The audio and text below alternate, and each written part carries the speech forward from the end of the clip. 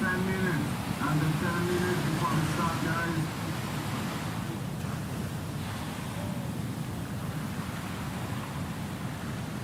Voilà, donc on démarre dans un peu moins de 10 minutes.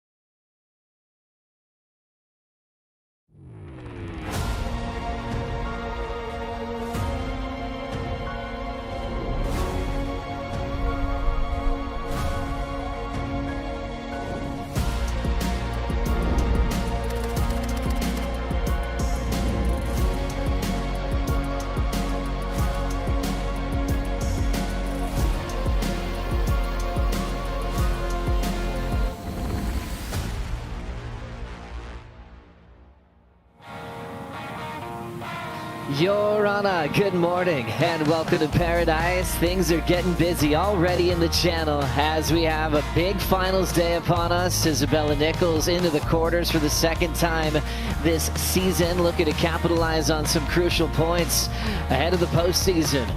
You can see that style in the dark. Ethan Ewing's been keeping his routine solid all week long as he faces Italo Ferreira in the quarterfinals. Look, it is pumping. Big barrels on hand today for the world's best, like Al Cleland Jr., who's been creating upsets every time he grabs the jersey. Well, jerseys are being tossed out. World champ Molly Picklum takes on Aaron Brooks to kick things off this morning in the first quarterfinal of finals day. Look at this gorgeous view from the sky. Clouds are parting. We saw stars when we woke up this morning before the sunrise, showing us we were going to have a clear morning to kick off things here on finals day. Thanks for being with us. Joe Turpel with Flick Palmatier, spent some time on the CT, loves big waves. She loves Tahiti and finals day. Flick, we haven't had a single day off and we wouldn't have it any other way. Oh, it's been go, go, go, and it's been good. We've had lots of action, heaps of swell. And you know what I'm seeing this morning, Joe?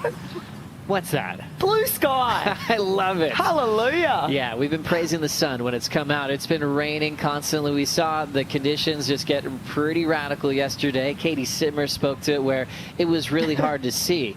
She proved that she doesn't have to see to get 9-point rides. She'll be in quarterfinal number 4 today with a true shot at winning this event later on today. Oh, yeah. I mean, there are some stacked heats when I look at the women's side of the draw in the quarterfinals that we've got coming up. And, I mean, look at this. Oh, looks beautiful out there this morning. We've woken up to some really dreamy conditions and things are looking good out there. They're looking really good. Strader Wazalewski, happy finals day. He's hanging out with Al Cleland Jr. Oh, are you kidding me? This beautiful morning, you know, even with the stars and into the sunshine. And, well, we got another beautiful human right here, Al Cleland Jr. What do we got today, baby? Oh, no, the waves are pumping. This is by far the best day of the waiting period. I mean, it's offshore, it's sunny. The sun just came out of the mountains, and I mean, it's like 6 foot out there, kind of a little bigger than yesterday. There's definitely some better waves. I mean, it's finals day, baby. Let's go. It's on. And you're just looking for one thing today, right?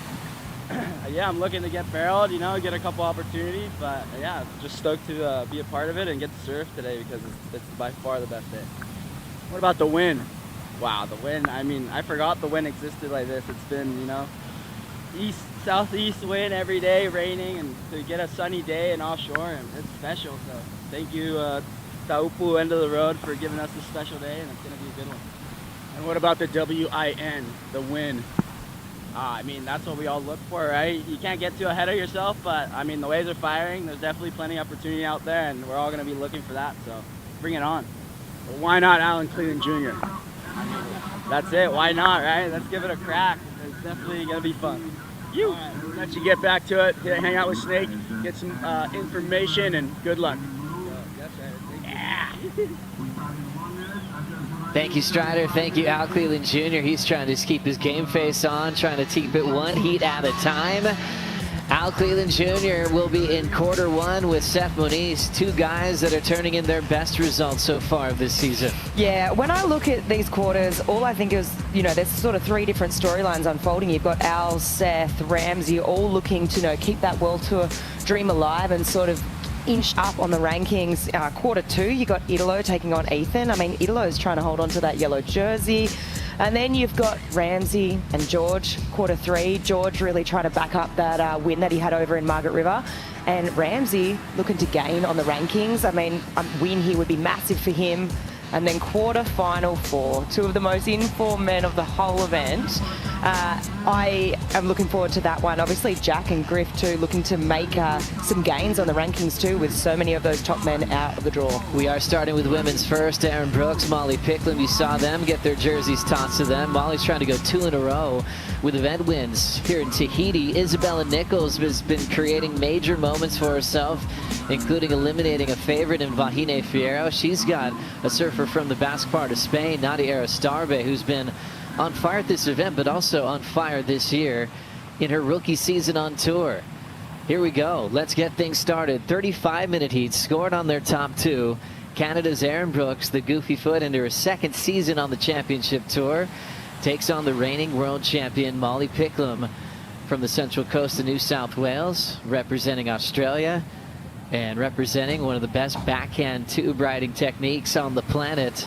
This will be a classic here, Flick. They both have been ripping through the early rounds. Erin Brooks is pretty far back on the rankings, so she is definitely fired up to move into that top 14 picture ahead of the postseason. Oh, totally. And I just think she's been wanting sort of I mean, we've obviously seen what she's capable of over in Fiji. As a wild card, she won the whole event. Here in Tahiti, I mean, we've seen moments of brilliance. Obviously, when you look at Molly, she's won this event. She's the previous event champ. She's a current world champion as well. So Molly, for me, is still, you know, the best on the backhand out here, but she's coming up against Erin on the forehand. So I love the contrast between these two, one with the right foot forward, one with the left foot forward. So there's going to be something different to look at here, and it always makes it exciting. Erin Brooks won in Fiji at Cloudbreak before she got on tour. It was a huge statement. It kind of gave us the idea that she wasn't going to lose when she qualified. She just breezed through the field, won the event, qualified quickly for the following season, and took the Rookie of the Year honor, and was successful in making a lot of finals days. Had 5 quarterfinals last year. The wins didn't come as easy as a lot of people predicted as she's settling in to the championship tour. Yeah, I think it just speaks to the weight, I think, that it carries when you do qualify. I mean, making finals days, you know, and quarterfinal appearances multiple times. I mean, that speaks volumes, but people put so much, you know, such big expectations on her shoulders because of what we'd seen from her and how easily she breezed through, to your point, Joe, on finals day in Fiji a couple of years ago. But I just think there's so much, it's so much of a bigger weight when you qualify for the championship tour. You're there full time.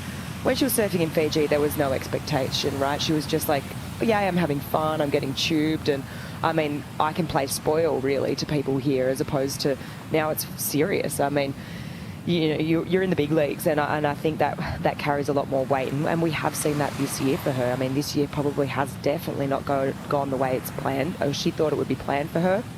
So this, if she was to advance out of this and potentially even make a final here, this would mean big things for her and her year on the championship tour.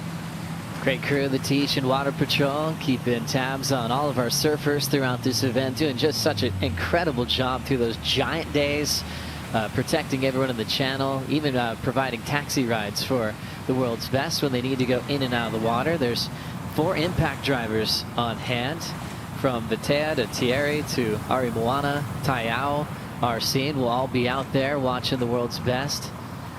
They go into some heavy situations, and they are so calm, efficient, and skilled. They've got a ton of experience out there surfing this wave and also pulling people out to safety. Just such an enormous part of the barrel evolution of riding the tube. Vitea there, he competed on tour, the first ever to represent Tahiti on the championship tour. Loves his job now, keeping everybody safe. As we check out Surfline. Thank you, Schaller. Did a great job this week. No days off into finals day as Al Cleland backed up Schaller, saying the best conditions wind-wise coming into finals day morning. Yeah, it's awesome to see. I mean, we woke up, we could, well, last night we saw stars in the sky, and which meant it would be clear, and then this morning sun, and you know what? I'm pleasantly surprised to see, to hear Al say that maybe even potentially a little bit bigger than yesterday. So that swell still holding true, and then obviously we've woken up to some incredible wind, which is so nice to see. As you can see, we've got, you know, the swell has held 6 to 10 foot, and then slowly trending down this afternoon, but the thing that we're most excited about is, guys, it's offshore. So things are looking very dreamy out there this morning, and shaping up to be a good finals day. Thank you so much, Surfline. As you see that, those flags just gently waving. Nice clean light offshore. Just immaculate conditions, clear skies after what they've been going through this week with some severe Marabu winds. Crazy downpours, especially through the women's round yesterday. They definitely earned this clarity just for their visuals and also for clean conditions on finals day morning. Molly Picklum arriving in the quarterfinals once again this year. She's actually already moved up to world number 4 on the live rankings, passing Luana Silva.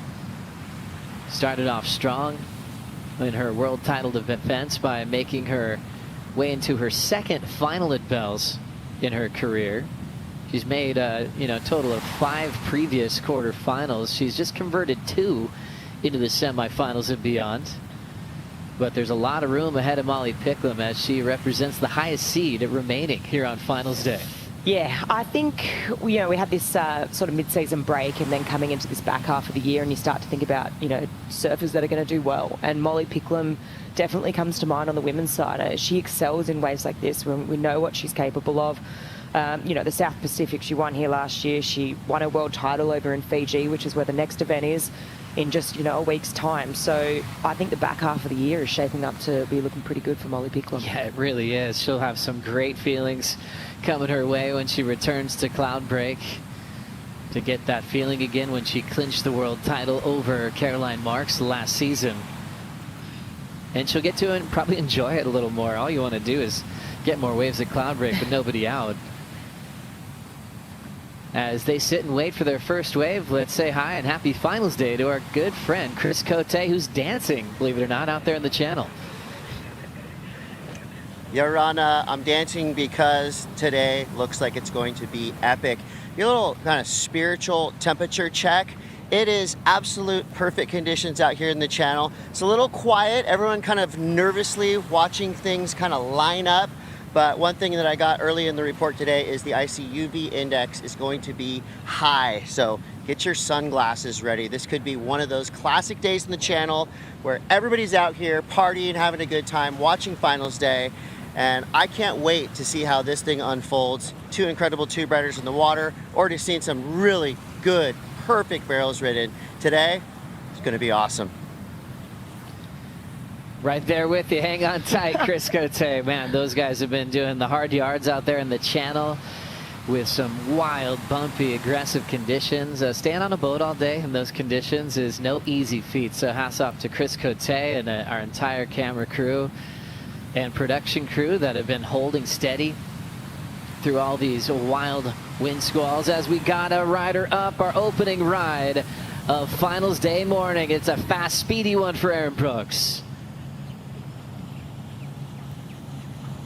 Aaron Brooks is able to accomplish the opening ride of this heat, maxing out a lot of speed on that wave as she's trying to settle into the finals day nerves and feelings against a world champ named Molly Picklum. I love that ride. I love the opener. I love it that it's a completion, and it really is just a clear indication that we've still got a lot of size here. I was a bit worried this morning.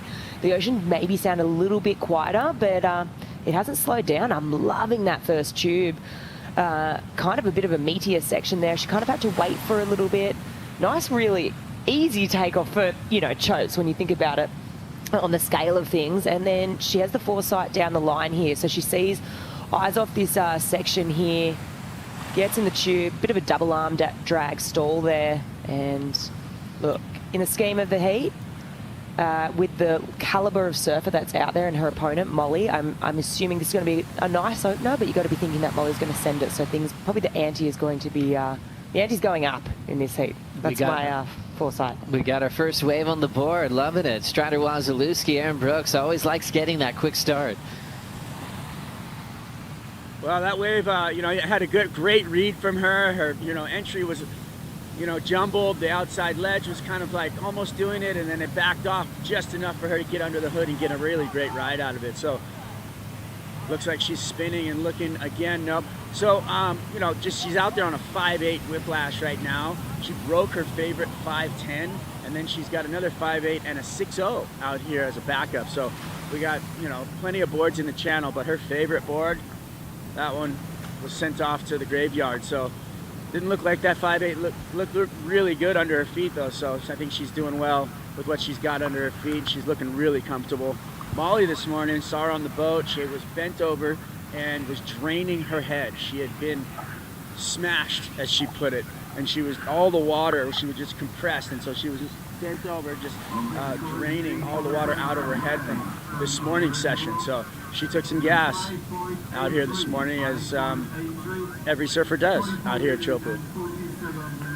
Thank you, Strider. Yeah, what a way to start finals day, knowing that it'll be the most demanding day that Molly's had in the waiting period, knowing that if she plans on winning this thing again, which we know she does plan on that, she'll have 3 big heats testing the conditions here at Teahupo'o before and dealing with serious beatings. 2 ways that could go throughout the day, but we have our first number as we see the IC score update, a 5.83 start for the 19-year-old. Yeah, love that score. I think that's great judging. I feel like it's on the money.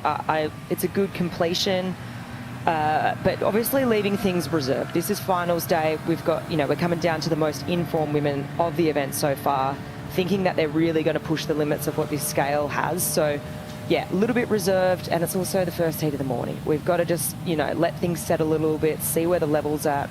So nice settler for Erin. 5.83 start. She's on the Lost Surfboards program. My Biola's telling me a lot of the boards they make for Teahupo'o have a really shallow concave, and that's made for control and to have no surprise lift. Let's watch the 5.83 again. That was probably one of the easiest entries you're ever going to get into a wave at Chopes. So if you're in a free surf, you'd like this one. But then she sets up here perfectly. You can see her using both arms. I love that technique. Saw her do that a lot when she won at Fiji a couple of years back as a wild card. So she's got that on lock, and she's had that on lock for so many years now. Surfing well beyond her age, but yeah, beautiful. Gets a little bit of time in the tube, and just a nice settler. I just feel that score, the 5.83, it's a bit reserved, but you got to be taken into account. We've got, the level of surfing we've got in this round in the quarterfinals. First quarterfinal appearance for Erin Brooks here in 2026, and one of the reasons why it was tough for Erin to get a win in her rookie season is because she ran into Molly 3 times. Molly Picklum 3-0 in her world title season over the young Erin Brooks. The one win Erin had over Molly was when she had the wild card in Fiji. That was a semi-final matchup where she took the whole thing. So last year, Molly gave her some trouble, 3-0 from waves like Pipeline, even at the wave pool in Abu Dhabi. They also had a semi-final later on that season. So a lot of big matches. Molly's trying to keep that number on her side, especially here on a finals day format. Erin Brooks, you can tell when she goes to post-heat interviews, she remembers all of those matchups. Not every surfer kind of leads to that. They'll kind of maybe sometimes pretend that they don't worry about it. Erin's kind of saying, yeah, I remember. She got me last time. I really wanted to get her back. And I love that competitive headspace. Meanwhile, under priority, Erin Brooks packs the first section, spits behind her, and she will get clipped on the exit. But what a good read. She is so dangerous in these types of conditions when she doesn't have priority. She doesn't mind looking for a little funneling lefts through that inside ledge. Yeah, I like that. I like this strategy when you don't have priority to just be hunting on that inside ledge. Really great read in the tube. Let's break it down. This one, definitely a harder drop there. You can see the double arm drag again. Really maximising that time in the tube. Just unfortunately a pinch there at the end. It really didn't stay open, but beautiful read, late drop. And then you can see here, utilising both arms, really stalling to maximise this tube time. Really beautiful style as well. Oh, she's so close to coming out of that. She comes out of that, she's putting a lot of pressure on Molly already, within the first 10, 15 minutes of this heat. So I love this strategy, and it's interesting because I wonder how that affects Molly, sitting out there, hearing that Molly, Erin's hunting underneath her, creating opportunities for herself. So Erin Brooks with the quick start, 1.67. Meanwhile, just Molly Picklum dropping anchor. We'll see how long she sticks to this game plan this morning. Molly Picklum, a rookie in 2022. It was a short rookie season because we had that old thing called the mid-season cut. She still had 2 quarterfinals in the first 5 events of that season, but it was so hard to just stay in the top 10, and she did some damage, even had a score into the 9s, but she was sent back to the Challenger Series. And one of those successful stories of getting sent to the Challenger Series and coming back better, there was that famous event in Bolito when Glenn Micro Hall was still working with her at the time, and he was watching her free surf. She couldn't even pull a turn. He was like, okay, paddle out, do a floater. It was like 2 foot, little beach break. she couldn't do a floater. Everything was just getting too much. She was trying too hard. And I think Micro identified that. And he's like, you know what? We're going golfing. And all of us that know Micro well, we're like, you cheeky little bugger. You just want to play golf today. He's like, it was actually a strategy. It was like, let's get your mind off of this. We're overdoing it with intent to win and be successful. And it was probably the best thing for Molly. She had a moment to completely think about something different. Not only did she come back to her next heat in Bolito and win, she won the whole event. So having that day to kind of rinse it off with a coach that is so aware of what you need mentally, and then everything fell into place, qualified for the tour again, won at Sunset Beach, and now she's a world champion. I feel Molly has always been, so good of Micro to have the foresight there to be like, hey, this is what we're going to do to reframe here. But Molly's just been so in tune with wanting to get the best out of herself as an athlete for a really long time. And I feel even just watching her evolution in the last couple of years, I know that she's worked with Ben Crow as well a lot, and that's been really instrumental to how she approaches her way of life on tour, how she approaches things. I just feel like she's almost, she's definitely not, because she can be vulnerable, but her mindset just seems almost untouchable, and the way that she approaches events, and I feel like it's visible when you hear her in post-heat interviews, you hear her talk, you hear her in, all the lead up to a season, and, the interviews that they do beforehand, and you just hear her in the way she speaks and the way she articulates where her brain is at. I just feel she's come so far in the last, 5 years, and I feel like her really prioritizing that and how she, her psyche has been a major attribution as to why she got the world title and the people that she's surrounding herself with. So, yeah, she's just so on point when it comes to that. Definitely. Molly Picklum patiently waiting to get things started in this quarterfinal. Might be interested in this wave. Farron Brooks paddles over. Molly Picklum will commit as she locks in on the takeoff, slowing down, pulls up and trying to get deep. This thing will just keep her honest and send her into the channel. Not the start she was hoping for after being that patient for her opening ride. Her wave just didn't really do it. I think, potentially you could say she could have been a little bit deeper in positioning, but it didn't really throw, I think, the way she thought it would be. Didn't really open up on the reef, so she waited a long time for that wave. 25 minutes, we're down to almost, 16 and a half minutes on the clock. So let's have a look. Grabs the rail, the beautiful technique on the backhand. You can really see her just dragging the whole side of her body. She knows she has to try and maximize the time in the tube. But this one, just not really hitting. Look, it throws a bit, but probably just not getting that longevity inside the barrel that she was hoping for. Beautiful technique, though, really hangs on. That section pinched there at the end. We've seen a couple of waves do that this morning. The last one of Erin's and Molly's, so kind of having to wrestle her way out of that, but, really inconsequential score. So long wait for a 2.5 strider. We'll see how Molly answers back.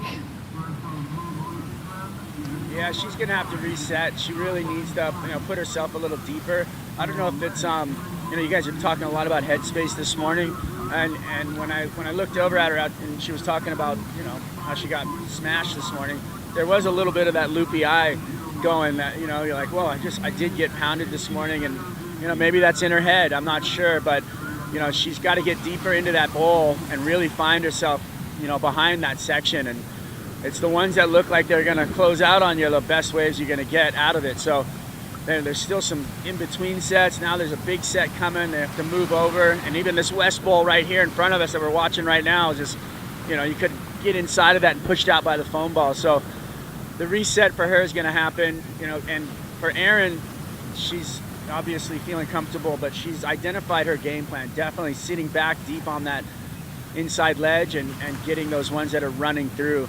We are seeing that little bit of flap on the lip at the end, and I feel like that's just because the wind hasn't really picked up yet. As soon as that wind kicks in, we'll start to see, more open face. So it's kind of like in Hawaii where you have that morning sickness at the moment, where it's not just draining and the wind's not blowing. So we need that wind to clean it up, to keep those lips holding back. As trying to come out of those tubes is really hard, and when you're exiting and you have that flap come over you, you have to turn your whole body to the beach. Go with the wave, so you're over your feet and you're on your board. If you're still sideways trying to push through that, the wave is just going to knock you right over. So there's a little lesson in that, where you really do need to, as the wave's crumbling and you see it flapping over, you have to turn your body and your board towards the beach with the wave and all that energy behind you, so that when it does slam over the top of you, it's still pushing you out and forward. There's just little things that make the biggest difference in exiting those tubes that are hard to come out of. Thank you, Strider Wazalewski, for the report here in first quarter final here at finals day.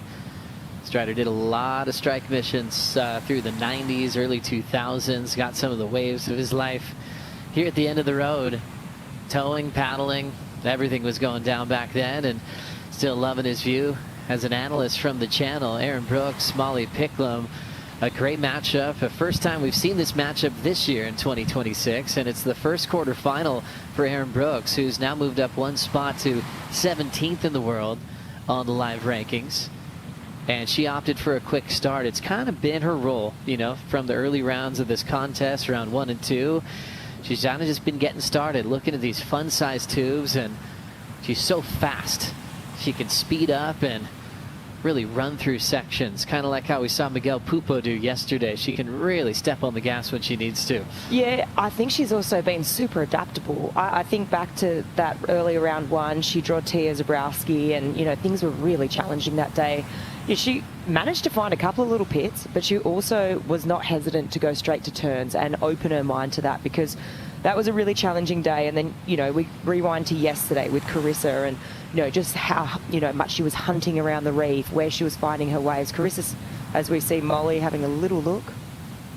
But yeah, Carissa obviously with that highest single wave, but Erin with the foresight to be able to, you know, be flexible in her strategy, where she wanted to sit on the reef. So she's been really adaptable, and I think that's been the name of the game out here this week at the end of the road.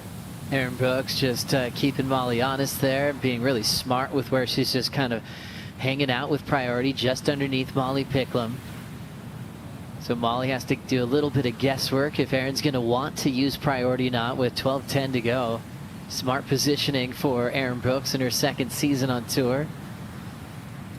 Cloud Break coming up next here in the regular season. Always a fan favorite, a surfer's favorite, and that's going to start really quickly opening day. The Fiji is August 25th, and not much time to waste, because you got to go straight to Lower Trestles out after that in Southern California. That was the previous venue for a few years for the World Title Showdown. Now regular season event, most high performance A-frame on the planet. And then you go to Peniche, Portugal. It's been shifted back to October. Its original place it was on the schedule when it first was introduced to the championship tour. That time of year is just fantastic for Super Tubos. But then you've got to make the postseason. So on the women's side, there'll be 9 surfers on tour that don't make it to Cloud 9. Philippines was announced earlier this year. Exciting brand new stop for the championship tour. From there, we go to the wave pool at Surf Abu Dhabi, and then the entire tour returns to the Pipe Masters to compete. That one's worth 15,000 points for a win. Seeded surfers will have a couple of rounds off, and that's where Nadia Aristarbe hopes to be. Great rookie season for the surfer representing the Basque part of Spain. She will be competing against Isabella Nichols coming up next. And Flick, just looking at the draw today, we've got great global representation in our finals day. We've got 11 regions when you think about all the different countries represented in the men's and women's quarterfinals, from Morocco to Israel, Basque part of Spain, Portugal, USA, Canada, you know, Australia, of course, Mexico in the mix as well, Brazil. It's fantastic just to really feel the global sport that we have here in Tahiti on finals day. It's really cool. Good for the fan of the sport, for all these different regions to get involved and support your countryman or woman. But just goes to show how much surfing is spreading all over the world and all these different places that it's taking off in. So just under 10 minutes on the clock. It's been a slow heat for Molly Picklum. Waited patiently for a big start. It turned into a 2.5. Advantage goes to the 19-year-old phenom representing Canada. 7.5 combined total. She's looking for her first semifinal of the season.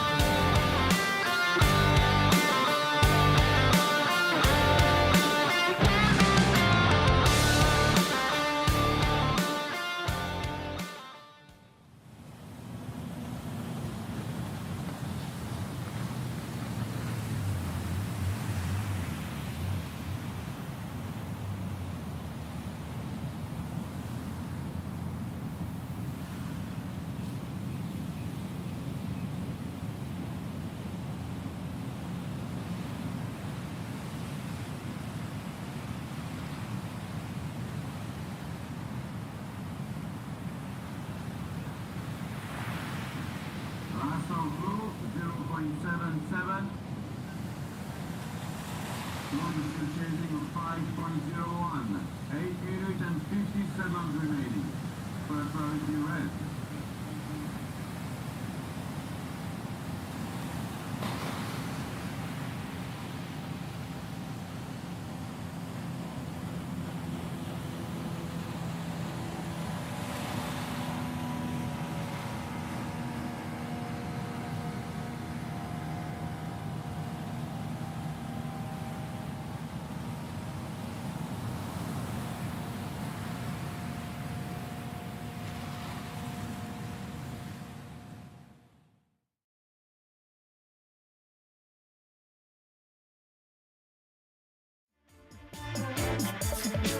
Still watching the sunrise come up over the mountains here at Teahupo'o. You're watching the Outerknown Tahiti Pro presented by IC, and we have Molly Picklum looking, grabs the rail, slides right under the hood. The lift was trying to take her down quickly, and it'll be another incomplete wave here.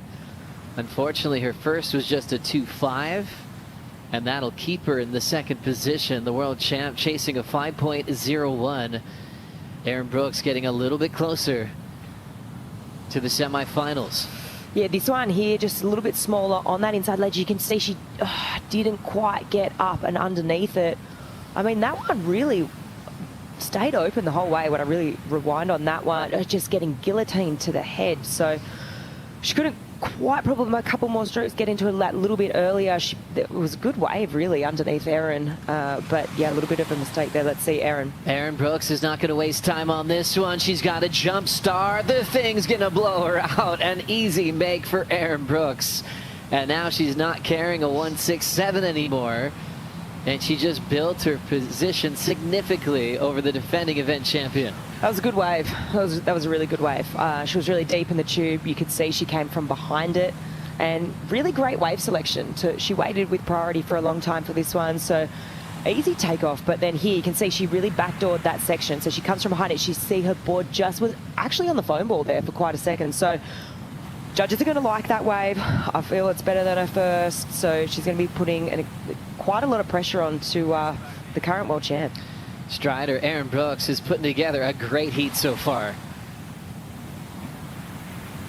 Yeah, you know what? The read, you know, Felicity, she said something about the judges liking that, and the reason why I think they're going to love that is that when you come from behind the wave and you're all gas and you're testing your speed already, and then you're gauging your depth within the foam ball.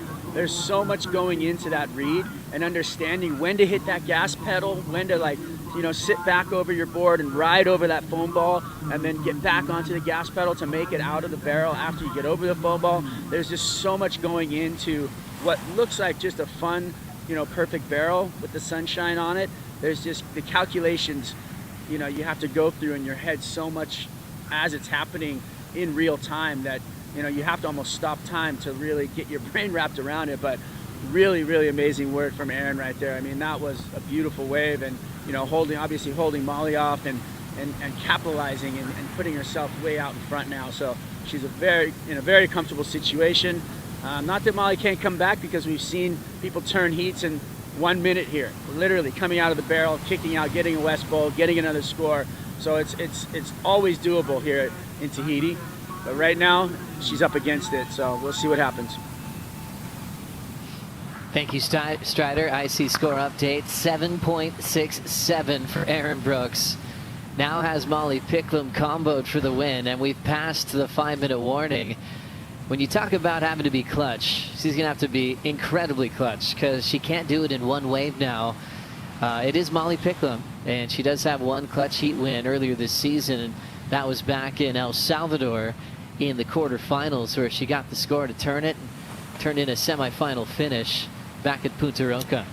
Anything's possible. However, Molly really hasn't ever found herself in a situation like this here at Chopes. She is always commanding, right? She's, think back to last year, how she got to the final, how she won. Excellent numbers in every heat from the beginning all the way through. Very confident.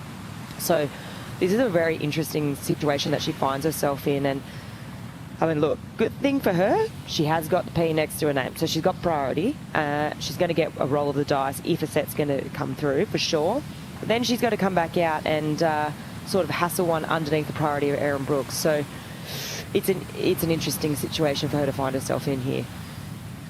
Molly Picklum, always a popular fantasy surf pick, especially for your power surfers, as she usually is accumulating excellent range scores, especially at waves like this in Tahiti and Pipeline. She was the most popular pick for your power surfer, tied with Vahine Fierro. Everyone who went with Vahine suffered a round 1 loss, and now everyone who picked Molly is holding their breath because she's still comboed with less time on the clock, 3:15 to go. She's had a little bit of trouble just converting her quarters this year.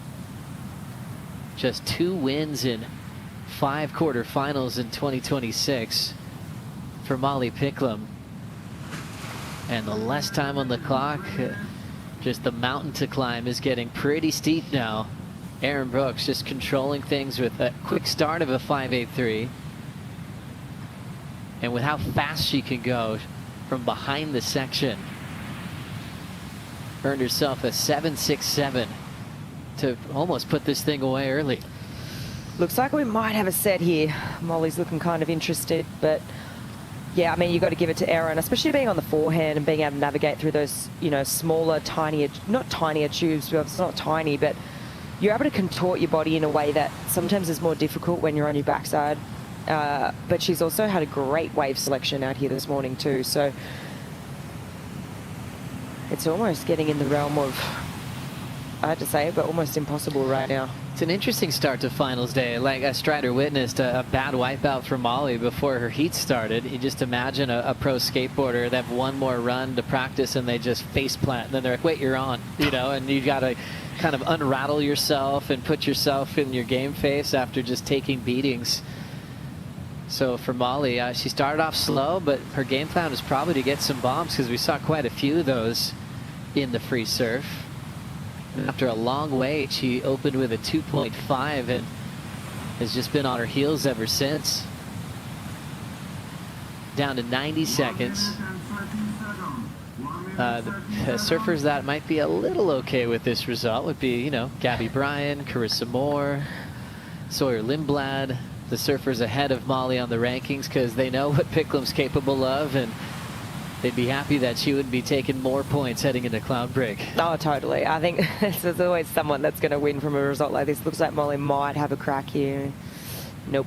But just from analysing this heat this morning, things could change, you know, obviously as the day goes on, but it was pretty quiet in terms of sets, right? So if you're the next heat coming up, if your quarter-final 2, Isabella Nichols, Nadia Aristabe, you're starting to notice this and think, okay, maybe potentially not that many opportunities, and when they come, I've got to make sure that I have priority at the right time so that I can be on those sets, because there was only 5 waves ridden in this heat. I mean, unless Molly gets another wave now, it's not much opportunity, so you really got to make sure you have priority at the right time to be on those sets when they come. Tough heat for Molly Picklum and a great heat for Erin Brooks. Erin Brooks is able to get a win off Molly Picklum, which felt impossible for Erin last season, losing to Molly 3 times last year. And turning those stats around, Erin will get her first semifinal appearance of 2026 and prepare for the semifinals later on this morning. Just a smart surfer, stayed on her feet, adapted to these conditions, and found some fun barrels to work with, and peaked at a 7.67, left Molly comboed. That's going to fire her up for the next round. Coming up next, it'll be Isabella Nichols taking on Nadia Aristabe. Nadia representing the rookie class. Isabella Nichols has been on tour for a long time, looking for a big result here on finals day today. We'll take a quick break, back for more action right after this.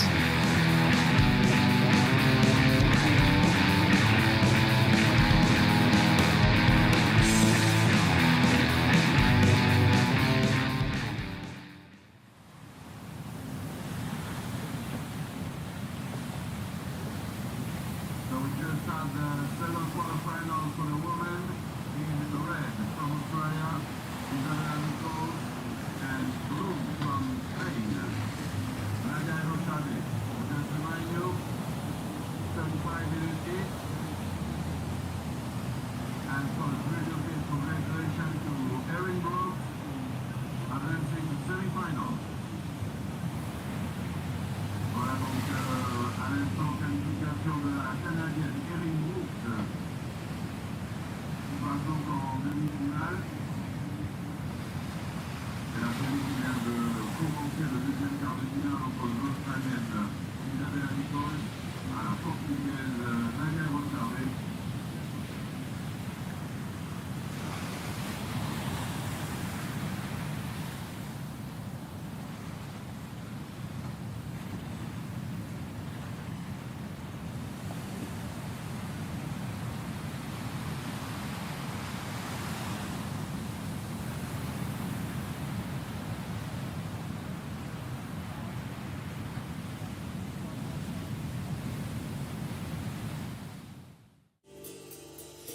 The Outerknown Tahiti Pro presented by IC is brought to you by Tahiti Government, official tourism partner of the Outerknown Tahiti Pro, by IC Sunglasses, official eyewear of the Championship Tour, by Air Tahiti Nui, official airline partner of the Outerknown Tahiti Pro, by Corona Cero, made with 100% natural ingredients, and by Outerknown. Find your Outerknown. Happy finals day, everybody. Welcome back to the end of the road. We're in quarterfinal number 2, and the sun is coming up. It's definitely the most beautiful, picturesque day we've had in the waiting period, just all lining up for finals day. Isabella Nichols, the 28-year-old, representing the Sunshine Coast at Coolum Beach in Australia, has just been dominating all the way through to finals day, and the same for Nadia Arostarbe, who cleaned up messy conditions in her opening heat. More of a survival heat in the last matchup to earn her spot here in quarterfinal number 2. Goofy versus regular with Nadia on her front side. She's turning in some big results this season, now entering her 3rd quarterfinal opportunity of 2026. You can see during the break, Nadia already looked at a wave, so this is Isabella's turn, but she's going to get picked up and sent over the falls. Yeah, so just a quick little incomplete for Isabella, but I mean, this matchup is really interesting to me. I think, one, we've got the contrast of the backside v the goofy, which is nice, right? Gives the judges something to think about, gives us something more to talk about. And then the way I break down both of these competitors, I think, you know, I think about Isabella. Let's have a look at this first opening wave. So she grabs the rail, but just a little bit too much weight on that front foot and kind of gets sucked up and over there. But Isabella, and then Isabella here, bigger wave, and oh, she just presses that eject button there. So deciding that she was maybe too deep for that one, or that one was just going to run off down the reef. So a couple of little incompletes there.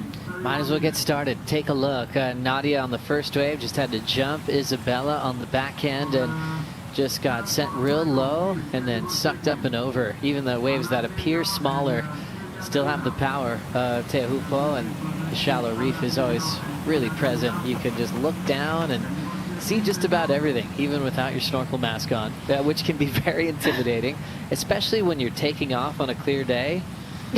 It's just all looking right at you. It's just looking right through the ocean surface and what you're trying to avoid landing on. Here's Nadia, nice early start. She'll get through the first section and kick out.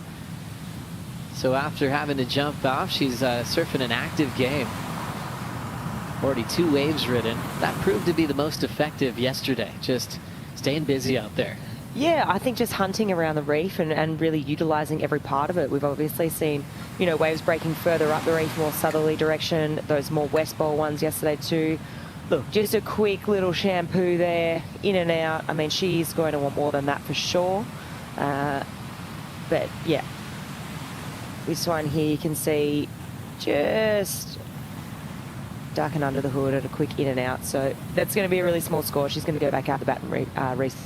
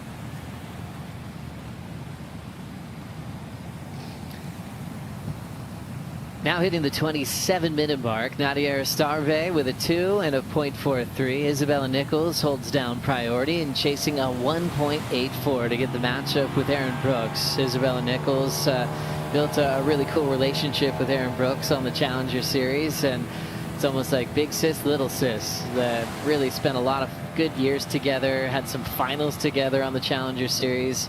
There's something about little support crews. When you bring out the best in each other, you can both get great results at the same event. They might have pre-planned this finals day together, you know, earlier this week. Yeah, I think it's really cool, the relationship that they have. It is definitely the big sis, little sis vibe, and it's cool that Isabella sort of took her under her wing when they were both on the Challenger Series and really going for it, and I kind of feel like it pushed both of their performances. So if Isabella Nichols was to advance out of this, she's got to draw the little sis in the semi-final, and I feel like we say it all the time, but you can really push each other a bit harder when you're best mates, because you kind of know what ticks each other off and feel like you can go harder. So that potentially could be a really cool matchup coming up if Isabella was to advance. Nadia Starve representing such a cool part of the world, the Basque part of Spain, and specifically that area of Zarautz where there's cool surf shops, amazing surf culture for a very long time. They've had some great events over the years in surfing history.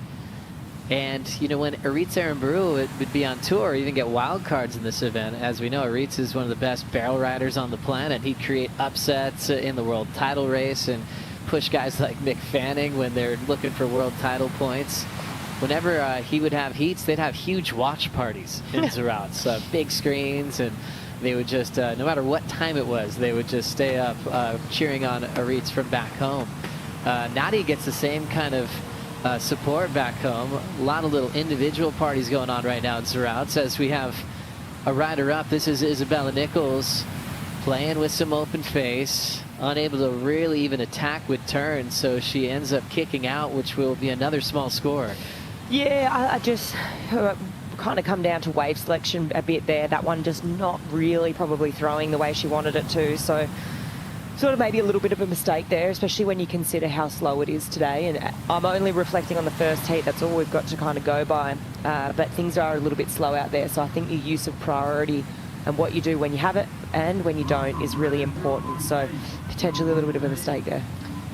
So stoked to have the Outerknown as the title sponsor of this event, and really great spending time with the CEO Dylan Slater yesterday as he joined us. And we learned a lot more about the belief that Outerknown has of making the best products to help people spend more time doing things they love on land and in the ocean.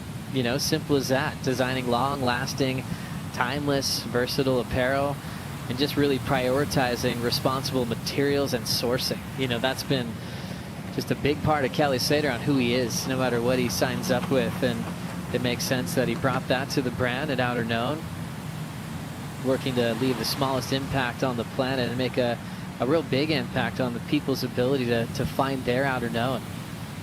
Stop 7 of the season, kicking off the halfway mark. Let's catch up with Aaron Brooks with Chris Cote. Yeah, thanks, team. First heat on this glorious finals day. You had the best seat in the house. How were the waves out there? It was super fun. It was a bit tricky because it was a little bumpy and there wasn't too many barrels, but I was just thankful the Lord sent me my 3 fun ones my way and I got the win. I was super nervous going up against Molly. She's definitely been the standout in the freezers, and I almost couldn't sleep just because I was thinking about it, but I just had so much fun and I'm stoked to be in the semis. Taking out an event favorite always has to feel good, but how about making your first semifinal of the season? Yeah, I'm so happy. This season until now hasn't really been going my way, but I guess something just clicked here and hopefully I can keep it going all the way to the final, but got to take it wave by wave, heat by heat. Wave by wave, barrel by barrel. Aaron Brooks, on to the semis. Thank you, Chris Cote, and there's a happy Aaron Brooks. It's a tough place to be when you're getting stuck in round 1, round 2, and just trying to have a breakthrough result. And you have to wait through the halfway mark to feel it. You know, you've got to have a strong head on your shoulders. You have to persevere, even though you know you could win these events. And right now, she's getting a little bit closer to the final that she's always wanted to be a part of. 22 on the clock. Priority with Nadia Aristarbe. Under Nadia's watch, we'll see Isabella fade this one. She might go to turns here. Nice blast in the pocket. Good section there for Nichols. Throwing some water off the rails, and she will step off for a 2-turn combo. Look, she's underneath priority, and she's right now just trying to make something, trying to at least get a backup wave right now. I mean, we've got 21 minutes on the clock. Beautiful surfing. I mean, in a really critical part of the wave for sure. I just think, you know, out here this morning we have seen opportunities for tubes, but let's break it down. Super critical. I mean, you can really beautiful technique. She really releases the fins there, gets a little bit of a drift, and then just backs it up with a little cutty. So look, it will probably be a backup wave in the context of this heat, I'd say, but I just feel, I mean, it was beautiful technique, but I feel that this morning right now you've got to be looking for the tube. But maybe just operating underneath priority and just trying to make something stick. Strider Wazalewski, this one's starting a little slow, so Isabella going to turns on that last one. Yeah, I think she just needed some confidence. I feel like she just, you know, had a couple of... They got pounded, and I feel like she just needed to get on her feet, feel her board. The other one, she kind of just like, you know, barely even roller coastered out of it. So that wave, much better, much more confident, and connected with a nice couple of turns. And she's going to get back up and get deep on the reef again. I feel like, you know, this lower tide this morning with a lot of reef showing, you know, basically its teeth all around the inside, and on the way to work this morning, I saw the reef was just exposed everywhere. So with that lower tide, it's making these waves break up in towards the channel more. So the ones that are good, that are pulling back, that are hitting the inside reef are pretty rare. It's just not, there's not a lot of them. And so you got to really sit back there and stay there. I mean, we saw Aaron Brooks do it. It was a great game plan, and there was multiple waves back there. And the ones that break out wide, they're a little harder to surf. So, or actually wait for and be there when they happen. So I think the game plan will be that back shelf, and we'll see they're both back there now. And hopefully we get a couple more runners on that back corner. Thank you, Strider. The town here, the village, Teahupo'o, is getting really excited because next heat we'll get to see young Kalia Galina, who celebrated her 14th birthday a couple days ago, paddle out for her quarter as we see a nice takeoff. Nadia Aristarbe jamming down the line. It's starting to go wide open. She just gets a piece of the end of the pocket. And she will hop out to try to get deeper on her next opportunity. wow, she had a lot of speed from the takeoff. It's just so crazy. You got power on tap out here, and that was the perfect demonstration of it, right? I think when we have that punched in angle and you're trying to decide, is she deep enough or not, you think, okay, potentially, but then all of a sudden this wave just has so much power, so much grunt, really it just propels you forward. So that one, as soon as she took off, I mean, she was really, really pumping. It's so easy for me to say, you know, hindsight's the perfect science. She potentially could have even wiped off a bit of this speed here. So let's have a look. She's got eyes down the line here. Obviously this one throwing massively. But yeah, just that little bit wide of the tube. So she would love to be deeper, of course. But picked a great wave, sitting a little bit underneath Isabella, a little bit, and obviously both women moving deeper on the reef. So good wave selection. I think she's just got to position that little bit deeper for the next couple. It's interesting when you see that end section kind of clamp and just shut down the barrel. You're trying to manage that too. Do you have enough speed to punch through that if you have to, if you're deeper? Or do you need to get that speed to just get a piece of the barrel and just try to be more tactical with earning points on that wave? Aristarbe waiting for her last one to come through. Had a 2.0 before that. And it'll probably just be a touch better since she got a piece of the pocket. It'll be a 2.93 for Aristarbe. So she's out in the lead. Isabella Nichols did turn in a 4 for a combination of turns. So that is actually maybe something to think about in the back half of this heat. When I see that score drop, I just always am reminded of how good a competitor Isabella Nichols is, right? And we heard her talk to it with Chris Cote. I think it was maybe after her last heat win or the first one. I mean, major upset as we see Nadia glides into this one. A nice takeoff, well overhead section, but another part of the wave that just shuts down and she has to pin drop. Let's catch up with Strider. Oh, thanks, Joe. Yeah, sorry, we're just getting sucked into the inside pit over here. The Nadia's wave, she hit that gas pedal. She's seeing all these sections in front of her. So a lot of times you get in your head that you can't make it or you're going to be too deep. And, you know, out here, the good ones, they do pull back. They open up and they let you have, you know, that section that looks like it's going to close out. So, you know, I think that when she got into the channel, her coach, her boyfriend, Guillermo, he just said, hey, slow down, calm down. You can be deeper in the barrel out here. You don't have to go so fast to thread that needle. Kind of exactly what you guys were talking about. So the information's been given to her. She's back out there and looking for the barrel. Thank you very much, Strider. Yeah, Guille is an awesome human, super positive. Boyfriend of Nadia, also coach, incredible surfer, rides a lot of different types of boards, you know, retro boards, short boards, charges. We've got a good life traveling around the world together, you know, focusing on getting the best results they can, but they certainly get a lot of great waves on the down days and in between events. Enjoying their time on tour, that's what it's all about, and Nadia putting together just a stellar rookie season. She had the advantage of being a replacement last year before, you know, being in the full-blown Rookie of the Year race. And she got to see what the tour was like. You know, it's a rare opportunity for a surfer coming off the Challenger Series to kind of go, okay, I've been here before. Now I'm ready to play. And I think it was just an obvious strength for Nadia, going crazy on her backhand on the Gold Coast in pumping conditions. As we look at a nice roll in from Isabella, big wall starting to stretch out, and she just drills a beautiful backhand top turn. One single maneuver, but on a really nice part of the wave. She's smart. She's so smart, as we see Nadia. Nadia Aristarbe gets much deeper on this wave. Well done. So a couple of words of wisdom from her boyfriend, Guille, and she was able to get more tube time than she's had on her previous rides. Yeah, this is the best tube of the heat so far, so you've got to be thinking she's going to be rewarded for that, because obviously its primary scoring way out here is the tube. It's going to be interesting in contrast to the couple of turns that we've seen from Isabella.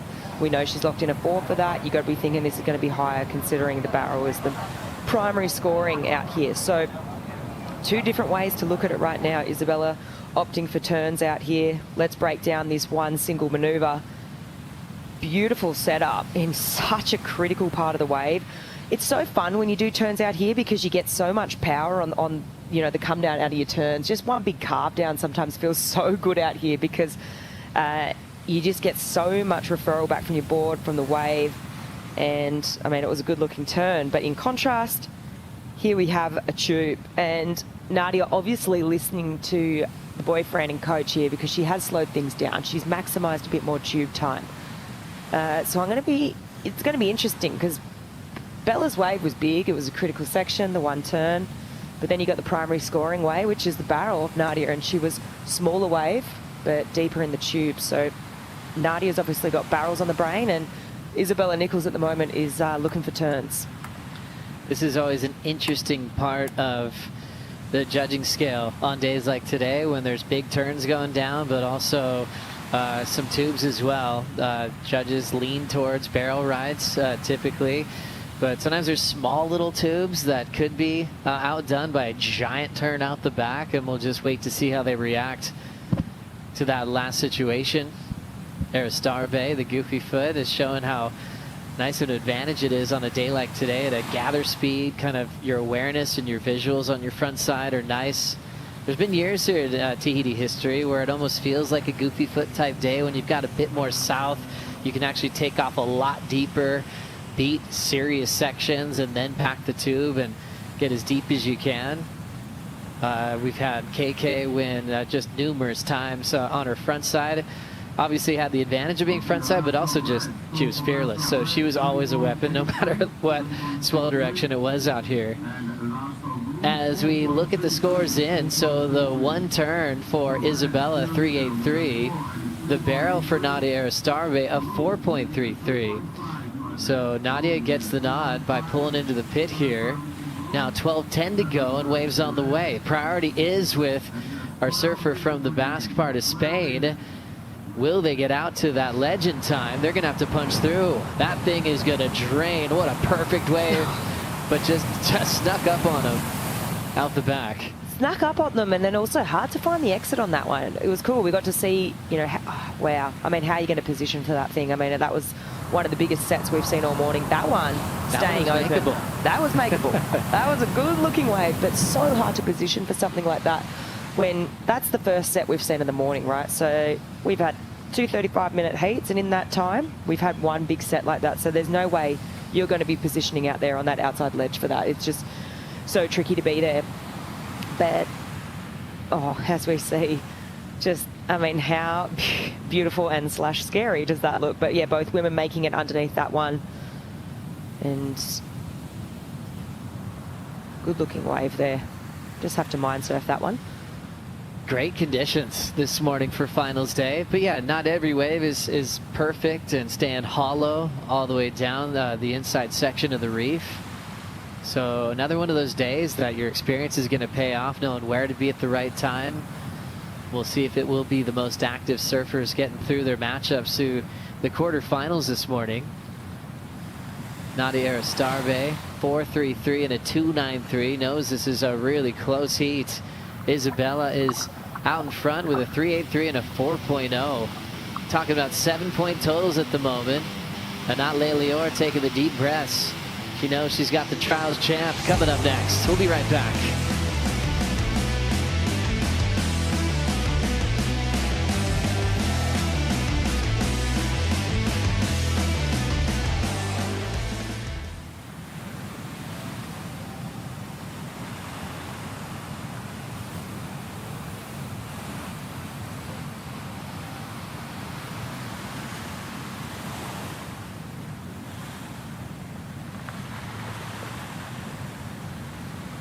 The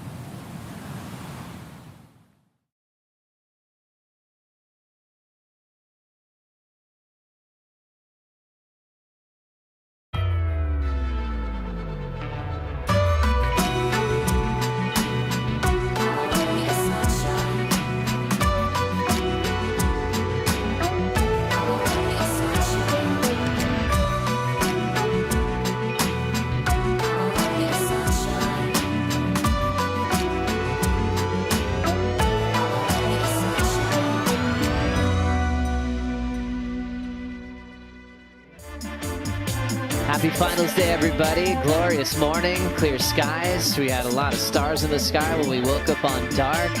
Clean conditions. You can see waves just spitting all day long. That's Chokes for you. A hollow slab here in the South Pacific where waves come in over serious deep water and just fold over an abrupt shallow shelf, creating that slab effect. It's a phenomenon that's had us hypnotized for, well, 25 years of the World Tour. So we're celebrating 50 years this season in 2026. Our first world champion, Peter Townend. PT always enjoys watching all the heats. It was a big part of the US Open this year as well, looking for top performers on finals day. Imagine what's next. Isabella Nichols, Nadia Arostarbe have had the water for a while and hasn't been easy to break out of the 3s and 4s in this one. Nadia, it's clear that she's looking for barrels, and Isabella has been, you know, wanting a bit of both, but her best scores are from turns. This is what she did during the break.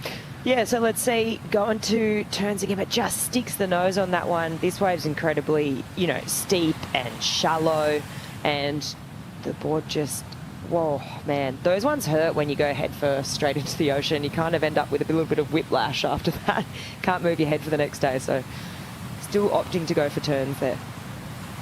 Isabella Nichols, a Bells champ, just a force on the tour, and has been waiting to get on this kind of roll here. Isabel at the moment 14th in the world coming into this event and hoping to really push herself into the top 10, and she has just been so dangerous in this heat, in this event. She's been the most clutch surfer all season, actually over the guys as well. Isabella with 5 clutch wins, but 2 here in Tahiti, from round 1 over Vahine to round 2 over world number 3 Sawyer Lindblad.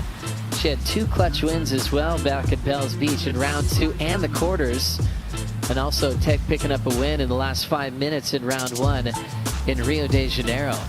I mean, I'd be laughing too if I had that kind of clutch stat next to my name. Well done, Isabella Nichols, and she's got the lead now, but we know how dangerous she can be when time's winding down. It doesn't surprise me.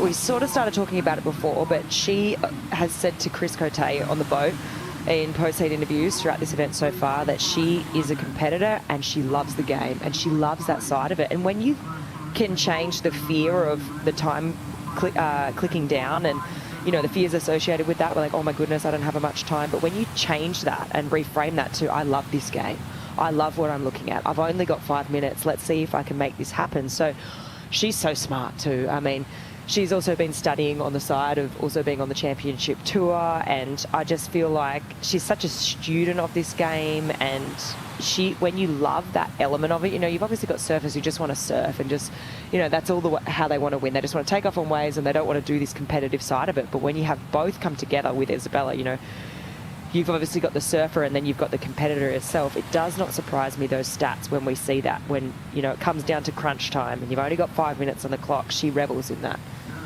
Yeah, it's how you put a heat together, because you've got 35 minutes. There's some surfers that can feel more vulnerable when the time starts clicking down, even with the lead. You know, being clutch means you're flipping the heat. You know, in the final 5 minutes, it's impressive to have that never say die attitude. Isabella sitting deeper but doesn't have a priority, and Nadia doesn't need much. Nadia with 2 previous quarters this year, she's been effective in converting both of them into semifinals, even more recently in Saquarema at the last stop of the season. Anatle Lior preparing for Kelia Galina. Miss Teahupo'o will be coming up next. She's just been so free and happy with her little puppy named Kui. Kui got to come into our booth yesterday and hang out with us. It's something she's always wanted, to have a little pup, and just her birthday, the event going on, taking down world champs. She's probably the happiest 14-year-old on the planet.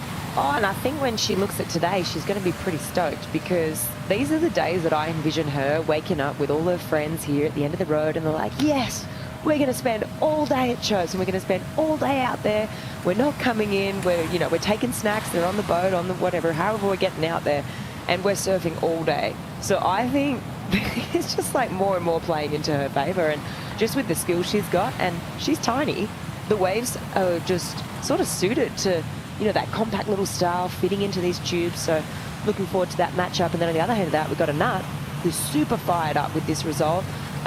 We know she loves to charge. We know she's hunting the tube. She's on the forehand out here, so it'll be great contrast. And also a Nut also looking for valuable points here too on finals day to sort of shift up in the rankings. And, you know, for some 14-year-olds, if pros come to town, they might not know them just on a first-name basis to say hi and hang out. As we see a wipeout from Nadia on a big opportunity with priority. She'll lose priority, chasing just a 3-5, now 2:45 to go. That's tough because that one looked like it could have been a little tube. I feel like that would have been the 3-5. She comes out of that. Judges are clearly rewarding that. The last couple of significant scores that came through, the 3-8-3 for Bella for the one big turn versus Nadia's smaller tube, the 4-3-3. They're rewarding tubes. Look at this thing. It drains on the reef. It stays open. For me, it's reminiscent. The nose just gets caught there. But this thing, it was good wave selection. She knew exactly what she wants. This one spits. It actually stayed relatively open. She had the right idea. So judges would have rewarded that. I'd say she would have gotten the score. So now just over 2 minutes on the clock. Nadia looks to recover from that fall. She's trying to slow down, but going so fast. She has to step off again. Still hunting a 3.5. When it comes down to competing against higher seeds, Nadia Aristarbe has done some serious damage this year in 2026. As we think about the CT by the numbers, those upset wins are hard when you're a lower seed and someone else has been more consistent than you all year. Nadia's picked up 6 of those key heat wins this season. That sees her into the top 10 now. Carissa Moore with the most. That makes sense, coming into the start of the year with the lower seed than normal, and now she's world number 2. So if Carissa get an upset win now, she'd have to take out world number 1. As we now approach the final minute, Nadia in a bit of trouble with Isabella being so sharp with defense and priority and knowing how dangerous she is in the last 5 minutes. She'll look at this wave of Nadia, no takers there. Isabella getting closer and closer for the matchup with our best friend on tour, Aaron Brooks. And it came down to adjusting the turns. You know, Isabella had the intent to get barreled on her first wave, got smashed, and then saw some open water, just even kicked out of her next wave. I don't even think she had a plan to go to maneuvers yet. Then wave number 3, she actually laid down a combination, got a 4 for it, and you know, that number's really popped out on the screen in this 35-minute matchup. It's just so smart. It just speaks volumes as we see maybe one wave coming here, but it speaks volumes to the competitor she is. You want to win heats out here by getting tubed, but you've got to be able to adjust sometimes. So Bella utilising priority there. She'll just keep Nadia off that wave to make sure that she wins the heat. We will run out of time for Aristarbe, and she will leave Tahiti with an equal 5th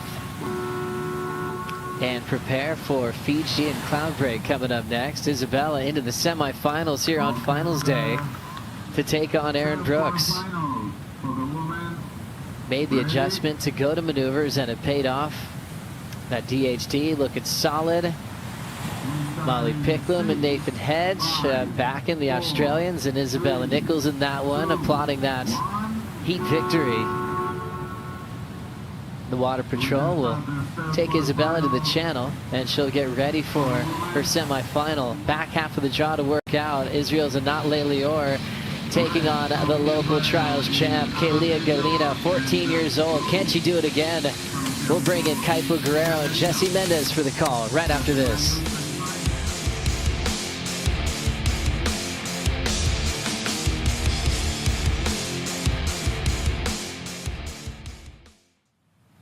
Voilà donc à l'instant qualification de Isabella Nichols qui passe donc en demi-finale, et à l'instant nous venons de commencer le quart de finale numéro 3 qui oppose l'Israélienne Anat Leilior en rouge à Kalia Galina en bleu.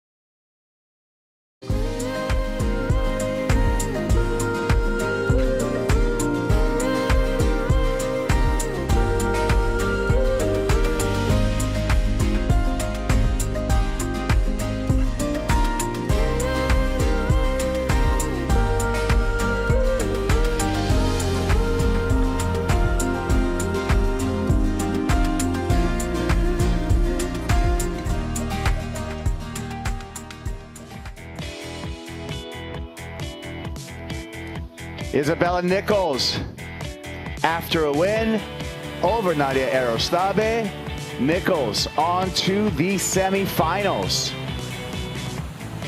Great surf heat by the Australian, and her role continues. She's been the clutch player on the championship tour this year, with more clutch victories than heat victories than anyone on tour.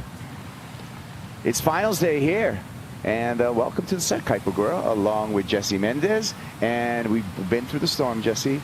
We've been through some gigantic waves, and this today feels like it's picture perfect Tahiti. I mean, no doubt about it. As the first heats were moving, I saw Leandro Dora pass by, Matheus Ergi, Henrique Pinguim. All the boys were frothing. They said the waves were super fun, and they expect for a very good day. Mostly, I think, you know, there's that morning sickness here too in Tahiti. Most of it's all the weather that we had the past few days, so I think it's going to clean up throughout the day. Tide's pretty low right now, so we're going to see some good action coming up. Incoming tide and a great heat with a lot of stories in this heat. Anat Leleor representing Israel up against the hometown hero, the local girl, Kelia Mahina Galina. And this is the 14-year-old. Kelia has been just outstanding in this event, coming in as a wild card and taking down some big names like Tyler Wright, like Caroline Marks. Very impressive. We'll see if she can continue on. Yeah, I mean, I expect a lot from her after everything she's done previously in this event. She does have a tough draw ahead of her. I know Anat's going to be fighting for the inside, not going to give her too much of an inch. So it's going to apply pressure on her, and Anat has been getting pretty barreled. She's been identifying the waves pretty well. She has previously surfed here in an event before at the Olympics, so she has the experience. She's putting on the time, so far I personally think this is her toughest draw for the conditions that we have on offer. But in the lineup on the girl side, there's no one that knows the lineup better than this girl. Yeah, than Kelia. And but Anat's such a competitive person, you know, and Anat's been such an inspirational story. Taking a look at Kelia Mahani Galina, decides not to go on that one. They're not peeked over the side. Anat, the first surfer from Israel to qualify for the championship tour. Her story, Anat, is one of just like pure will. Started surfing in the Mediterranean Sea, didn't surf in the ocean, I think she told me, till she was like 12 years old. Last person to qualify via the Challenger Series, Anat, coming in number 7 last year. She's a tour rookie. She's already made a quarterfinal over in El Salvador, but just the will from this young lady here, Anat, has been just tremendous. 26 years old on her rookie year. Didn't expect to make the championship tour when she started the Challenger last year. Then all of a sudden was getting some results. And then went like, look it, I can do it. And sure enough, at the final event at Newcastle, she made the cut. Now we see her as a rookie on tour. And irony of destiny, like you mentioned, hasn't surfed in an ocean, waves that are proper with long period, heavy waves until she was 12. And the places that she tends to do the best are those heavy conditions. On the Challenger Series, she made the finals, if I'm not mistaken, at Pipeline. And here, doing very well so far and feeling more comfortable than the other spots. So putting in time and likes those type of conditions. Yeah, here's her results. So it's just a string of 17ths, you know, and it's hard on your freshman year on the championship tour. But that Punta Roca quarterfinal, where she displayed brilliant backhand surfing, was the standout there. She's guaranteed another equal 5th here, but I'm sure she wants more than that, and she's been charging. She's got the inside, so she's going to get the first wave. Barely makes the drop, holes in, and that one runs away. So you could see the fact that she didn't quite knife into it. That stop on the bottom cost her any type of exit from that barrel, Jesse. Yeah, and the problem that happened in that wave is just sometimes when you airdrop, if you get too low, that means most likely you're going to get too high. So you're going to have to adjust very quickly the nose of the board to start putting your board on track to get inside the barrel. And the hollower the wave is, the harder and the faster it moves. So that's what happened on that wave. Unfortunately for her not, because it was going to be a great start, very critical takeoff. Looked like that wave, she wasn't as deep as possibly she would be hoping for, but the wave was very hollow and open. It looked like it stretched out enough for her to get a pretty decent barrel and start off with a very good score. Yeah. Instead, she gets a 1.17, but she's making her way back out there. We know she's a tough cookie. She's charging. She can handle all of this whitewater, especially on the bigger days. She's a standout. Here's the replay. Yeah, so see how she gets very low and she tries to adjust quickly after she airdrops. So the nose of the board gets too high because she's forcing it, and the wave is too hollow. So she ended up catching that outside rail with the nose and goes over the handlebars. And that wave was going to be tricky in the end, as we see it from this angle, because it got a bit crumbly with the white water from the previous wave. But still, I think there's an exit right before that wave crumbled. Yeah, we're looking into the barrel. We saw her just do a complete cartwheel.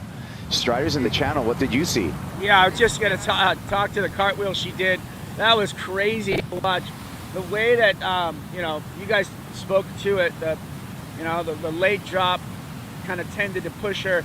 You know, she thought she needed to get more off the bottom to readjust, and then just found herself too high on the face. But then as that rail, and the outside rail caught us, she was trying to come back in, and just the toss over the handlebars and just the inside the barrel front flip with the pink helmet just glaring. I mean, it was just, I looked over at her dad and he was like, oh, you know, it was just, the emotions must be high watching your daughter ride waves out here. And Kalia's dad's out here as well, so he's sitting here hoping for a good one. Yeah, that was quite a wipeout. She's here now talking to a great waterman in her corner. Kahea Hart has come here to Tahiti.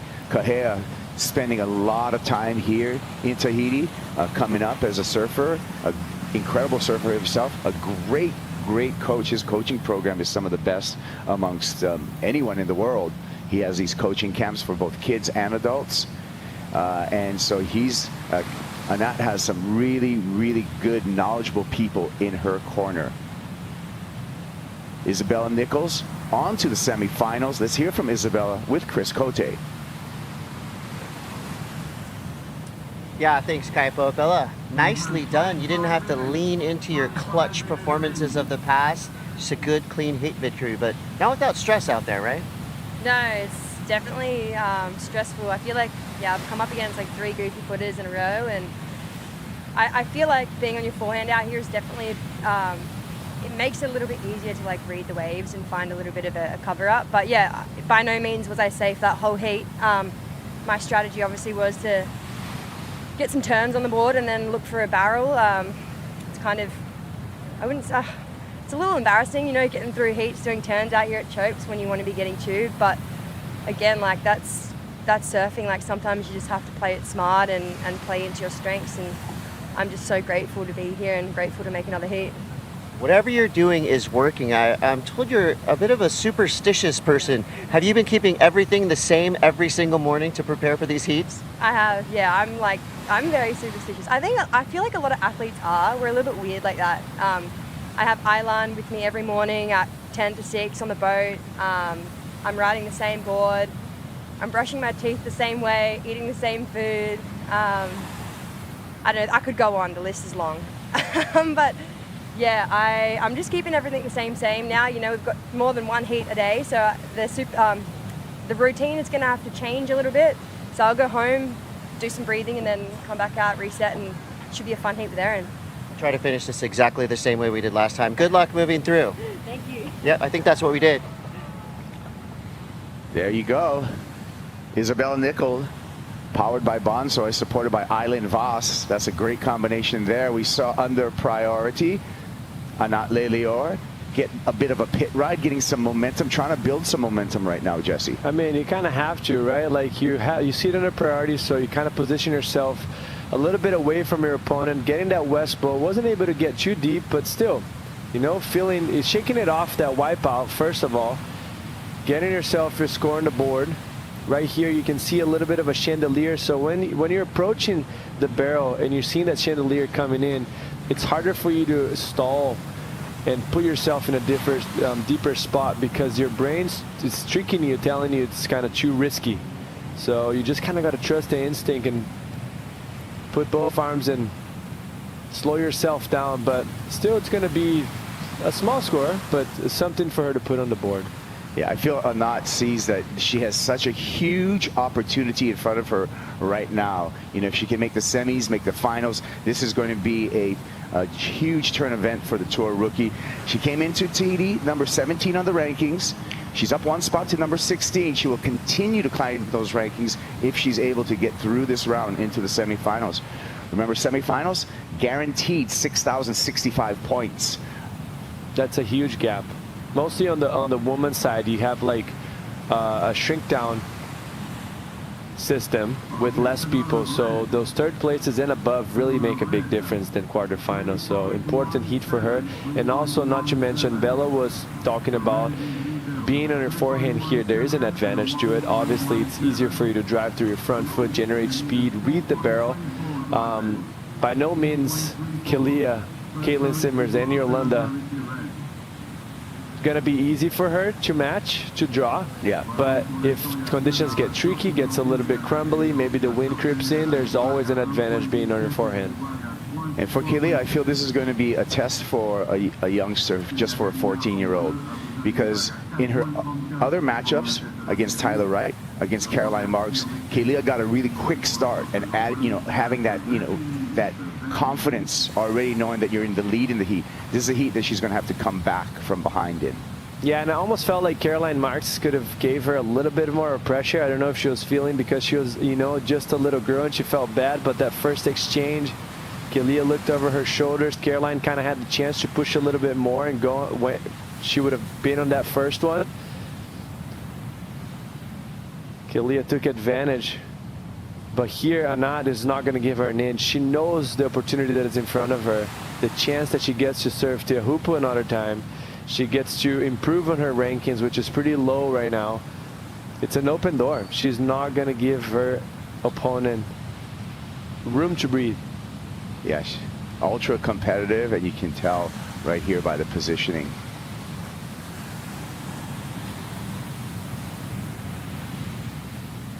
And Anat on that training program was talking about with Kahea Hart, and Kahea just like so comfortable, in Tahiti. He's basically, for a lot of his younger years, he split time between Hawaii and Tahiti, so he's well versed in the language, he's well versed in all these spots and just in the lifestyle. So that, I feel, when you come as a rookie to a brand new place, to have a guide or a coach that makes sure that you're comfortable, you're all dialed in, is so invaluable.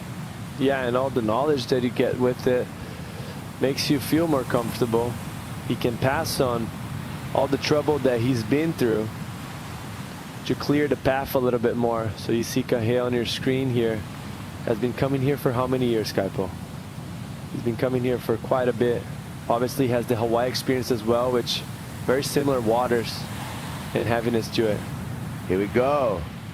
Galina gets on the rail, pulls through this barrel, and she's a light surfer, so that would be a hard foam ball for her to punch through. Right behind her, wave 2 of the set. Anat threads through this barrel and almost completes it. That would have been a game changer right there. That would have sewed up the heat. I mean, for both of those surfers, right? They had the opportunity for probably getting close to the excellent range. Mostly Anat, the wave was cleaner.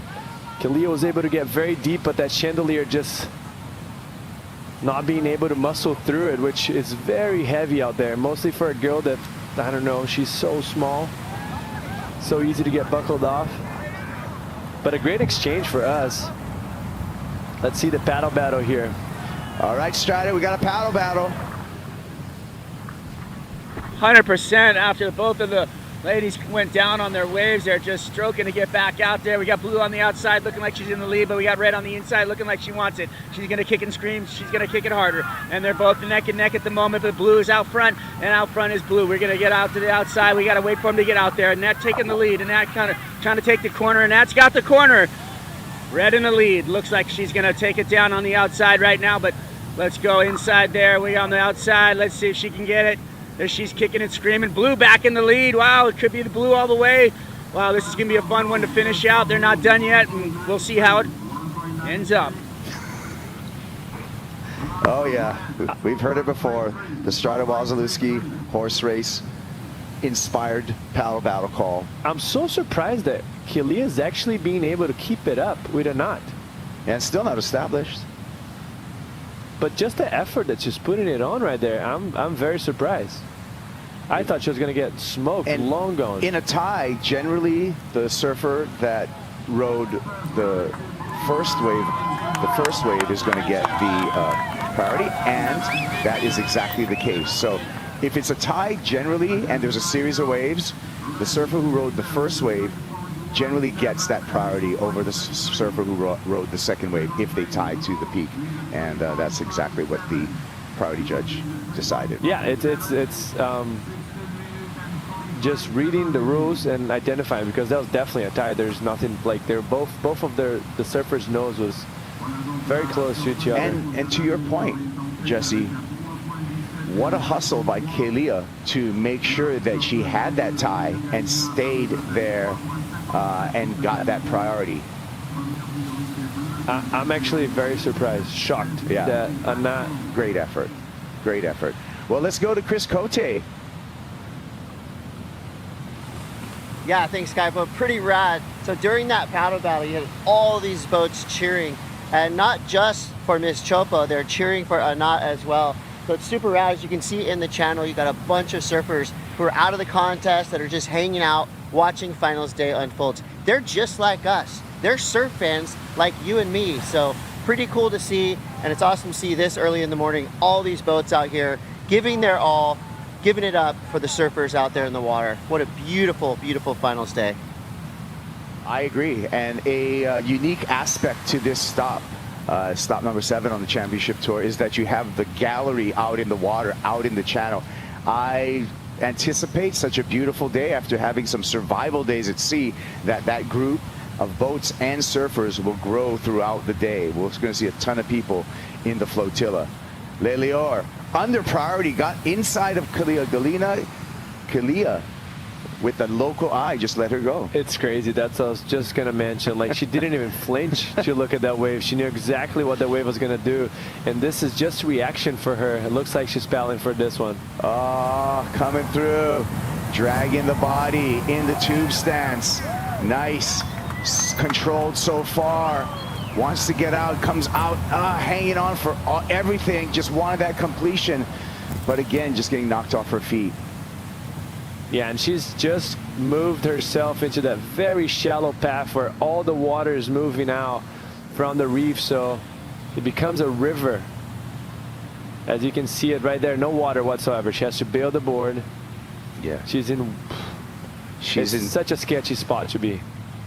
It's just barely any water on the reef right there, and it's going to be a little bit difficult for Tahitian Water Patrol to get her. So as a local, I think she's just going to do maybe the lagoon run and just get washed through. And the crazy thing, it doesn't really let you go anywhere. It doesn't let you go out because the water's sucking you out, but there's waves breaking towards you. So it moves you in, and as soon as you start to gain ground, there's another wave on the top of your head, but it's too shallow for you to just ride a whitewash in. So she's in just such a tough spot. Yeah, she's going to try to get if you get past this patch right here, you get into a little bit deeper water, but there's this shelf you have to get over. Let's go to stride. And look at the technique though, the local technique, going fins first so that fins not dragging. That is a great technique right there. That's a young lady who knows what she's doing, getting straight over that reef, Strider. Yeah, I mean, just looking back in and seeing where her position was, it's in your mind, it's just mentally, you're watching the right come at you from over there. You got lefts coming at you, you got close out, you got dry reef, but she's been there before. She knows it well. If you take a look, she's got some holes on her feet, literally still open, that have been there for, she said months.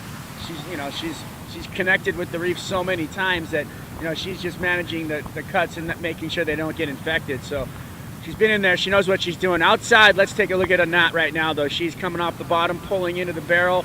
Beautiful frothy barrel right there. Wow, that thing was wide open for a second, but no exit for that young lady. So she's going to get back on the horse. All right, well, we're still in a very competitive heat. The first big completion, I think, is going to tell the tale on who's going to advance into the semifinals. We saw Kelia Galina get on that Tisha Water Patrol Red Bull jet ski. Captaining the ski is one of the legends of Tahitian surfing, Arsene Harehoe, one of the original professional surfers out of Tahiti.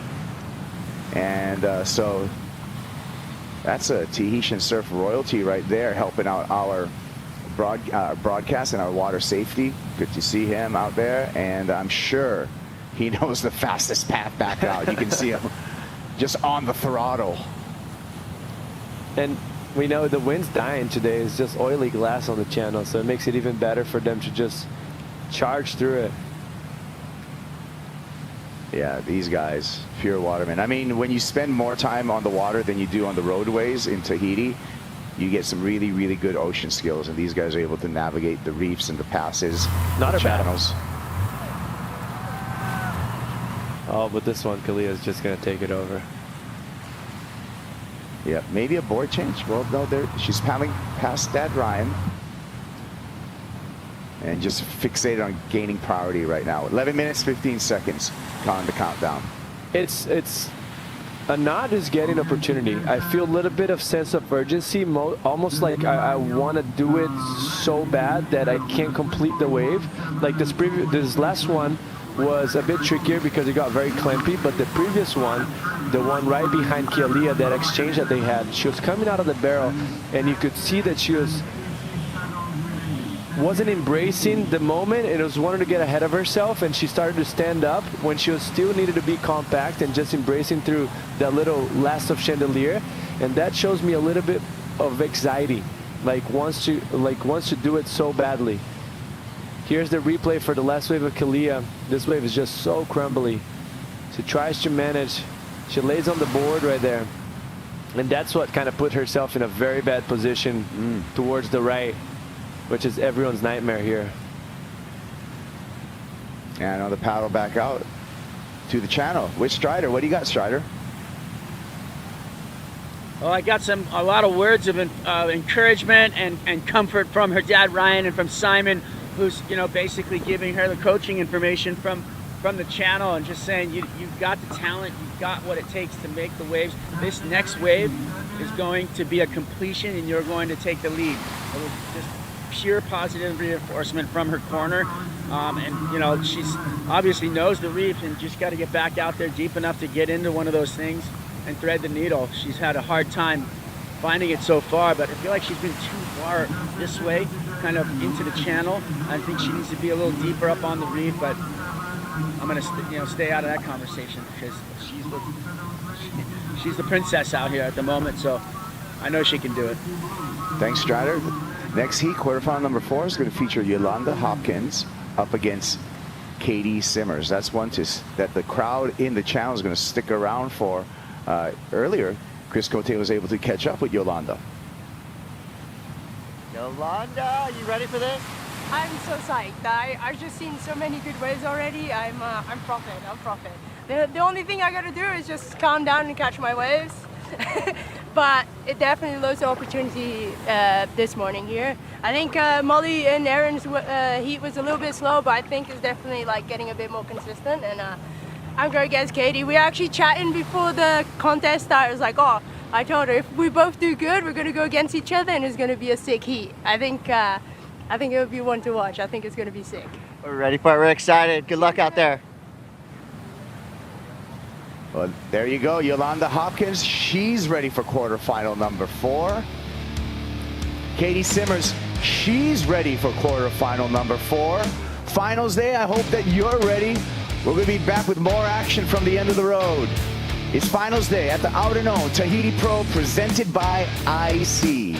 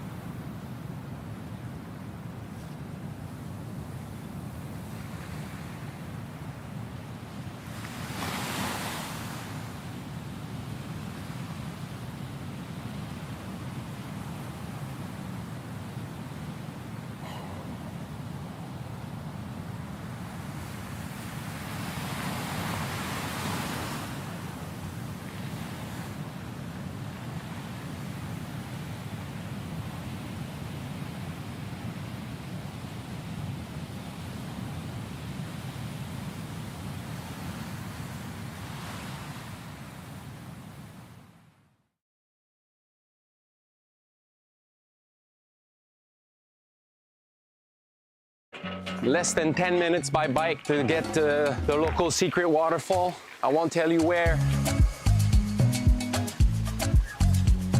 It's a place where I used to come when I was a kid with my family. I come after long surfs in like super sunny days when you're getting sunburnt. Kind of like a ritual, like a local ice bath, you know? The water is coming down from the mountains and it's going all the way down to the ocean. Wherever there are rivers going down into the ocean here, if you look at the reef side, there will be a pass. It's like Teahupo'o that has the pass. It's a place that I want to be fighting for the rest of my life to protect. It's where I belong, that's where I come from.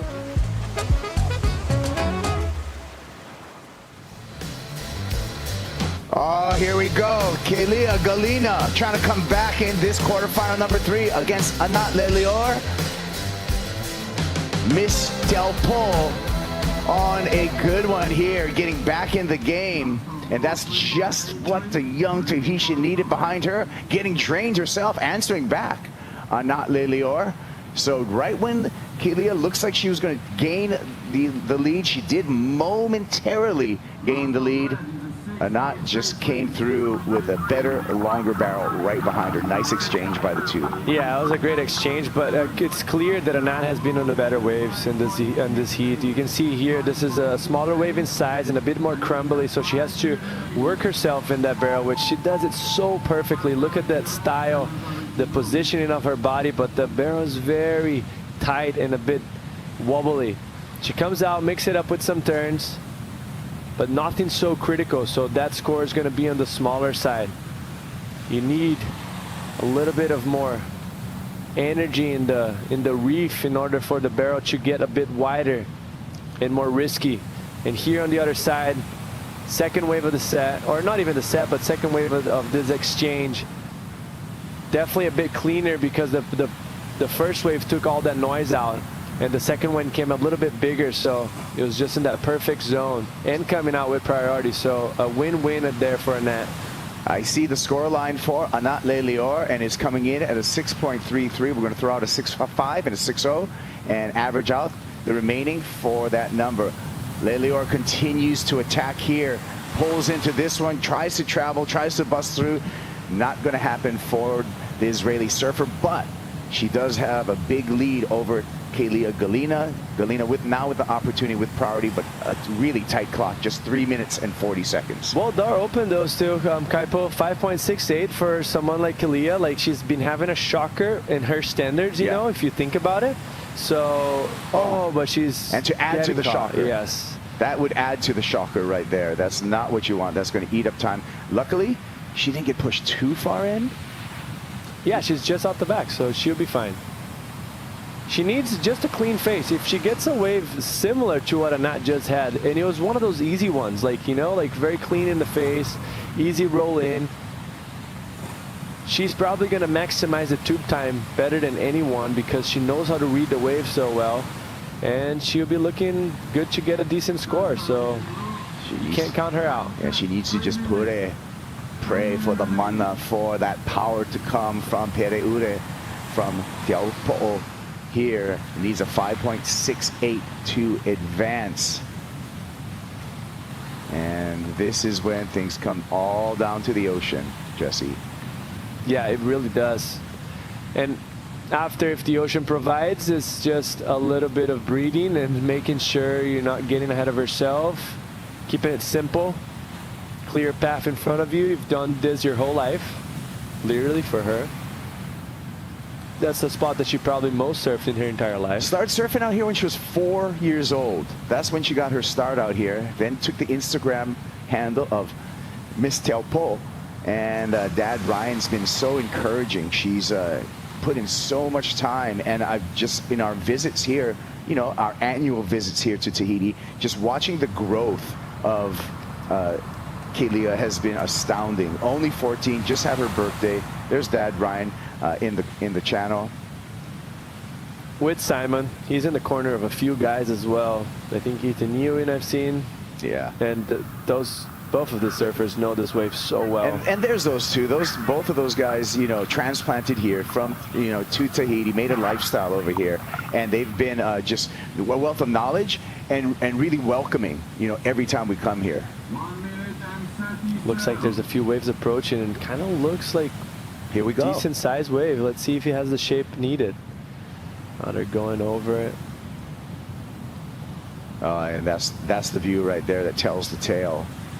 Sometimes when we're up in the Tahiti flight cam, it flattens things out a little bit, but when we get this straight on shot right here, you can really see what's going on with the wave shape and quality. Yeah, and that was the difference I feel like for the heat so far. Still 1 minute to go, so there's chances still for Kelia.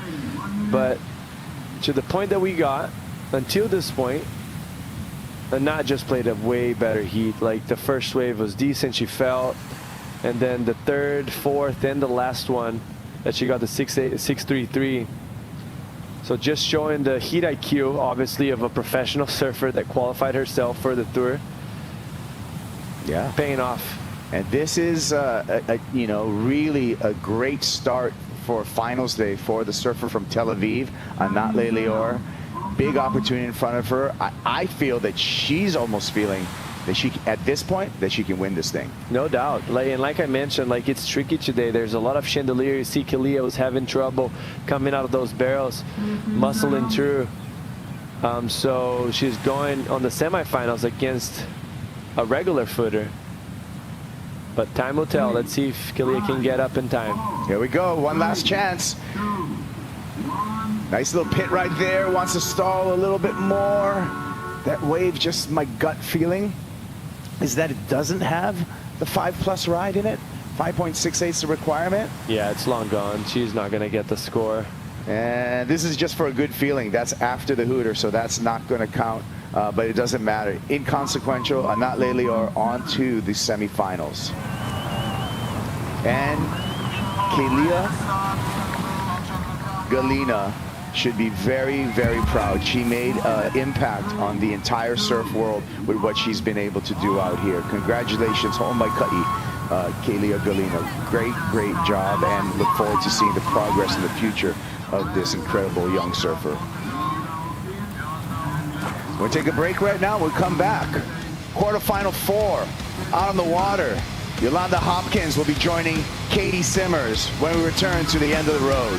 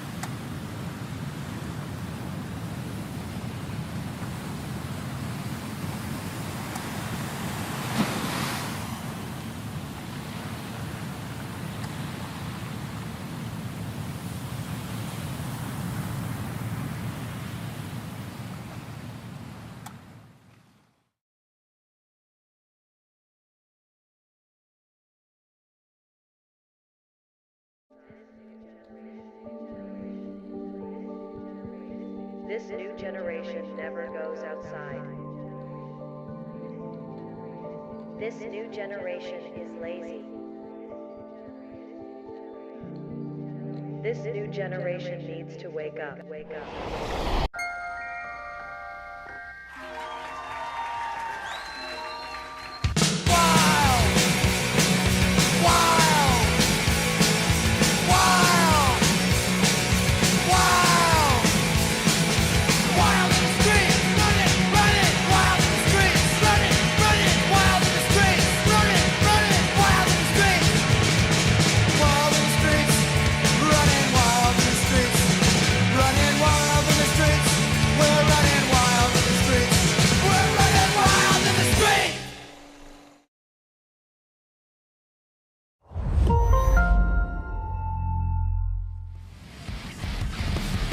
That's right. Check out Katie Simmers and the Red Bull crew in Nowadays, out now on Red Bull TV. And we're out now looking at the channel at Teahupo'o, and we're looking at Yolanda Yo-Yo Hopkins going to get the first in this exchange against Katie Simmers. And the Portuguese surfer just muscles through a backhand barrel like she's done before. Katie Simmers got a wave as well, dragging her body. Beautiful style and technique.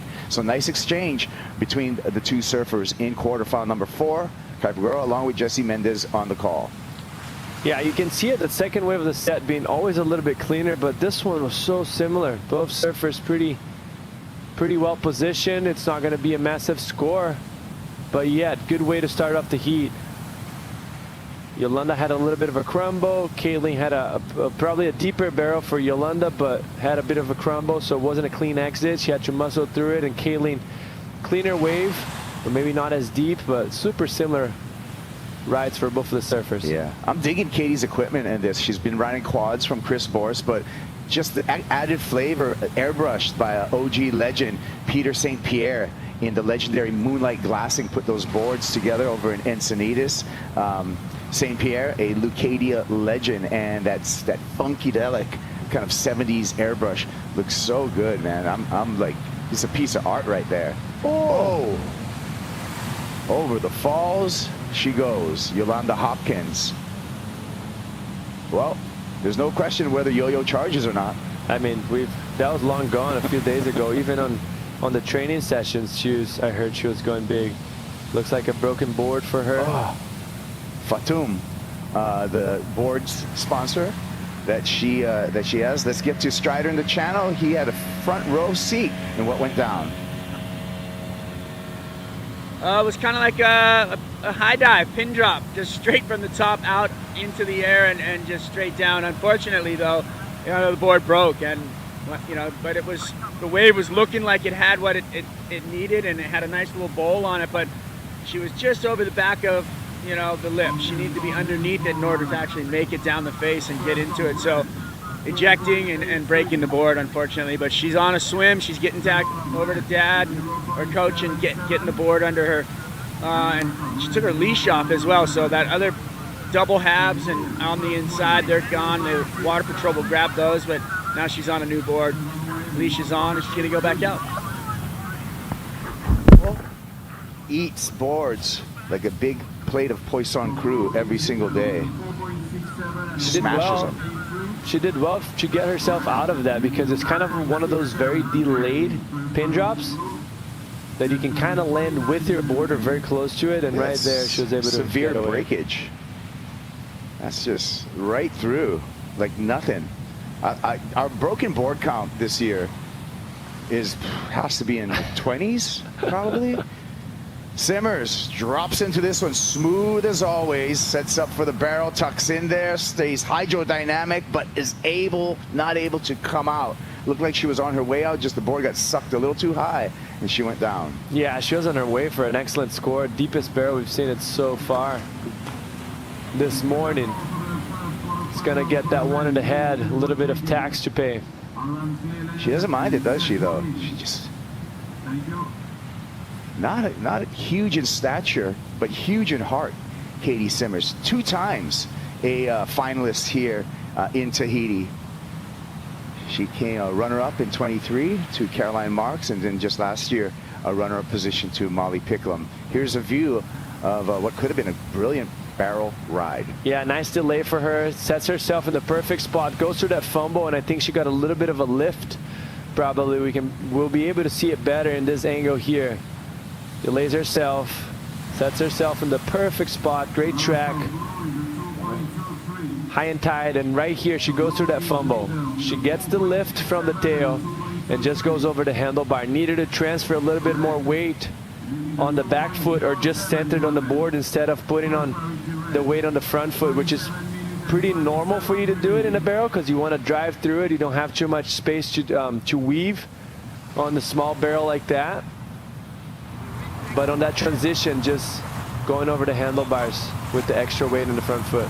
Yeah, I do love her overall technique on the backhand, though. What do you think about Katie's technique, Strider?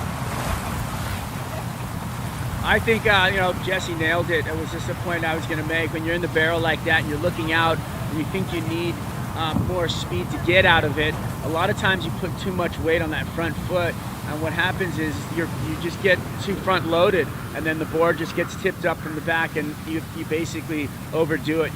It's counterintuitive, but sitting back on your fins while you're over the foam ball, it keeps your board above the water and centered instead of over the front and you know, the dipping the nose. So I think it's just a haste makes waste kind of a thing in that situation. I know it doesn't sound like it makes much sense, but pulling back a little bit and giving it that little bit of back foot so that you can come out in that position is what happens. And with the forefin, it'll squirt you right over the foam ball when you kind of center yourself or even sit back a little bit. Unfortunately for her, that was a beautiful wave. It would have been an excellent score for sure. So she'll get it back out there. She'll get another one. Yo-Yo is just sending it. So I mean, this is going to be fun to watch the rest of it. Yeah, we just saw the replay looking into the barrel. She did get a little bit caught up. There was a foam ball that got underneath and caused some cavitation for Katie Simmers, so she went down. But I like the effort that she continues to pull in, and she continues to apply pressure. She's in the lead right now over Yolanda Hopkins. Hopkins looking for just a small score of a 2.07 to turn the heat. And plenty time on the clock, 25 minutes. Yeah, it's the seat's long to be set. Both surfers pretty much tight. Caitlin had a little bit more opportunity with that last wave. Would have came out probably something close to the X-Lane range. So a missed opportunity for her, but by no means it was an easy execution. Yeah. Yep. A lot of action though. 7 waves ridden in the first 10 minutes of this heat.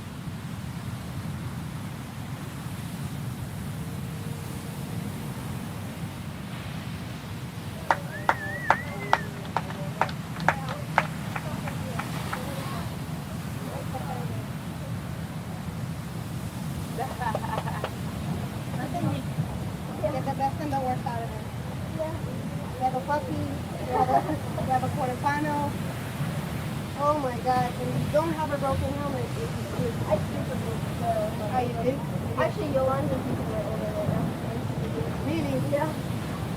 Well, maybe you gave me luck. Want to stay in the booth with me? Please partake? Let's go. I'm so tired. I'm going to know. Me too, huh? It has so you have a water here, maybe? Yeah. Just a little listen in with some encouragement between Anat Lelior and Kelia Galina. And I think we're all, as a collective community of surfers, want to encourage Kelia to continue to progress in the fashion she is. Imagine, you know, she's 14. Imagine what she's going to be like out here when she's 17.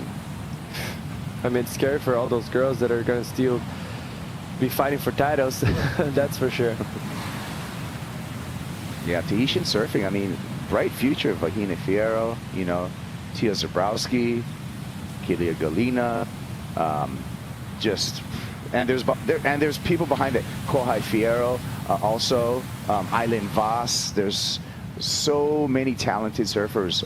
You know, Vahina's younger sister and Kauli's younger sister, both really talented surfers too. And those two were actually runners-up in the trials in these last 2 years. Yep. So the depth of Tahitian surfing, pretty incredible. And mostly the better the conditions get, the better they surf, because they tend to have very good waves here. Mm-hmm. I think their challenge is probably going through the Challenger Series and qualifying for the tour, because once they're there, the condition suits their surfing very well.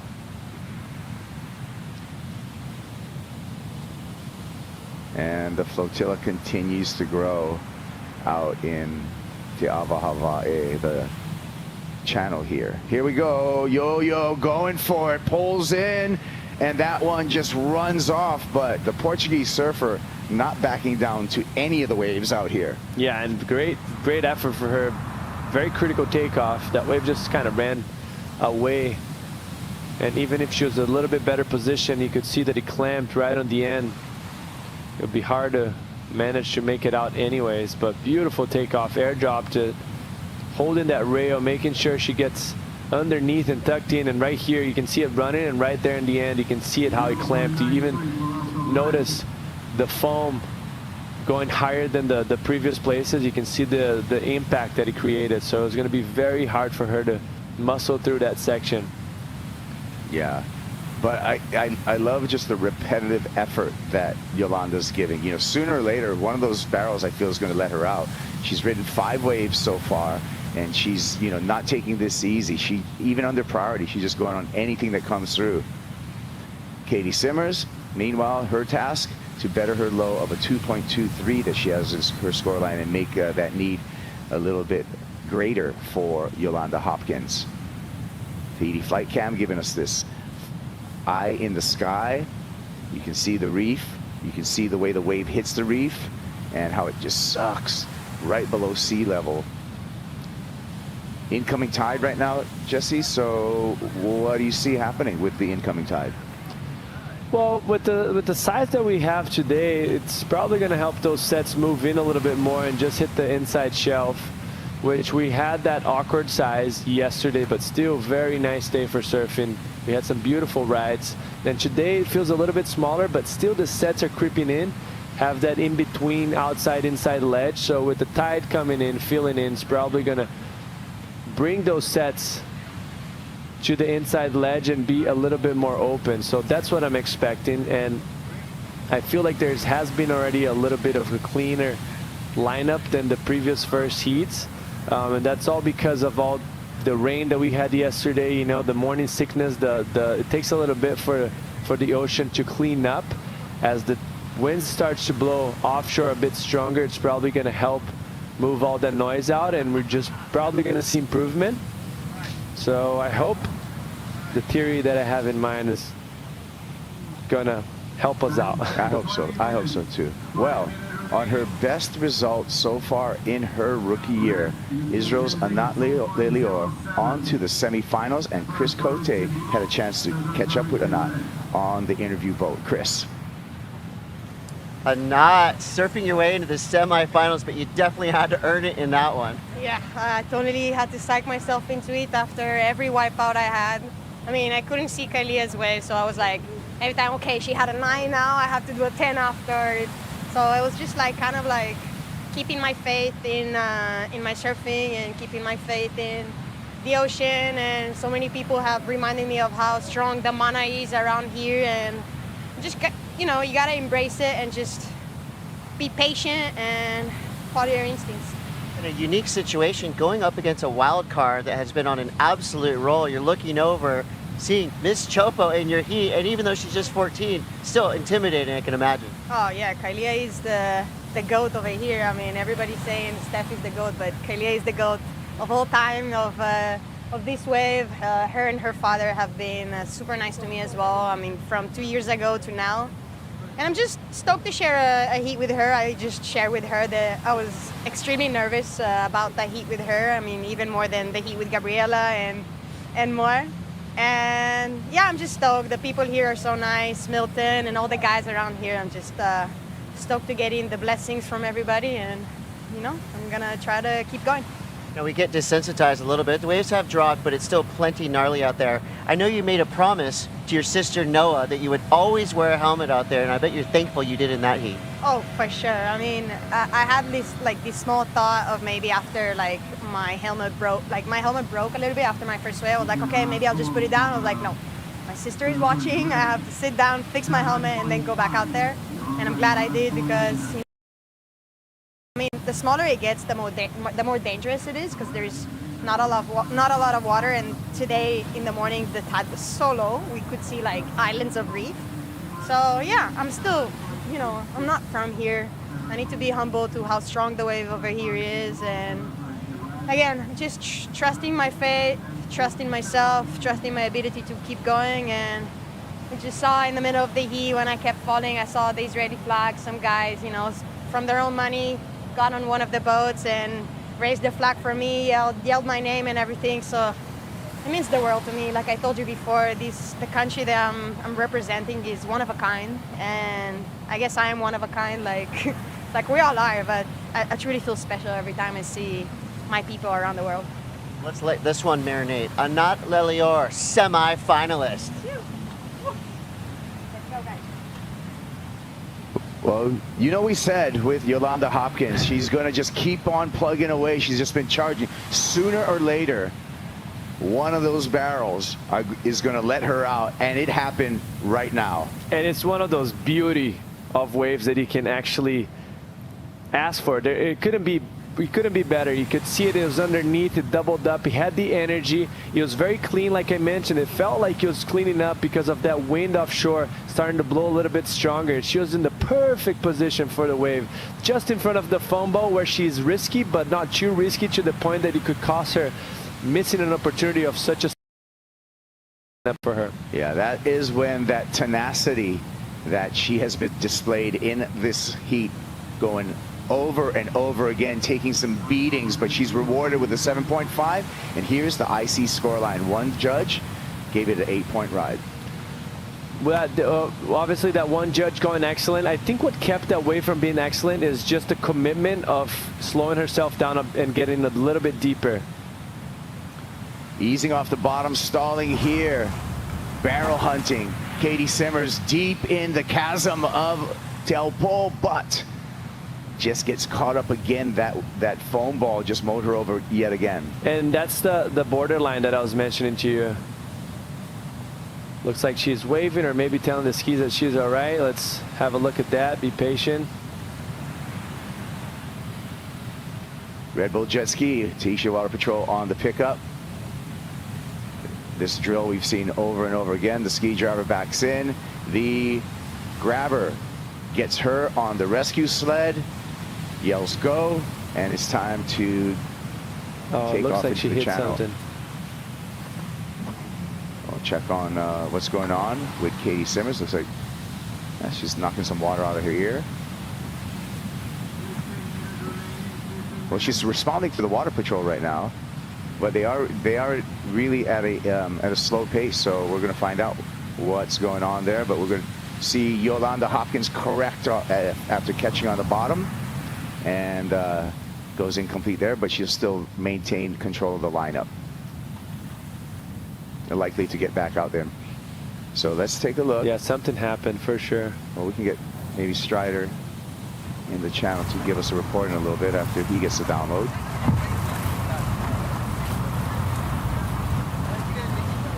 Okay, so yeah, we are. Well, I don't want to speculate, but there is if you're not rushing back out into the lineup, there is an injury or something that has occurred with Katie Simmers. So we'll just monitor this situation. And you can see that she got smoked because the right sleeve of her wetsuit's almost all the way up, and that's very hard to do. That shows that you got a beating. She's feeling out her back, trying to stretch out. Chris Cote, can you tell us what's going on? Yeah, Katie's just been dropped off kind of closer to our boat right now. You know, she's obviously going through something right now. Of course, we don't speculate, but she's talking to her coach, Tom Whitaker, right now, and I think they're all just kind of trying to assess the situation. Appears to be in some deal of pain. She's super tough, as we all know, so we're going to figure out what's going on as the medical team comes up for a quick chat. These guys are on it, so we have the best in the business taking care of Katie right now, so we'll just keep our eyes on this situation as it transforms. Right. Yeah. Keep us in the loop, Chris, as more information comes your way, please. See what happened. Yeah, so beautiful bottom turn. She's delaying herself very well, and she tries to put herself in the most critical part of the wave always. But there's a borderline, so what that happened, the wave just ran a little bit further than she probably expected and put herself a little bit deeper. But it's so shallow right there that she, I mean, can't speculate what happened, but it seems like she just had a big impact to the reef. Well, I just got a report from the judge's tower that she did tweak her back a bit, and she's just checking on her mobility, you know, kind of probably scorpioned a little bit on that wipeout, but she's reporting that she's good to go back in action after just assessing, and you can see what she's doing. She's assessing her mobility, twisting back and forth. She stood up on her board in the tube stands in the water a couple of times just to make sure that, you know, that her range of motion is there for her to continue on this heat. I do like the fact that she's not rushing it and making sure that, you know, everything's okay before she resumes and gets back into the lineup. And the back of that ski, you can see, is one of our medical team as well, having a chat with Katie.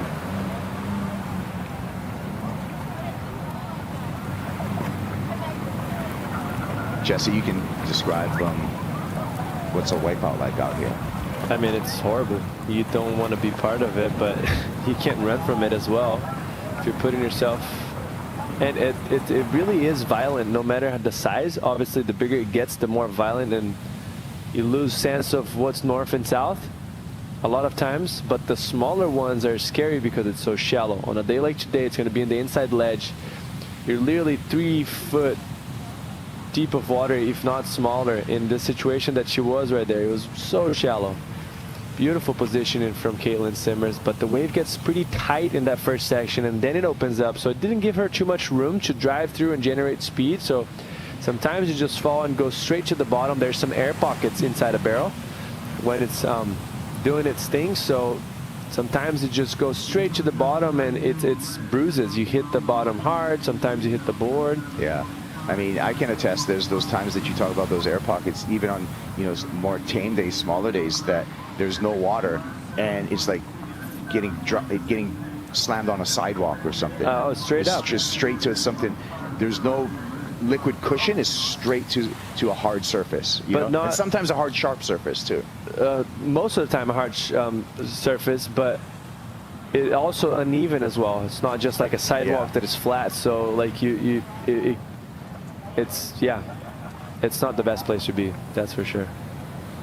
You can see Yolanda Hopkins looking over her shoulder to the channel, trying to assess if Caitlin's all right as well, because you don't want that to happen to no one. No, you really don't. And Yolanda, glancing over, a bit concerned. Tom Whitaker in the corner of Katie Simmers, having a talk with Katie. We've seen, you know, in heat, surfers kind of have to stop surfing in the past. I think, what was it, 2016 with Kelly Slater and John Florence in that final. I feel John hurt himself, and Yolanda providing. Yolanda, ooh, that's a sketchy fall. Stop, yeah. So she's trying to get underneath on that wave. That looked like a very decent wave, but she was just a touch too far under. Had to really commit to knifing at that airdrop, but she got stuck on the lip, which it happens easily, and she became one with the lip, going face first, which is like going with your chest first, which is like the sketchiest, as scary as you can get. Here it is. Right there, she literally became one with the lip and just went straight down. So what that happens a lot of times, when you're going down straight with the lip and not before, a little bit after, it opens just a path for you to go and hit straight to the bottom. So that's a very sketchy position for her to be. Yeah. Well, we talked about tenacity, though, of Yolanda Hopkins. That was her 9th wave ridden in this heat. And, you know, I said it before here, and, you know, there's a Tahitian word, fa'atoito. It's courage, it's strength, and that's what I'm seeing from Yolanda Hopkins. Look at all the waves ridden, highlighted are our top two. What really stands out is that 7.5 that she's worked really, really hard for. We're going to take a break right now. Yolanda Hopkins out in the lead. We'll see how this quarterfinal number 4 for the women finishes off after these messages. We'll be back with the conclusion and fill the last semi-final spot here at the Outerknown Tahiti Pro, presented by IC.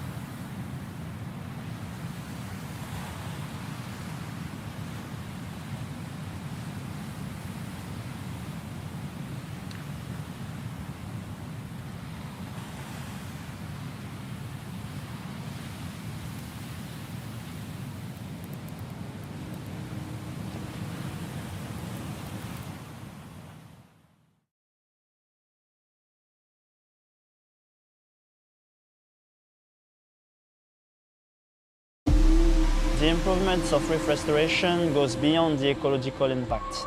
Planting corals is planting hope. Coral gardeners started in 2017 in here, Moorea, French Polynesia. We've been collaborating with the World Surfly since 2019. To date, we've planted more than 220,000 corals. They shape the waves across the islands, and if we lose it, we can lose a huge part of the ocean.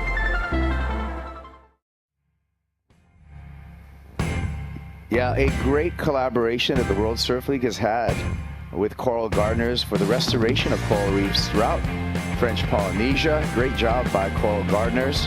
Teahupo'o with Jesse Mendez. And Jesse, did you know that there's a symbiotic relationship in coral?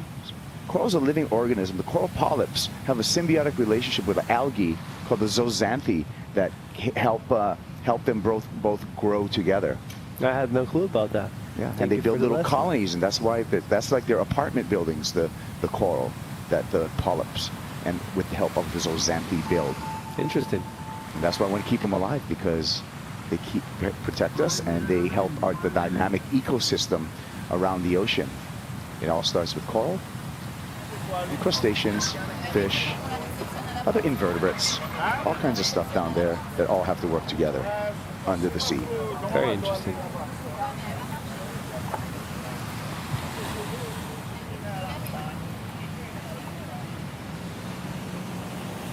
So Katie Simmers, right here, had a wipeout. Jesse, and she's still recovering from this tumble. Yeah, it seems like it's been a long time already since she had that wipeout, probably about, I would say, 10 minutes almost. So it seems like she's going to pull the trigger out and not surf the end of this heat, which is totally understandable. It's very risky.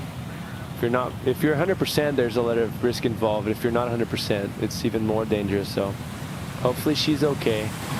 She can regroup. There's an event coming up pretty soon in Fiji, so smart of her to make sure she's 100% healthy for the next one. This is obviously a keeper quarterfinals. Interesting point right now, like if Yolanda's actually going to put herself in risk situations. You know, she's already made this heat. She already has a 7.5 and a 4.83. Caitlin Simmers not paddling back out. Yeah, and Katie's going to have some time to heal and readjust. Next event, stop 8 on the championship tour. That's the Fiji Pro presented by Chronocero. That window starts August 25th. And today being the 13th of August, a little bit over 10 days to prepare for for Fiji. And you can see it, like here, she's still in the lineup, and she's one of those surfers that loves to get barreled. So she's kind of seeing the opportunity to just keep surfing. But she has 2 more heats ahead of her, which is very taxing. So saving energy and looking at the bigger picture is probably the smartest ways for her to come in. That's a great point. Because, you know, like in the end of the day, as much as you want to get barreled, you want to requalifiy. Yeah. So this is a huge opportunity for her. Yeah, you want to win this thing. You still got 2 more, 2 more heats, and strenuous heats at that. And let's get an update from the channel with Chris Cote. Chris?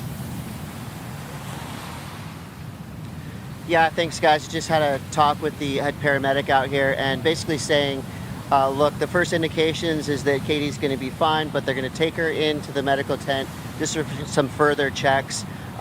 She definitely had some pain twisting like that, but their first indications are that she's going to be all good. But of course, we err on the side of caution when you're dealing with a wave of this magnitude, of this much power, and a person like Katie Simmers who has more events in the future. They're just going to do everything possible to keep her healthy and keep her going as we head into Fiji. Unfortunately, she's not able to finish the rest of this heat, but we're sending our positive thoughts to Katie Simmers, and I'm sure we'll get more updates as she makes her way into the medical tent. Thank you for the update, Chris Cote. So yeah, updated. So we're gonna, like Chris said, we're erring on the side of caution, and we'll have Katie Simmers get checked out. Meanwhile, Yolanda Hopkins is a foregone conclusions. Yo-Yo, with the biggest result of her rookie season, is on to the semifinals. A huge opportunity in front of her. Kaipo, and if you think about it, she's going to go head-to-head with someone that's probably going to battle with her the second half in order to qualification, which is a knot. It's going to be battle of the rookies. So when we look to semifinal number 2, that's going to be the story right there. It's going to be head-to-head rookie matchup. It's going to be a regular versus goofy matchup. There's going to be a lot of storylines to play out when we get to women's semifinal number 2 a little bit later today. Again, today, it's on. Finals day here at the Outerknown Tahiti Pro, presented by IC. Both of the semifinals, regular goofy match. You have Aaron Brooks against Bella Nichols, and we have a knot against Yolanda. Yeah, good stuff coming up. And interesting enough, all of those 4 surfers outside of the top 10 coming into this event, actually a lot of those surfers probably even way below that. Well, so. Yolanda's, you know, this is like I said, her biggest result. She came into this event number 20 on the rankings. She wants for us too. Oh, that was a nug. See that offshore winds just starting to clean things up, and I think we're going to have some very nice conditions smoothing it out coming in the next few hours. Or horn blows, and it is official. Yolanda Hopkins into semifinal number 2 for the women with that very good ride of a 7.5.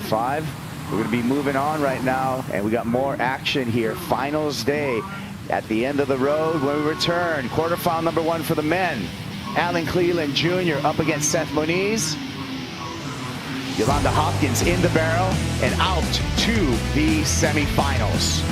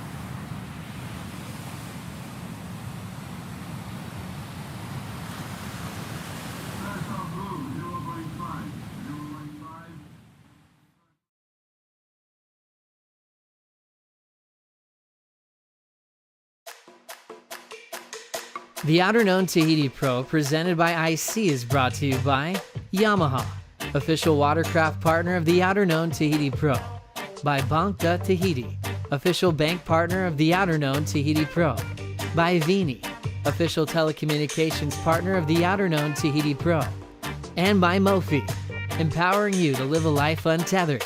Power on.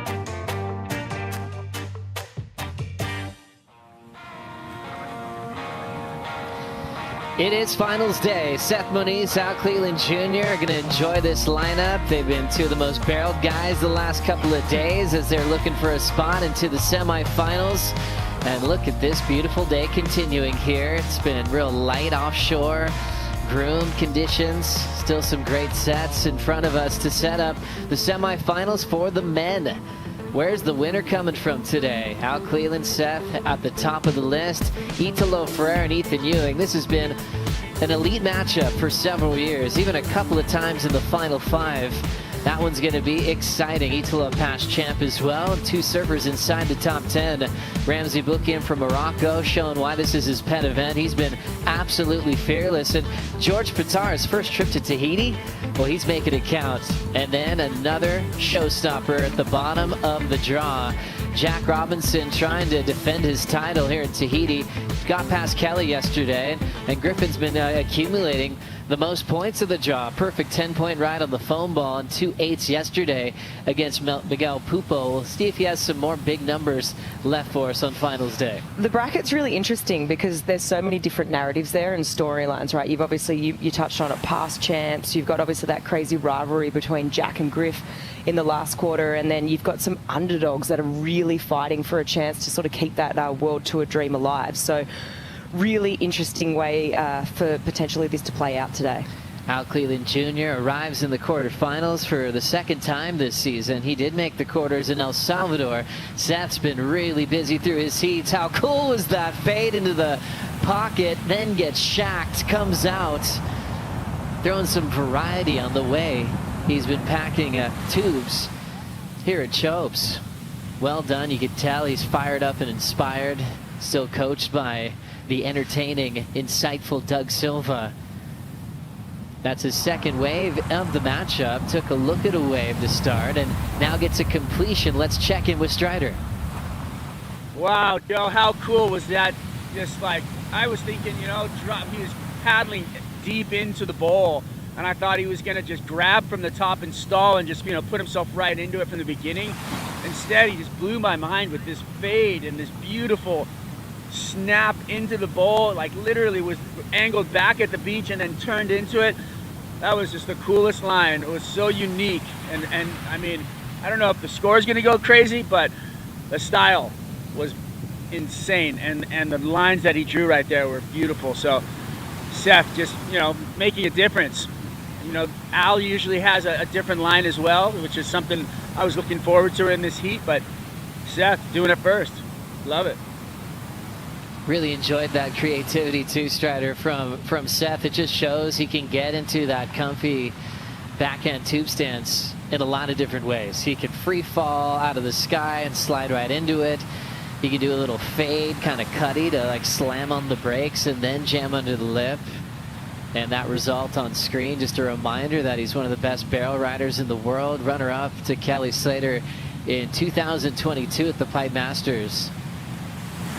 Coming very close to winning his first major CT event, but it's been about 21 events on tour since he's made a quarterfinal. We go back to that heat where his spot on tour was on the line at Margaret River, and he beat Ethan Ewing to make the semifinals. As we look at Al Cleland Jr. let go on the rail, he's going to go to a bottom turn, and he'll look to just play with the pocket a bit. Another guy that has some creative ways to enter the tube. Cleland upset a local favorite in Cali Voss, one of his best friends on tour. And it came with a real quick start. Got that 7-6-7 really early against Cali Voss. And got himself into finals day. Al Cleland showing his depth by winning the U.S. Open of surfing over Marco Mignot. That was a big event for Mexico. Now we see Seth Moniz roll in. Bottom turns and an aggressive mid-face hack on the open face to set up the pit. So Seth's feeling pretty loose this morning. Both guys, just the level of comfortability out here has just been on display. I think you got to sing praises to Seth's first completion. It just demonstrates how connected he is to this wave and how in tune he looks. Yeah, the score isn't reflecting, you know, probably. It was cool to watch. Like, it's not going to obviously go too high, but just really demonstrating just how comfortable he is. It looks cruisy. It looks like he's not having to think too much about really putting these waves together. I mean, this wave here, this is the one we just saw, so grab that rail ever so slightly. And there, yeah, such a crazy little hack halfway up the face. Can't find the exit, bit crumbly, but both guys looking incredibly comfortable. Yeah, different ways to do speed management as we look at the last for Al Cleland. Kind of similar. Wave not really as open as what we saw from Seth's. Finds a little bit of a shampoo there. So a couple of completions. But I'm expecting the ante to be turned up between these two. Plenty of time for our athletes here in quarter one. Italo, Ethan are quarter two. So top half of the draw really stacked, and two different stories. Two guys in the water now that are just focused on a requalification at the moment. You know, for Seth Moniz, came into this event 31st in the world, and he's jumped up to 29th on the live rankings with some more room to move if he can make some more heats. And Al Cleveland Jr. came in at 27th in the world, and he's already up to 21st. That cut off in the top 22. So Al's making some great headway on the rankings. Let's check in with Strider. Yeah, Joe, I just wanted to check in with the conditions, what was forecasted and what we're having. You know, there was a little bit of an east-northeast wind forecasted for today, which is a kind of a more straight offshore, up the face wind. But we're actually having east-southeast winds, which is coming from a little bit more behind the wave. A little bit like we had the last, 4 or 5 days, but more east in it, so it's favorable. But it's just a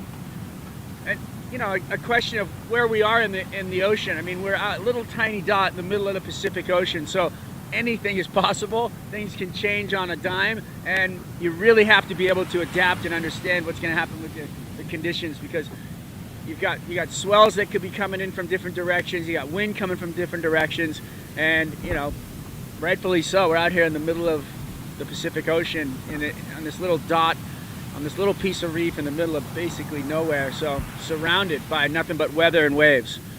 Interesting that we can just get so many different variations in one day and see so many different faces, like we saw yesterday with crazy rainstorms and then beautiful sun in the afternoon. Exactly, Strider. Yeah, it's so interesting. I think if you made it to finals day, if you end up winning this event, you can feel really confident that you earned every bit of that title, because you've been tested with borderline tow days, some waves that weren't rideable, and Katie Simmers, you can see getting dropped off on land with our medical staff. She is okay. She's just getting some extra treatment, and she'll be looked at. She had to leave her heat early with Yolanda Hopkins. So we're wishing all the best to Katie Simmers. Yolanda Hopkins moving on into the semifinals. She's on the boat with Chris Cote. Yeah, thanks, Joe. The first thing Yolanda said when she got to the boat was, "How is Katie?" She's doing good. She's on the beach right now getting assessed. So that the bad news is out of the way. But I know you didn't get through that heat unscathed. Broke a board. Actually broke 2 helmets. This place is heavy. Yeah, I definitely had some stuff going on before even the contest started. I think I broke 2 just on the morning session, even before the contest. And yeah, I'm actually borrowing Kalia's helmet at the moment. It's super nice. Ryan hooked me up. Yeah, I was like really like kind of in the heat vibe, and then all of a sudden I kept catching waves. I was like, "Where's Katie? Where's Katie?" And all of a sudden, like, John, my coach, he's like, "No way, you gotta stay in Teahupo'o for like 15 minutes left and not catch a wave." I was like, "What are you talking about?" That was the hardest thing I've ever had to do. But I'm glad she's all right. I really want it to be a battle between us. I mean, obviously I'm stoked to get to the semis, and she's always like a motivation, especially in these type of waves, to go charge and go all in. I thought the beginning of the heat was actually pretty cool back-to-back waves between us, and yeah, kind of a little bit upset that didn't manage to keep that fire going and keep it all the way to the end. But I'm really glad she's okay, and super stoked to get to the semis. Semi-final result, that is huge for 2026, and I know you're about to throw yourself over the ledge. What's the plan moving forward? Kind of the same thing, and then actually make a few that I didn't make. Obviously made a couple mistakes. There was a couple waves that I for sure think I could have made, and I just like mistimed it or placed myself a little bit in the wrong place to get it. But I got the 7.5. I was really stoked on that. I told my coach when I was paddling through, because he couldn't see it, was that a good one or bad one? I was like, I don't know. I couldn't really tell if I was like super deep or not, but I was just pretty happy to make one. I think I could have stalled a little bit more, but I leave that for the next heat, and hopefully maybe 2 the same or even better. Well, one thing we know, Yo-Yo will go. Let's do it. Yes. Thank you very much, Chris Cote. Always animated, awesome, and positive is Yolanda Hopkins, and was quick to check on Katie's status. She's happy that she'll be okay, as she is happy that she's in the semifinals as well. Check out finals day bracket. All 4 surfers way outside the top 10. So we've got some serious movers coming from the bottom of the rankings. Erin Brooks takes on one of her best friends on tour, Isabella Nichols. Isabella told us in her last post-heat interview she wants to get barreled. She has been smart in adapting to turns, but she's ready to really cone in this matchup. Then you've got semifinal number 2. Anatle Lior has been really efficient. Got past the local trials champ in her previous heat. This whole setup right now, and even really the whole year, the story of the year, you've obviously got prior coming into this event, we had Gabby Bryan in number 1, we had Carissa Moore sitting there in that number 2 spot, but it's really leveling out the playing field when you see these names coming from, deep down on the rankings and now making a charge at this back half of the year. So it's making things really interesting, tightening things up on the rankings, and it's going to lift the level and make people rise, because people are really going to have to fight to keep that place on tour. Yeah, and so for a surfer like Gabriella Bryan, who had a really tough heat in this event, she's gone, okay, I feel a little bit better. Like the top 5 all got knocked out pretty early in this contest. So it'll be all about big movers from deep. Isabella, the highest seed in this event, left in the draw at 14th in the world. But on the live rankings, you'll see some considerable movement for all 4 of those athletes. As we check back in on the heat with Seth and Al Cleland Jr. Seth Moniz, 4.67 for that wave. He was out in front on, slammed on the brakes, got a bit of the barrel there. And that's the best so far. Seth has had to start from all the way in round 1 with his ranking dropping over the last few events. And he had the toughest heat of the contest. Emio Zermak has just the craziest reputation when it comes to his home breakout here. And knowing what Seth's been through with tough results, you're going, oh my goodness, he's got a mail. And all of a sudden, Seth just went lights out, 14.5 total. Just kept on swinging on just monster waves with crazy southeast wind. And I think when you beat a giant like that, like he mentioned on the boat, it's like, okay, I've got this. He's in rhythm, body feels good, and sky's the limit now. It's the hardest draw of that opening round. Obviously, Kelly put on an absolute show too, but coming into that, Emio has set the bar of what is possible out here on your backhand. The biggest days, paddling waves that you have no business paddling. The biggest waves that are probably tow waves he's taken off on, so just by paddling. So that was a crazy heat win. But every heat for Seth has been really tricky. I mean, the next round, he's matched up against Yago Dora. Yago Dora over the years out here has put on incredible performances. Think back to a couple of years back, we had really nice, big groomed conditions. I think Yago made the quarters that year. So that wasn't an easy heat, and we know how well Yago's been performing. Then Seth moves on to the following round, round 3. He draws Barron. And Barron, as we know, like Emio, is probably some of the best in the world, the gold standard for what's possible on your backhand and tube riding. So Seth has not had an easy run out here whatsoever. So I think just gaining confidence with every heat win really out here. 18:30 on the clock here for Al Cleland Jr. He enjoys just getting absolutely barreled coming from Pascuales.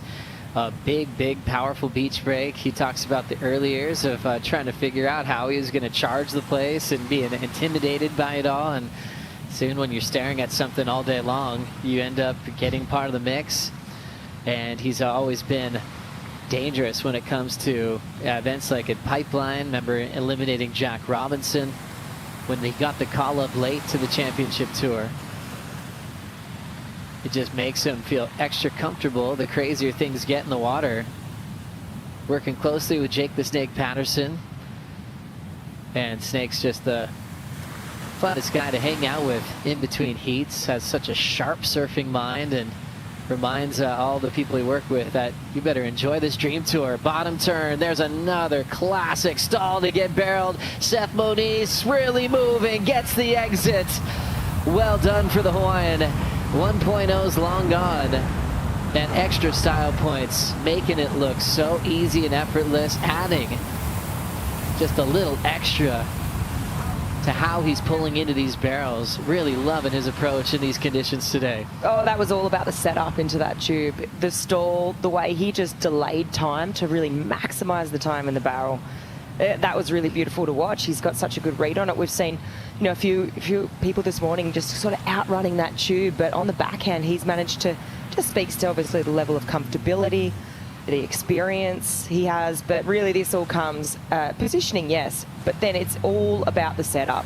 It's that delayed bottom turn, really sets himself up beautifully to ride in the tube. You could see he was on the foam ball there at the end, so came from nice and deep, but it really is all about the setup. That is what allowed him to really maximise that tube time. So really cool technique there. We've seen him go to it, you know, on all his completions, and yeah, he's going to be putting that bit more pressure on Al now.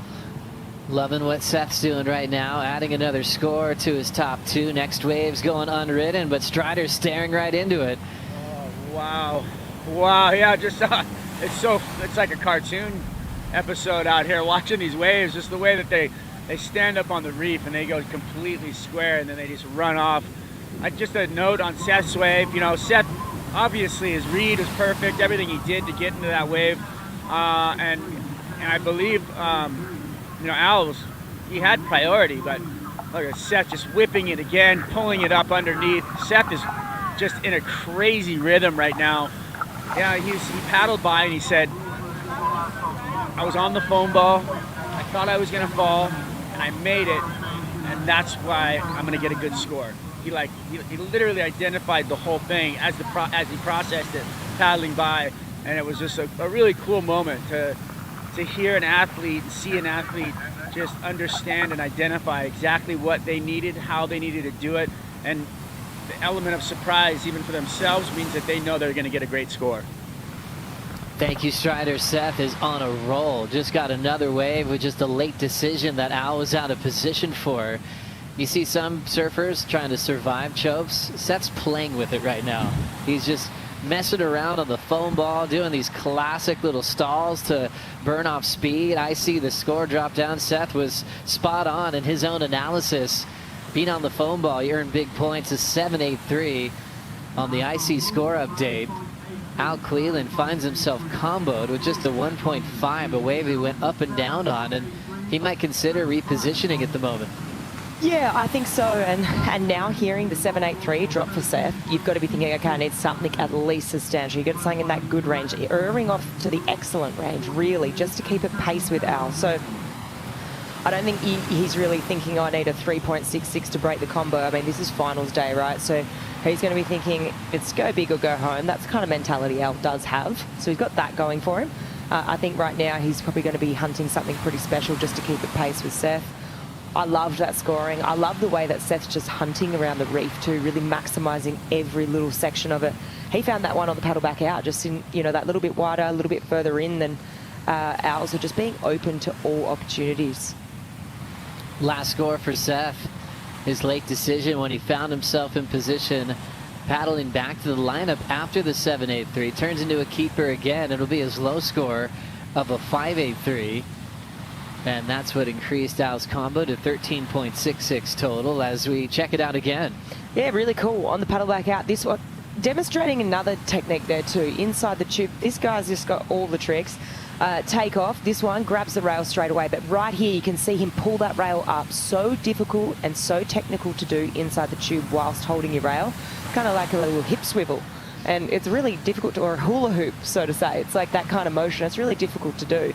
So demonstrating a wide range of variety there when it comes to technique. Oh, and he's been around a lot of hula dancing in his lifetime.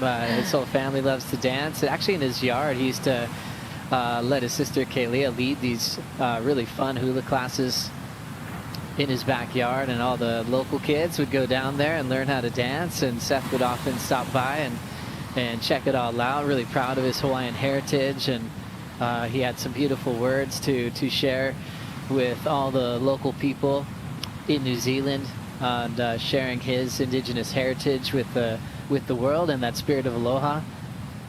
And you know, his whole family surfs. It's always been about just happiness and fun in the ocean, and his childhood was just on the beach in Waikiki. His parents with a surf school, and a lot of people have gotten their first waves of their entire life with the Moniz family. You go down to Waikiki, you can check them out. They'll answer all your questions, get you the ride of your life. It was interesting talking to Tammy over the years. It's like, wait, all their kids rip, you know, and you kind of think, you see, you know, surf parents in different forms, and Tammy always reminds me, it wasn't forced. It was just, they were around the beach, and She always laughs at Seth being the youngest.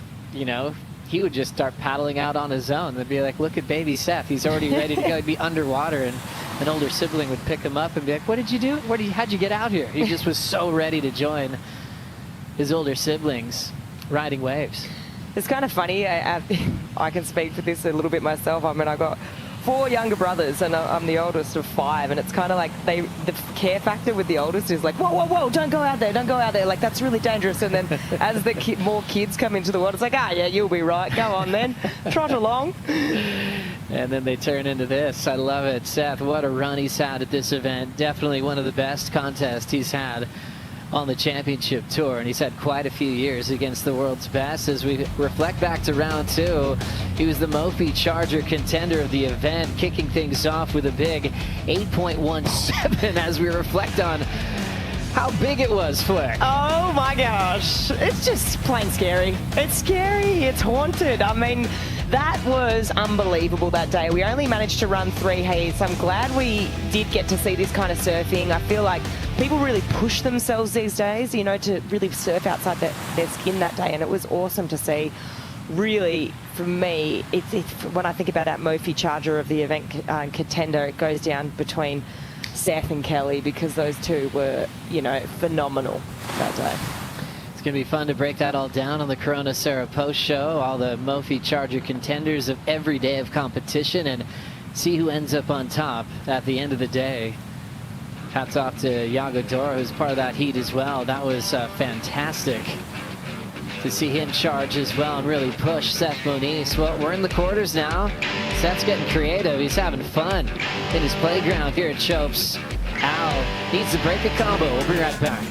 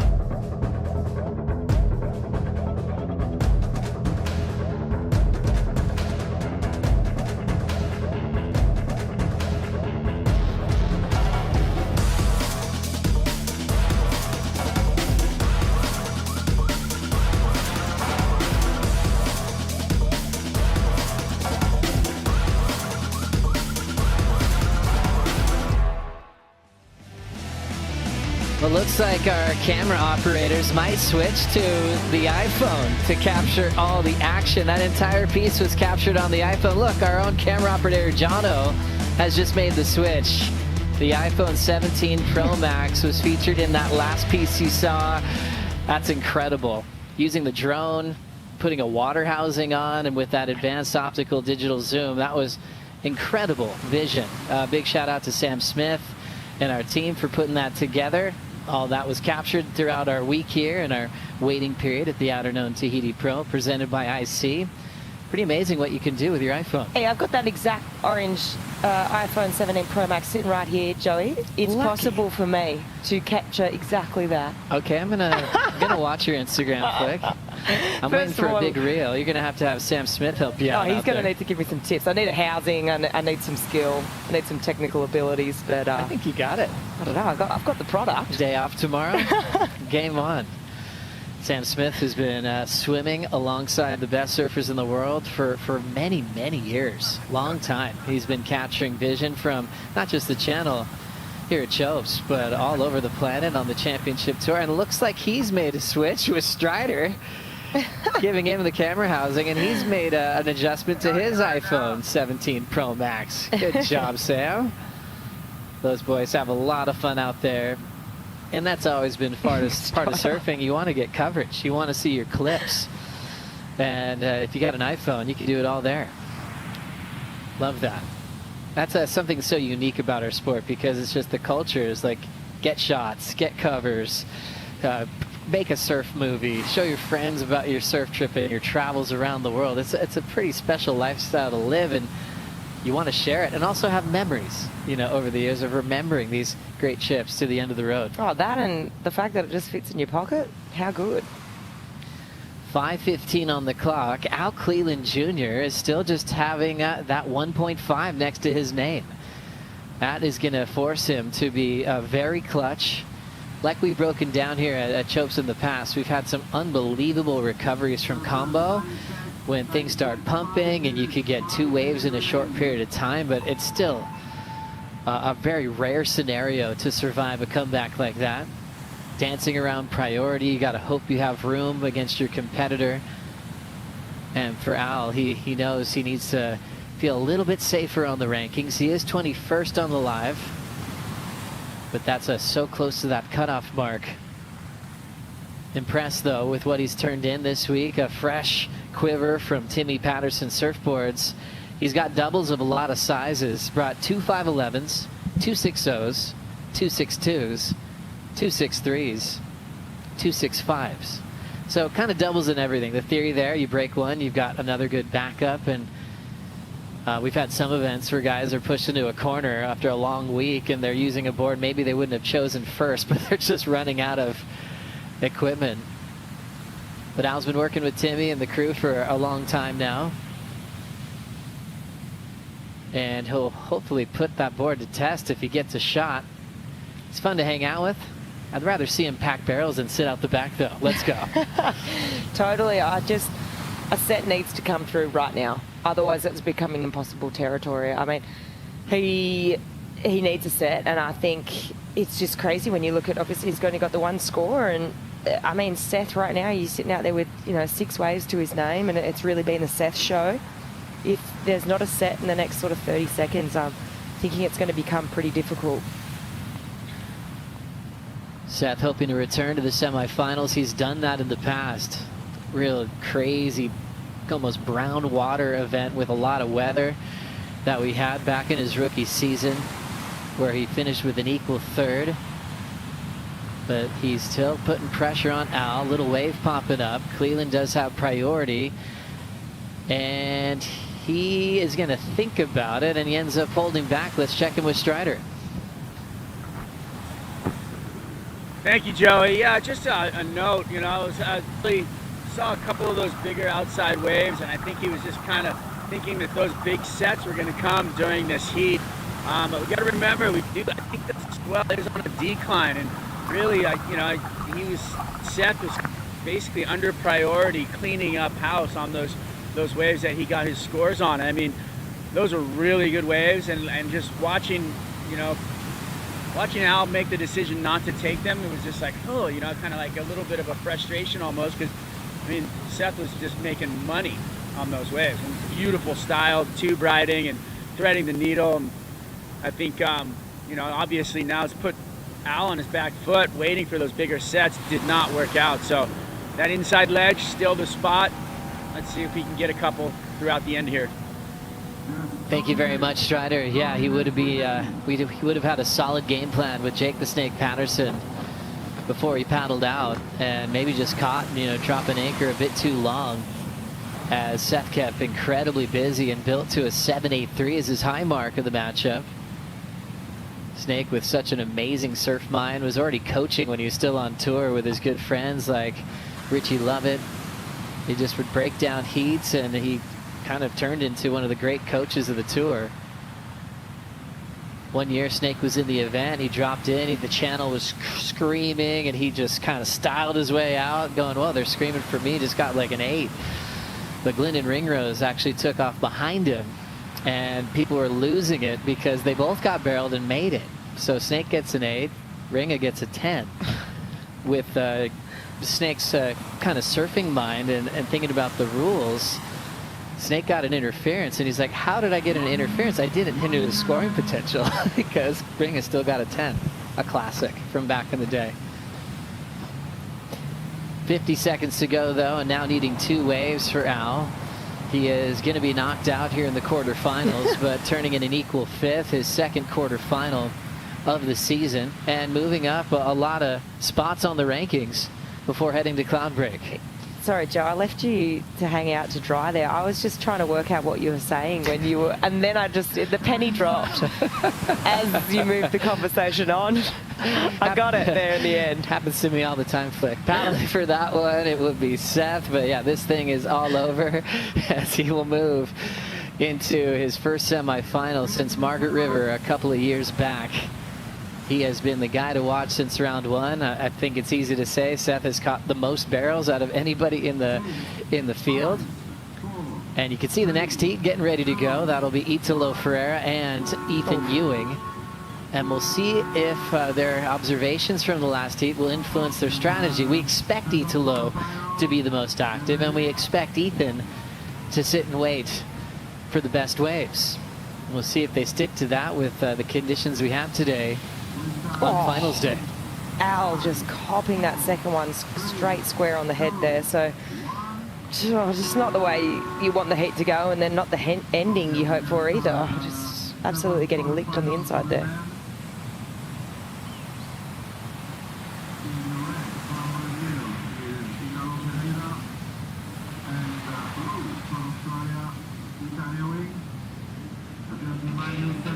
Seth Moniz moves on. Coming up next, Italo Ferreira takes on Ethan Ewing. We'll be right back.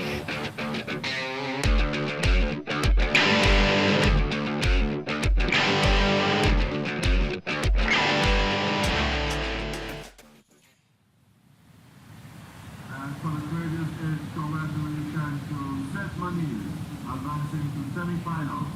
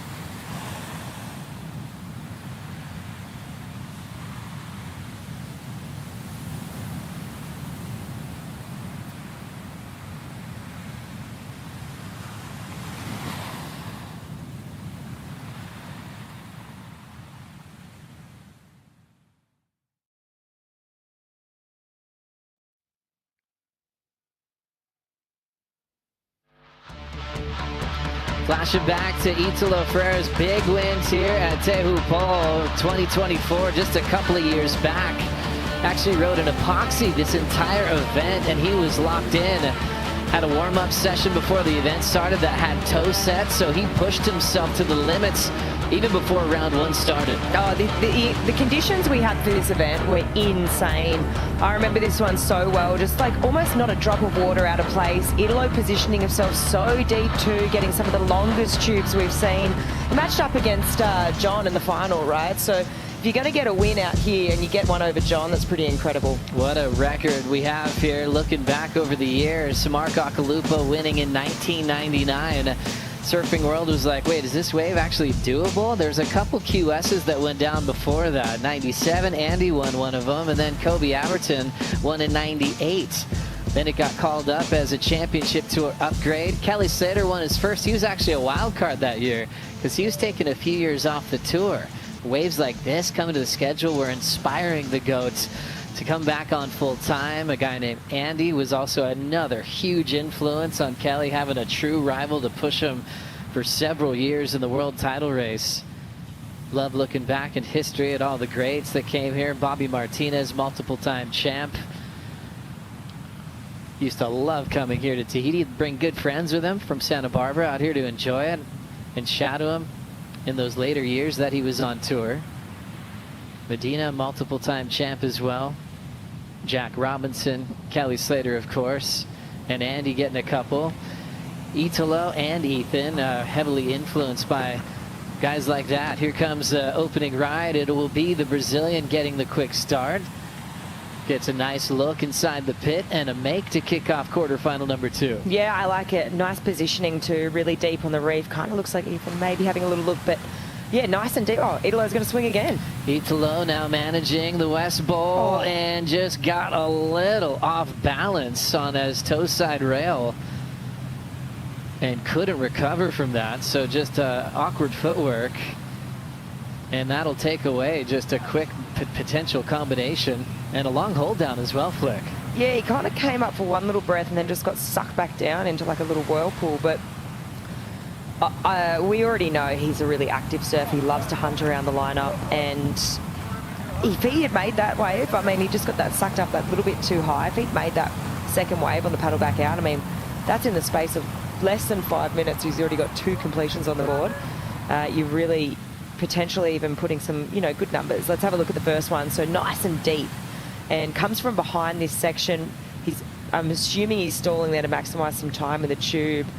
It's kind of hard to tell from that angle, but beautiful positioning, just sitting that little bit underneath Ethan, and that's the ability of being, and then here we go, straight back out into the second one. If he was able to stick this thing actually looked like it stayed pretty open, which it did. He would have already been potentially putting, you know, another 5 points on the board already, like very, very soft combo for Ethan, but, you know, potentially having 10 points already on the board.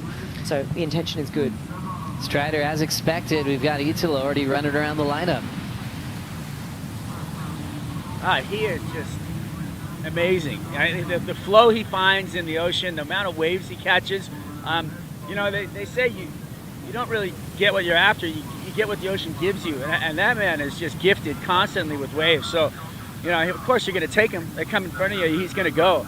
That last one was it was uber late. It was just crazy how he fell into it. And he caught the rail and just barely, you know, looked like he had control for a second, and then boom, he got sucked up the face because of how much draw there was coming off of the reef there. But incredible work by Italo. Looks like Ethan's going to try and bow out of that one. But just a note on Italo, you know, he's been fighting through a bit of a back injury. He's got tape on his back right now, and he's been talking about it, and physically you can see him holding his back, and when he's got, you know, sucked under, he was under for a long time, and he came up, got on his board, and you could see him kind of, you know, working through a little bit of pain, flipped the board over, checked the board, and had some words with Leandro Dora, who's coaching him out here, and, you know, just straight back out there. But, you know, there's always something. He as an athlete, and as much as he surfs and as hard as he goes, there's always something in his program that hurts. I mean, remember El Salvador? He had 8 stitches in his leg, and he was still back out there. He's a warrior, and he's sitting in #1 on the live rankings right now for a reason. Thank you, Strider. Yeah, Italo taking some beatings before the event started, and then started seeing him walk around on land, holding his back a little bit, and he's been getting checked on each and every day and making sure he's loose enough to put the jersey on. Seth is on a roll. And Chris Cote's been patiently waiting. Let's send it out to the channel. 100% Joe Torpel said you're one of the most tubed guys in this entire contest. And the equation is more barrels, bigger points. How's it feeling for you? Yeah, I actually saw that. I think I had like 63 seconds of barrel time before that heat. So I don't know. I'm just trying to keep, the vibes going and just kind of taking it easy, not getting too excited, even with that heat win, and because my goal is to be in the final and win it. Nice and steady, just keep getting barrel. I know you're watching this heat closely. You got Italo and Ethan out there. Who do you want to go up against? I want Ethan. We're staying together, and I think it'd be cool. We're good friends, build long teammates, and yeah, I think that'd be a cool story. Yes, I love this feeling, this calmness we have from Seth Moniz. Good luck going to the semis. Yeah, Chris. That was awesome. You could tell Seth Moniz is locked in. I mean, why wouldn't you be when you're just scoring barrels? That was a heat where he just kind of ran away with it. He wasn't really tested. He had the lead from the beginning. There was no lead changes, and he's off and running. Dropping in is the surfer that Seth would like to battle in the semifinals. Ethan Ewing gets his first make of the matchup. Yeah, that was nice. Just quickly on Seth. Wow, there was a lot of conviction in that voice, and it's exciting to hear. Also equally as scary. But yes, Ethan gets the first make and completion, and nice little tube ride. Positioned really well. Nice wave selection too. The wave stayed really open, and really, a smaller tube, so he really had to come toward himself to fit in here. The exit becomes quite small and really almondy, so we really had to, let's have a look from this angle. This will really sort of demonstrate that. Really small exit there, and really had to draw that high line just to make sure he fit out of that little sort of clampy section, which we've seen a few people go down to today, as we see Italo probably had a potential go at a wave there, I'm assuming. Yeah, just seeing Italo paddle away as we were watching the last of Ethan Ewing. And we'll see him get back on his board and throw a little shaka and start paddling back out. Loves his job, one of the most entertaining surfers in the world, qualifying back in 2015, bringing so much high-octane energy to the tour. Finishing in the top 10, making finals as a rookie, already a world champ, and this is what went down. He had the giddy up from deep, a goofy foot special wave out here, but got stuck along the way. That's so true, the goofy foot special. Oh, wow, okay, so he kind of did come through that foam ball for a second. Kind of looked like the nose sort of ended up underneath the foam ball somehow, or just picked a little bit, but good effort there. That's the ability, right, of being a goof. You can come from so deep in those really tight, armlindy sort of barrels. And just open to everything on this reef. That's right. He's had a couple of wipeouts, already putting a lot of energy out there, Strider. Yeah, he's definitely, I think I'm in a bad spot here. I'm okay. Like off switch, so seeing him take off and he was so deep on the wall in that wave, and then he ended up kind of swinging up into the face and then really pushing hard to get across it. So it's just impressive to see how much confidence he has, and in his mind thinks he's going to make it. I mean, I was looking into the barrel, could not see him. All of a sudden he reappeared over a foam ball and then like dropped out again, and then that last little bit got him. He was that close to getting an excellent score, and he's in his mind he's always making it. So I think that belief and having faith is a huge thing in life, and that man's got a lot of faith. He sure does, Strider. Thank you. Italo still leading this one, 5.33, and last of Ethan Ewing, 5.17. So really close there between these two all-stars that just seem to trade wins back and forth. Every time they get a matchup together, whether the world title's on the line or they're surfing through the championship tour. So they've seen a lot of each other's strengths. They couldn't be more polar opposite with the way they perform stylistically. Regular versus goofy, Australia versus Brazil. Ethan coming from a surfing family from North Stradbroke. Italo growing up in Baía Formosa, and his first surfboard was the lid of his father's ice chest that he used to stand up on and rip down the line on this mini little right-hand point break. Had promise and grit. Jadson Andre would tell us all about his talent, saying he's coming, just wait, and then he burst on the scene and completely took over the world in 2019. Ethan's still the great hope for Australia to take home a world title. And he's put himself in a good position in the top 10 this year and picked up another win this season back on the Gold Coast with thousands of people on the beach that were hoping for that result to come true. Yeah, it was a pretty incredible run for that contest. We rocked up. The forecast was incredible. Ran the first 4 days, and you couldn't ask for any more from Snapper, really. Look, one matchup that comes to mind was the matchup he had with Lobby. I mean, they keep having these matchups this year, but yeah, Ethan matched up with Liam O'Brien. It was an incredible semi-final, and then moved forward to the final against Connor, and yeah, pretty pumping waves. And once he won, I haven't seen crowds like that on the beach for years. I think there was about 30 to 40,000 people, just not 1 inch of stand left. It was insane. What an event to remember for Ethan Ewing, having a Bells title, Jeffreys Bay title, now a title at the Gold Coast. As we focus in on the numbers for the head-to-head matchups, it's almost dead even. And honestly, their last 7 matchups, they're trading wins back and forth. No one's gotten on a hot streak. One wins, then the next one wins. It just goes back and forth. When it comes to the final 5, that old format, Italo got Ethan a couple of times.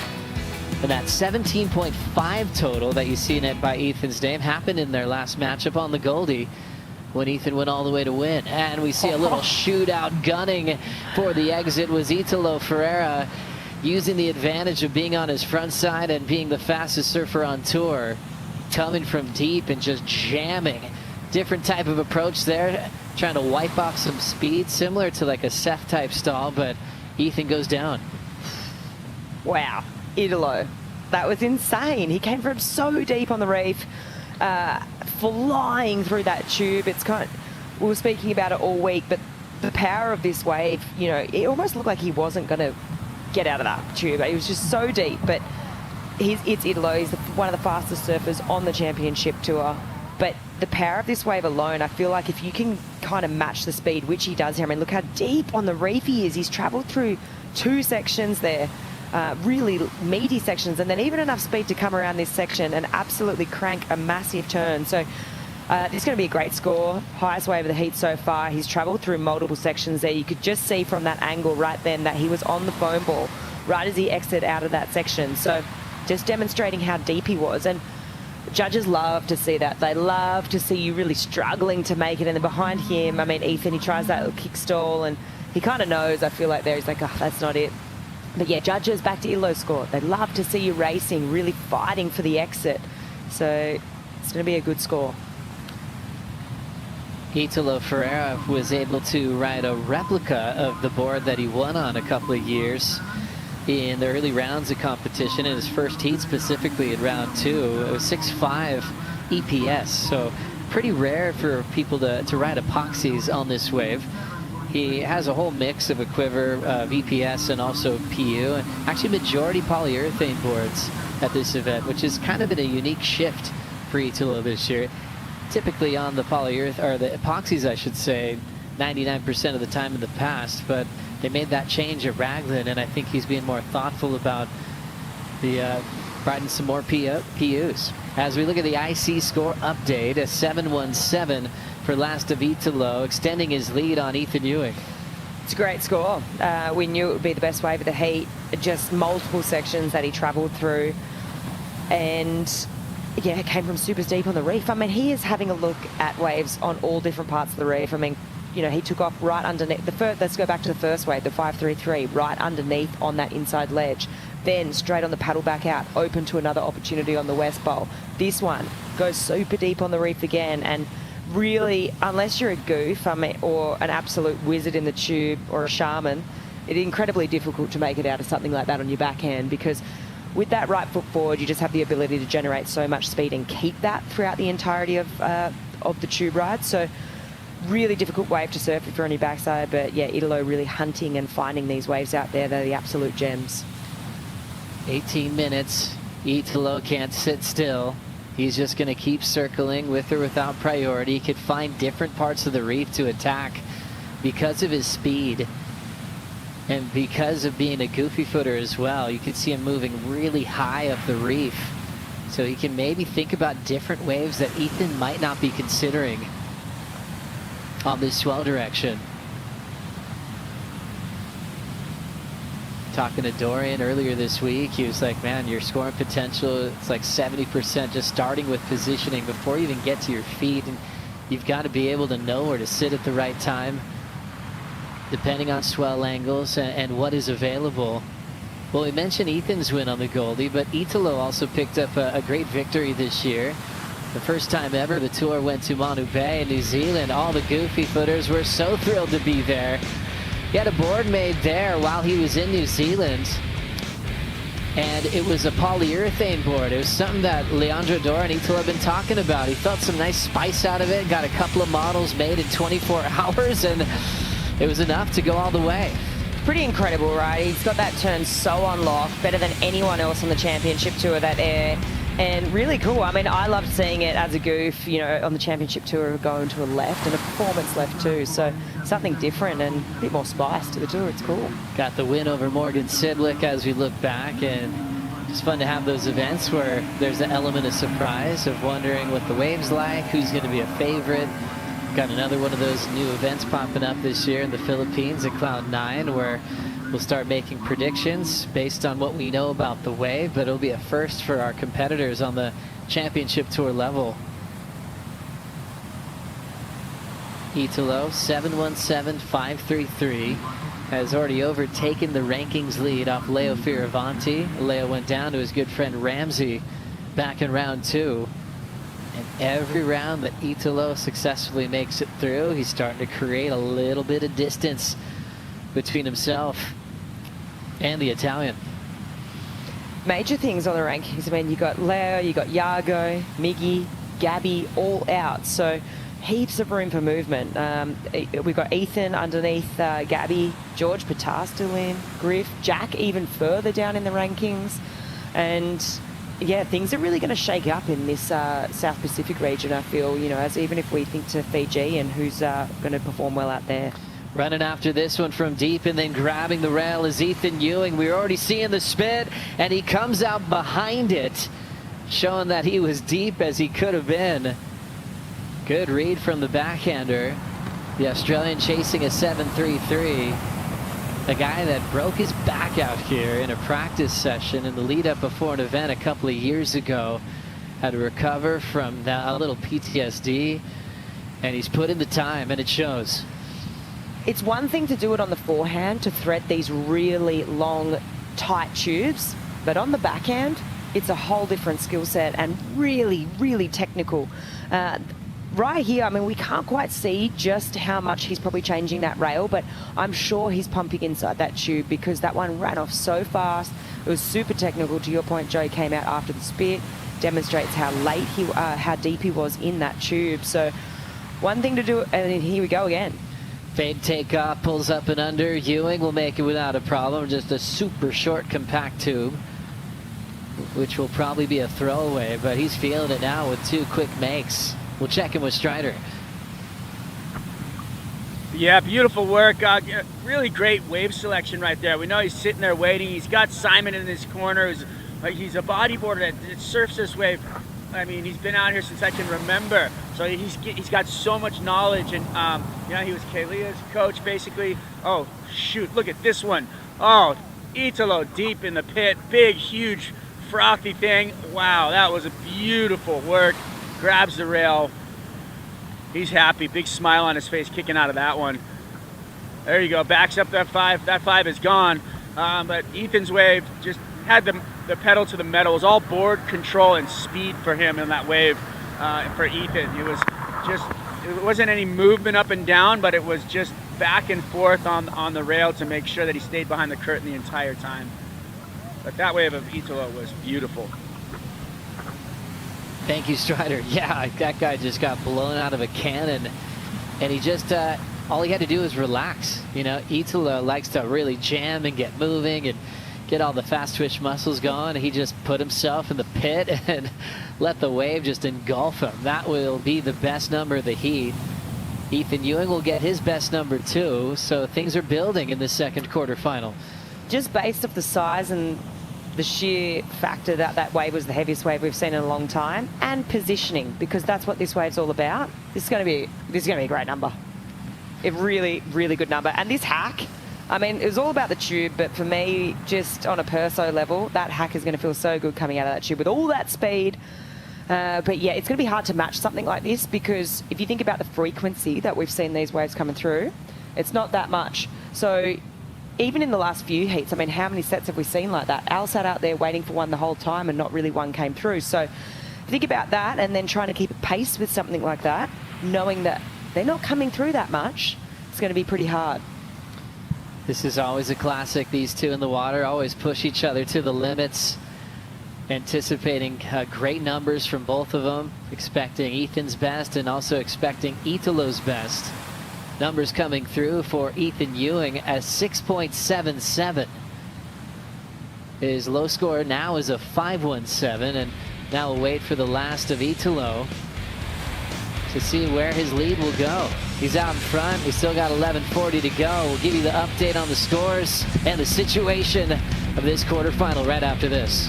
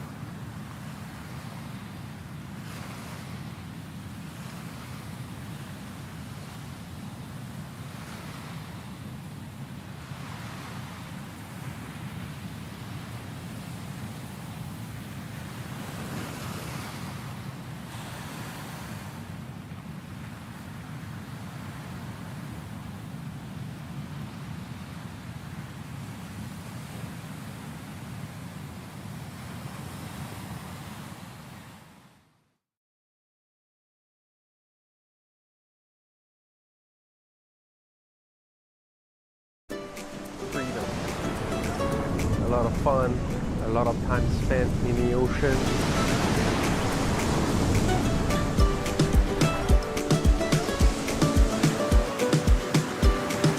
When you think about it, there's 118 islands in French Polynesia.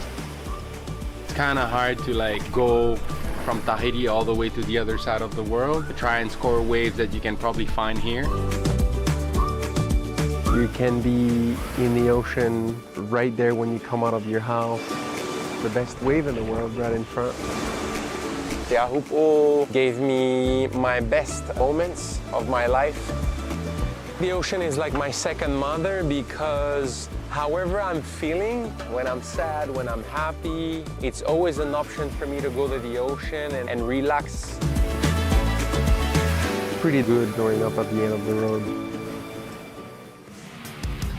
Always great hanging out with guys like Tahiti Henry, a local legend who helps a lot of the world's best with this wave on land, getting good food, and we'll go right back to live action. Italo Ferreira deep in the pit once again. He is enjoying his time in the water with Ethan Ewing. Remember that wave he got before the break? Where he's had a couple of waves since then, but the big number that we were waiting for when he got blown out of a cannon, it was an 8.33. He had a 7.17 before that. Just like expected to the script, he's catching the most waves in the lineup, and wow, right in front of our eyes. Might as well spin around and get shacked. Deep on this one again, that red jersey was just shining brightly through the lip. Impressive experience to be a surfer like Italo. How many times can you get barreled in 35 minutes? We might find out. Can I just have one of those waves? Just one. Just one, please. Just one little tube. One of those last fours. That would be so nice. Tomorrow morning flick. It's on. Oh, look at this. He's just having an absolute field day out there. I love seeing Italo when he's so connected to a place, and we're watching that happen right now. Just every part of the reef, like hunting, searching, finding, but then just having so many completions too. It's really cool to watch someone really activate into their flow state. Yeah, what a great partnership with Italo and Leandro Dor this year. Let's check in with the Waz. Thanks, Joey. I mean, I think Italo just can't help himself. And the pure just surfer in him just sees those waves, and he's on his way back out, and he just took off, and he just, even though it was a 4.3 or whatever it was, the scores, he's not even worried about that. He just sees a perfect barrel and identifies that there's going to be a little tube ride on it. He's like, I'm going. And he cannot help himself. And he's like most of us as surfers, we just love getting barreled. That's the ultimate thing, is to find yourself inside the womb and where time literally stops. And I feel like there's nothing like it in the world, and why not have, you got an open playing field out here at the end of the road. Might as well get as many barrels as you can. Thank you, Strider. We're enjoying this 8.33 again, the 15th excellent wave for Italo here in Tahiti. Oh, I love that hack. How good is that? So much speed when you come flying out of a cabin like that. It's just so incredible to watch. I also just love the sheer fact that he comes out with the spit here. Anytime a surfer's coming out with the spit or after it, he just demonstrates how deep they are. He's come out with all this speed, big grab rail, power hack. Just so fun to do. And he's really developing a solid score line. Really testing Ethan here to try to come back, but it's just the Italo show, up and down on that one. His 8th wave ridden in the matchup. A nice 15.5 combined total. So Ewing needs an 8.73. But it's always tough when your opponent has 2 better scores. His keeper, his backup are better than both of Ethan's numbers. With 5:30 left, Ewing does have a chance to improve on both of his scores. Now to his 6th start out here in Tahiti, Ethan Ewing is matching his personal best result. His first quarterfinal in Tahiti was last year. So he's matching it by doing it the following season, as he's looking to make his first semifinal here at Chopes. But Italo might give us another wave to talk about here. He will lock in, hollow on the takeoff, double arm bar. Foam ball makes him honest, but he keeps his line strong on that Timmy Patterson. So good. We're just getting a masterclass in how to tackle this wave as a goofy foot. All the different ways to go about it on all the different parts of the reef. It's really cool to watch. So many different techniques on display, different types of waves surfed, different takeoffs, different positioning, different entries into the tube. Yeah, real goofy foot masterclass right now. Yeah, and he's just playing around with it, enjoying it under priority. This one just delays the takeoff. You can see he shifted his weight forward on the board, but then he had the double arm bar going as well to really slow himself down. So just so connected. Yeah, this technique here really slowing himself down almost to... The fact that he hit the foam ball there, it just demonstrates how effective the double arm bar was and how much he was using that to just really slow himself down. Managed to hit the foam ball, no problems for him, and came flying out. Now into 4 minutes on the clock for Ethan Ewing. He's under pressure now. Italo is just famous for sucking all the momentum his direction, and he just takes that energy and can almost suffocate his opponent with it. Well, Ethan's got to be clutch. He's done it a few times this year. He's actually tied for first with 3 clutch heat wins this season, having 2 of them on the Gold Coast, where he went on to win. And he also had a 3rd at the last stop in Saquarema, where he was under pressure. The clock turned things around in his favor. He's got to make that come true right now. It would have to be the best barrel of the matchup, though. An 8.73 to move on. It's definitely possible because he can do it in one wave, right? It's not out of the realm of possibilities. However, you rewind back to the 8.33, and I spoke about it when Italo did get it, is that was one of the bigger waves that we've seen in a really long time. So it's just whether or not the ocean is going to provide something like that, because I think a lot of the points obviously came from, I think, the wave itself and just how heavy it was. And obviously Italo rode the wave really great. There was kind of a casualness to it as well, but the ocean is going to need to provide a similar wave. So let's have a look here. This is that wave. And he cleared 2 sections, came out after the spit and a major power hack. Just so you could see the size of the wave too. So the ocean's really going to need to provide something quite similar, and for this score to be possible. You know, and I reflect back throughout the heats. I mean, even in the Seth Al heat, I don't think, did Seth really find one of those waves? I can't really remember. Was there a bigger set that came through? There was one, wasn't there? So there was one set in that last heat. The heat previous was Katie and Yolanda. I think there might have been one in that heat too. So you kind of start going back and doing that bit of revisionist history and what was available in those heats. Yeah, it's a rhythm thing and a timing thing. You're trying to maybe pre-plan what might be available. Like we saw for Al Cleland, he sat and waited because he's like, here we go. I'll just sit on the outside ledge, and he ended up leaving the heat with a 1-5. One thing he probably did, he's like, well, I'm sticking to this game plan. It's going to happen, and, you know, he fell by it. Ewing's been getting in the mix. He's got a 6.77 that's keeping him in this heat, but we focus on the live rankings. Leo out, Yago out, Miguel out to Griffin yesterday. Gabriel Medina losing to Kelly Slater in round 2. That's one of the earliest losses Medina's ever had here at Tahiti, but he lost with a 16+ total, which made this top 5 picture really interesting. Ethan right behind Medina, hoping to overtake him if he can come back in this heat.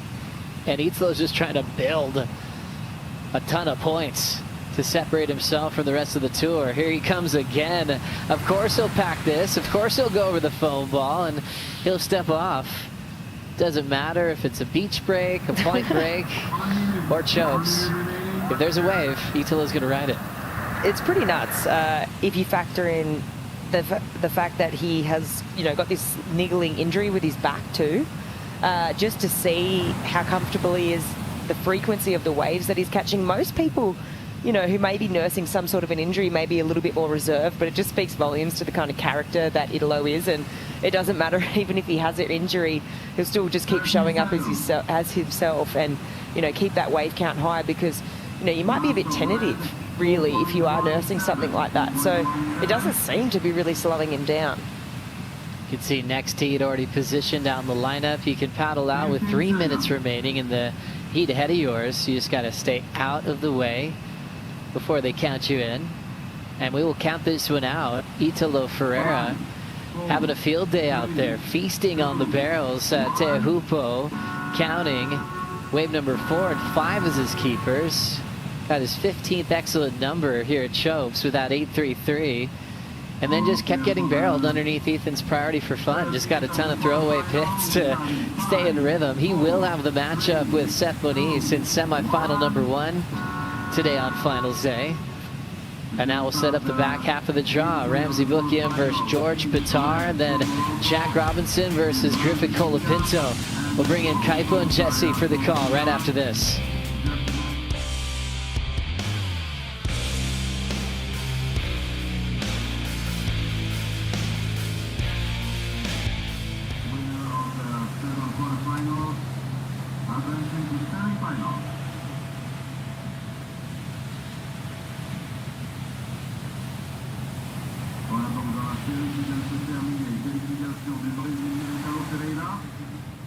Qui avance en demi-finale. Et à l'instant, nous allons commencer le 3e quart de finale qui oppose le Marocain Ramzi Bukiam en rouge à George Pitar, l'Australien, en bleu.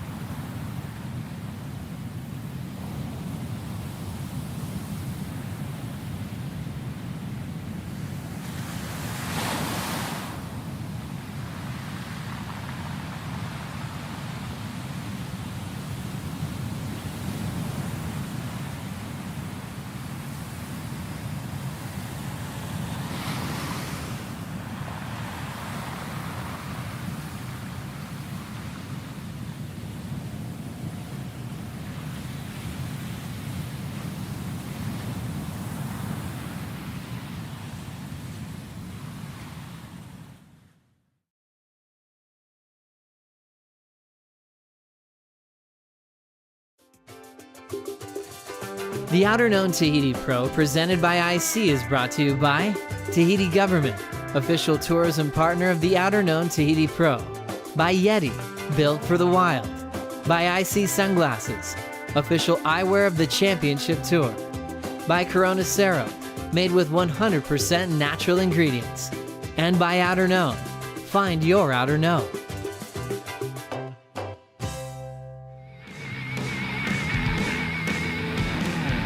Back at stop 7 on the Championship Tour in Tahiti.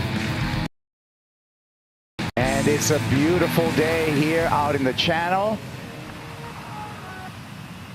The Outerknown Tahiti Pro and Italo just stole the show. He's in semifinal number 1 with Seth Moniz, Jesse. And Seth has been excellent. Italo's been excellent. Look at the setup we have right here when we look at the bracket. I mean, this is that typical classic goofy foot, regular foot semifinals.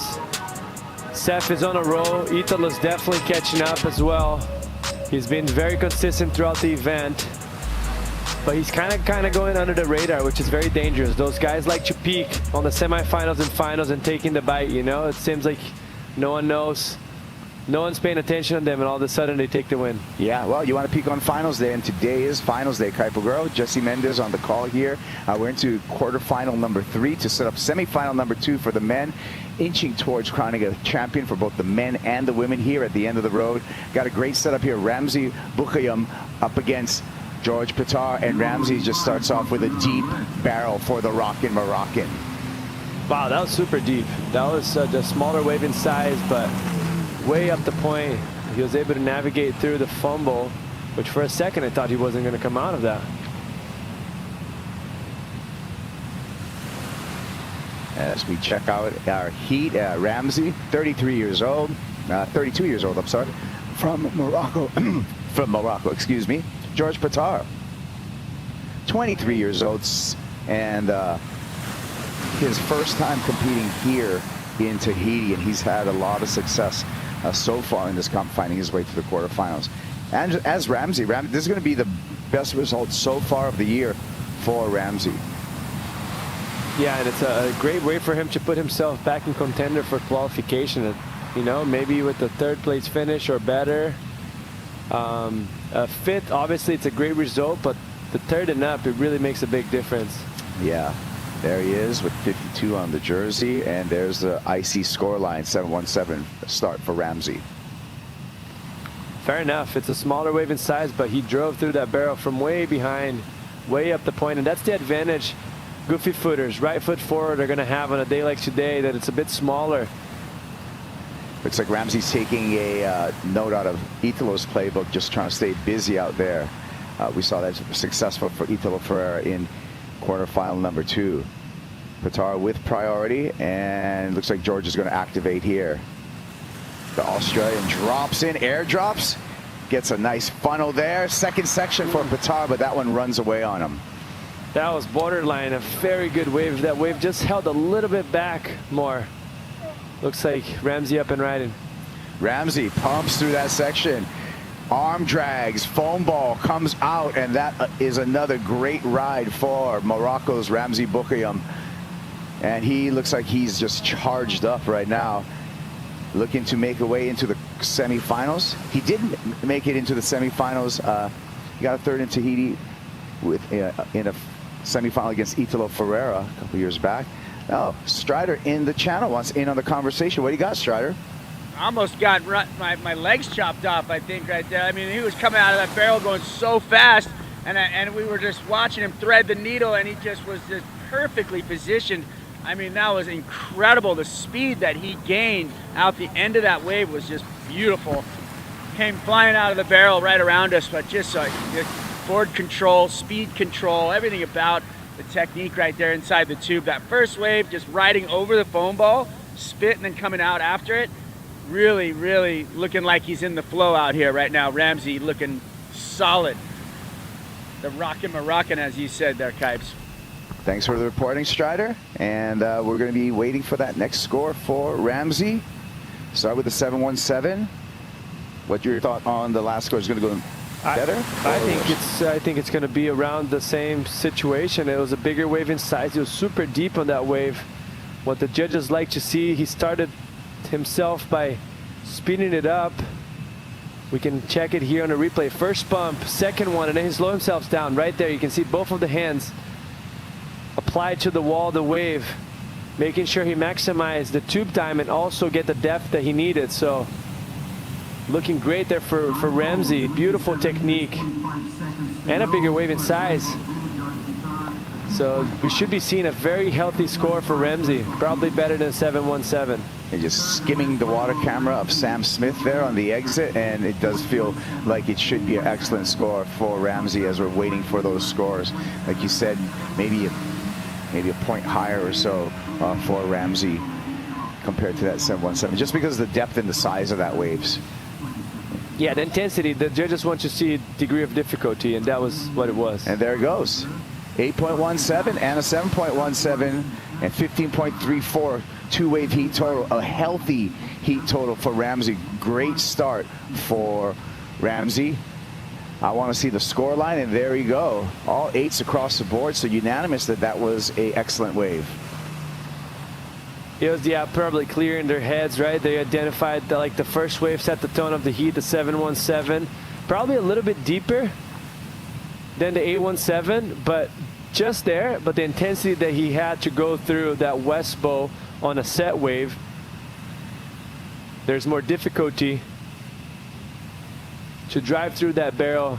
Way more energy going through under the boards and through the fins, so harder to control. And judges took notice. And unfortunately for George,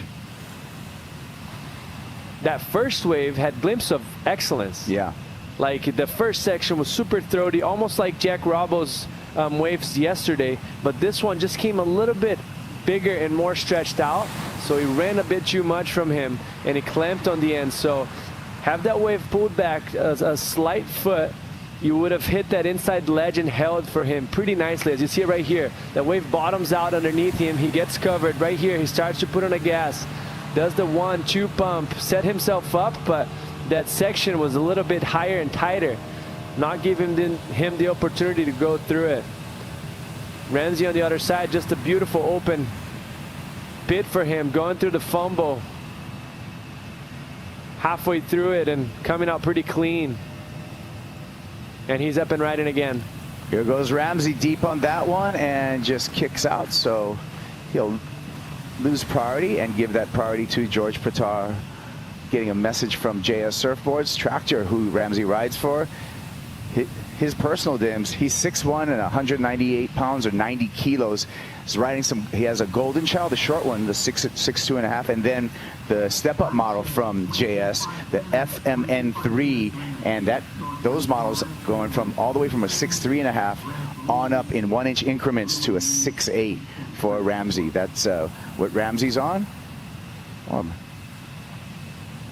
And even more messages. And from Britt Merrick, it is for George Pitar. He's on a 6'2" Goldie.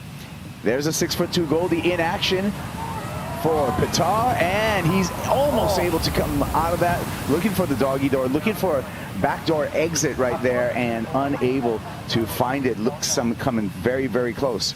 So thanks for the CI crew and the JS crew for board information on these two surfers.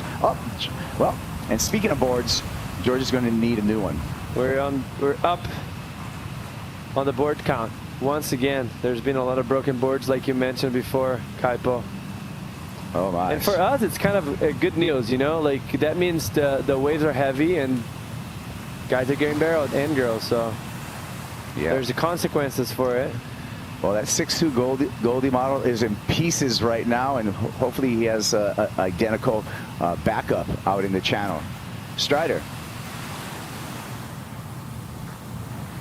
Yeah, George having to swim out of the impact zone over to his board, and you know he has a switch out, but that was, oh my gosh, look at Ramsey! Wow, that was just gorgeous.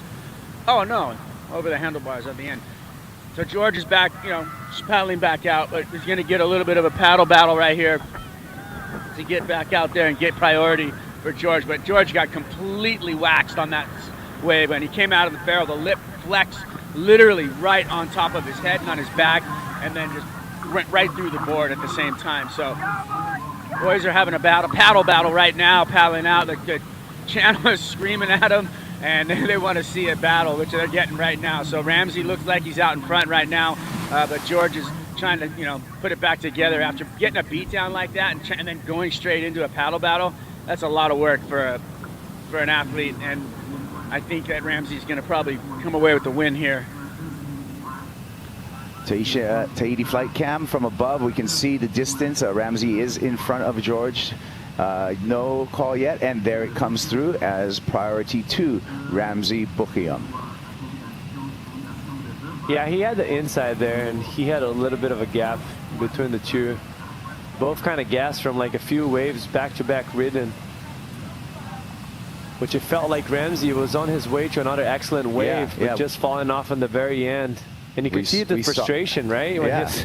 We saw that during that cross to Strider, Ramsey nearly making, which would have been another excellent score. Jack Robinson getting prepared for what's coming up next. Is going to be a rematch of last year's finals. It's going to be Jack Robinson up against Griffin Colapinto. And Jason Stevens from JS Industry dropping off Jack, making his boards, shuttling him out, taking care of his team rider. So JS is actually having a pretty good run here in Tahiti as far as their team riders.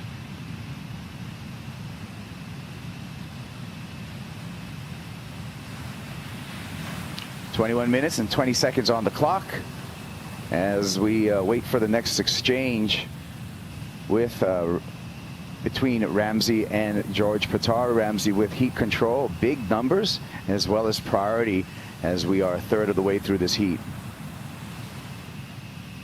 Let's hear from Italo Ferreira. He's into the semifinals. He's with Chris Cote. About a dozen tube rides out there. How much fun are you having today, Italo? Oh, I'm so glad. I just want to say thank you, God, for the opportunity. It's a really beautiful day today. It's no rain. Windy, it's okay. And then that's like a lot of like double ups. And yeah, just try to serve, try to have the little like good walls and then make a score. Yeah, that was a good hit. So far, so good. Into the semifinals, I have some more good news. I know you look good in red, but how do you think you're going to look in yellow?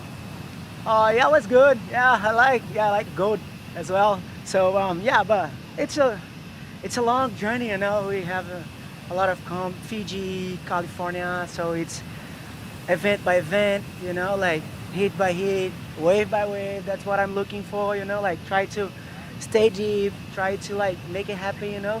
And I'm really proud of me because I came for a place that is really small and you always like doing airs, so I'm glad to have the opportunity to show a little bit of technique, you know. After a long time, I have been like traveling, working, make it happen, and then, yeah, I'm here. Let's see that double arm tube drop. Yeah, I like that. Yeah, Italo, that's a great comment from Ferreira in that, like, he was always thought of an air guy, but in 2019 when he won his world title, he did that in the real deal with a final up against Gabe Medina at big, gnarly pipeline. I mean, with those guys, you almost just better be quiet and not poke the bear, you know? Yeah. Like, as soon as you start talking, oh, they qualify, what are they going to do? They're not going to surf big waves well. Yeah. All of a sudden, he's making quarterfinals, I think, in the first year, beating CJ Hobgood. The waves are massive, and then winning pipeline, winning Teahupo'o. Yeah. He's proven himself that he's got a broad range skill set. I mean, there's nothing that doesn't favor Italo Ferreira. You know, just performance lefts that we saw in Raglan. He took a win over there. Took a win on the backhand.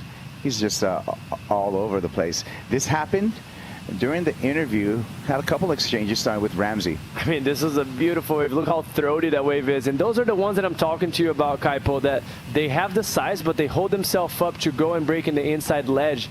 But the foam bow is very hard to navigate. It's super powerful, and it lifts you up. And this guy, you just mentioned, I think he was, what, 90 kilos or something? Yeah. Or 80 kilos, something like that. And on the other hand, here, George Pitar getting his first decent ride. Shorter barrel, not as intense as the previous opportunities he had, but still, he's going to get himself something to build on. Yeah, waiting for that score for George Patar. There it comes in at a 5.17. So still in a two-wave combination, however, for Patar. He's got priority.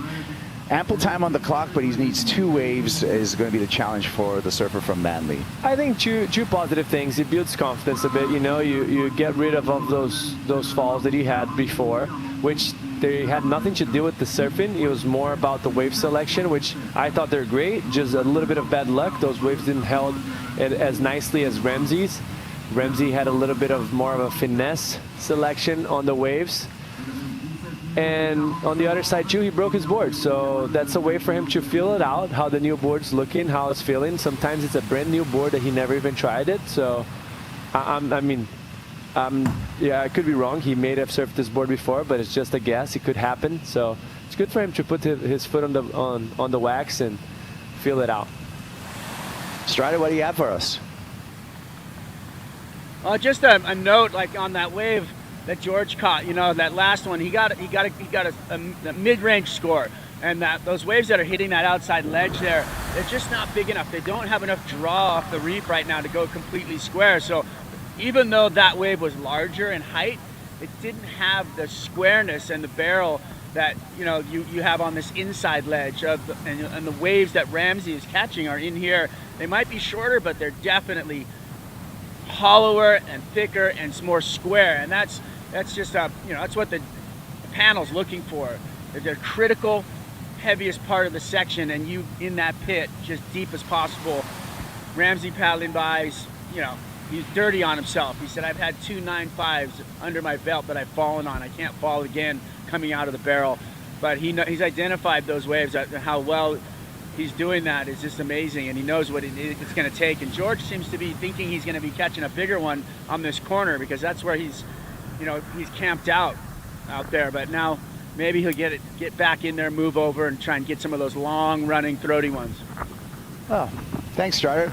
Next time you talk to Ramsey, tell him don't be too hard on himself. He's got his opponent comboed right now with 15.34. It still hurts though for a surfer, knowing you come out of the barrel. You see the exit, you come out of it just without your board underneath. Yeah. He displayed some great body surfing right there. Yeah, that was. And you could see that he was like riding the wave body surfing, but he didn't want to go to the shallow part, so he dolphined under. Yes. That's just a heads-up play. Like I don't know, maybe. But when we saw that wave, that was my exact thoughts of just being, just smart about it. It's getting shallow. Yeah, it's getting shallow, and just like you could just body surf your way straight onto dry reef, but he made that good dolphin exit. Patar a little bit wider on this one, and that one goes nowhere. Yeah, those in-betweens are not going to help him. And very tight. That just gave like real heat control to Ramsey. Yeah. Ramsey Pokiyam with a big total has his opponent in a 2-wave combo, and now has priority to control the tempo and the complexion of this heat.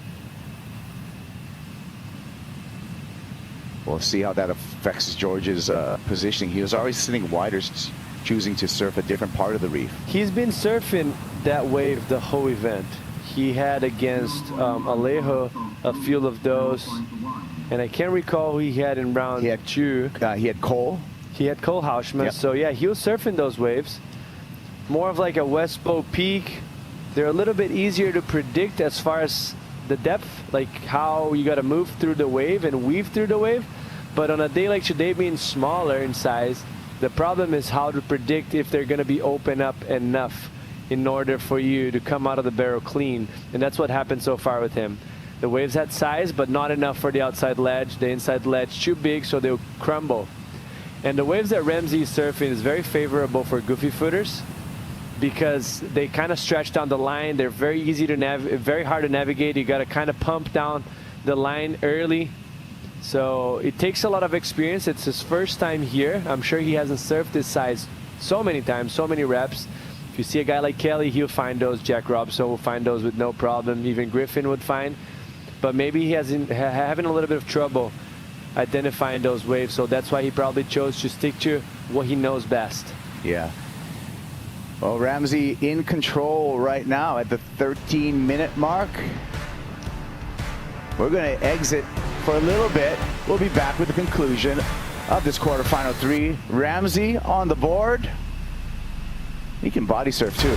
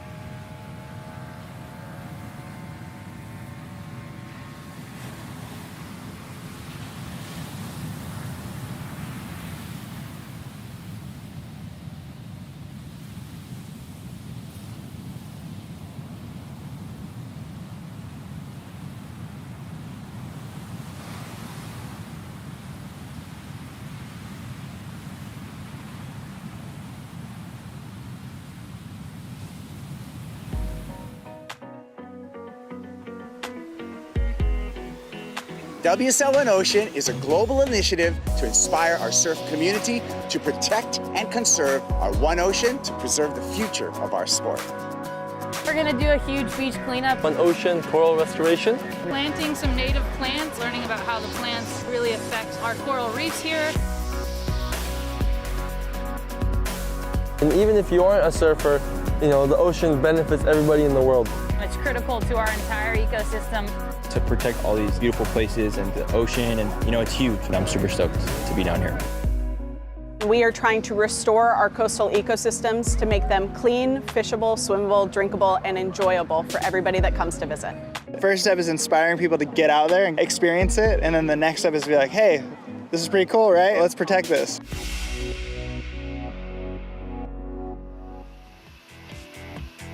Thank you, Yeti, for your support of WSL1 Ocean, inspiring surfers to take care of the coastlines, the ocean, the watersheds, and so we can have beautiful scenes for hundreds of years just like this. The Whenua, the land here in Tahiti, absolutely beautiful. The sun has come out. It's finals day.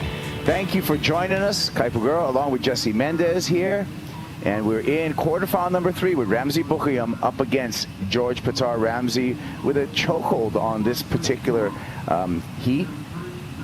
He's got George in a 2-wave combo as we look at the score bug, and it populates the needs for George Patar. 2 waves equaling 15.34 or better.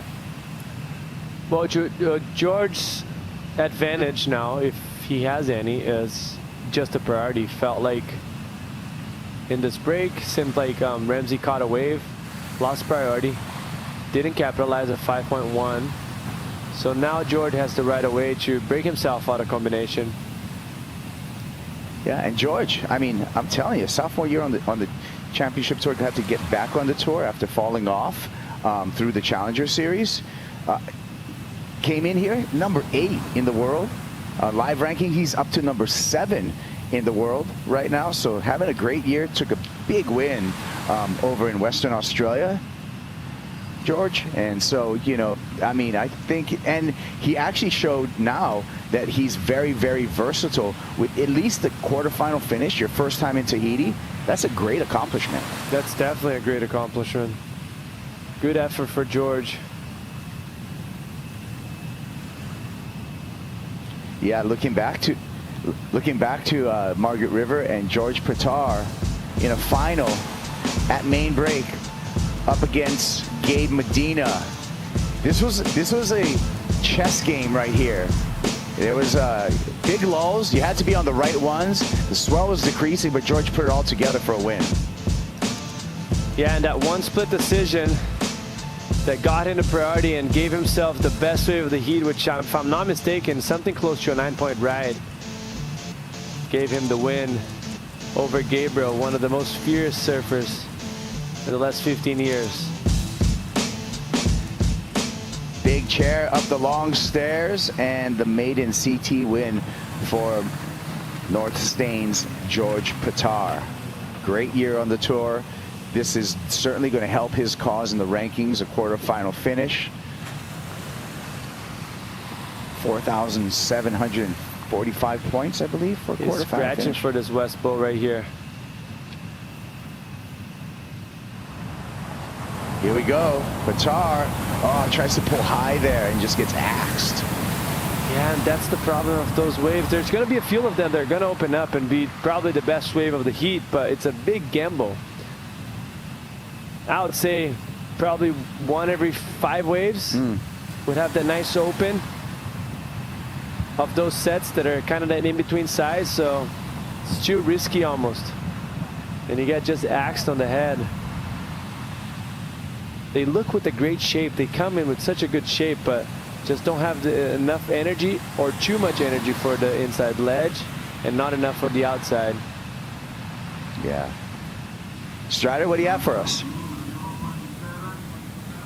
Just a little insight on George Pitar. You know, you guys were talking about him making the quarterfinals here, which is a huge feat for him. You know, not ever being here and never competing here, and just really getting, you know, things going in the event, which is pretty cool to see somebody build their confidence through the event. And he's also, you know, he made a choice to go to Fiji about 3 weeks ago, and go down there and warm up, and he scored some really good waves in Fiji. So he's got a tune up down there as well, you know, for his campaign coming up for that event. So I think he's doing the work, he's putting in the time, and, you know, interestingly enough, he's coming here and just basically getting better as the event went on for this event. I think his road's going to end here, but nice work for George in this event, and look out for Fiji because he's ready for that too.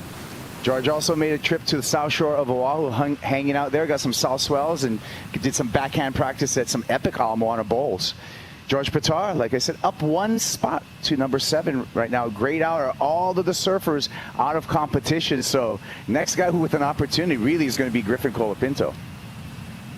And Griffin's coming up next. And he's already coming out. I think previously from here, he was outside of the top 10. Yep, came in here number 12, Griffin. So Jack Robinson, Griffin Colapinto in the next heat. Robinson up 1 spot from 13 to 12. He'll continue to climb that rankings with perhaps a win here. This is going to be a rematch for these two surfers from last year's final. So a lot of times the cream rises to the crop. Right now, the cream from last year, the top of the crop from last year, going to be clashing in quarterfinal number 4. Yeah, this is going to be very exciting to watch. Both surfers know this lineup very well. They'll identified, I feel, like those waves that Ramsey has been catching, those double ups that come a little bit deeper. Looks like Ramsey up and riding once again. Stroking into this one. The rockin' Moroccan in a box, a big spit, and he comes out. That's it. The Warrior stance coming through there into the channel. Ramsey feeling it, and rightfully so. Do you see the difference of that wave? How it gets way more throaty. Looks like George wants to answer back. High line finish for George Pitar. He's going to be tracking Ramsey, and a little bit of a paddle battle to establish priority out the back. This is personally for me, it feels like the best wave of the heat for Ramsey Buchan. What a wave. What a wave for Ramsey. That was just steep, deep, spit, exit. What do you think, Strider? I think that was exactly the moment you come to Tahiti for. That thing drew off the reef. When it hits this inside, it has this green line through it, and you can see the reef just shining through the barrel. And as he pulled up into it, you saw the vacuum happen, and you saw him get that perfect little pump because he knew he wanted to make it, but the thing exhaled in such a violent manner that he completely disappeared in the spit. I mean, he was gone. There was nothing there. And he just came out of the barrel, grabbed the door, shut it, the refrigerator. It was over, the Yeti cooler. This thing's done. That was That's all she wrote. Last nail in the coffin. That was just incredible work right there. And let me tell you, that was incredible, just poise and comfort in that barrel. Yeah, I agree. Comes out, gives us the Wolverine claim. Waiting for the scores for Ramsey. Feeling in the room, it's the best score of the heat so far, best wave of the heat, and sure enough, it is a 9.57 for Ramsey, and he's not done yet. Pulls back in under the cover. One more time under the shade of Teahupo'o, and Ramsey is just gaining momentum. He is on a tube hunt. He's pulling up to the tube buffet and overloading his plate. Here, well, I want to see the score. 5.97. One judge going 9.7. One judge going 9.8. We had to throw away that 9.8. We throw away that 9.0, 9.57, the average. And let's talk about improvement of conditions right here. Like on the previous heat, Italy, you could see he was already getting those double ups. He cleaned up so much more on this last few heats with the offshore. So all that noise and that crumble that was in the women's heat, it's long gone. And you can see here how much drawing off the reef and just staying it open, creating so much opportunity for the surfers. He had a 7.17, an 8.17, two point rides that were 9s that he felt in the end, and the last 9.57. Yeah, Jesse. Surely a contender for the Mofi Charger Award that we will be awarding later today at the conclusion of this event in the Corona Cerro Post Show. I kind of feel like it was, like, personal opinion, was in between him and Kelly. He had that psycho wave that he took off, and Kelly had those wipeouts, came up with 2 9s right afterwards, and he had just that big, steep frontside takeoff that is as scary as he gets. But just back himself up, even when the waves are smaller, with those massive scores, it's going to be a hard one to beat. Yeah, I concur. So, it looks like Ramsey, he's on his way into the semifinals with that giant, excellent heat total of 17.74. And his road here to the semifinals started in round 1, where he defeated Oscar Berry. Then he had to take on his good friend in round 2, and number 1 in the world at the time, Leo Fioravanti. Then in round 3, had to overcome Joao Chianco, who's been on fire, and now Ramsey continues just to pile it on. Why not another tube? I mean, it's just non-stop. Like, the guy's on the 7th or 8th wave that was as fun as he gets. What a dreamy day. You know, they say make hay when the sun's out. That's exactly what Ramsey's doing right now. Actually, he might want to conserve some of his energy. He's going to have a semifinal coming up and potentially a final. Yes, no doubt about it. And very stacked semifinals, either Jack or Griffin. You're going to give a run for the money, no doubt. Well, he's been going excellent over and over again. I think he had a total of 17.33 in the past round 3, and then now just again into the 17 range for Ramsey. So congratulations and thank you for the entertainment, Ramsey Bukriam. When we come back, it's going to be a rematch of the 2025 final. Jack Robinson versus Griffin Colapinto. There's excellent waves out there. Ramsey's showing it. Imagine what's next.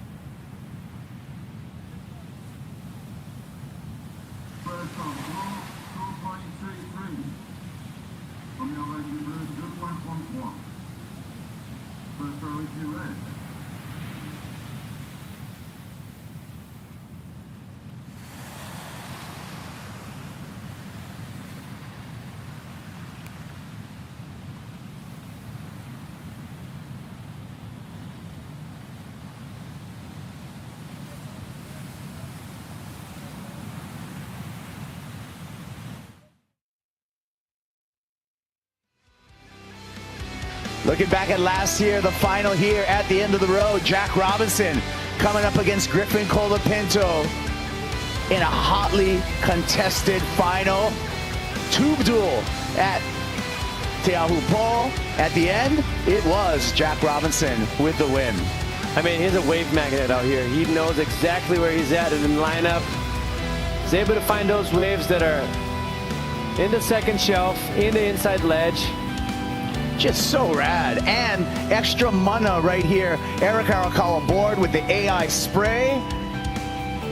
Jack Robinson, just barrel after barrel. Tube Fest for WA's Jack Robinson. Celebration of the channel and honoring AI Andy Irons on the chair up. What a moment. Good dancer as well. And good dancer as well. Taking a look at our past champions all the way back to 1999, where a win for Mark Akalupo set him up for a world title. See a lot of Kelly Slater's names up there too.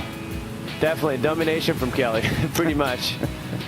Italo Ferreira, he's on to the semifinals. He has a chance for a second title here. Jack Robinson, he's already got 2. He wants 3. I mean, he's on his way, you know, like looks like Griffin up and riding. We'll get back to that later. Griffin pulls the trigger on this one. And this wave not giving a lot to Griffin, but he's able to go under the hood, come back out, but probably not the way, not going to be a score that he's going to be counting on at the end of this heat. And we'll be waiting for that number 4, Griffin Colapinto. Yeah, I'm interested to see the position of both the surfers now that the priority has been set. Obviously, Griffin playing defense right there, taking the inside on the beginning of the heat, getting to one of those waves that are in-betweeners. And now Jack sits with priority. He can position himself for the waves that Ramsey was looking for and actually found it, which those are definitely the high-scoring opportunity waves coming in the lineup. And a bit of a paddle battle here after that opening exchange. We're still waiting for scores. Another score for Griffin Colapinto and another score for Jack Robinson to set the situation in this heat. And this paddle right here is going to set the priority in this heat. Let's go to Strider Wazalewski. Wow, I love that paddle battle right there. Just, you know, Griffin coming out of the barrel, having to go around Jack. There was an exchange. I mean, those waves were solid. I mean, Jack threading the needle, then you got Griffin riding the foam ball and just somehow pulling it off and coming through right there. That was insane to watch. So there's some great scores are going to come in right there, I think, for Griffin. I'm a little lower for Jack, but that's not my job. That's for the judges to decipher. But wow, this is going to be a really fun heat. There's a lot of great waves coming in. They're all moving onto this inside section. They're all loading up. We got less of that end bowl kind of clamping, and that's because the tide is getting higher and it's a lot more water on the reef, so it's allowing those swells to miss the reef and just stand up on this inside section. Beautiful. Can't wait to see more. Score comes through, opening for Jack Robinson at a 4.67. We're taking a look at that 4.67 right here. Yeah, nice positioning. Did as much as he could on that barrel, but just the wave lacked a little bit of size and power to open up a bit more. And the second wave, way later takeoff for Griffin. Wow. Oh, we didn't see that, did we? Tube Monster is scared of Griffin in this event. Like, he can go through anything. Wow. All right, so open up with a 2.33. We're waiting for that second wave score of Griffin Colapinto, and it's going to be, I feel, a chunky score for Griffin. Already scored a perfect 10 in this year's comp, and we're going to be waiting to see what the judge's decision is on that. But that was incredible, just falling into a big pit and finding the exit, Griffin Colapinto. Yeah, and that's all about the positioning that he had on that wave. I see the scoreline, and as we suspected, excellent 8-point ride, flat 8. We're going to throw out that 8.5. We'll throw out that 7.5. Easy map with those remaining 3 8s right there. It all came down to the positioning of himself, which he kind of Jack sets himself up for success, because he had a look at that first wave. Jack Robinson opting to take him out, and here it put him way underneath, so he had such a critical takeoff, almost like what Ramsey was doing on the big days, delaying himself, but this time just falling off the sky, going through the fumble, disappearing the whole time, and coming out right behind Jack. So Jack saw the whole mistake of himself, choosing that first one that lacked intensity, and putting Griffin Colapinto in the perfect spot for the second one. Would have Griffin been a little bit in a better position for that wave, he wasn't going to be able to dramatize and make it more appealing to the judges' eyes, giving them a point of difference on that takeoff, and probably would have got something around the 7-point range. Yeah. Well, speaking of Ramsey, well, that rockin' Moroccan sure rocked the lineup here in Teahupo'o, and he's with Chris Cote on his way to the semifinals. Chris. Yeah, thanks, team. You're doing it, Ramsey. You're really doing it. That was your best CT heat ever. Ever? I don't know. Maybe the one with Kelly. That was my best ever. It was here, though. No, it was super sick. Wow, I got many barrels. I could have had another 9.5, I guess. One that I body surfed. There's some nice little waves, huh? Honestly, it's getting really good. The heat before was really slow, though. So I was like, and I guess it turned on in my heat. I'm really happy, man. 2 more to go, heat by heat, wave by wave. Hopefully we just get barrels, you know, all of us, and try to get the deepest barrel and win. You're one of a handful of humans on Earth that have scored a 9.5 out here in Tahiti. Can you just like into words what it's like to paddle into a wave like that? What are you seeing? What are you feeling? Well, that one was obvious, you know, like it had the perfect little west little bend. On the inside ledge with the little south entry, so it was a dream wave, to be honest.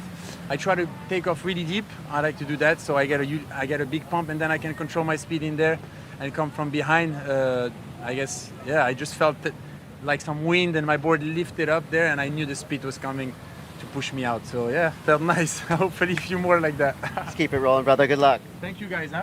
Thank you. Appreciate it. Let's go. Dima Maghreb. Yeah, the heat that Ramsey was talking about was back in 2024. It was a quarterfinal up against Kelly Slater, where Ramsey 9.8 and a 7.33, 17.13 for Ramsey. It was a high-scoring heat. Slater lost in that quarterfinals with a 16.662 wave total. Slater with an 8.83 and a 7.83. So a proven performer out here is Ramsey Boukayem. Incredible. Here we go, another performer out here making a reputation as a guy to beat in Tahiti. Griffin Colapinto floats into that one. Griff already with a perfect 10 in this competition. That was absolutely incredible. Griffin walking away with a Yeti 110 for that 10. Can he make another 10? Can he get another 10? I mean, I wouldn't be surprised. And with the conditions improving the way it is, obviously a 10 is a special wave. It clicks in only every so often for those surfers. But starting off with the right foot forward, 8-point ride, backing himself up, very smart for him to be under priority. Getting that second wave, applying more pressure to Jack Robbo. But this heat's long from being done. Still plenty of time in the clock. Here, airdrops it again. This one, he's a bit in front of the wave, so he has to slow himself down. There's a lot of froth on the face. But he manages to get nice and covered and coming out pretty clean for how weird that wave was. Yeah, I mean, this is just smart surfing, right? Good heat IQ. Looking to back up an excellent ride. Waiting for the scores. I can tell you it will improve upon his 3.83 is the feeling in the room here. There it is. I'm sorry, the 3.83 populates right there. And Jack Robinson now with priority needing a 7.17. So still really within the grasp of Jack Robinson given the numbers that he's been throwing up in this contest. Oh, look at that wave behind them. So Jack was not in position for that wave, obviously, because that wave came way too deep in the lineup. And in days like today, there will be those random ones that comes too deep, and he was too much in the shoulder in order to maximize the scoring potential of what that wave had to offer. So he just lets that one go, but beautiful drone shot. Yeah, Jack up against Callum Robson in round number 2, where Jack had an 18.2 two-wave heat total. Giant numbers, so he's capable of that. Callum losing with a 17.4. That was a high-scoring heat. And then Jack just yesterday, in round 3, up against Kelly Slater with a 15.2 wave total. So Jack has been consistently putting up numbers, you know, north of 14 points. So with that 11.83 sitting on in the lead for Griffin Colapinto, this certainly is still going to be a tightly contested quarterfinal. Oh, no doubt. It's just also a matter of the consistency of the waves coming towards them, and they'll make it happen. Paddle here, and Griffin not going, so let's go check out the head-to-head matchup, the history between these two surfers. Again, an even matchup. It's been a theme, Jesse. It's been a theme. And if you think about it, like, they're tied in the first one, pretty much tied in the second one, pretty much tied in the third one. A notch to Griffin for 1 point difference, and then max wave score as well. So it just shows every time we're getting the head-to-head matches, all those surfers are just very even. Extremely high average heat score between these two. 14 points in North.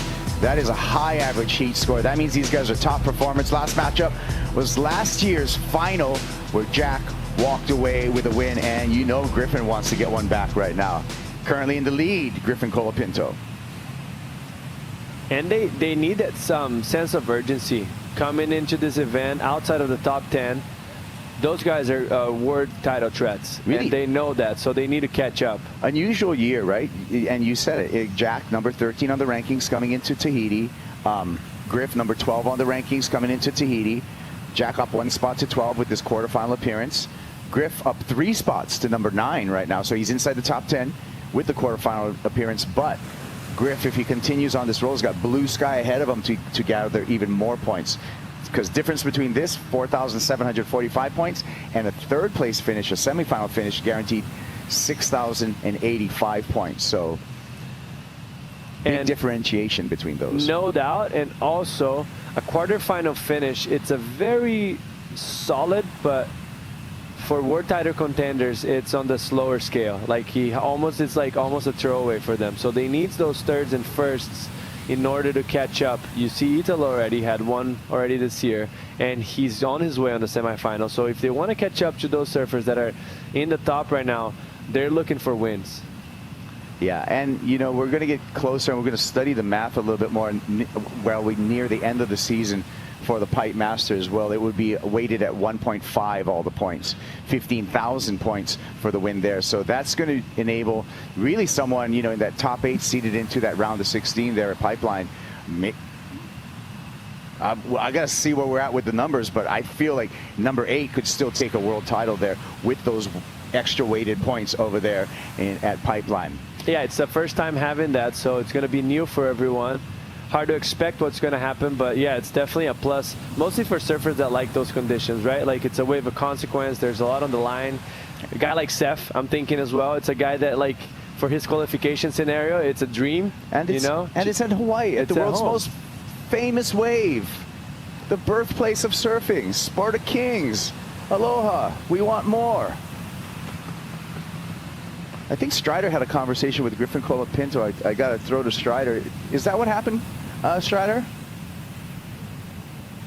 Well, a little bit of a conversation, and just visually watching him. He came way inside here where we're sitting, basically at the end of the wave, just to identify any of those other little inside west bowls. And he kept taking a look at each and every single wave that came in, seeing exactly how they formed, how they barreled, if they were makeable. So he was, you know, and you see him, I'm watching him now, and he's really taking a look at everything. Every wave that comes through, he's paddling inside and over to take a look at. So I think he's identified, you know, obviously that there's opportunity inside and underneath of his opponent at the moment. So, you know, he doesn't have a big backup, and I think that's what, obviously what he's looking for until he has priority. Yeah, I agree. I feel pretty standard strategy at this point, right, Jesse? Oh yeah, for sure. Like, you have the freedom, and you can see the separation there. It seems like it might not be so much on TV or on the screen, but that separation, we've been talking about how important it is for you to be in the perfect spot. 1 foot behind, below, to the left or to the right, it's going to get yourself out of position because this wave's so intense and it runs in so fast and creeps up on you that you need to be in the perfect spot. So that separation is enough for him to find something underneath Jack's priority. So smart of him just to play to that route and try to batter the 3.83. But ideally for him, he's looking at another 7-point ride plus in order to be in a safer spot in this heat. And then we'll see the next exchange, because it's going to dictate really what route we're going to take and coming to the end of this last few minutes of this heat. Yeah, we saw that head-to-head comparison that the average heat score for both these surfers when matched up against each other was over 14 points. So for me to be in, if you're either Griffin or Jack, statistically to be in a comfortable place, you're going to want to be over a 14-point heat total against each other. Yes. It's just we can apply those analytics, right, of past matchups and stuff. And for sure, it's simple math there. So you just most likely they'll do that. And how the ocean has been providing the last few minutes, the previous two previous heats, you expect even more from those surfers. Yeah. Well, the expectations are high, and they have been delivering. Another thing that's just delivered today is the weather. The sun's out, and with the sun comes our UV report, Chris Cote. Not gonna lie, we've been through some radical conditions this week out here in the channel, but today is as good as it gets. The IC UV index report hovering around an 8. So make sure you get your glasses on, sunscreen up, just like the rest of the people in the channel. Everybody enjoying this beautiful, glorious finals day. What better place to be in the world than right here in the channel? Am I right, guys? We're going. This is great. Yes, it is. And apply your sunscreen with that high UV and protect your eyes with IC polarized, scratch-resistant sunglasses. The new Jack model is out right now. It's a blended frame between sport and fashion, looking stylish on Jesse Mendez. Hinged temples right there, so it fits a bunch of different face shapes. Wire-loaded earpieces there, so you can bend it in on the inside of the shade. Poly print. Inside the barrel here and coming out is Jack Robinson to get back into this heat. The disappearing act for Jack Robinson. I mean, it almost seems so easy for him, and we can see here Joey. That's the shade. There you go, and that's the mad scientist of eyewear, ICs, and always having a good time. Oh yeah, good energy, positive energy. I mean, like, and that's tangible from Joey. He brings the good energy everywhere he goes, and he'll probably give you a pair of shades too. Yeah, most likely he will. Here's a replay, Jack Robinson. I mean, he has to muscle through that last little section there. The wave clamped a bit, but very deep barrel. I think it's a smart way for him to pull the trigger, because the clock's running. You don't want to sit for too long with the separation on the heat that you have against Griffin, and keeps things even more comfortable for him and apply pressure. So he gets very deep in that section, goes through the fumble. The only downside of that wave was that little clamp on the end. If he would have came out clean, it's still going to be a big score, but coming out clean would have been even closer to what Griffin has provided before for us, to the 8-point ride. Yeah. But nice way to answer back and not letting the clock run down too much. So now he's in reach and just waiting for the priority rotation to go to swing, so he can have another chance and another shot at Griffin. Yeah, you can see the needs column. We're waiting for the score of 7.17 or better. Puts Jack Robinson into the lead. So we're waiting as the judges are reviewing the tape, taking a look at replays before assigning the number. Another unique thing to this competition is, and the next competition is both here and Fiji, we have the judges right over the water. And he's starting to position himself a little bit different. He's up the top more, paddling deeper, maybe trying to get one of those that he got yesterday with Kelly, just deep on the shelf that runs down, low rotor. Yeah, Jack has that, that skill set of being able to attack hollow, heavy waves. Little paddle there.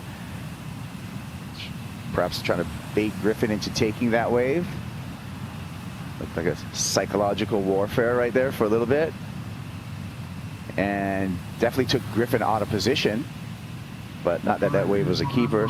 Waiting for scores and seeing what eventuates for Jack Robinson. 7.17 is what the surfer from WA needs. It's going to be coming under, and it does at a 6.83. But he's reduced his requirement now to a 5.01, a manageable expectation as we look at the IC scoreline of all the judges' scores. No one giving him the nod on this one for turning the heat. So everyone going below the 7.17. We had 3 judges going to the 7 range. But fair enough, it felt like there was a separation of at least a point in between Griffin's 8-point ride. Way more intensity, more critical, came out cleaner. Wave was a bit smaller, but the criticalness was there compared to Jack Robbo's. But I think in the scenario of the heat, that was very well played for Jack. He needed to catch up. He couldn't let the time run longer. And now it's just, you know, like luck of priority. They're going to get caught by this one. And this is that random one that is going to come in. It's going to be beautiful and open on the second ledge. But how many of those have we seen it today? Yeah. Well, we saw Al Cleland Jr. try to surf his heat like that, so waiting out the back for one of those, and it took him down. George was another one. Yeah.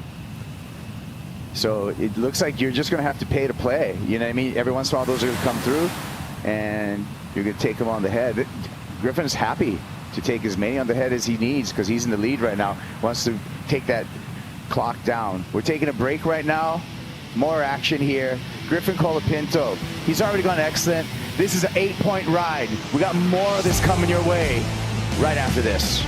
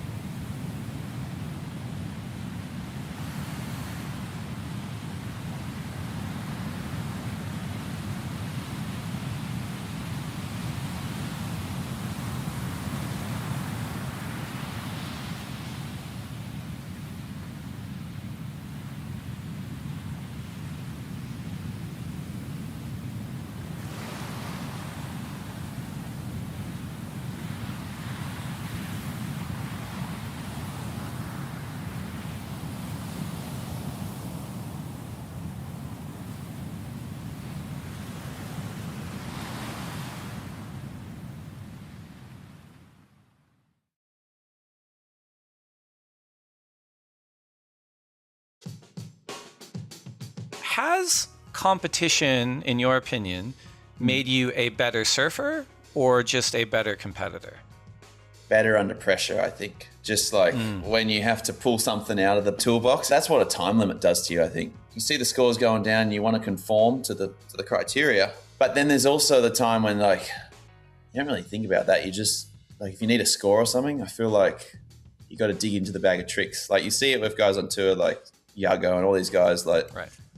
I see it all the time. When you watch other contests and you watch other guys competing, it's a totally different ballgame. The tour is a different pressure, a different beast because, what pressure does to people changes people. Once you get a taste of the tour, and I think it's for some people and it's not for some, but it's for me, for sure. I love it.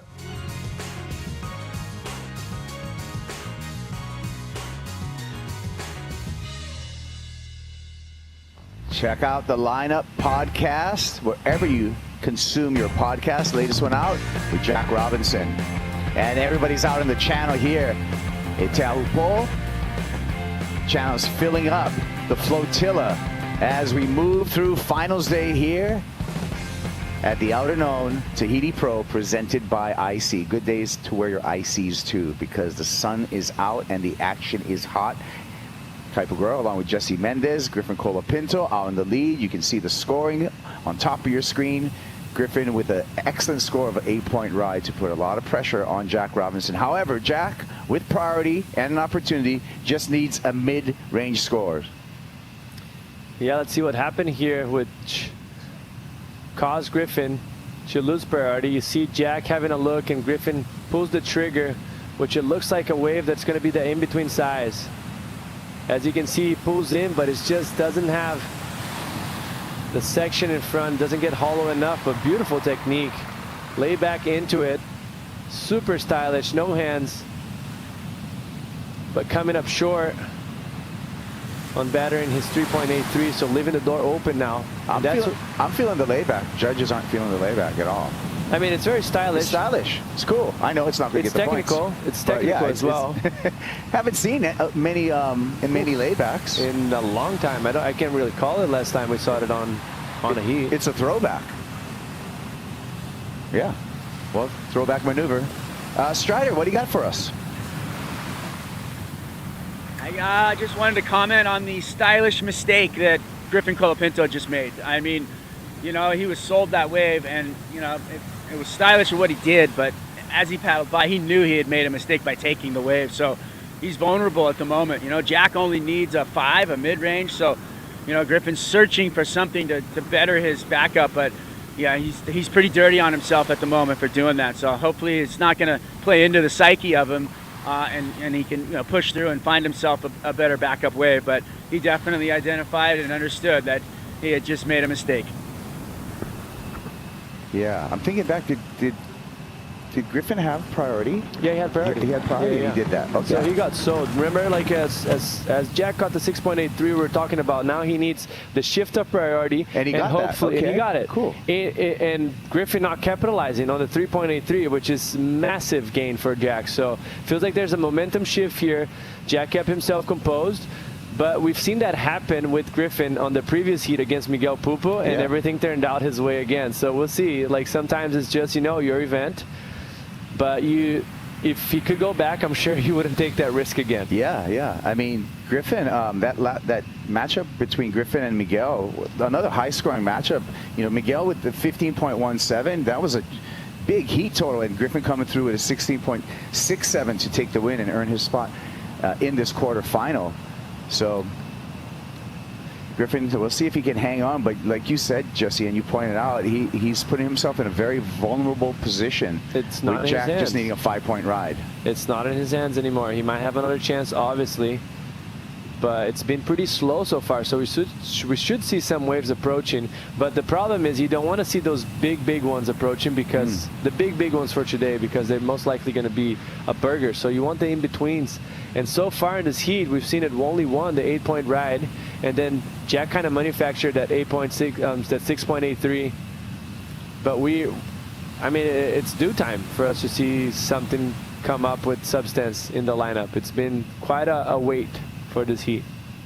Yeah, this is when Jack Robinson, the shaman, comes into play, and he's talked about, you know, in that snippet from the lineup podcast on how you perform under the clock, you can perform under pressure. That's what competition teaches you. He's already had the fundamentals of just naturally gifted as a surfer, but to do it in a jersey with a clock on is another just special talent to have. And Jack Robinson, because we call him the shaman, he's able to focus in, possesses that talent.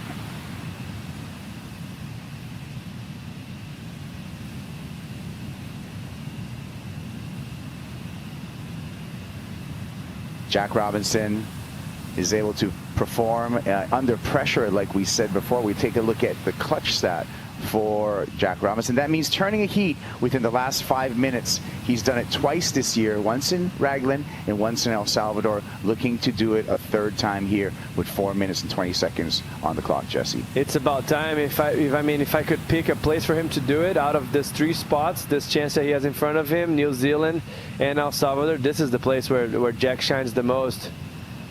Griffin trying to get something. He needs to bet at 3.83, which is very small score. They're going to get caught again. Ooh, that's going to grind some time off the clock right there.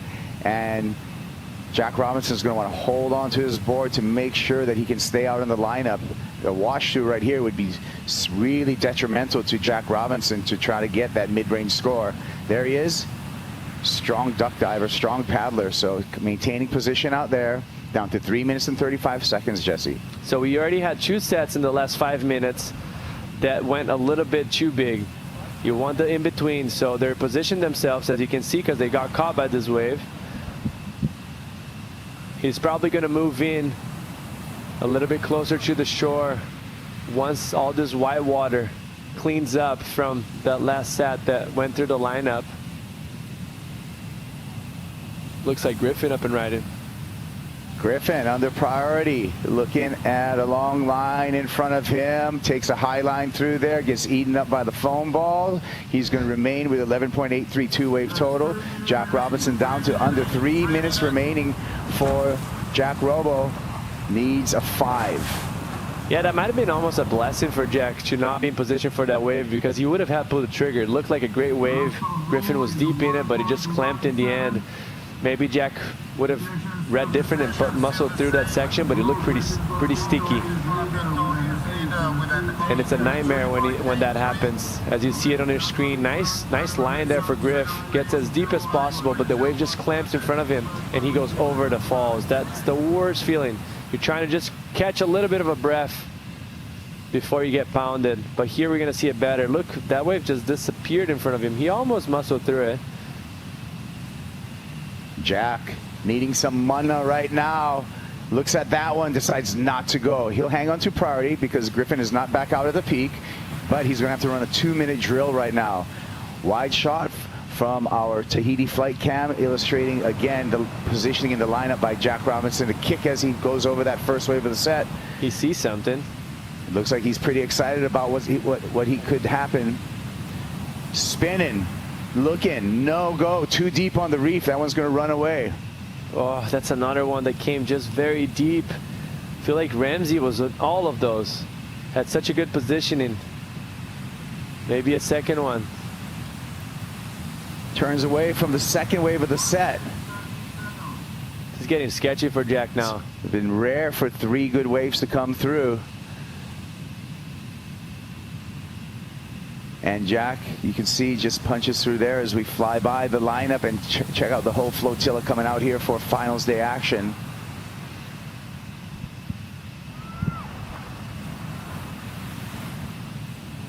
Oh, and just the size that you said, Jesse, that you don't want. Yeah, and it's a bummer because he got so slow. It was kind of tending towards this happening of all those sets back to come, but you don't want those sets. You want the in-between ones. And now at 40 seconds left with all that water underneath, it's going to be hard for him to find clear path on a wave. So he's going to need a wave to come in with clear path, and it's not going to be easy. Seems like he's sitting himself on the board, so he's not seeing anything for him to scratch and find. Yeah, I mean, it's now or nothing. 20 seconds. It's this next one. That's basically it. He's scratching for it, but it looks small.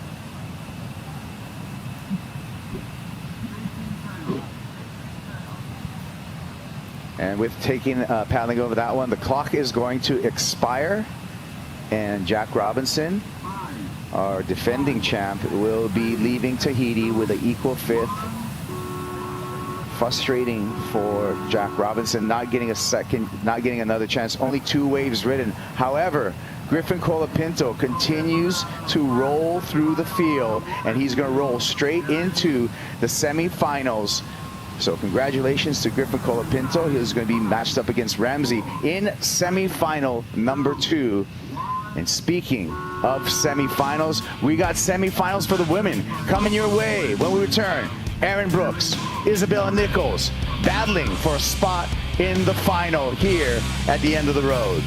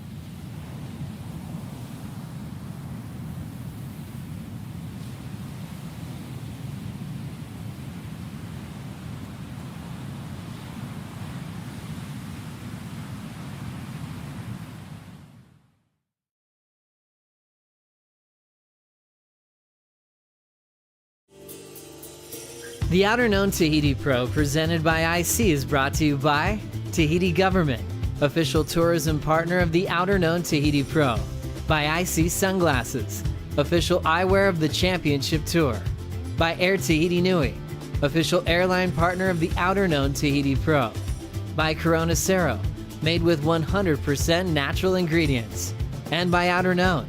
Find your Outerknown.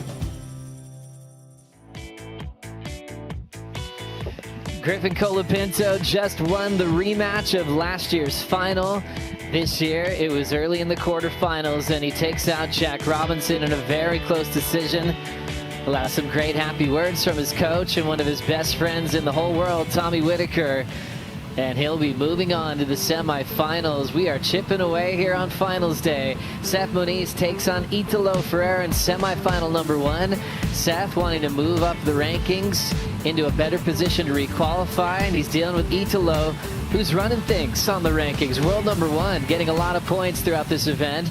Ramsey, same situation as Seth, trying to move up from those bottom 30s into a better part of the draw, and Griff's going to be inside the top 10 with this result. Still growing here on finals day, Flick. It felt like whoever was going to make it out of that heat has got the momentum going forward with them, because without a doubt those two guys have been so in form, especially when we think back to the first few days of this event when we were running in really gnarly, unruly surf. Isabella Nichols taking the first wave in the semifinal against Erin Brooks, and she will get a little bit of shade and come out. Flick, she told us after her last win that she wants to really get barreled for the remainder of the contest, but you can't blame her for using her backside snaps when she needs it the most to make heats. So right there, she has a successful make against her good friend Erin Brooks. As we flip it to the finals day bracket for the best women's surfers on the planet, Erin Brooks in her first semifinal of the season, taking on her good friend Isabella Nichols. We've seen this on the Challenger Series a couple times. Erin's famous 10 behind the rock. Isabella cheered her on there. Then they had the final at the next stop. Isabella beat Erin in that one, so they've got some fun history behind them. And then Anatle Lior and Yolanda Hopkins, 2 hard chargers, a part of the rookie class. Keeping an eye on this one, Erin Brooks, well overhead wave, goes for a huge frontside punch in the pocket and kicks out for one major turn. That was super critical. Really tight, really big section to hit. She's just kind of sort of maybe using a little bit of Isabella's game on her, really. That was a pretty crazy turn for a pretty crazy section, but Isabella turning to tube, so kind of a little bit flipped right now. I think maybe it looked like to me when Erin took off on that, she was kind of trying to fade the bottom turn, so I think she might have thought it would have thrown. It didn't quite do it, so may as well capitalize and crack a turn. Love that.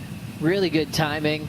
Her frontside snap is one of her signature moves, how quick she can be in a small section, and really got to enjoy the time she spent on rail to load up for that hammer off the top. Erin Brooks versus Isabella. Classic little semifinal battle, both trying to really get closer to the top 10. All 4 surfers in the semifinals on the women's side are doing a good job. They're all outside the top 10 coming into stop 7 of the season. So we'll see things change into cloud break as we get another angle of this big frontside hammer. So cool. This is really trademark for Erin Brooks. Her radius that she turns on is so tight in the pocket. It is really cool to watch. This is perfect technique. Any young goofies or anyone wanting to study how to do a perfect top turn in the pocket, it does not get a better example than that right there. That was, it was incredible. Just so tight on the bottom turn. I was just able to square up so tight at the top, and yeah, just beautiful technique. I really do think she was eyeing off the tube. That one just didn't quite do it, but really maximizing what she had on offer there. Great job for Erin just to get a big score on the board for one single move, a 4.5 compared to Isabella, a small tube ride, a 3.33.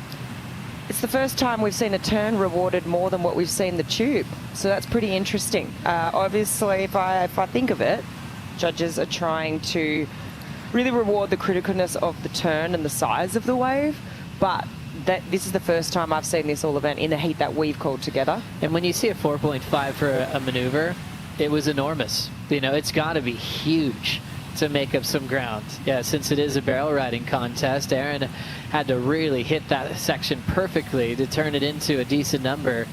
And for Isabella, she got the tail end of the barrel. Wasn't a huge heavy section. So that one is always a tricky one in these events when it's coming down to maybe a couple of turns and a couple of pits as well.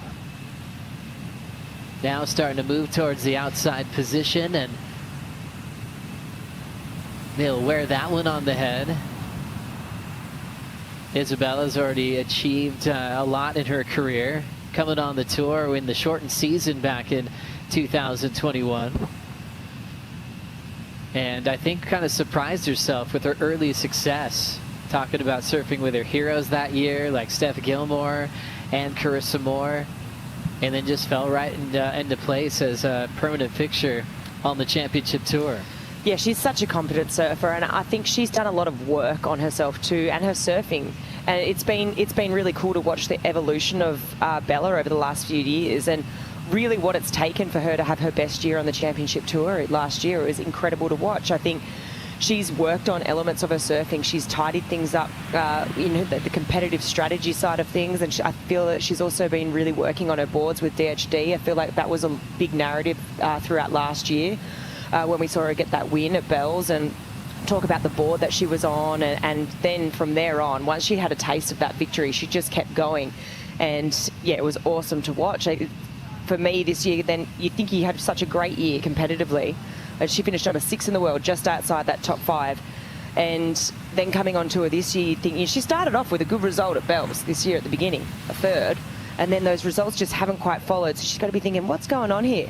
Here's the entry in, and a big leap into the pit for Erin Brooks. The 19-year-old phenom comes flying out the other end. Well done, well read, counting a 4.5 for one big frontside hack, and now she'll get a bigger number for just channeling an amazing amount of speed through the pit there. That was sick. That was so good to see. She came from so deep, and yeah, really beautiful wave selection too. I just absolutely love to see it. The Goofies today are really having a field day, right? They're really having a good read on this lineup. I think even Bella was quick to identify in her last post interview. She's like, I feel like it's a day for the Goofs. You know, it's quite hard to beat them, and being so candid about drawing Goofies the whole way through this event. From her first heat with Vahine to her second one with Sawyer, and now Erin.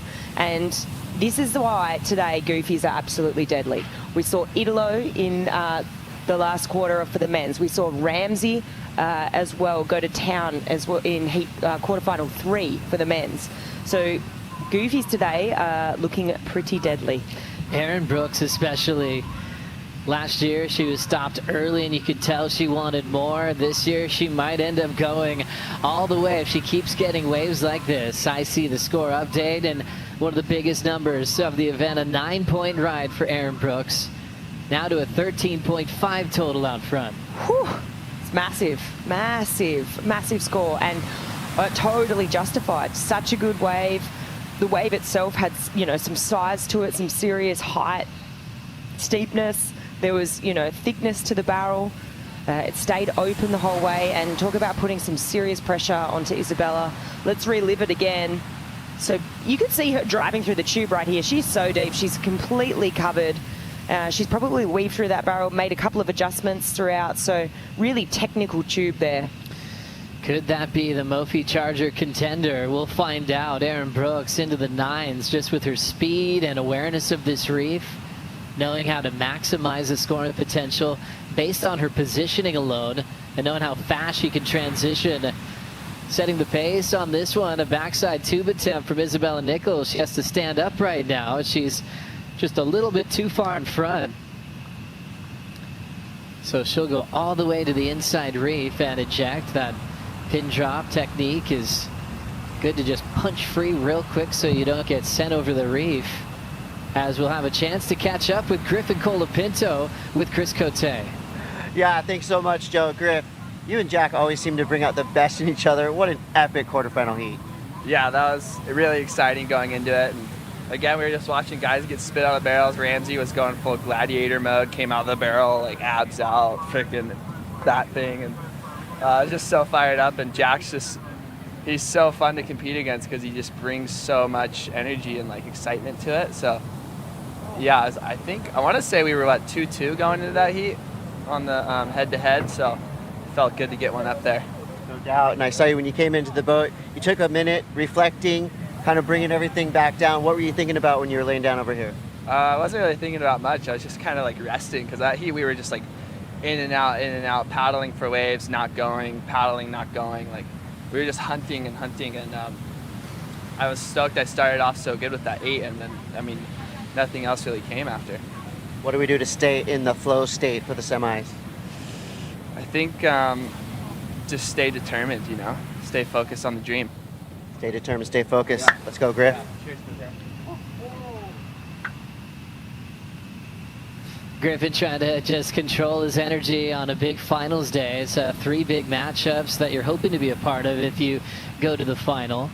But the intensity of competition can really wear you out as well mentally, along with this wave called Chopes. Big late takeoff for Erin Brooks. Puts herself deep and playing with the foam ball. That was radical. And even though she didn't make it, I enjoyed that ride. So did I. I feel like you could visibly see how jazzed she was from the 9-point ride. And it just kind of gives you this excitement and energy to attack it. I feel like we see Idolo sort of perform like that. He hears a good score and then he gets really fired up. And I feel like we could see that with her visibly on this wave, just hunting around this lineup. Really heavy late takeoff. Really close to making this one. Just maybe potentially got sucked up a little bit too high. We'll get a better angle here. We'll be able to really see what went on. Late drop, double armbar there to stall, and then just gets hung up in the foam ball. Great wave selection again. That one stayed pretty open. I feel like if she was able to, get out in front of that foam ball, she just would have one more pump and exited. So great read by Erin. Great wave selection. Foam ball rides. Almost pulling that off. Strider, what'd you see? Yeah, just, obviously when I was looking into the tube and she disappeared, I thought, it could have been a good one. And then she reappeared and almost had another foam ball attempt, and just looking straight down the pipe of it and realizing and just thinking about, her last wave of a 9, how far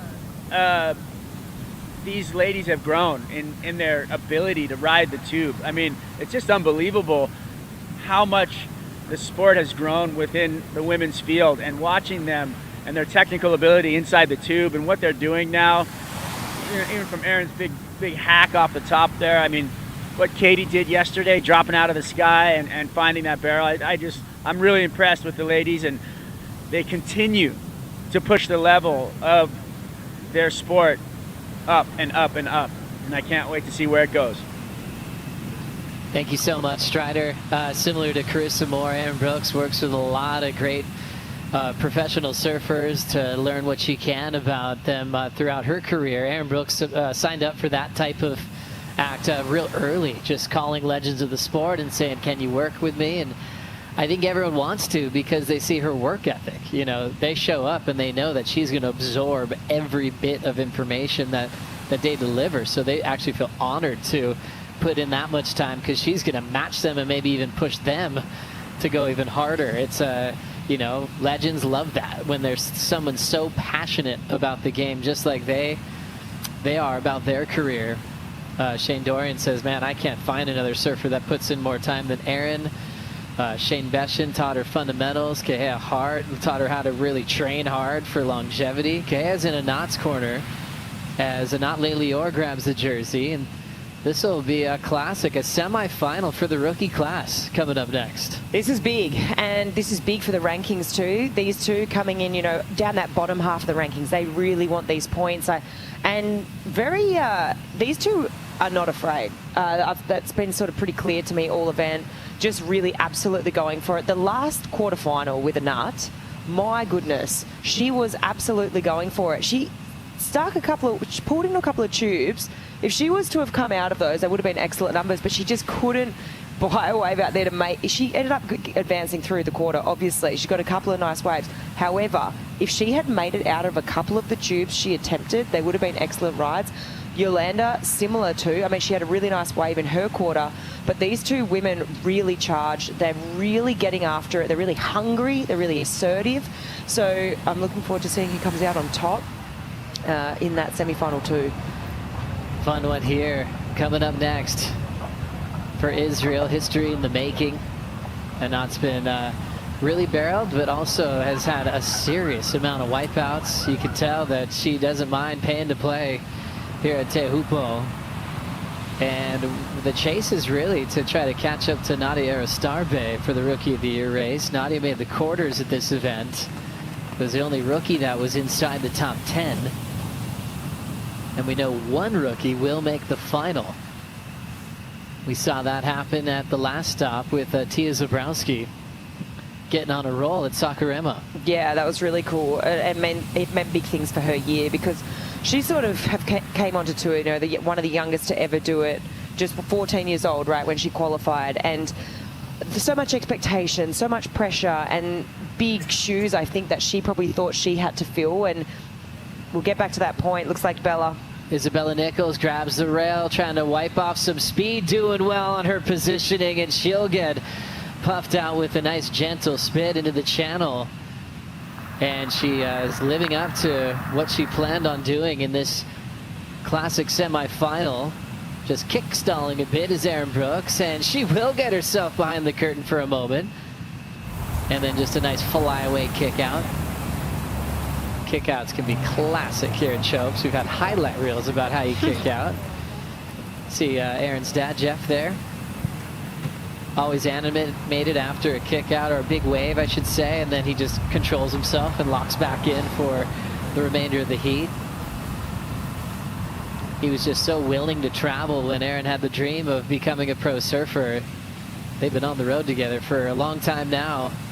Grabbing the rail and slowing down is Isabella Nichols. She was able to get this last wave and did really well with it. It was really good. I'm loving seeing this from Isabella Nichols. Just really great technique. You see, she's really, we can see it really in real time over the last couple of years at this event, just her progression and how far it's come in terms of backside tube riding. Erin here just really kicking on the brakes, just trying to stall, maximizes some tube time.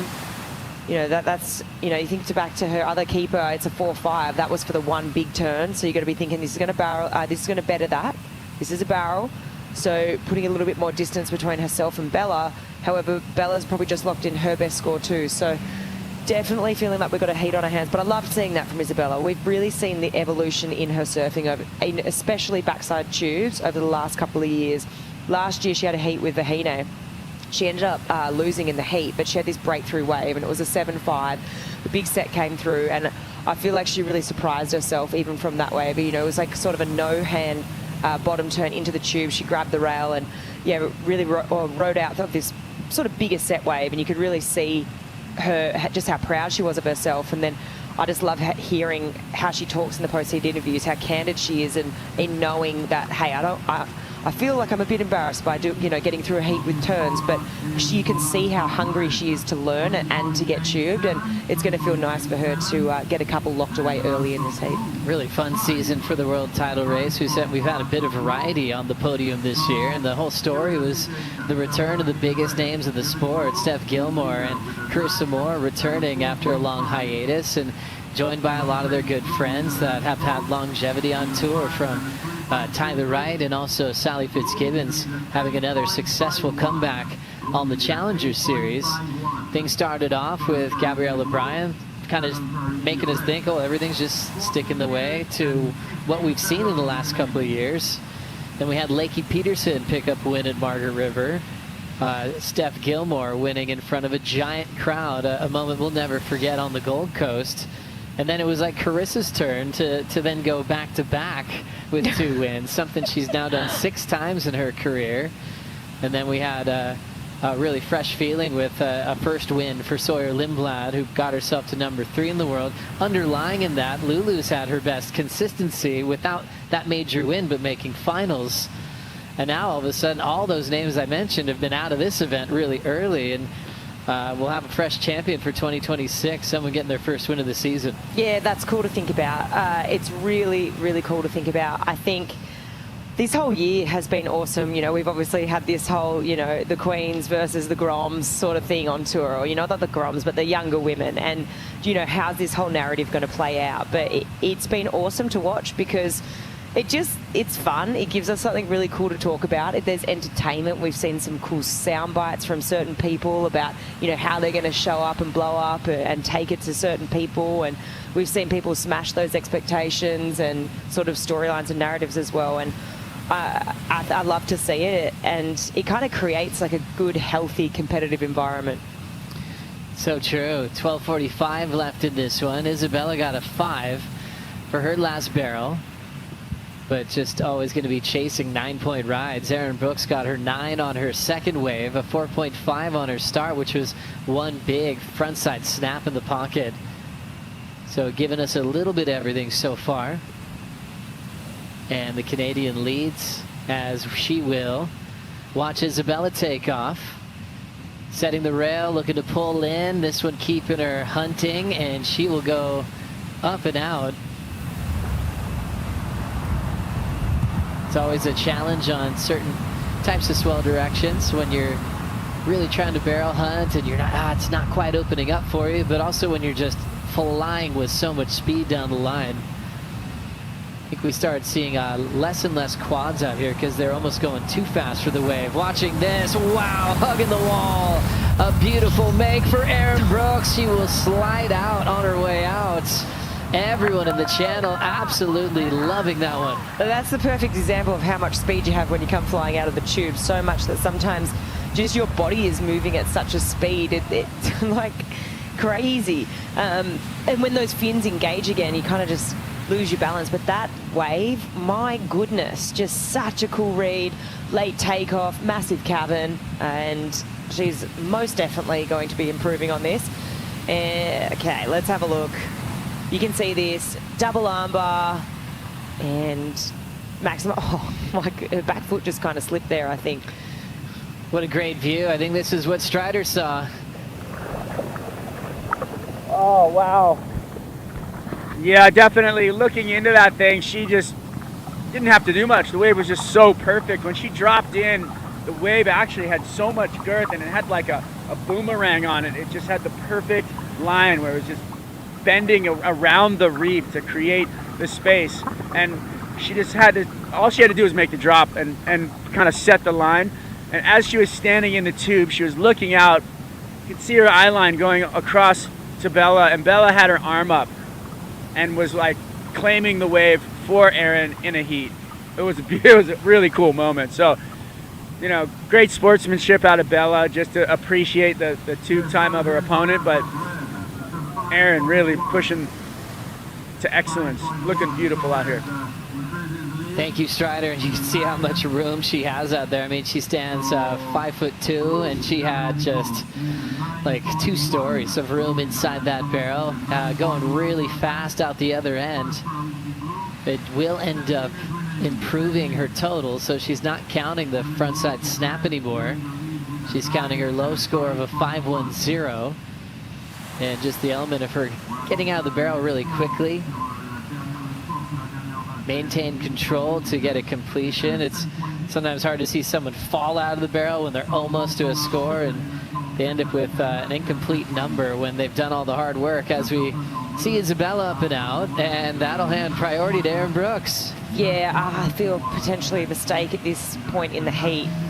Pretty crucial time, right? We know how sometimes the ocean's been in a rhythm today. It's either been on or off. I mean, Ramsey's heat, that was definitely on. There were so many bombs coming through. The Jack and Griff heat, little bit slow. So it has ebbs and flows, right? But I just can't help but think there's probably been more on the little bit of the slower side, considering that the swell's decreasing. Those sets are becoming less and less frequent. So to kind of come by a 9, which is what Bella's looking for, and to lose priority at this point in the heat, I think is kind of a mistake. 8:50 on the clock. Erin getting a little bit closer to making her first final of the season, as she's hoping for her first win of 2026. She's got a 9. She's got a 5.10. Be right back to see the outcome of semifinal number 1.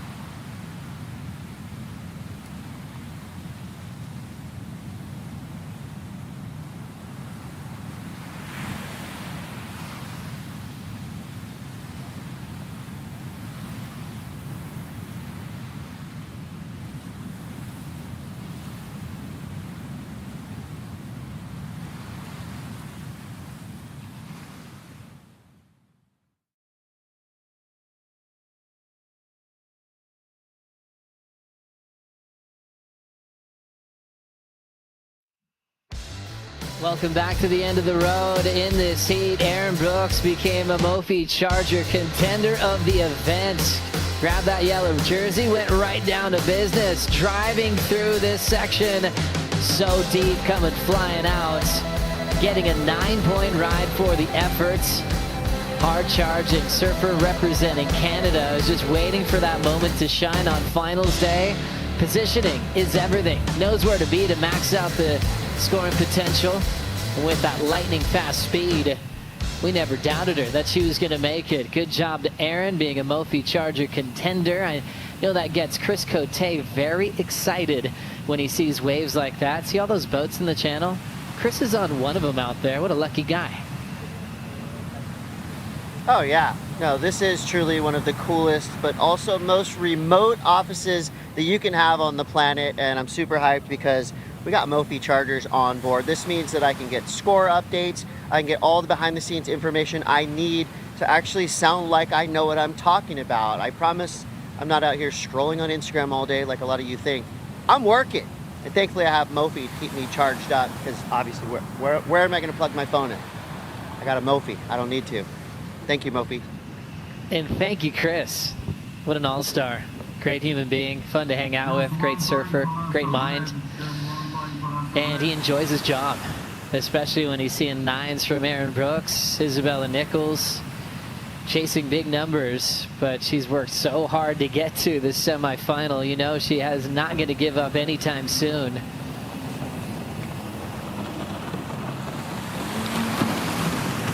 As we look at a little lap around the lagoon from our Tahitian Water Patrol, let's get caught up to see what happened here. Yeah, so Erin, oh my goodness, really, that thing was a 10. That was a nuts wave. Look at this drop, so late, so much air underneath the board. Unfortunately, she can't just huck in underneath that, but look at this wave. Oh. What a thing of beauty. That wave was a 10. That was screaming for it. This wave right here, the drop, so much air under her board. I mean, she had a crack. She just couldn't quite scratch in underneath. If she gets into that, it's a 10. The last wave she had the 9. Where do you go from there? That thing has had 10 written all over it. Wow, that was incredible. Water Patrol about to drop her off. Strider, what were you thinking seeing that thing go inside out in front of you? I was thinking that was one of the heaviest waves of the day. And for Aaron to be in the headspace to take it, to just take the drop and go for it, was insane. I mean, that wave was thick, gnarly, square, and then the next wave took Bella out. Big, huge wave right on the head. But look at Aaron, straight out, ready to go. Coach in the corner, David telling her, get back out there, right back to the corner, all the way to the last second. This thing is not over until the horn goes off. I mean, wow. The tenacity of Aaron Brooks to stick that drop, and just when she was looking up at it as she was doing a bottom turn, you could just see the look in her eyes. She was just watching the lip come down. She's like, I'm not making it under it. She had to straighten out. I mean, whew, steamroller. But now she's back out in the lineup. The game has officially changed. The amount of courage and bravery that you have to instinctually go, yeah, I'm going on this thing. And in slow motion, when she's on the bottom flick, she's still trying to go, okay, I can still probably pack this thing. That little moment where she kind of slowed down to bottom turn ended up being the reason why she got mowed by that thing up about a half a second later. That was a matter of milliseconds. I feel like if she was a fraction, a little bit too earlier into that, she could have just made it underneath the lip. There's certain people that are going to go those waves in life, and there's certain people that are not going to look at them. And Erin is one of the women on the championship tour that is most definitely going to have to take a look at that. Just have the courage to throw yourself over the ledge there. That thing was absolutely seriously chunky. So proud, really. I love watching stuff like that. In the ocean, no matter what the swell's doing, no matter how perfect the reef is, there's something magical about it where every wave is different, no matter what. You know, and you know the mind of Aaron Brooks is going, if I had that shot again, this is what I'd do. She might be able to apply to a similar looking wave if she gets another chance, maybe in the final. But that's the kind of headspace she has, always looking to improve. That was a crazy attempt As we thinking about being clutch, how important it is, Isabella Nichols has had 5 clutch heat wins in 2026, leading both tours. Yeah, being so clutch when she needs to find a score. She's converted more times than anybody on the championship tour. Right now, she needs a 9.10 to add to that statistic. Isabella needs that last wave that just came through. That's what Isabella needs. She really does, like another big set like that, because that's how she's going to get the kind of score that she's chasing. I mean, a 9 out there today. I mean, we saw Erin get a 9. It's got to be fractionally better than that. So the wave itself has to be serious. It has to have some consequence to it. It has to be big. There has to be, you know, a lot of elongated tube time. Looks like there might be a little wave here. Just about a minute on the clock. Isabella looking for a 9.10. Grabs the rail on the takeoff. Let's go. Sets her line again. Gets shacked and blown out of the pit. Well done for Isabella, who's just so motivated to get the bulk of her scores inside the barrel. Erin standing tall, slowing things down, styling inside the barrel, right behind Bella Nichols. Draws it off the top, showing that she's got plenty of energy after taking one of the biggest beatings just moments ago. And that'll just seal the deal for Erin Brooks. But a great ride for Isabella to finish up on in this first semifinal. It's cool. This is going to be good for Isabella's confidence. Like, that was a different sort of setup into the tube, so she's going to be proud of herself too. You know, she made a point that she wanted to get tubed in the next heat, semi-final, and she did. So she's managed to find a few. She's found 3 tubes in this one. She can be proud of herself for that. Well done. Isabella Nichols getting a lot of high fives. Nathan Hedge, Simon with the local knowledge.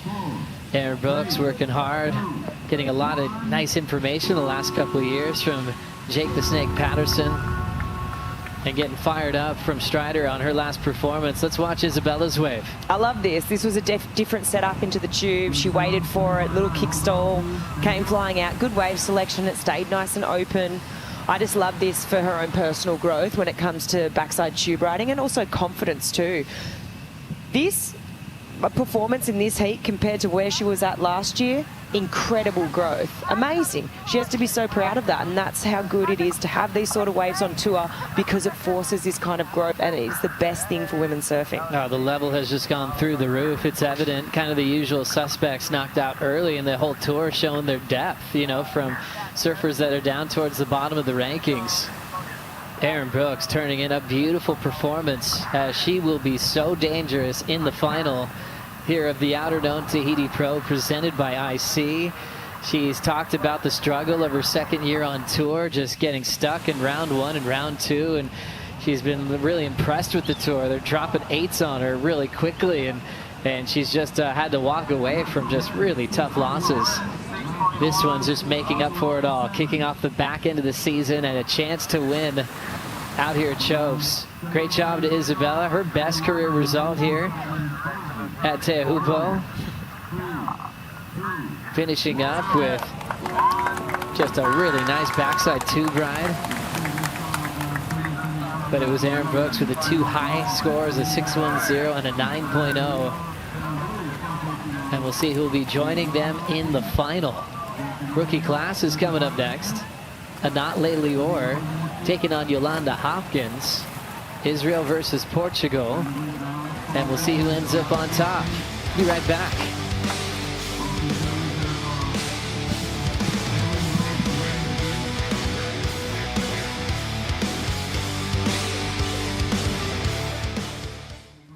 Presented by IC.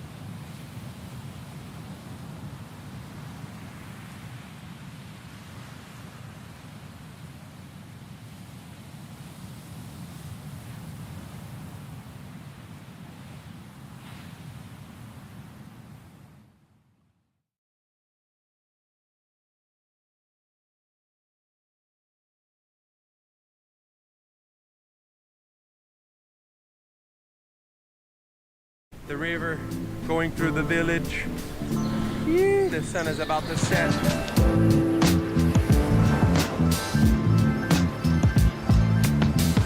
I really liked the connection that I had with people that were coming to mostly surf the wave of Teahupo'o. So they were coming to stay at my place a lot back in the days. Part of the Brazilian team, Gabriel Medina, Felipe Toledo, Tatiana, Weston Webb. All these guys are now friends. I've known them for years, and they're staying at my house now. We're kind of like family, you know. End of the week. Oh, it's pretty down there. Sunset time with a little beer. Teahupo'o vibe right here. Manoia.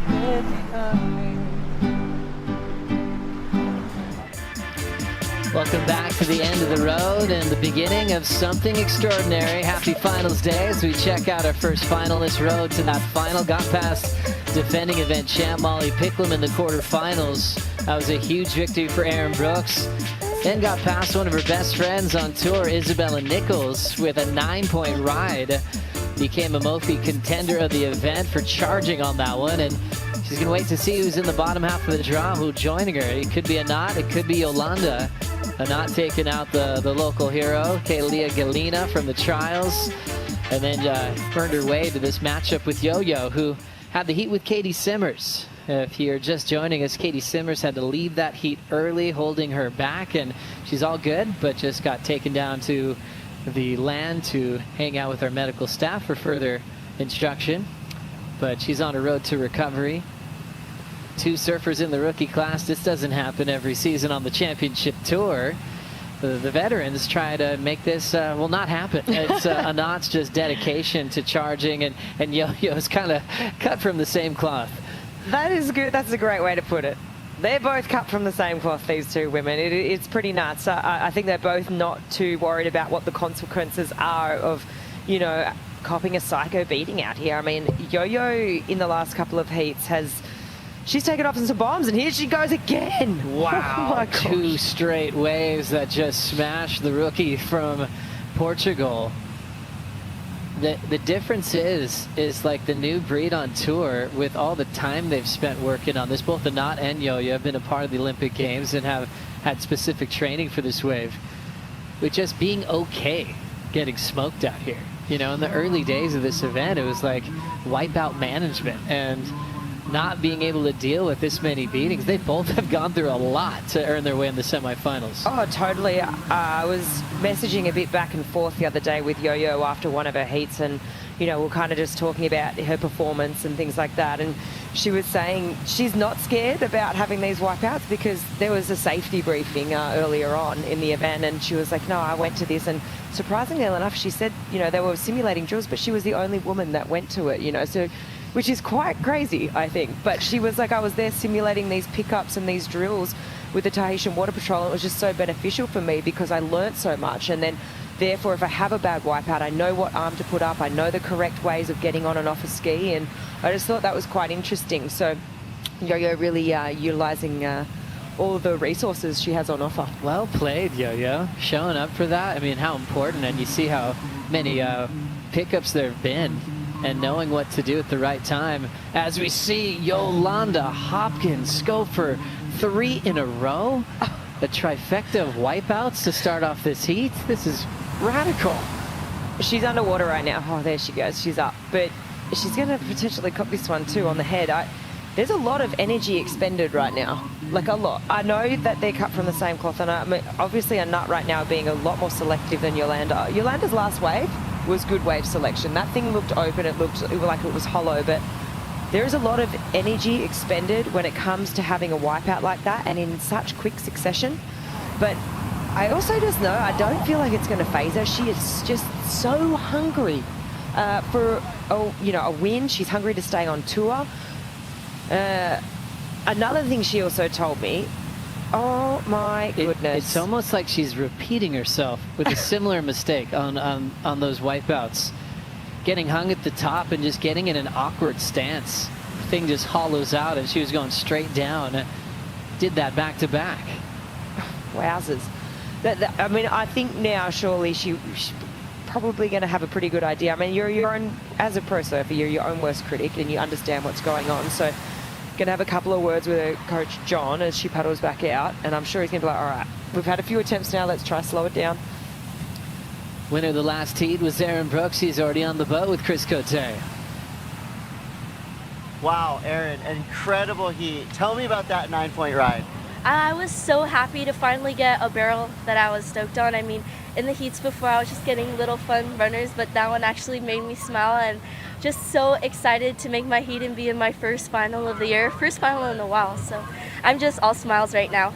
And you did have to pay some chopo tax with a gnarly wipeout. What does it feel like when these waves hit you out here? I like airdropped like that, like my board fully like disengaged, and then I went fins first, and then I kind of just waited for the wave to like kind of swallow me. So it wasn't as bad as I thought, but I wasn't ready for it at all. And you're drawing some inspiration from your fellow goofy footers out there? Yeah, I watched Ramsey in the heat before. He absolutely killed it, doing some crazy claims, getting crazy barrels. Hopefully the waves keep providing, and I'm just so thankful to the Lord to let us be here right now because it's so awesome. Aaron Brooks, finalist, let's go.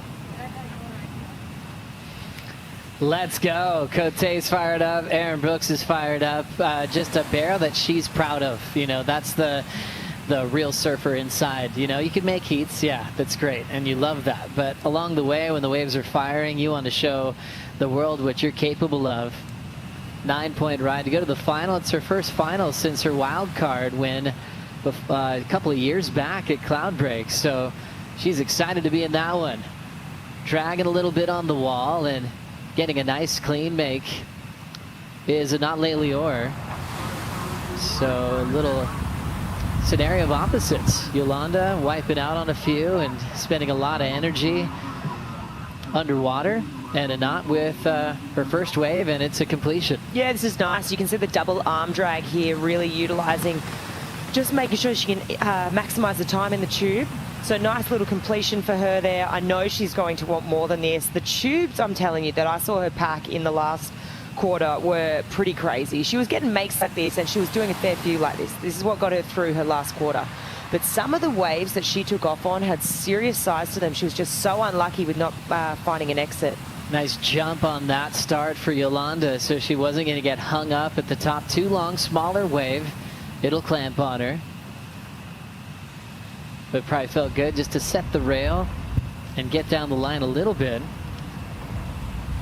Yolanda Hopkins, now 28 years of age. She got a wild card opportunity back in 2023 in Peniche, Portugal, and she made headline news. Beat Carissa Moore, ended up losing to Macy Callahan in the quarterfinals, but it was nice for a wild card to be a part of finals day.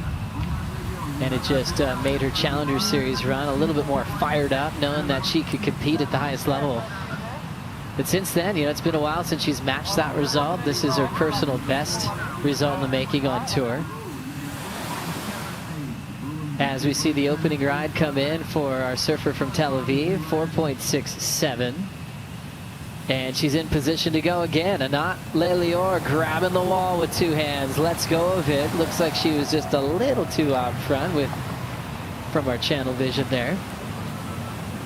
Look at that crew, all the coaches, all the surfers that were in the event, coaches that are already off duty.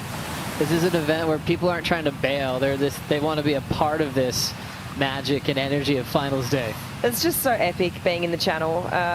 Let's just have a look at this last one from Anat from this angle. So just a bit too far out in front of it. She knows that she's out of there pretty quick, but really the channel is the best place to be, unless it was the last couple of days and it was actually torrential sideways rain, and especially for our crew. But today, on a day like this, when it is as sunny as it gets, blue skies, really fun waves to watch, and the world's best on finals day, seriously, there is no other place you'd rather be. Even on the torrential downpour days, if you're out there in the channel, it's still pretty crazy. Well, people are beaming a little bit more today. The ones that really earned it through one of the heaviest downpours I think I've ever felt here in Tahiti. It was just the whole sky unloaded for multiple heats, and then to see blue sky, we were thrilled because it's been soaking wet.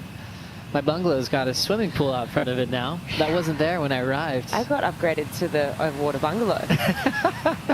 We've had that much rain. But today with the blue sky, clean conditions, light offshores, everything came together to wrap up this event. Anat did lose priority taking that wave. And with how hard she works, I'd imagine she might just try to see what she could do under prio. Here she is, slowing things down. Still not able to stall to get barreled. See if she lays down a turn. And it ends up being incomplete off the top, so not much of a score there. She's really thrilled to be riding silver surfboards. The two brothers that make a lot of boards for Italo, Tico and Teko, are happy to sign her up on the team. So having Sakurama, the stop before Tahiti, was really perfect timing for her to pick up some boards for this event. She's got some boards that have that volume really pushed forward to give her some good paddle power under the chest and get down the line and get really barreled. She actually had a board made for Margaret River that she really liked that she brought here as well. She was warming up on. Last score just a 1.5. Yolanda holding back. You can risk it a little bit more by looking over the edge if your opponent's still paddling out. They're not in the takeoff zone. You're not losing priority, so you can kind of take an extra look and you won't worry about losing that priority next to your name. Yolanda's surfboards come from Peniche, Portugal, where we'll stop later on this year. Fatum surfboard. She's got her own signature model. She comes from way down the coast, much further south than Peniche. But as you know, as a traveling pro, you're not home too often. Absolutely in love with her job, and her road to get here hasn't been the easiest. So she calls herself the most grateful athlete on tour, just enjoying every single piece of it that comes up with it. So it makes sense that she'd be the only one present for the safety meeting. She's loving every part of this job. Yeah, I think it also, you know, when she talks about being the most grateful surfer on tour, when you've been through so much and it's taken you quite a time to get there, I just think that, you know, sometimes you get a little bit, not jaded, but like you're at the top for so long, sometimes you can take these little things for granted, but I just know for a fact that Yolanda's looking around and she's looking at the, you know, the Red Bull Athlete Zone every time we're at a different event. She's like, oh my God, this is incredible. I got lockers and this and hot showers and spas and saunas and ice baths. And I'm like, are you kidding me? Like, this is crazy. Look at this view. This is what the channel gets to witness. Having a beautiful seat to watch that attempt from Yolanda Hopkins. And she's had quite a few. You wonder, would she ever start to tire out with exhaustion from finals day energy? One that likes to catch a lot of waves, likes to have a lot of chances. But this is the most powerful spot on the planet, even when it's a bit smaller. Let's see what happened from the front on angle. Yeah, this is cool. We get to see a bit more of travel time inside the tube. That one stayed open. I'm kind of clamped at the end, a little bit pinchy, so let's break it down. She's got the grab rail, and then looks like she kind of just gets caught on that foam ball. So look, she's got the vision on the last couple. The first few, she went over the handlebars. These ones, she's getting the vision. So even though the scores are all still really small, she is getting slight improvements. She's feeling out the lineup, the read on it. I think it's just interesting. This is the kind of surfer she is, though. She loves to catch a lot of waves, to your point, Joe. I just don't think, even if you told her, hey, just sit and wait, I feel like she'd just be so hungry. She just wants that moment to show the world that she can really do this and really charge in this heavy waves. So we saw it in the last heat. She dropped the high seven. So I think she just wants more, though. She wants to go excellent. Remember, we have the live rankings that you can enjoy on WorldSurfLeague.com. They're refreshed after every heat performance. And look at this front page. Top 10 out of the event. Isabella snuck in there with her performance, making the semifinals. So great job to Isabella. Nadia Aristarbe, you can see, leads the Rookie of the Year race, but the top 10 out before the final. Top 5 out before the semifinals. 3 surfers remaining, and not Lior is dealing with Yolanda Hopkins right now, and they're neck and neck on the rankings, and just in front of them is Erin Brooks, who's moved up 4 spots with this performance, making her first final since 2024's wildcard run that she had in Fiji. Wow, massive, massive movement for Erin on the board right there. And then potentially for Anat and Yolanda, depending on what happens in this heat. Paddling hard for this one, getting hung up in the lip a bit, but she does control the drop. Getting delayed her entry into the wave, though. Didn't allow her to pull into the tube. It just kind of raced off without her. So not dealing with the turbulence. She kind of shakes off the Tahitian Water Patrol as they were checking on her. She'll punch through that one and see another wave popping up, so she'll kind of retract a little bit. There's always communication with the drivers on the ski to see if they want that lift out of there. As we see that moment where she just got a little hung up again. Yeah, a little bit hung up and just couldn't quite scoop underneath the lip. So just trying to straighten out and avoid that serious impact zone. I mean, she went down to her stomach, kind of trying to lay down to avoid that bit of foam, but my goodness, even when it's smaller, it is such a powerful wave. So, I mean, she would have gotten pretty detonated in there. All the Water Patrol and the Red Bull skis out there have the drivers, and every single one of them have grabbers that are there on the back of the sled, and they're to grab the surfer, put him on, and get him out of the impact zone as soon as possible. They've got a lot of experience. We've got Ari Taroa Natua with 8 years experience. We got Tuarau David, who's got 2 years of experience as a grabber, but 22-year-plus experience as a surfer here at Teahupo'o. We got Hinari Hoffman, who has a 10-year vet on the impact zone and kind of a specialty there of the West Bowl as well. Kieran Tehotu with 8 years behind him, assisting with this event, and Jimmy Taparai with 15 years in the impact zone. And being a grabber, what a cool job. I mean, imagine if you're like robbing a bank and you know, the driver's like the getaway car and the grabber's like pulling your friend and grabbing him and throwing him through the window, you know. So it's a really strong team. These guys are unbelievable what they've been doing. We talk about the tube riding and the levels being lifted in the lineup by our surfers, but it wouldn't be happening without the Water Patrol. Oh, it would not be. When you read through that list and you start talking about specialties of each of these guys, and you know, you hear about this guy's specialty is the West Bowl, that's when you know that people have serious amounts of time that they've dedicated to this reef. They know all these intricate parts, because there is so much going on, you know, even on a day like today when it is on the smaller side compared to what we saw at the start of the waiting period. And then when you start talking about the size that we saw at the start of the waiting period, I mean, there is nowhere scarier really on the planet that we have a, you know, championship tour event. I mean, Pipe is scary as well, but wow, like this is a proper slab. And to navigate reefs here, I mean, we've seen shots where they're flying over this reef and it's only a couple of inches of water that these skis are, you know, navigating over into the lagoon. To make that split decision under pressure, the right decisions, you've got people's lives in your hands, so plays such an important role. Such a gorgeous view. It's like a postcard with consequences. It's like it is beautiful though. It's like a beautiful, scary story all at once. Just this paradise that just has a pulse, a beautiful heartbeat of the Polynesian culture and lifestyle. There's a lot of outer reefs that people hang out and surf on, a lot of foilers. Man, Matahi Joe Leg, foils everywhere, and he can get barreled on a foil inside the barrel out here, which I always thought was impossible until he did it. Catching fish, making poisson crew, and enjoying it all on the Tahiti flight cam as we are enjoying our finals day. Semi-final number 2, still with 13:45 on the clock, and a really cool moment for the rookie class. Having a battle that's this far down in the event.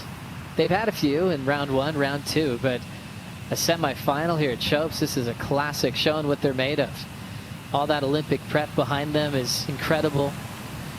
For Nale Lior, she qualified for the first Olympics, Tokyo 2020. Accomplished that and also did the QS for the World Surf League and won an event in Anglet that same year.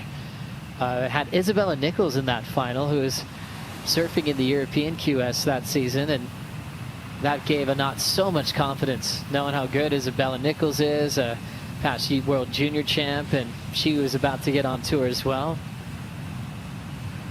And it's just been pedal to the metal for Anat ever since.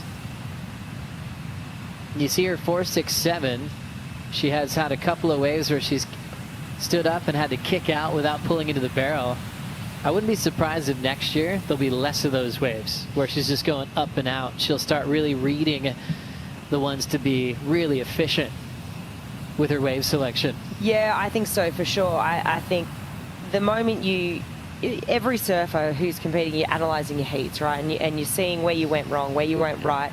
You're always looking for moments where you can improve, and the best thing to do is just video analysis. So you're going back, you're watching the heat replay, and yeah, I just think they're the best in the world, and you're so quick to judge your own surfing too. You've obviously got coaches that give you that instant feedback and a sounding board before and after heats, but when you watch a video analysis yourself and you're at that level, you can instantly see where you went wrong or right, and I think she'll probably clean those mistakes up. I'd probably even clean up, maybe even during this heat as we see it unfold. Finals day is exciting in the early afternoon here locally here at Teahupo'o. Grabbing the jersey is a world champ named Italo Ferreira, and current world #1 as he's preparing for Hawaii's Seth Moniz.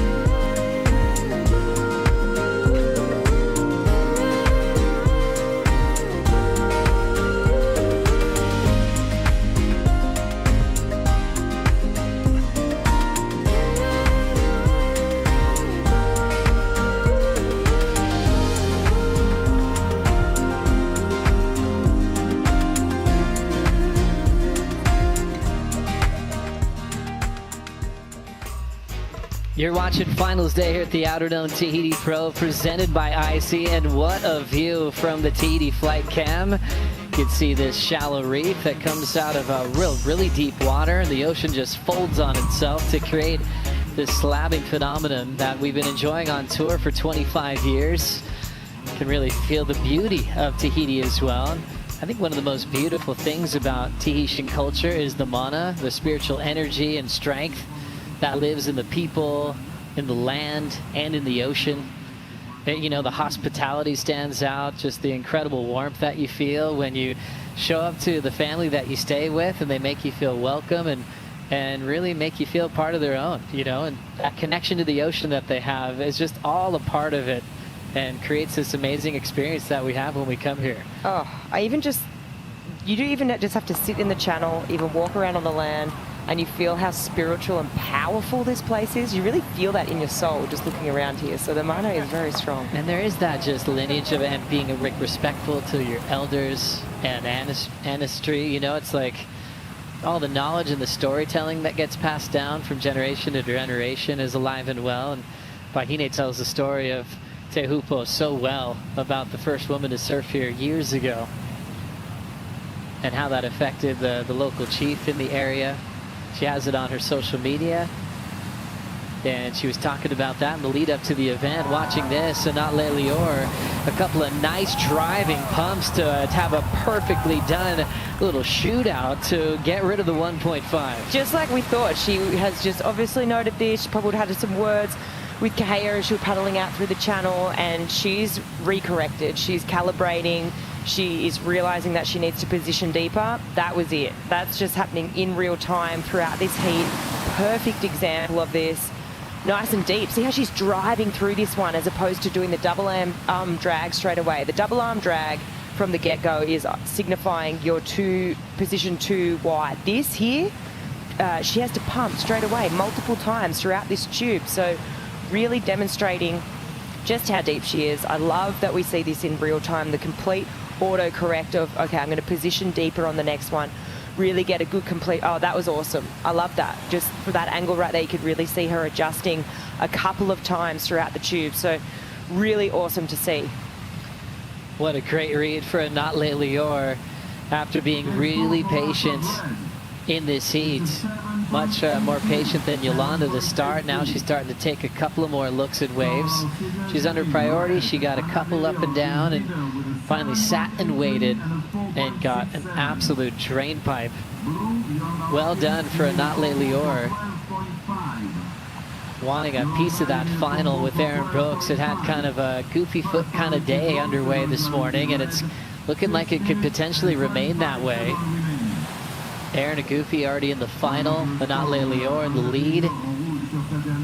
Representing the frontsiders with her last wave in at a 7.83 on the IC score update. Great number, great number. 3 judges going the 8. Obviously got a couple of 7.5s there.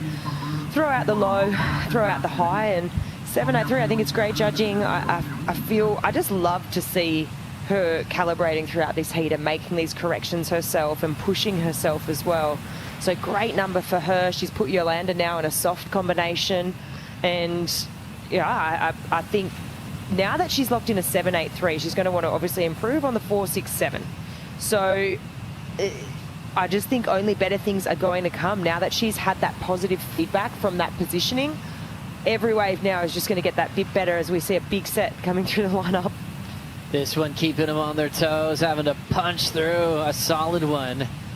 Both successful with their duck diving techniques, which is quite a skill set to have when the ocean's landing on top of you. Seeing a lot of broken boards, a lot of leash breaks at this event. That's standard issue.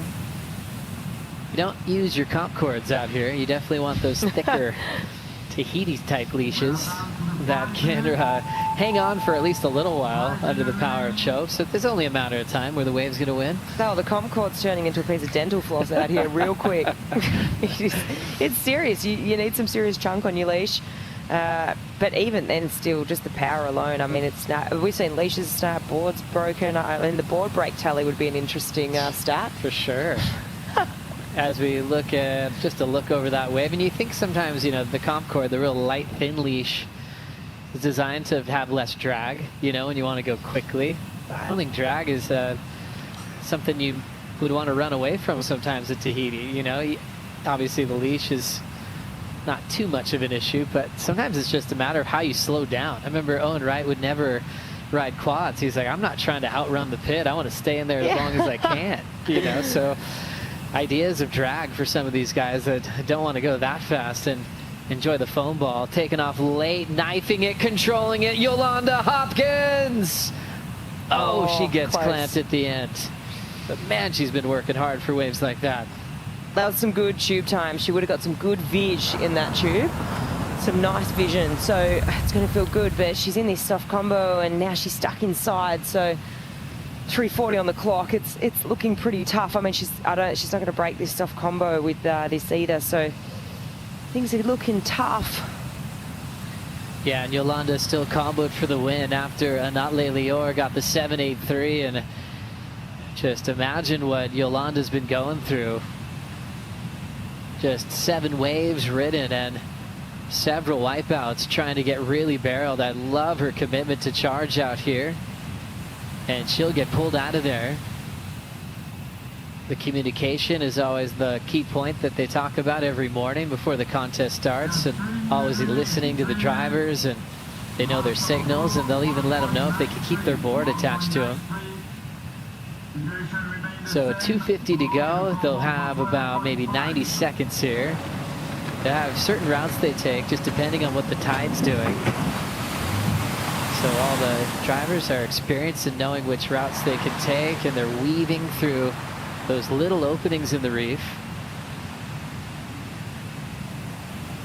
And then they'll make he's going to make a hard left turn and go through some deeper water where they can hold their speed. The speed's talked about, you know, if there's two skis going around at the same time like we have before, you're not allowed to pass each other. You kind of have to keep your speed solid, and the priority judge is, you know, watching that accordingly if there happens to be two pickups at the same time. It's so fun going fast on a ski. It's so hard not to be a water bogan. As soon as you get on one of those, all you want to do is go fast. Just feel like Kenny Powers for a moment, your mullet just blowing in the wind. It's such good fun. That's been Strider every morning on his commute. Just flying. Pinning it. I think everyone gets a kick out of just being on water all the time and driving skis and boats. It's not every event you get to do that. We'll get another taste of that at the next stop at Cloud Break. For the Tahitians, they're like, oh, that's just everyday life. Great follow cam shot here of that lap that they took. So it was about 2:50 on the clock when she was on the inside. Minute 20 to go. It's amazing, that quick. So efficient. Unfortunately for Yolanda, she won't have time to break the combo, but she has turned in the best result of her career. Another rookie getting semifinal finishes. That's powerful. I'm not sharing that, but she'll go one step further and make her first final, creating history for Israel and Tel Aviv with a shot to win a major championship tour event today. How cool. Two goofs in the final. It's amazing for her. I'm really stoked for her. I think this whole event, she's just been charging, and she's just been on the cusp of, I think an excellent number is just around the corner for her. We saw the last score, the 7.83. 3 judges went excellent with that number. The other 2.75s obviously kept it down, but I just feel like she's on the precipice of an excellent number. I feel like just around the corner. She's working really hard. She's been improving every heat as she's gone on. So we see Yolanda having almost another look on the inside. And for Yolanda, she knows she's comboed, but that's just the energy she brings. She was ready to swing and pull up and under to get one more wave in uncrowded conditions here at Teahupo'o. Hats off to our surfer from Portugal for just putting in a very amazing display of charging and go for it attitude. That was just fantastic to watch. Both these surfers push each other so hard. Great job for Coach Kahea Hart as well. In Anatle Lior's corner. What a final we have in front of us. A rookie named Anatle Lior and just a second-year surfer on tour, Aaron Brooks, both fighting for a win this afternoon. I love it. I just love to see what this is going to do for her confidence. Obviously, the job's not done. The final's still there and within reach. But when you look at the back half of the season, how it's going to set her up, the confidence that you take from a result like this, only better things can come. What a finals day it's been for the rookie. She had a good pace, really managed her wipeouts in that last one. Had a couple of waves where she kicked up and out, but didn't take as many beatings as Yolanda in that one.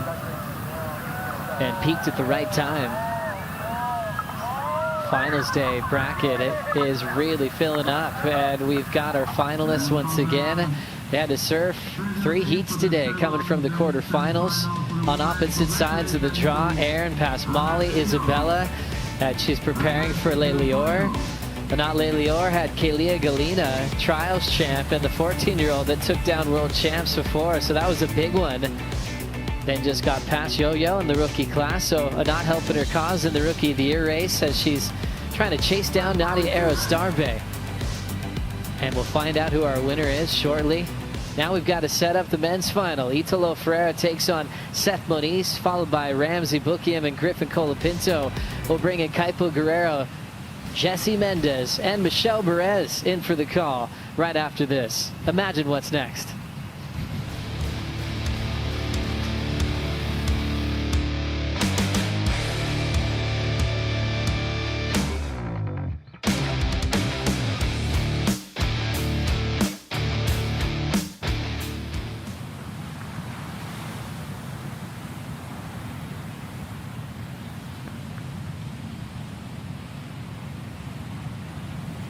for first on blue, 2.17 and 0.83.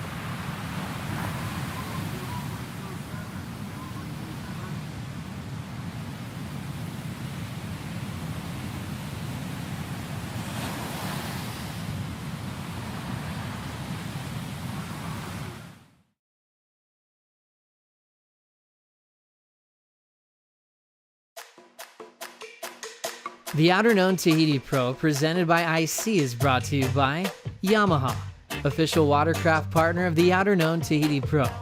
By Banque de Tahiti, official bank partner of the Outerknown Tahiti Pro. By Vini, official telecommunications partner of the Outerknown Tahiti Pro. And by Mofi, empowering you to live a life untethered. Power on.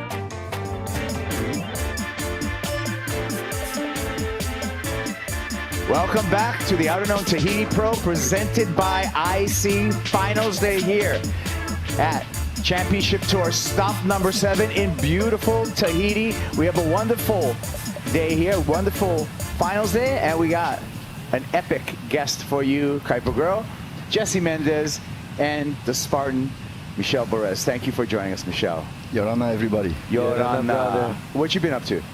I've just been cruising, man. I'm a family man, so I just take care of the family, the kids, and just, you know, like a soccer dad, just bringing them everywhere. I'm more like a taxi these days. Uber driver. Yeah. Is it nice when the tour comes to town? Always, every year. You know, it's always special for us to have you guys around, and you know, because it's always good to see like different level of surfing, and especially the girls. You know, like to see them like every year, like getting pushing the limits year after years, and it's crazy, man. Yeah.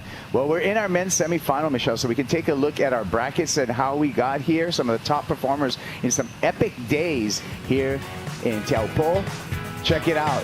Seth Moniz had to come through Alan Cleland Jr. He's on to with a former champ out here, Italo Ferreira. And what about these guys on the bottom, Ramsey and Griffin? What about the show they've been putting on, Michelle? That's going to be amazing, man. Like, both of them wants to make the finals so bad. And I know Ramsey needs a big result, you know, to stay on tour. Griffin wants to go for the world title, so it's pretty much gonna be like a final before the final. There's a lot to look forward to, and we're looking forward to of semifinal number 1, and it's gonna be Seth Moniz in the barrel. Moniz traveling through this one, and Seth comes out like he's been doing throughout the entire event. Seth Moniz off to a nice start against Italo Ferreira. We got some waves to get caught up on here. Italo, Jesse.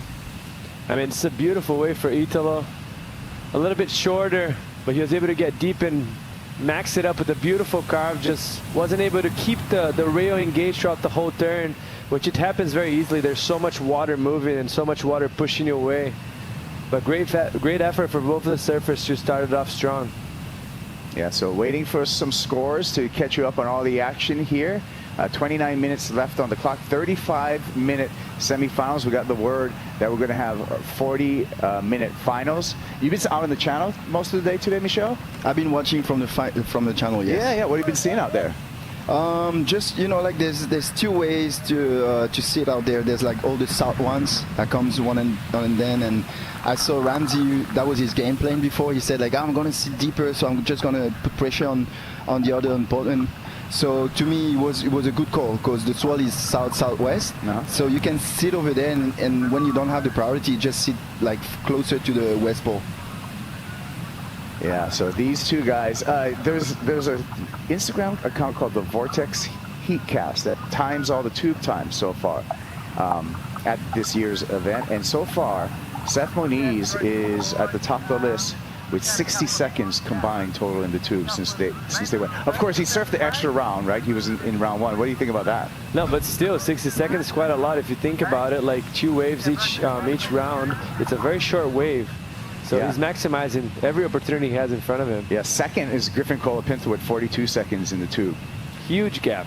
Yeah, but Griffin he might have less tube time, but he got the bigger tubes, I think, too. 10-point ride. Did you get to see that, Michelle? I got to see that one, man. It was a crazy one. This guy, he's just so busy, huh? Italo Ferreira just able to stall, throws the alley-oop attempt. That's going to be wave 5 already for Italo, Jesse. Yeah, I think just in my personal opinion, personal perspective of what's happening and what previously had happened, there's been a lot of big scores. We haven't had lack of wave consistency, and I don't think those small waves are going to play a huge factor to it, mostly because they already started with backups. So he already has a 5.83, 4.17. Seth Moniz have a 4.67, so kind of needs to put himself in a little bit of a bigger wave that has more intensity to it. Michelle, you shared a final. It was a pretty epic final over at Karamas with Italo Ferreira, I remember. What's it like competing against this guy who's just all over the lineup? You know, he's the kind of guy that can get a 10 on a 1-foot wave and a 10-foot wave too, you know, so he's really he's a challenger, man. Like he wants to win so bad, and like especially this year, like I think he got the yellow jersey, right? Yeah. So wow, it doesn't, you know, to me he's super complete, and to surf against him, you know, it's gonna be a hard one. Yeah, and that was like 8 years ago. That was 2018. And he's still relevant right now. But what do you think about the development of Italo Ferreira? How he's matured and developed as a surfer? You know, it's pretty much like every Brazilian surfers. You know, like I'm super impressed by them. Or just because, you know, coming from Brazil, it's not the place where you see big barrels and stuff, but they end up winning the comps. Like you can see, Italo is one of the best out there, man. Like him and Medina as well. So to me, to see them succeed in heavy barrels, that means they learn quick. Yeah, and you can speak that to the development of Brazilian surfing, Jesse. Definitely, like the guys put in the work. Like Michelle just mentioned, they love the challenge, they have the drive, and they're hardworking people. You know, a lot of the times comes with a very small background, and they need to fight. It's do or die. It's like their life on the line always. And in this situation that we have here at Teahupo'o, it's their life is on the line as well. So they put everything they got, and they do a great job to develop over the years. This was a 4.67, Jesse. Yeah, so this is a beautiful wave. He maximized the scoring potential of that wave, but just lacked a little bit of criticalness to the wave itself, and probably the section didn't stretch out as much as he was hoping for. This is a 5.83 for Italo. This is a bigger wave in size. He's able to get probably as deep as Seth, but just a little bit shorter. But the wave had more intensity. That's what probably kept the score above a point of Seth's first score of substance on this heat. And then Italo also locking in, as you can see, with a 6.67. So the early lead with Italo for a priority now with Seth Moniz. And here goes Sethy.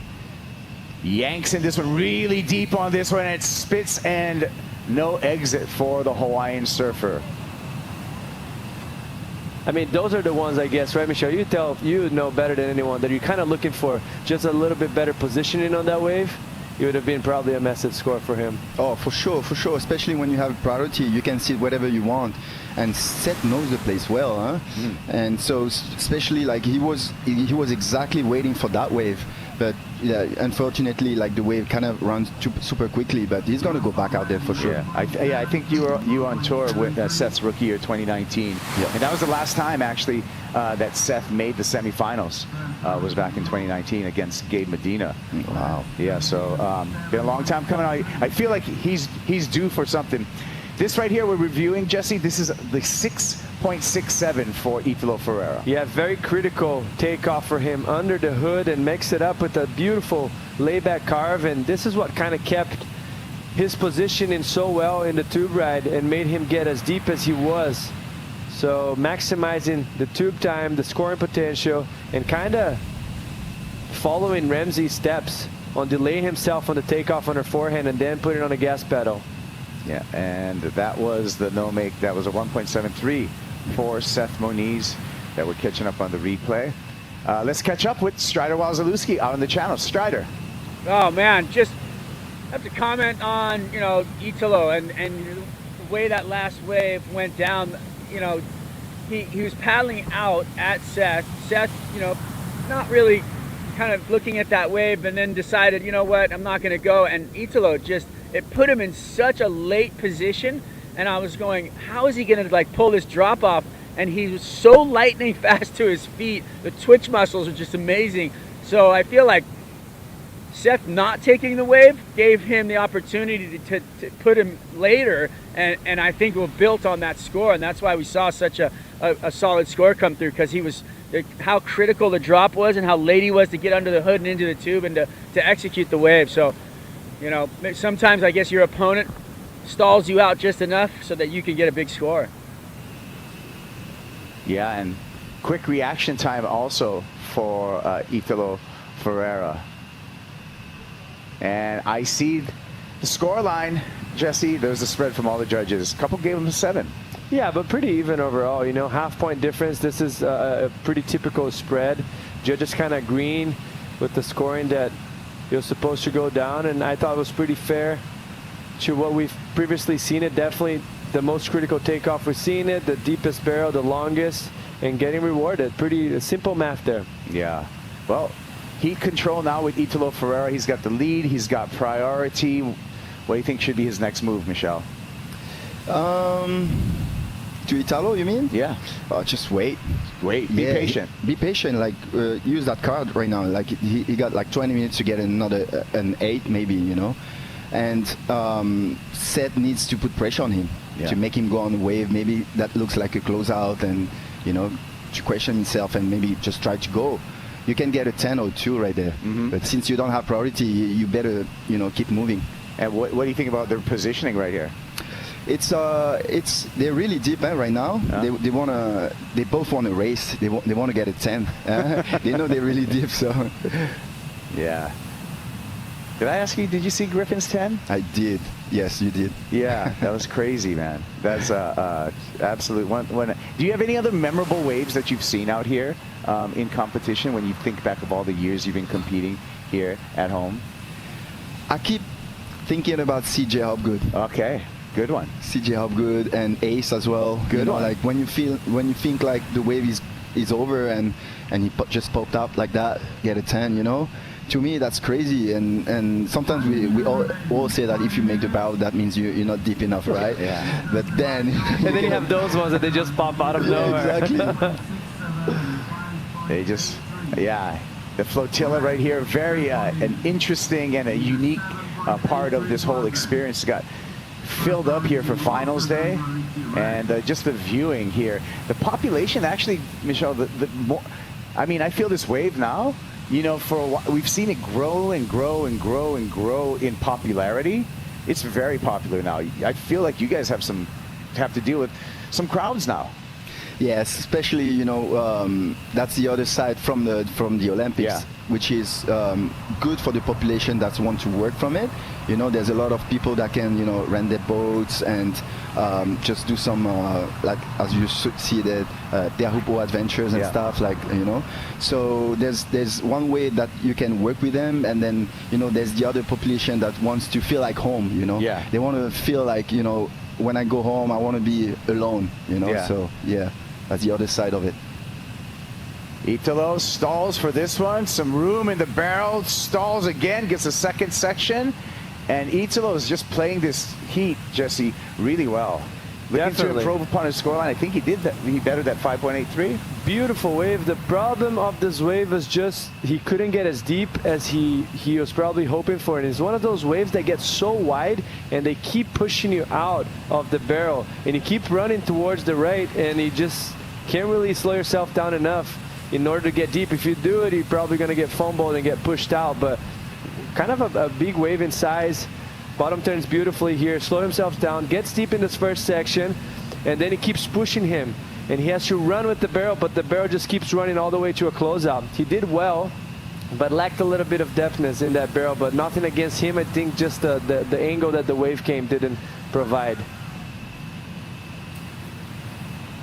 I love this looking into the barrel view. Yeah, just a double arm grab. He does that one pump and keeps running with the lip line, but not behind the lip line. That's what probably going to keep the score not as high as he was hoping for. But he might be able to better that 5.83, in my personal opinion. Yeah, and that, you know, using priority, I feel, as long as you improve upon your scoreline, Michel, you got the job done. Because you kept Seth set off the wave, and if you can make it even harder for Seth, a bigger number for him to need, then you got the job done. Exactly. You need to put pressure on him. And so if he gets a higher score than a 5.83, you know, so that means like Seth will need an 8. So that's a different mindset, a different wave selection, you know. So he's probably going to have to wait longer for the right wave to come. Except if he wants to get a 6 to get closer and then get another 7, you know, it's a mind game out there. It's a chess game. It seems, yeah, so complex, all the moving parts, as well as just riding very scary waves. Let's go out to the channel as we watch Italo get through that clean. Let's go out to the channel with Strider Wazalewski. Strider.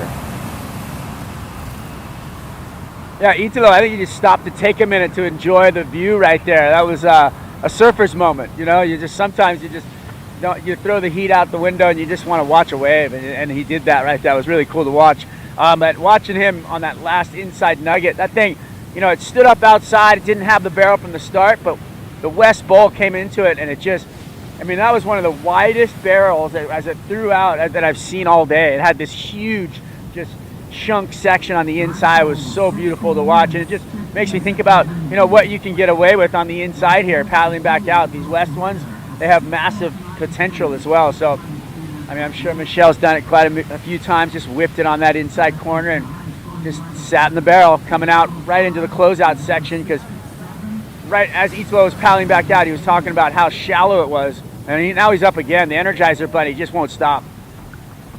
Yeah, he's been catching a lot of waves in his heat. The previous waves, 6.93, and we saw in the replay looking into the barrel that double arm drag. And Michel, you talked about CJ Hobgood. I think he's one of the originators of that tube approach. Of course. Oh man, like every all the surfers like dreamed about doing the same thing as they did, you know. Yeah. Like it was crazy back in the day. It was probably like 15-20 years ago. Yeah. It was coming here and then just doing like a double hand. And it was new, right? It back was then. new, yes, yeah. exactly. Like people used to put like one hand only, and he was stuck with those two hands in the barrel. It was beautiful back in the day, still now. What do you call that, your backhand maneuver with the leg drag, too? No, I have no idea, man. Wow, Seth Moniz in, out. Back in the game right now. So with that 6.93, last wave for Italo Ferreira, set up Seth Moniz to need an 8.93. Seth is going to lessen that requirement right now because he just dropped a hammer of his own, Jesse. Yeah, that's a big score. For me personally, we got to look back to it, but we saw from the bottom turn into the barrel, but it felt like that wave was just as throaty as any other wave in this heat so far, and he was able to get deeper. Shorter wave, but more intense. Got behind the curtain pretty deep. Probably managing some fumble right there. Here's a replay. As we see it here, beautiful pump right there. And look how that wave just bends towards him. He gets as deep as possible. Almost lets the rail go just for a touch to get that pump down the line and generate speed, and comes out as clean as a whistle. What do you think, Strider? I thought it was excellent. There wasn't any drama in it, so Griff just told me he thought 7.83. So we'll see where the score comes in, but I mean, that was just so beautiful to watch. As the wave kind of stood up on the reef, I said, that's the one. And it was just like backed off into the corner. You saw the wall stretch out, and you could see the double up underneath it just pushing, and the wave just loaded up. And as he came up the bottom into the barrel, you could just see the line was so perfect that there was just no drama in it. It was just right next to the foam ball the whole time, and then just the thing released, and he just slipped right out through with the spit. So beautiful ride. I mean, just perfect execution of a tube ride right there. It just doesn't get any cleaner, any better. Those are the ones you want out here on that inside ledge. close to the score for sure. I think maybe almost a 9 as well. Huh? I liked it a lot. Yeah, like that takeoff was nuts, man. And then he let go the rail and then pump one.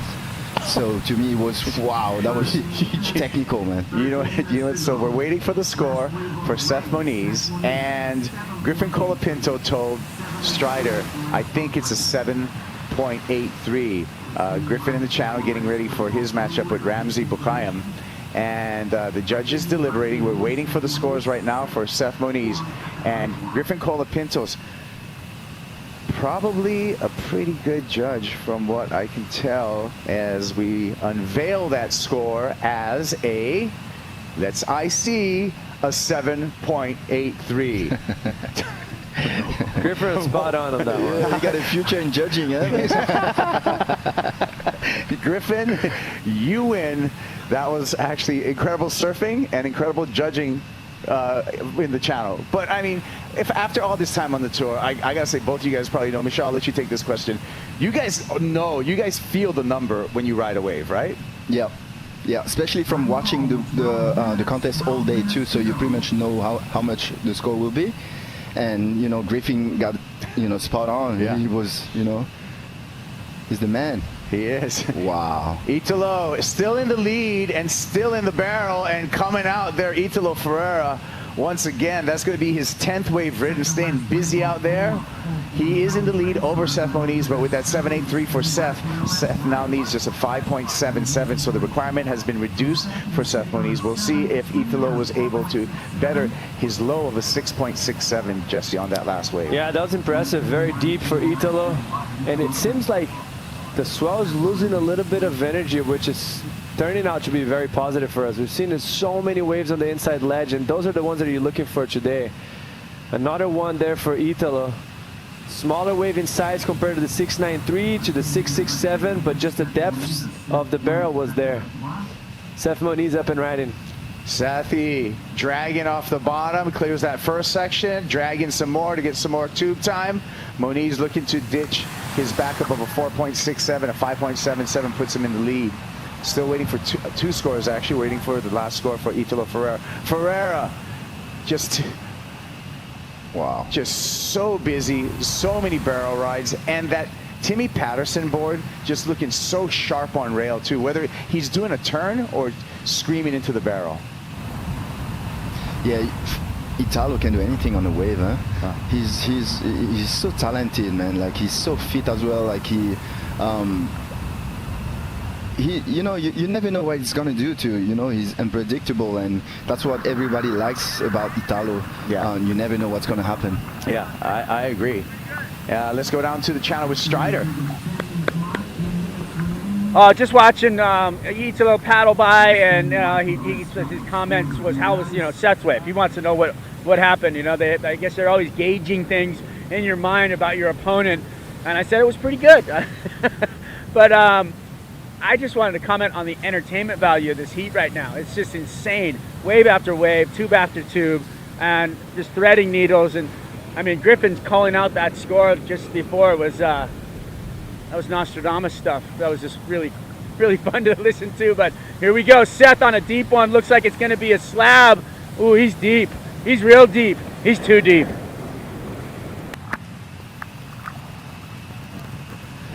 All right. Well, Seth did hand over priority now to Italo Ferreira, who does potentially have heat control. So now, two important. That's going to be enough in score for Seth. But the previous wave, we got to get that score. We got to get the last score for Italo Ferreira and see where we land at, Jesse, as far as the situation. And this heat has flown by. We're only down to under 9 minutes now. Yeah, it seems like Italo's going to better his situation. That last barrel. The previous one, I think, if I'm not mistaken, was the 5.97. Yeah. Smaller wave in size, but very deep. The one right after, just as deep, but a little bit bigger. And he comboed it up. The transition in between the barrel to the carve was super tight. Kept the rails clean. And as much as this is a barrel contest, it adds points. On a day like today that is much smaller in size, you're adding half a point, you're adding 1 point towards your total. You could make a big difference in the end, mostly with Seth having such a high scoring wave in this heat, close to an excellent range. Yeah, and I just think that exit and then a carve also shows control for the surfer, and that's an added kind of bonus. Here we go, Ferreira, so active. in his heat. And a little kick stall there, sticks it behind the curtain. Beautiful carve. You can see the sharp rails on this board just clinging to these steep walls, Jesse. Yeah, great stuff there for Italo. They're barely giving us any time to breathe. Like they're going back to back to back to back. Well, that's the sign of a good heat, right, Michelle? That's a sign of a good heat, yeah. Especially those guys, you know, like they know that there's a spot for the final, and they both want to get it.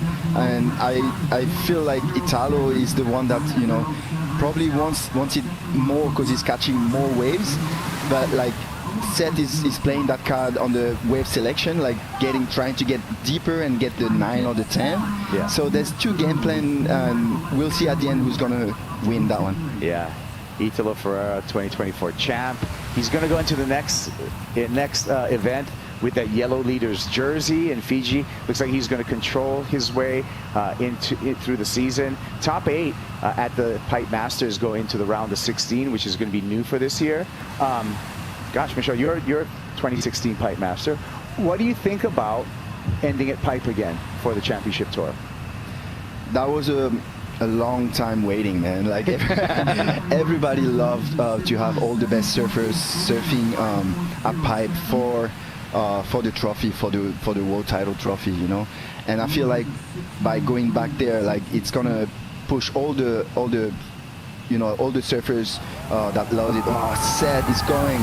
That's a bomb. Oh man! Wow, that could have turned the heat. What do you think? Well, there's a lot of numbers that have to come through, but that was crazy. We should have asked Griffin, man. Good call. A good call. One of the best judges and surfers at the same time, Griffin Colapinto. Huh? We're going to give him credit for that one. But what an effort by Seth Moniz, and what a busy heat we've had here, Jesse. Oh, and both of the surfers, even though Seth has been playing, like Michelle said, a little bit more patience game, identifying the better waves of the heat, he still had so many opportunities. He's on wave count number 7 with this last one that's yet to come. So impressive stuff. We see it from the side angle, but that wave just looked like one of those beauty that just hit that inside ledge. It comes a little bit deep in the shelf, but it stretches down the line for the West Bow. For me, I mean, it's hard to call it if you're not seeing front angle. You're seeing the boat angle. But it felt pretty close to what he's already previously done at the 783. That was very intense, like beautiful surfing from Seth. Yeah. Strider, what did it look like to you? That looked excellent to me. That definitely looked excellent. I mean, looking into it, watching the drag, he almost went over the handlebars. He was trying to put himself back. You know, they put the back end into the wave to try and slow down, but the wave was sucking up so hard, like it kicked him forward. Then he had to go back in there to try and slow himself down again, and then he was just right on the foam ball, right in it, and then the thing released and just boom. I mean, that was intense and great technical surfing and really deep in the barrel. I feel like that's going to be an excellent score. That was just insane to watch. So really fun. I was wrong on the last one. Maybe, you know, we'll get a little bit right on this one. Who knows? But that was put him into the lead. I feel like that was insane. Yeah, we're waiting for those numbers, Strider. Thanks for giving us your view of that. Strider front row seats here all event long, through all kinds of weather, all kinds of conditions in the channel. We're waiting for Seth Moniz, waiting for some scores for Italo Ferreira. Jesse, the judges are playing a giant game of catch-up right now. Well, I think they're just trying to make the right call, so Italo knows exactly what he needs coming into, you know, to this last 4 minutes of the heat. And also Seth knows what he needs to better, because this is a very important moment of the heat. But in my mind, I have no doubt he's going to get the 6-point right that he's looking for. Just very technical. Yeah. A little touch that, like as he was bottom turn, he used his backhand on the outside rail to slow himself down. But you said it, Jesse, which is important. We know Seth's going to get the 6. All of Italo's numbers are in. It's important for Italo to know what his requirement's going to be. And he's not going to know until that number drops in. But Seth Moniz, he's not going to stop surfing through another section. And this time the Hawaiian cannot come out. But that previous wave is what we're all waiting for, to see basically what I feel, what Italo Ferreira is going to need. And by the way, Ferreira has ridden 12 waves already in this heat. Just a wave catching machine. And there is all the waves, the unabridged version of the heat. So you can see all the waves written. Highlighted are the top 2 waves for each surfer. Mind you, we need one more score for Italo Ferreira. We need one more score for Seth Moniz. We're under 3 minutes remaining in this heat. Lot to digest. Entertaining heat, Michelle. Amazing, crazy hit. That's one of the best by far. You know, it's like back to back, and I know all the Moniz families watching right now. Yeah. I say aloha to you guys. Yeah. Aloha sis, Micah, Isaiah, Josh, and of course Tony and Tammy. Yep. What a crew, huh? Amazing. Oh, Italo goes down there, and the score has come in for Seth Moniz. You can see it in the score line as a 7.93. I want to see the IC score line, and there it is, Jesse. 8.5 was a high. Yeah, pretty clear. Overall, we all knew he was going to get the score. It was just a matter of how much, and now applying a lot of pressure in Italo. Needed an 8.83, which is going to need to be a special wave. 1 minute and 15 seconds left. It's been pretty consistent. There's obviously chances, but it's not easy. Huge moment for the Hawaiian surfer coming in here, number 31 on the rankings. On the live rankings, he's up 5 spaces to 26, but he has more room to move if he's able to make this final. It would be his first final of the season and a big turnaround for the season. Seth has had a pretty tough season so far, but he's had a brilliant run in this event.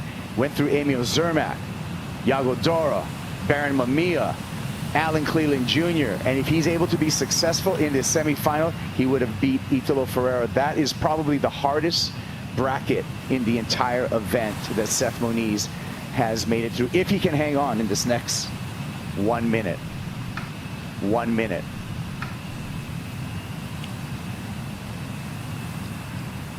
I think he's realizing it right now. Yeah, that's the longest minute, that's for sure, for both of them. It's especially for Italo right now. He's hoping for the best, and he knows he needs something big, you know, something that, a wave that he never caught during the heat, something new for him to ride. So it's going to be a special one. And it's super complicated in 30 seconds to What's go the emotions together. right now? Because you're just like, you've been in this position before. You just need the ocean to give you a chance. Yeah. But you can't always count on the ocean. Yeah.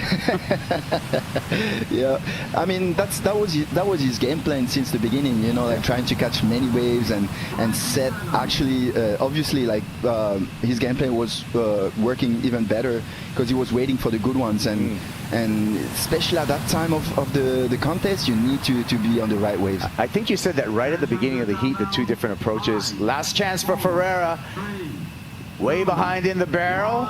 And that one clamps on him, and so Italo Ferreira will be walking away from Tahiti with the semifinal 3rd place finish and the yellow leaders jersey. Meanwhile, an excited Doug Silva heading in to greet his surfer Seth Moniz. And Seth, he's on his way, Jesse, to the final. I mean, well deserved. Seth has been a standout throughout the whole event, taking down Imeo in the first round in massive conditions, which the toughest draw you could ask for. And then the list goes on. Baron, Iago, everyone. Yep, Al, and now Italo Ferreira. So congratulations, Seth Moniz. We can't wait to see you in the final. What an effort, and what an entertaining heat from both surfers, to tell you the truth, Michelle. That was amazing, man. That was such a great heat to watch. Especially to see Seth making the final. Yeah. He started in round 1, and then you know, like he worked through all the way till the end, and knowing that, you know, he's one of the best tube rider in the world, and he got 2nd at pipe, and now he's in the final here at Teahupo'o. That's huge. Huge opportunity for him to take that win. Yeah. Michelle, I want to say mahalo, maruru. Thank you so much for joining us, Michelle Borez. We're going to continue on with the show. We're going to throw you to a break right now, but when we come back, semifinal number 2 in the water here at the Outerknown Tahiti Pro, presented by IC. Who's going to meet Seth Moniz in the final? Find out semifinal 2 when we return.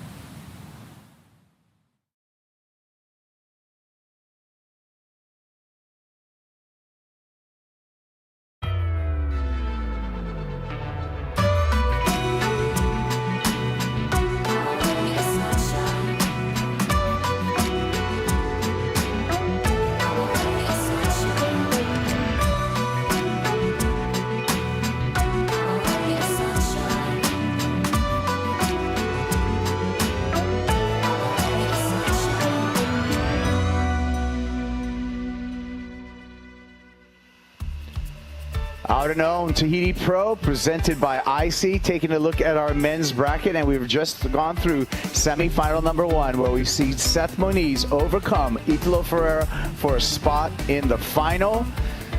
Semifinal number 2, all set up. Ramsey Bukiam up against Griffin Colapinto to take on Seth Moniz. Who's it going to be?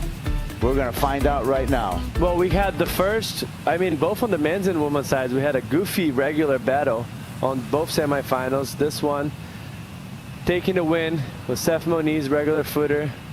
And now we have another opportunity for a goofy, Ramsey Bukiam against Griffin. What a tight match for both of the surfers.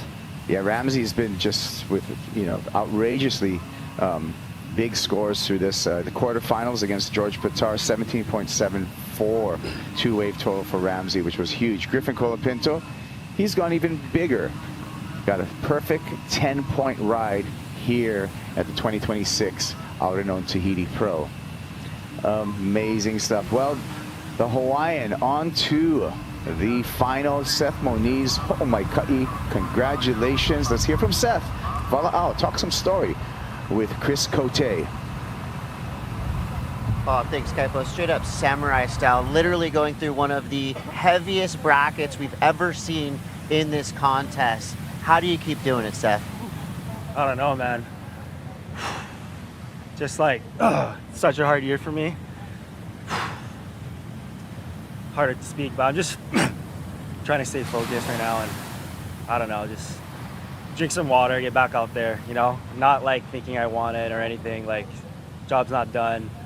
I was a little emotional just because, I've had a terrible year, and now it's turning around, so still want to get that W. I got second, and seconds are cool, but it kind of stings too, so just gonna keep doing what I've been doing. I've had gnarly guys this whole event, and just haven't doubted myself once, so just gonna continue to that. You have every right to be emotional. What kind of inspiration are you gonna take with you into this final? Just believing and trusting in myself of what I've been doing. It's been working,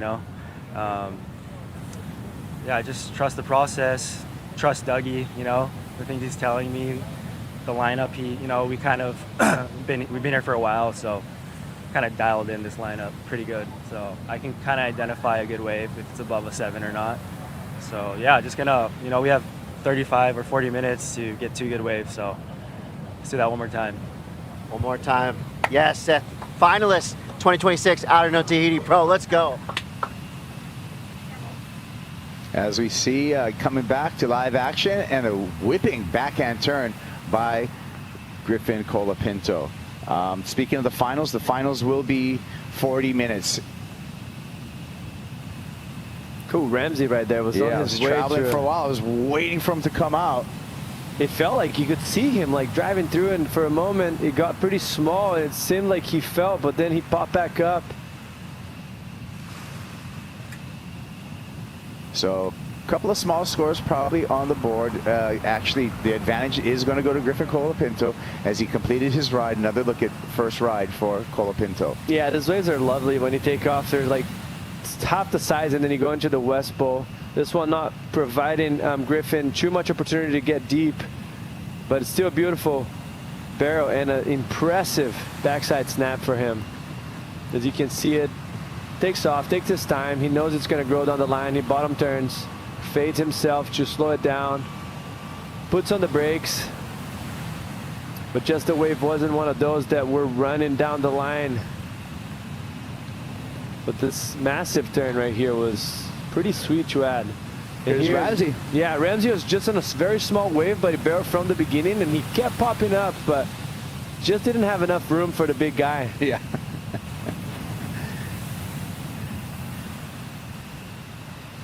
So 4-3-3 for Griffin Colapinto comes in, and it'll just be a throwaway score for Ramsey Bukiam.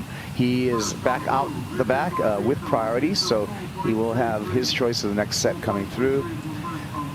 Just some thoughts, coming off of Seth's interview and his place in the final, and why he's emotional is all season long, this is stop number 7, all season long, he hasn't made it past the second round for the entire season. So this kind of turning the corner, this kind of breakthrough means so much to a surfer, and it can really set someone like Seth up for the back half of the year. And I'm telling you, if Seth's in a good position at Pipeline, wow, look out. Well, Seth is an all-round surfer. There's no doubt on that. We see him getting pretty much tens at U.S. Open 1 foot. Yeah. And we see him getting tens everywhere else, you know, like at Pipe, massive Pipe. So coming into the second half, the conditions really favor his style of surfing. You know, you have Teahupo'o, yeah. You have Fiji, yeah. And then you have Portugal coming up, which could be a very good way for him depending on the conditions, you know, those thick barrels. Yeah. We have the Philippines now, and we have Pipe that is his home. Yeah, that's going to be the X factor there. We see the numbers, the career best in the last heat that Ramsey surfed, 17.74 out of a possible 20. That is being on fire in the heat right there. Everything going your way. It was kind of like the event of the underdogs, like both on the woman and the men's sides. Like obviously, how do you count Ramsey and Seth being underdogs? But for the reality of this year, it kind of has been. Oh, you're spot but on. obviously, Erin taking a little bit of that bite, you know. So she took down one of them, Isabella Nikos, and Italo wasn't able to. We're gonna see if Griffin is gonna do the same. Here comes Griff. Drops into the bowl, pulls up, pulls in, and comes out. He's just able to do that so seamlessly every single time almost. As soon as I spoke, he was wanting to answer me, but looks like Ramsey is going to have a chance to answer back. Long stretching wall in front of Bukiam.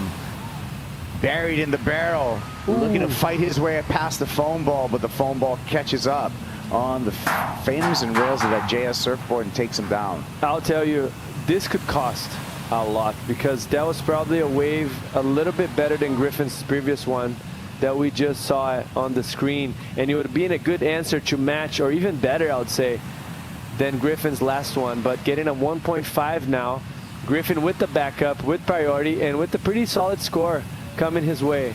Obviously, we've seen the previous heat was very electric with so much opportunity. Sometimes we see those lows right after. So I kind of have a feeling that this could happen in this heat. So you kind of got to maximize the opportunities that are in front of you because you might not get many of them like the previous one. Yeah, good point. You want to gather those scores while they're available because you never know where the winds are going to turn or the lull is going to set in. Here's Griffin. We're waiting for this score.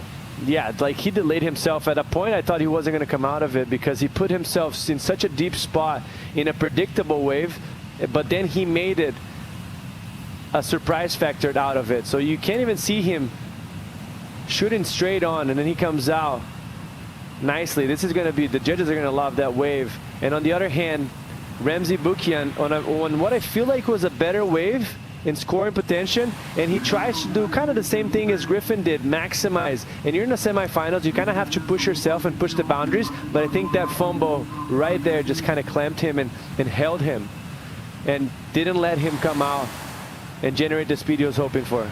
Live action, side slipping into another barrel. Griffin Colapinto maximizing tube time. Long stretching wall in front of Colapinto, and he's able to doggy door out of that. Water bending, Griffin Colapinto. Absolutely bending water.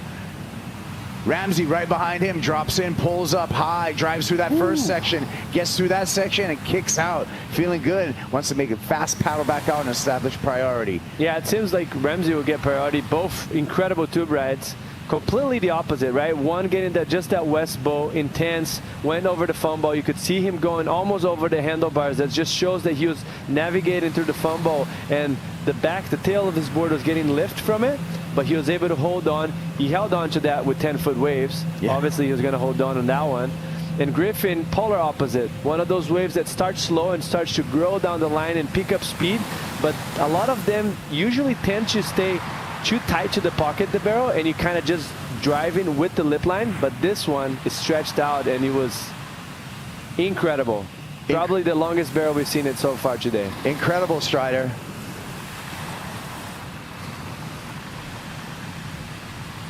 Yeah, well, I mean, the way that wave was navigated, if you watch the drop, he's underneath the thing taking off absolutely, like, almost inside the barrel already. So he started out and he sat on the foam ball in as deep as he could because he saw the section coming, and he identified it. You just watched it bend around him, and he just sat back and just stayed on the tail as far as he could to just be in the barrel for as long as possible. And as he was gone, the whole thing closed out, so I couldn't tell if he made it or not. But then you guys are saying that he doggy-doored it, and then he just paddled by with this look on his face and this smirk that he was in control, which was pretty confident to say the least. So, you know, Ramsey's wave, he was foam balling, came out, was really quick, but it was intense. And then he said, I think Griff's was good. It was good, right? Yeah, huh? And I was like, yeah, it was pretty good. It's just so interesting to see the mindset of these guys, and then knowing, engaging off of each other, and they're just, the whole thing revolves around what the other guy's doing. So in the end, they have to rest on their own talent and their own performances, but they're so clued into what the other guys are doing and then what they need. I just can't wait to hear the scores for both. Controlling inside of the chaos for an excellent 8.17 for Griffin Colapinto. Let's take a look at our IC score line for that 8.17, Jesse. Everyone going excellent. Once again, pretty spot on the judges on just a half-point spread. That was excellent surfing and an excellent wave, so it makes it easy on us, you know? Yeah. Don't even have to break our head too much to think about it. And Ramsey is going to get something of substance as well. And he's going to be back in the heat. Like, it's still going to be a long shot, but it was a good wave from Ramsey. Yeah. 14.84 for Griffin Colapinto. Ramsey, here's the IC scoreline for the Rockin' Moroccan, 6.67. So he's got some work to do. Yeah, and interesting enough, the same spread from the judges. Like, obviously different judges throwing different score, but pretty similar, and comes out to a 6.67. And for, I think Michelle was mentioning about that, for Italo was tough because he had 2 6s needing an 8.8. He didn't know what that looked like. But for Ramsey, on the other hand, he has previously got 8 points today, and he got a 9.5 if I'm not mistaken. And he felt on a few 9.5s, but he felt like it was a few 9.5s. So he knows how to identify that wave. So when the wave's approaching, you're looking at score and what the score that that wave is able to provide to you, and you pull the trigger. So he knows what it looks like. He just needs to find that in the lineup right now. Yeah. Well, Jesse, Chris Cote caught up with Anat Leilior, the rookie on tour. She's in the final. Let's hear what she had to say. Anat, making history, dreams coming true. Did you ever think you'd be in this position as a grommet way back in the day? Oh no, not at all. I was just, honestly, this morning I got a video from my girlfriend. She's going on through some old footage of us when we were kids. I think I would never dream that I would even surf an ocean like this kind of waves, and I don't know, man, I didn't even dream of this. So I guess I'm just doing what I'm doing. You know, it's the first time I don't have enough words to describe. I'm just living here, and hopefully I'll make the next barrel and the one after. You know, it's gonna be a battle of the goofies. Erin is one of the best out here. It's just a matter of going for it, and she did last week. So hopefully I can match my, I don't know, ability and keep it alive, you know? The dream is now alive. The dream is there. It's going to take 2 waves, and I know it must be kind of hard to come to the dream world and back to business. Got one more heat here in Tahiti. What are your goals? What are your expectations? Now that I'm in the final, it's definitely to win. I don't think anybody did a final and didn't want to win, so I guess I'll just get barreled. If the barrel is gonna be good enough, I'll win. If not, that's totally fine as well. But as you know me, I'll battle until the end. Anat Leilior, finalist at the Outerknown Tahiti Pro. Let's go, Anat. Somebody did a good barrel? Yeah. Oh my God, I'm frothing so hard. There you go. I mean, we're seeing dreams come true. You have to think about a young Anat Leilior growing up surfing in the Mediterranean Sea as a child with dreams of surfing in the ocean. Those dreams were fulfilled, and now she's found her way into a final here at the pinnacle of professional surfing, the Championship Tour, at one of the most outrageous, coveted events here in Tahiti. That is a dream coming true right there. I love that smile. I love how relaxed she looks, but she needs to get back in focus mode, like what Seth is doing. Because it's so easy for an underdog that never been to that position before, just be starstruck by the situation, by everything that's been provided in front, making a final at the world's deadiest wave you can ask for against a phenom like Aaron Brooks. So she needs to just regroup and remember there's another heat for me to win. I'm here to take the trophy home, take the points home to requalify for next year. Yeah. Gotta get the claws out right now. The same, she's been doing that the whole time. Yeah. Even against, you know, the local girl, the little local girl, Kelia. Yep. She didn't give any room for that lady. So right now it's even less room she has to give to Aaron Brooks. It's a huge opportunity in front of you. You never know when you're going to win. CJ Hopgood once said that. And this is an opportunity she has to take the win home. All right, with 15 minutes. Oh, and coming out, the president of Tahiti, Muay Thai Brotherson, coming and making his way into the channel along with Lindy and Axel Irons. Starkey, Andrew Starks there, Joey Santley from IC, and the president making his way. I want to thank all of the Tahitian government and the tourism authority here, Maruru, for everything that they roll out every single year. This is really an event on the championship tour I can say we look forward to, and I also think all of the global fans look forward to this stop right here. Whew. And even though it's a very challenging forecast that we had in front of us, like, we had an incredible event of waves. Like, the first 2 days were so impressive, and then had a little bump in the road in yesterday, or the day before it might have been. Yeah, the day before. And then yesterday was pretty fun, and today is turning out to be such a good inside ledge. So playful, so much opportunity for everyone to put themselves in the best spots and have opportunity to surf.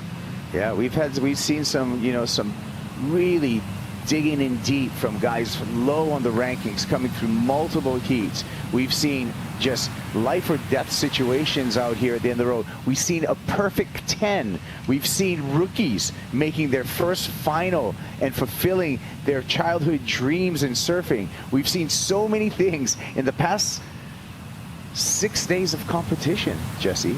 This has been a run. You know, we ran some type of heats every single day of the window. Ramsey Bukhayam way deep on this one, and the Moroccan just gets caught up in the barrel. Priority now to Griffin Colapinto. Heat control to Griffin Colapinto. Yeah, we were talking about with Michelle that it's so close to two from the 10s. Yeah. And you kind of got to roll the dice. You know, that wave had a good shape. It looked pretty similar to what Griffin's wave was, the 8.17.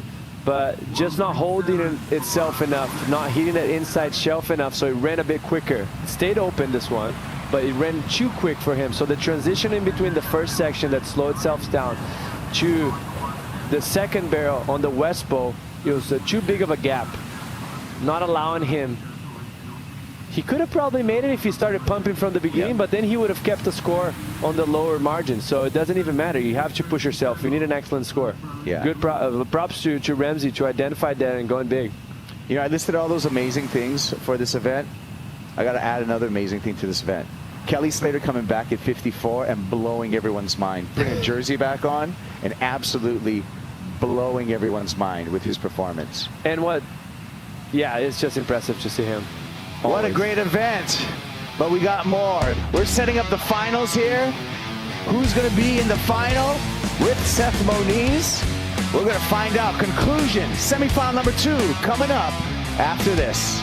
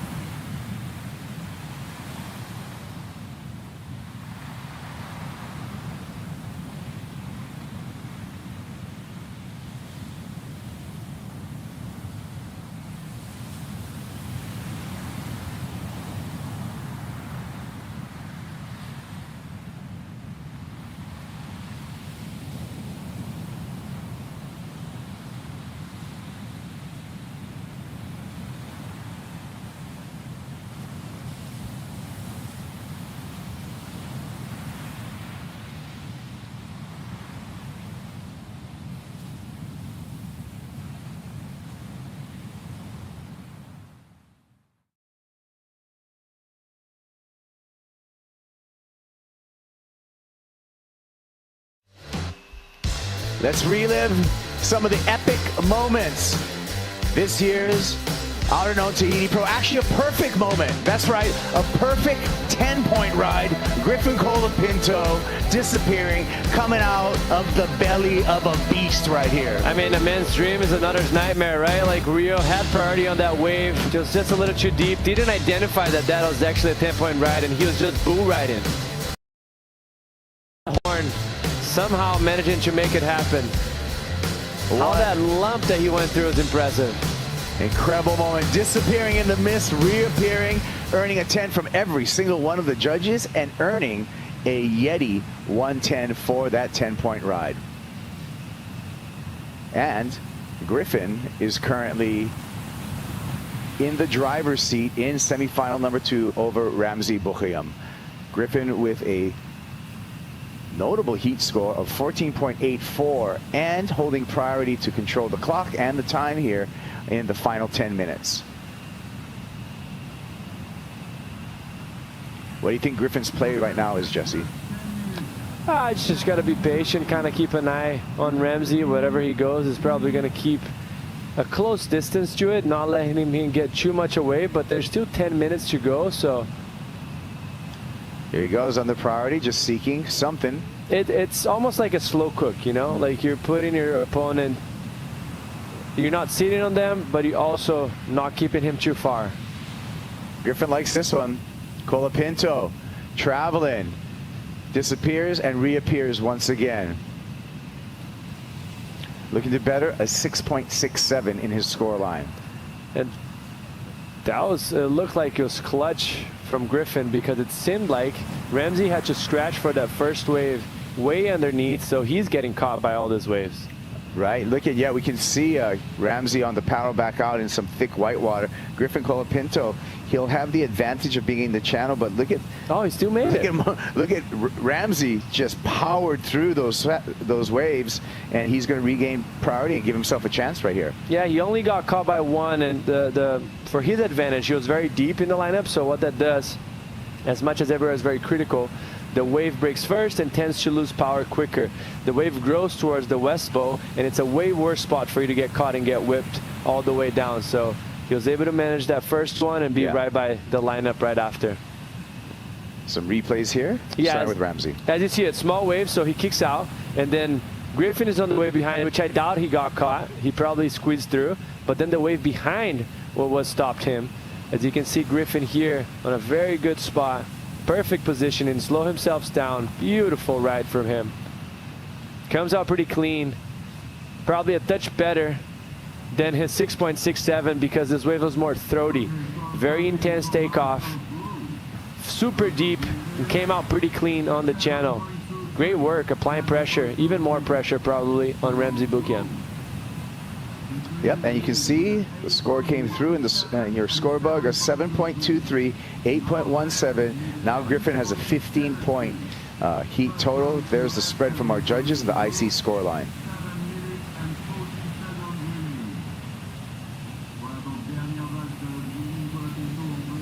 Down to 7.5 minutes. Ramzi does have priority, but his lead, Ramzi, has grown. Needs us 8.73 to overtake Griffin Colapinto at this point. That's a large number, but Ramzi's had larger scores already in this competition, so we know he's capable of it, Jesse. No doubt about it. And I think it's a pretty clear path in front of him. He knows how they look. He's got them before today, which is very fresh in his mind. The waves conditions have been pretty similar. The only difference now, it's outcast. There's no sun, so it looks a little uglier, but the waves are just as good. So it's just a matter of him putting himself in the position that he wants, which I know he will. He's a very patient surfer. He doesn't like to catch too many waves, ride too many waves. He doesn't move around the lineup too much. So I'm sure he's gonna, you know, sit on his board and wait for the wave that he's looking for throughout this whole heat.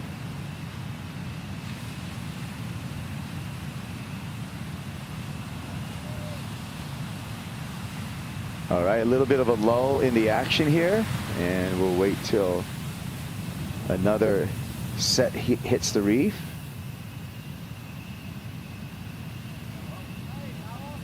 6 minutes on the clock.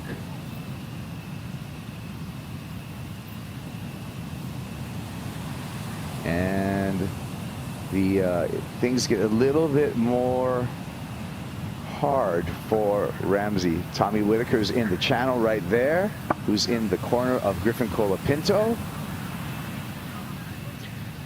Let's check in with Strider Wazalewski. Strider.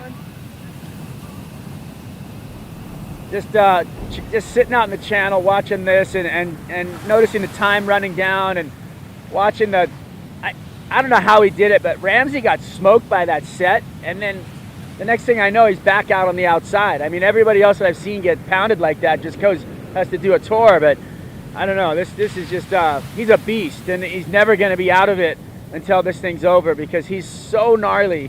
I mean, he's just poised for a 9-point ride, I feel like, you know, and he's been getting amazing waves this whole event. Griffin is definitely not safe, to say the least, right now. Yep, we've been talking about that, Jesse. It's the skill set that Ramsey Bukaim has and how he can produce some big numbers, given the wave, given the opportunity. I was just about to mention that. The problem is usually not the skill. With 4 minutes and 40 left, how many waves above an 8.73 we've seen it today? You know, like I can't recall it, but it's not many of them. It's probably a handful. Yeah. So they're not coming often. We've been talking about, we started the event at 7 a.m. It's 2 o'clock. So it's been 7 hours since we started the event, and we only seen a handful of waves above the 8.73, if so. So it's going to have everything to link up to him right now. Well, it's the combination, right, of skill and mana at the same time, because you need the ocean to work with you.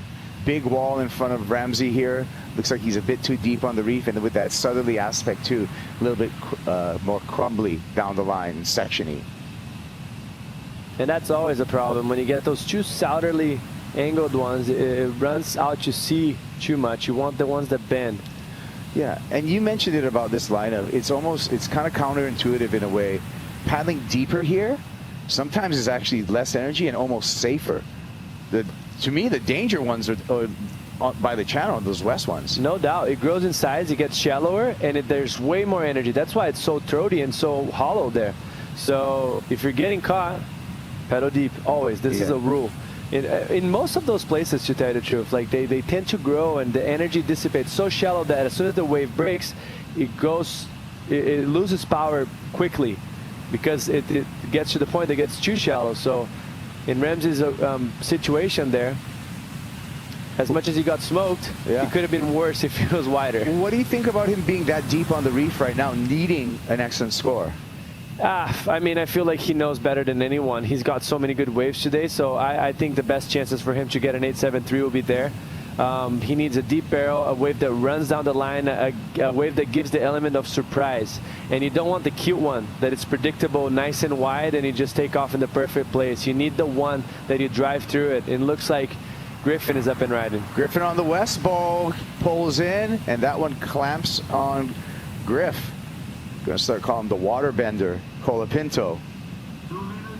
Just is imposing his will on these barrels. That one didn't work out, but he's been just creating miracle moments out here in Tahiti. Yeah, and that one just didn't work out because he was trying to push too much. Yeah. Because he needs to bet at 7.23, so smaller wave. He knew his only chance of maybe bettering was given the element of surprise. And you know what? Griffin Colapinto, he's about 2 minutes away from going back-to-back finals here in Tahiti. That's quite a feat. Whew. And the amount of time that I've seen Griffin put here before the events on massive conditions, making himself comfortable, learning the lineup, pushing as hard as anyone, and with everything to lose. It's pretty cool to see it paying off. Yeah, that hard work, right? That work ethic from Griffin Colapinto. Strider in the lineup. What do you got, Strider? We got Griff paddling back out right now. He's got a smirk, but he looks a little like he's feeling like he's not done yet, and you can see it on his face. But he's going to paddle get back in the lineup and try and kind of get something else done, but there's a little bit of time left, so the door's still cracked open for Ramsey. You know, he knows that Ramsey's, you know, probably the deadliest guy in the draw right now. He's been in beast mode the whole event, so he's paddling back out to try to kind of maybe get in his head, give him some like bad juju. I don't know what he's doing with his, you know, aura, but he's on his way back out there to do it because he knows that it's not done yet. Yeah, can't quit till the clock's off. 35 seconds for Griffin Colapinto to earn his spot in the final against Seth Moniz. Two good friends too. If Griffin is able to get into that final, Seth and Griffin, that's going to be, the chemistry out there is going to be incredible because those two have been friends since they were probably 10, 12 years old. I mean, grew up with the same sponsorship, staying in the same houses around the world. Right. Traveling together, probably pushed each other more than anyone. Oh, and I know the Moniz family, as Griffin as a child had welcomed them, you know, welcomed him into his Hawaiian family, which is the Moniz family, staying over there in that Billabong house for all of those years, developing as juniors, and now they're going to have a chance to experience a final at the highest level of surfing because the clock's off, and it will be a Seth Moniz, Griffin Colapinto final here in Tahiti. I mean, they're so excited. I couldn't be more happy for both of these surfers, and for Ramsey and for Italo as well, holding it down for the Goofies. Ramsey, a massive result. I'm sure he's all smiles now. Both of these surfers gaining momentum, one towards the world title, the other one towards qualification. Yeah. Let's see how it's going to plan out in a few months from now. Yeah, great result, and looking forward to the men's final. But since we're talking about finals, we got a final coming up right now. Women's final in the water. It's going to be Erin Brooks up against Anat Leilior when we return to the end of the road. This is the unknown, Outerknown Tahiti Pro presented by IC.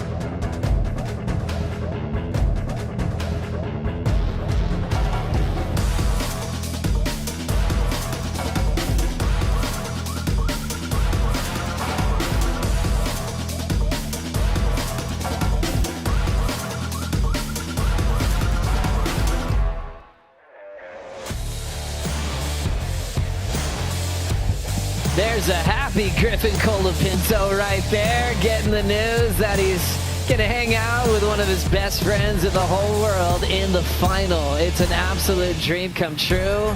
High fives from the coach, kiss from the girlfriend, and he will be preparing for probably one of the most meaningful heats of his amazing career. Back-to-back showings in the final for Griffin Colapinto. Statement made. He's just toying with the foam ball, surfing every part of this reef, and he was extra incentivized there to meet Seth in the final. This is going to be a classic. This is going to be really, really cool. I was so impressed by what I saw again from Griff in that last heat. He is a master on the foam ball. I've just decided. I mean, last year at Margaret River, he confirmed it. This year, again, with the 10, just sliding around, toying with it. That last heat, he just has this great speed management. It's really cool to watch. Setting up for a great final against a good friend, Seth. The level has been raised. Two finals set, amazing finalists as we set up 40-minute heats, scored on their top two. Aaron Brooks taking on Anatle Lior, locking in first. Anatle Lior from Israel, driving hard, staying wide open, and she starts off with a successful tube ride in the final with Aaron Brooks. Brooks slowing things down, gets sucked back into the pit and gets blown out. And she will step out to the safety of the channel. What a way to kick off a final with these two goofy footers going blow for blow. Oh, I love to see that. Two makes, two really cool tubes. A little bit different, both of those rides, but awesome to get completions. I feel like Anat has really taken notes straight away from her last heat, wanting to position deeper, really, and just an epic way to kick off the clash between these two. Aaron on the bomb behind Anat, and that one a little bit smoother on the face of the wave, but really meaty, really throaty, and just a really epic start to the women's final. It's not every day that you see a rookie go all the way to a final, especially here in Tahiti. You think about Katie Simmers when she came on so young to the scene. She was able to win 2 events in her rookie season. Rio de Janeiro and Portugal. That's the last time a rookie was able to accomplish that. Aaron Brooks has 1 win, but it was before she was on tour full time, so that was a wild card victory, not in her rookie season. Last year won Rookie of the Year honors. That's what Anat is going to be gunning for this year. And just a classy way to kick off the final. I feel like Anat has grown in her decision making, even on the fly in her semifinal. Not trying to take too many unnecessary wipeouts. And Aaron and Anat kick out on their feet. Let's now hear from Griffin Colapinto on the boat with Chris Cote. Thanks, team. Griff, just the other day when you got that near perfect heat, it was starting to feel like destiny that you'd be here on finals day. I know this was no easy path. What do you owe this run to the finals? Probably like last 2 events, honestly, because I lost first round in the last 2 events, and it just like kicked me into gear even more. Sometimes I've been kind of realizing is like, as weird as it sounds, I'm like motivated by the fear of failure, and so it's like when I have a couple bad losses, like it really pisses me off and really like makes me like lock in that much more and like do all those little 1%ers that much more. So but now it's like I'm learning like, okay, like now that I realize how can I lock in even when like things are going good and I'm on top, and like keep that momentum and like stay on top of those things and just keep that going. And I think the awareness of that is a big part of it, so you're always learning. You've already had some serious, incredible heats, some memorable moments. Now you're going to with one of your longest times friends. Tell me about what it's going to be like going up against Seth. Oh, it's the dream. I was talking to Auntie Tammy, shout out Moniz family. I know you guys are watching right now. I've been talking to Auntie Tammy like the last couple days, and I think once we made the quarters, we were like, oh, we're on the opposite sides of the draw. Like we could make the final together. And every time Seth would make the heat or I'd make my heat, we'd be like, oh, the dream's still alive. The dream's still alive. So like now that we did it, it's like holy moly, So on top of the world as far as that goes, like Seth's like my second brother, like brother from another mother. So yeah, lao. Can't wait to see it, brother. Good luck in the final. So good.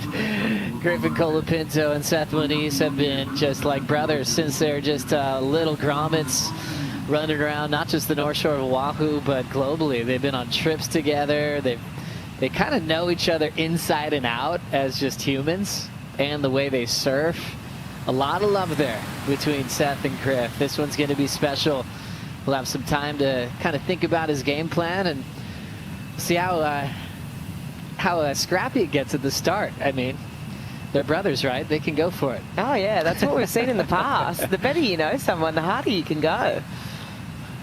As we see Griff with his whole support crew, his road to the final has been just beyond impressive. Like you mentioned, truly been changed on what is possible on the foam ball if you believe it can happen. It's not just trying to run away from it and not touch it. It's actually enjoying the ride on it and even spinning directions, but believing that you can still remain in control. He's done that more than once. The best version of that was on his perfect 10-point ride. You could worry about peaking too early, but it never felt that way with Griff, and he's done a great job just keeping his rhythm solid all the way through finals day. Well, Flick, we've got scores in. What a fun way to kick things off. The rookie did just a little bit better than Aaron on their first keepers. They've got a 6.33 for Anat Leilior and a 5.67 for Aaron Brooks. This was good judging. I believe that's the way I saw it. Anat's wave, she really had to drive from behind. She was really racing to chase this tube. She got herself really positioned deep in the barrel. Erin, on the other hand, really good wave selection too, big wave, but she had to do the double arm drag, so really trying to maximise the time in the tube as opposed to chasing the tube, and just that little bit of difference between the score I think is spot on. I just do believe though that the best is yet to come from these ladies, so expect more big things. So let's break it down here. So this is Erin's 5.67. So you can see here the double arm drag, really trying to emphasise staying in the tube. So anytime the judges see that, they are thinking, okay, positioning could have been potentially deeper on the tube from the beginning. And then, sorry, here we have Anat. She's racing here, really coming from behind this section, had to chase the tube. Just demonstrates her positioning when she took off. She was probably in the more perfect position to really chase it. So good scores here, and Anat goes again. Anat Leilior locks in, big drive, nice and deep, comes out with the spin. And you saw the first part of the spin coming out before her, showing how deep she was on that last one. I think we're just seeing her develop just so many reps. It's one thing to surf with the crowd out here with both tours, men and women. It's packed, along with local surfers. But then when you get priority and you get to go back and forth, we're seeing her rise every single heat with sharper decisions. Strider, what are you seeing here? I'm seeing everything you're seeing, but I think there's one thing you can't see, and that is the emotion that Anat has in her face right now when she was paddling by. It was, it almost looked like she was gonna break into tears, and she's just like realizing a dream as it's happening. You know, she said in her interview earlier, post-heat, that she had never dreamed of something like this. But right now, she's living a dream. And I could see it in her face as she paddled by. You could see the eyes are welled up, and she's visibly emotional from the channel. So, pretty incredible moment for that young lady. It's so true, Strider. It's like, you know, when you have these dreams, you don't want to wake up in the middle of the glory, because then you try to go back to sleep and you can't get there. Same situation now. You don't want to wake up in the dream too early before the final's over. You want to finish the job and then celebrate. Anat Leilior on the IC score update turns in an excellent number, an 8.33. It was only a matter of time today until she locked in excellence. She has been absolutely going for it. I think back to the quarterfinal matchup, some of the tubes she was packing, she couldn't quite find the exit. It's all connected now, right when she needs it the most. I mean, if you're going to save the best till last, this is it right here. We're seeing, you know, Joe, you were speaking to the evolution of her surfing. With each heat that she surfed in, she's now surfed in, you know, for this her 5th heat out here. Out at Chopes, just the reps are on the board, the comfortability level is going up with each heat. You can visibly see that she's making corrections. She's analysing everything with the coach, you know, breaking it down with Kaya in the channel. You can see the progression every heat. This is just what time in the water out here does, and this is when you know, we talk to the best people in the world out here. All it is time spent doing it. And so just by the sheer fact of 5 heats out here now, you can really see that evolution in a nut surfing. What a great final, off and running. Erin Brooks looking for her 2nd championship tour win. Can hear all the scores come out from the tower. She's aware that a knot just went excellent on her. And we'll see what game plan she has. Erin Brooks absolutely charging from round 1 as well. Had to surf against Tia Zabrowski, who had the local contingent on her side. Then got past a world number 2 and one of the all-time greats in Carissa Moore. Then got past the reigning world champ Molly Picklum. Then her good friend Isabella Nichols. Just a mountain to climb to get to this final, which just makes sense because it is the championship tour. Anat Leilior with Sally Fitzgibbons. Then really shut down world number 1, Gabriella Bryan. Had a fun heat with Kalia Galina, the 14-year-old wild card local. And then a good all-rookie class matchup, Yolanda Hopkins, Yo-Yo. Really, Sendy had a lot of wipeouts in that one. On the opposite side, Anat had a lot more clean lines. Saved some energy for this final. This is so cool. I love to see this. I love seeing just this wave bring out the best in people and push themselves, you know, past where they thought their limit was possible. I know Anat came here for the Olympics. She's put time in out here before, but we're visibly seeing it right in front of our eyes. Stepping into this one and kind of just playing around a little bit as Erin Brooks, and then pulling in really deep. Just looked like she was just kind of striding a little bit, kind of sizing up her possibilities down the stretch, and end up finding herself in a real well-positioned tube. So a nice answer back from EB, and trying to break down a 9 that she needs to take the lead. She has a really good read for picking those kind of waves. I feel like we've seen her take off on a lot of those similar type waves where she has an easier entry and then she's kind of just playing with it. To your point, she's kind of just eyeing off this section. So many of her tubes she's eyed off, and it's really flexed on this inside ledge there, that more west sort of section that's come down in front of her. Really cool cruisy takeoff, and how nice to be able to just set this tube up down the line. This one, she does come from pretty deep. I mean, she enters here and has to really push to get through that section. So many great goofy foots have come here and accomplished a lot. From Kate Scarrett, you think about Chelsea Hedges, Kiala Kennelly, 3-time champ, also winning big wave awards at this venue. Before the event disappeared for several years. Been fun cracking open the WSL vault and looking at all those great memories here at the end of the road. Scores coming through for Erin Brooks. She needs an 8.99. It'll come in at a 6.03, so she's improving. Now she needs an 8.63, not with the lead and control the final. Yeah, so ever so slightly breaking down that score required, but yeah, Anat really, wow, what a way to come out firing. I feel like Anat's had some incredible moments. She's also taken some incredible beatings in the lead up to this. I think it was the quarterfinal. She took some heavy wipeouts. She was packing some big tubes. Erin, on the other hand, has had a lot of makes and a lot of really convincing wins, you know, on her road to the final here. I feel like whereas Anat, it's sort of been the opposite story. She's had these makes and these great waves, but she really hasn't had that feeling of that excellent wave yet today. So yeah, it's sort of a different sort of story how it's played out. And then Anat, it almost feels like she's sort of saved this energy and this final sort of joust right for when it matters the most in the final. It's early days though, so I'm not saying that anyone's got this in the bag. There is no doubt about that, but it's just interesting when you watch, you know, you rewind and look at the history of how today's played out. Oh, great call flick, great breakdown. As you saw, Kalia Galina, she's got a front row seat with all of her friends in the village here. As we'll lock in again with Anat Leilior. She is on fire. She'll explode out of that one. She's making a routine of picking the right wave every single time she gets up. I think her 6.33 is long gone. Wowzers. Okay, that was incredible. She is getting better with every wave that she is literally riding out here today. incredible wave selection, really impeccable.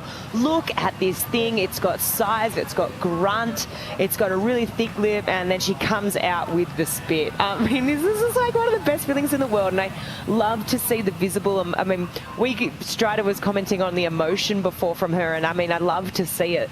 We can visibly see how stoked she is, how good waves like this make you feel when you come out with so much adrenaline. The blood is pumping through the body. How cool! How cool! This is so good. Strider Wazalewski, Anat Leilior is still dreaming. The dream continues to live on live in front of herself. I mean, she's making and living the dream of all dreams at the moment, and that wave was just perfect. Her ability to better herself as she's surfing through this has been incredible. To watch her do what she's doing. I mean, she has risen in her ability to ride these waves the entire event. And now it seems as though she's peaking and getting to that point where I believe she just went excellent again. I mean, it is just so wild to like watch this in live from the channel, to feel the emotion, to watch her, to see the emotion in her face, the stoke and the purity of being a surfer, and then coming to Tahiti and in your first event to make the finals, and right now to be winning. It's just incredible. The story is just a fairy tale story so far. So we'll see how it ends out, but at the moment, wow, I'm like welling up just talking about it. This is amazing. Beautiful. Thank you so much, Strider. We're all connected by this beautiful ocean, and Anat Leilior creating history by being the first to representing Tel Aviv and Israel on the championship tour, and pushing hard to just represent on this championship tour so hard. It's one thing to make it, but then to find success, that's just a whole nother deal. And you can see what she's made of. Just built strong, ready to push herself over the ledge. Doing such a good job. Now has an excellent heat in the final against a phenom named Aaron Brooks. 8.33 and 8.0 as we saw the IC score update. This is her best heat of her season. And in the final when she needs it the most, her other big total she had in round 2 is a 14.6 total she had in round 2 when she had Sora Lindblad in the water. But you're hoping you peak when it counts. And when you've got a feisty little Aaron Brooks next to you, you need to bring it. Best total that she's ever had on tour right now in the final. This is just talk about peaking at the perfect time. I think no one's silly here. Everyone's watching everyone during the events. Everyone knows who's, the most informed surfers, who's posting big scores, who's, making the most post shows, who's been those fan favorites. And there's no surprises. Erin has been, those Murphy Charger of the event contender. She's dropping these big numbers. So if you really want to put someone on the back foot, this is the perfect way to do it. You've got to be locking in excellent numbers. And Anat's not silly. She's going to be looking at herself and being like, okay, I'm going to need to position myself deeper. I'm really going to have to bring it in this heat if I want to take down the phenom, which is Aaron Brooks. Speaking of Aaron Brooks, Strider, what's your take on her? What's she been up to while Anat's been putting up some 8s? Well, she's trying to just hold position, and that is just every time she gets back to the peak with Erin, Anat is completely just all over her. Like she's right next to her in the lineup. There's no room in there. I mean, it's just she's when you can feel their energy, and she's paddling for the same waves. She just made Erin paddle for a wave, and she lost priority. That was right there. I mean, that's exactly what she was out there trying to do, and she did it. She just got priority back off of Erin, and that was exactly what I was just talking about. You didn't give her any room, made Erin feel it. Erin paddled for that wave because she kind of made herself look at it. She was like, I'm going to go if you're not going to go, kind of thing, sold it to her, and then Erin missed it. So the heat IQ as well growing as her talent and her dream and everything else that she needs to do to complete this. And here comes a sick wave. Let's see what happens. Thank you, Strider. Anat Leilior earning this priority with Erin making a move on that last wave. She'll lunge into the pit It'll just be a quick up and down. Erin Brooks can be relieved there that that mistake didn't cost her even more points. Anat Leilior's first wipeout of the final. It'll be interesting to see what happens here. I was super surprised that Erin sort of took the bait when Anat tried to force the priority issue. You could see Erin just kind of shake her head to herself after that. And now, though, it's not really a mistake. You can kind of take a big sort of sigh of relief. Erin can position where she wants to go. So this is the first fall. This wave, I mean, look, it was a great wave. It stayed pretty open, but she was super deep. This one really stretched out, ran really fast along the reef, and kind of a pretty tricky exit to try to find yourself out. Here goes Erin. Erin Brooks loading up, big section, nice casual pump, way deep on that one. Brooks kicks out of her best so far. You cannot count this phenom out. She is incredible for a reason. That wave was exactly what she needed to try and get herself back in this game, break that combination. That was impressive. You can tell she's fired up too with the little feet kicks on the way back out. She is motoring quick. She knows just time is of the essence. She knows she can maybe pick one up underneath Anat Leilior's watch. Having spent a bit of time in this lineup, let's look at it. It's so cool because it's the perfect time to get a wave like this. You want to give yourself the most opportunity. She's going to break this combo. I mean, there was solid wave. She was deep in the tube. She came out with the spit. I love her style. Her entry into the tube, just really graceful, really beautiful. She's, I mean, demonstrating so many different techniques there, from the double arm drag to stall to the double pump in the tube. That was just beautiful to watch. So many different techniques on display here. You can see Anat just sort of seeing Erin in the tube there. I mean, she's going to break the combo here. And it's exactly what she needed to do at the perfect time in the heat, because you start crunching down, right? She's in a combo up until this wave. Time crunches down, then you've got to try and get two waves in a really short amount of time. It's like the perfect time to try and do that, to give yourself maximum amount of time to get that second wave. So really, really good stuff from Erin Brooks right there.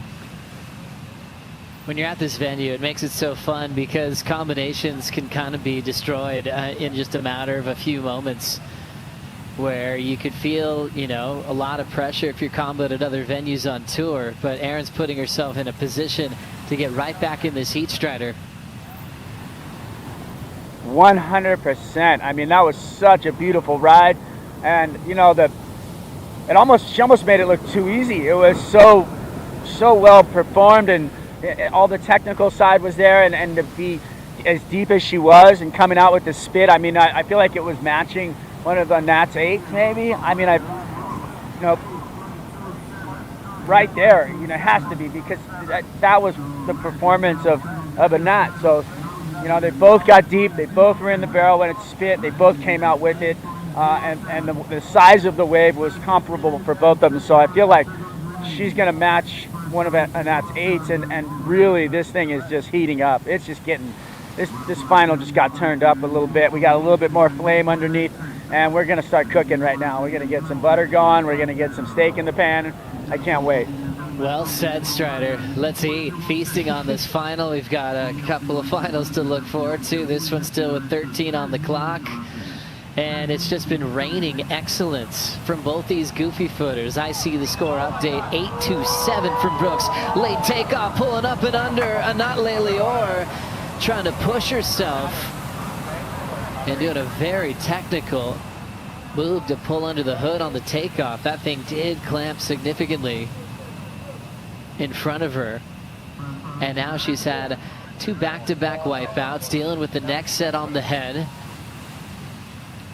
And remember, her third matchup today, a busiest day of the waiting period on finals day. And I suppose you kind of go into Anat's headspace as she pops up. She knows she can't just be comfortable with a couple of 8s against Erin Brooks. Even hearing the score come out of an 8-7 for her opponent, she's probably thinking, hey, well, it might be coming down to 9s who wins this final, so maybe I'll push myself just a little bit deeper. It's so cool. Every year we come here and we get to see the evolution of women's surfing out here at Chopes, and the level is pushed. I think as we look here to this last one of Anat, just that bigger set wave, trying to drive through that section, that one really crumbly. But every year we come here and we're surprised by the level and people pushing themselves outside of their skin. So we see Anat just cop a massive set on the head there. But I'm just so impressed by these ladies. Just really, you could have so easily said when Anat locked the 8-3-3 and then next the 8, that momentum was so in her favour. But then the fact that Erin has been like, no way, I'm going to fight back here, and she's dropped her own 8. It's just become so competitive out here. Everyone wants it. Everyone's so assertive, and it's awesome to see. Anat Leilior is just an awesome member of the championship tour, and we have a Meet the Rookies piece that we have on worldsurfleague.com where we get to meet all of these great individuals and find out where they come from. And we knew that she'd be just a promising act and really be in the hunt for a first win at some point this season. Anat Leilior is leading. Erin Brooks is holding priority, but she's got an 8.27 on her comeback. Let's see what happens in the back end of the final right after this.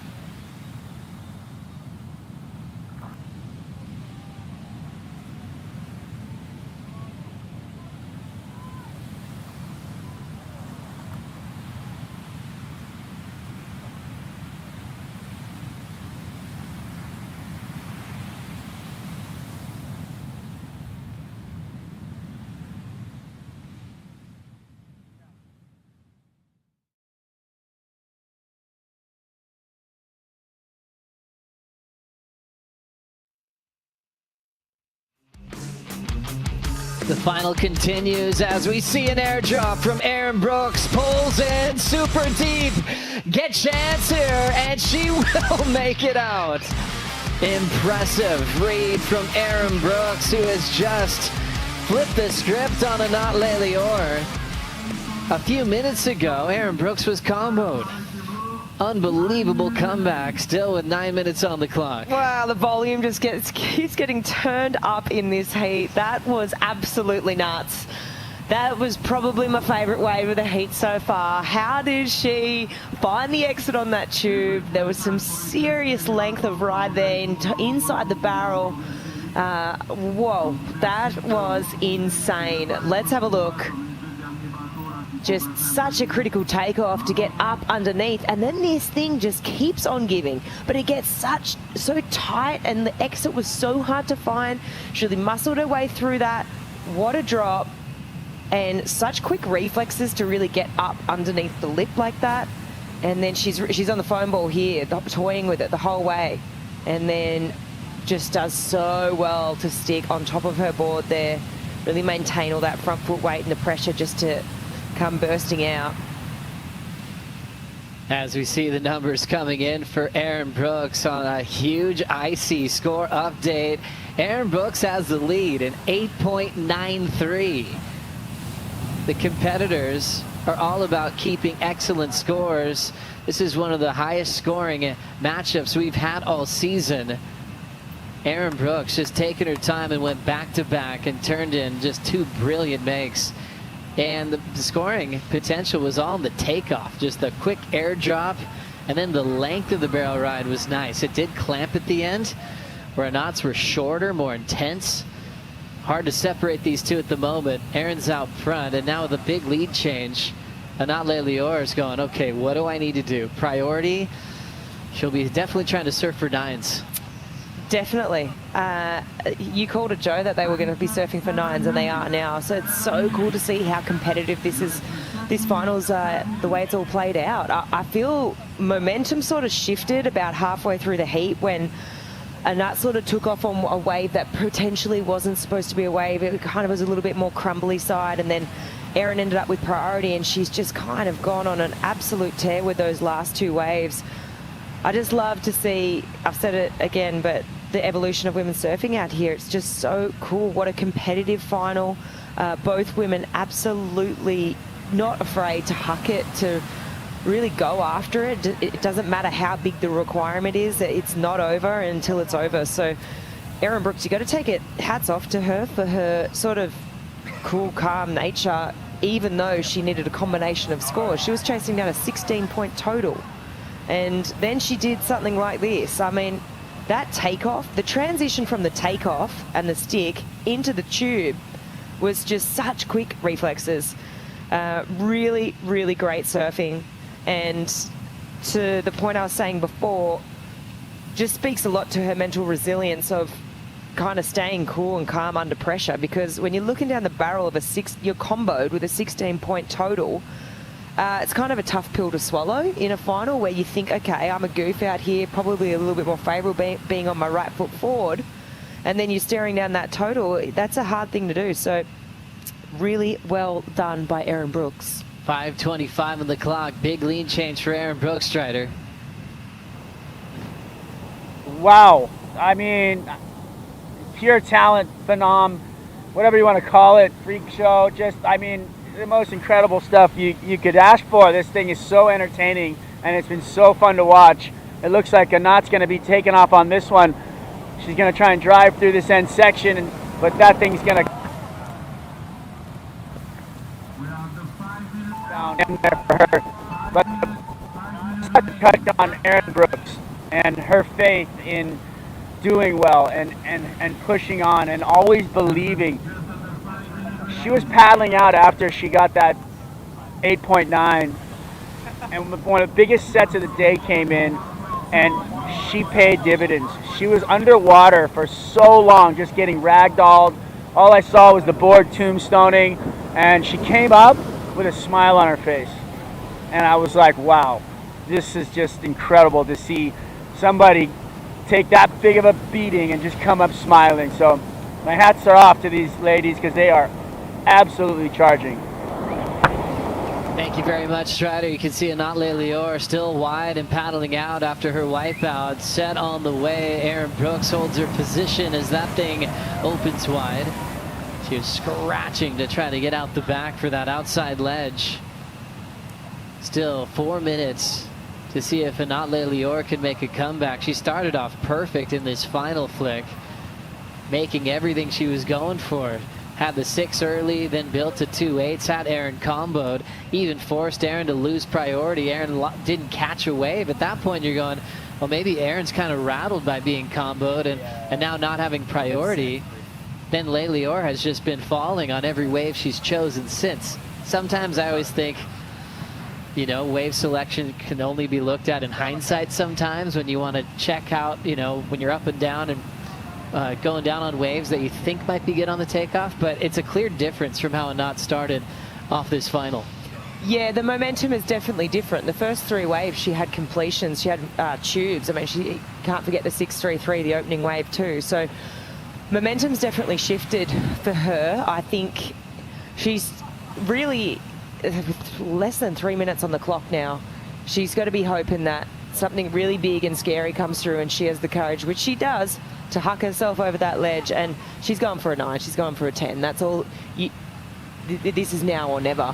On the other side of this, Erin, it's just a combo of pure talent, right? And the read in the barrel, but also, I think more than anything as well, the real read on her, a testament to her mindset and to really remain calm, because the combination of scores she was looking down with, I mean, that is major to sit there, and also to, it's probably not just the way she thought it was going to play out, I don't think. So real testament to the mindset and keeping cool under pressure. 2:15 to go. It will be Erin Brooks watching Anat Leilior take this wave and go straight down. So Brooks with priority, holding her lead, her position out the back, and now the 4th consecutive wipeout for our surfer from Israel. As we saw a significant turning point there with Aaron Brooks just grabbing a hold of this final. When I caught up with Anat at the start of the season in the Meet the Rookies piece, she was telling me how much she loves Tahiti, how much she's learned from all the locals here, and how much they love and respect the ocean. She just loved to learn from them about how much they respect nature. She told me that the scary waves and the big barrels on tour are the ones that she's the most excited about. So she kind of predicted what was to come when she finally got to make her debut at this wave. Well, what's cool to think about too is the next event, which is Fiji, and if she's so excited about those waves, and this is the performance she's put in here at Chopes, and we've got another big barreling left that demands, you know, a lot of courage and respect. Things are looking good for her in the back half of this year. Well, you know, pipe down the track if she's able to get another good result at Fiji. Who knows what's possible? 1 minute to go, and we will have a champion.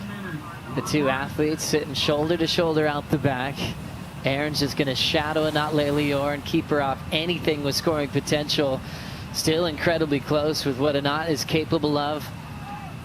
We're only scoring 8s or better at this point. Anat's got some space. She's going to take a chance on this one. A big lunge, extremely deep. But she just had to take a look at it, didn't she? She was never not going to go that. With only less than a minute on the clock, you were always going to roll the dice. It's her last opportunity.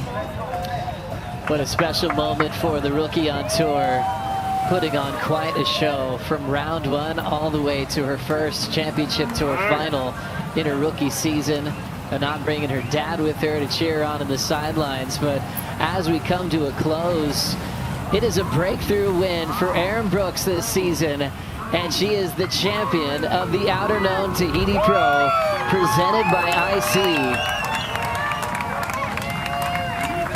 Her dad there on the boat with a standing ovation, all of her peers on tour ready to celebrate with her.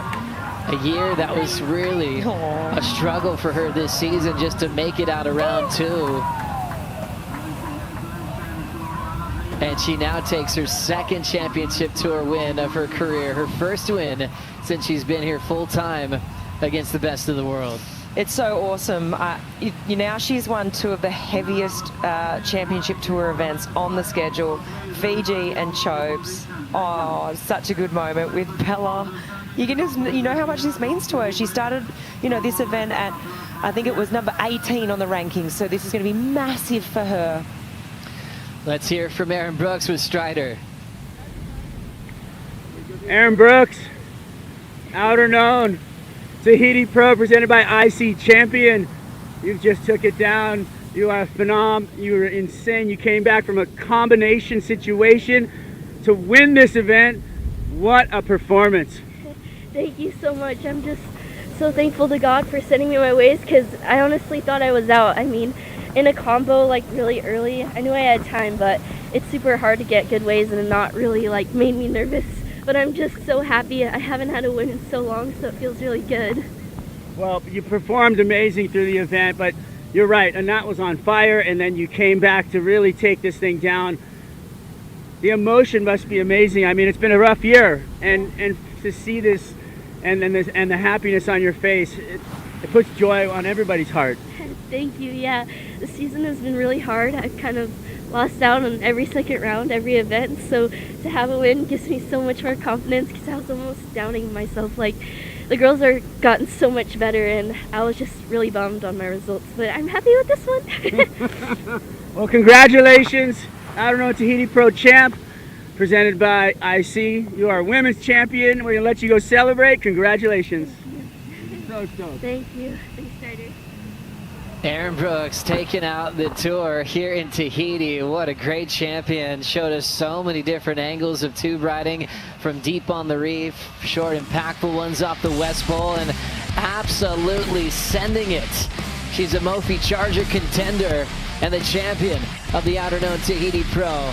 We right back for the men's final. Seth Moniz takes on Griffin Colapinto right after this.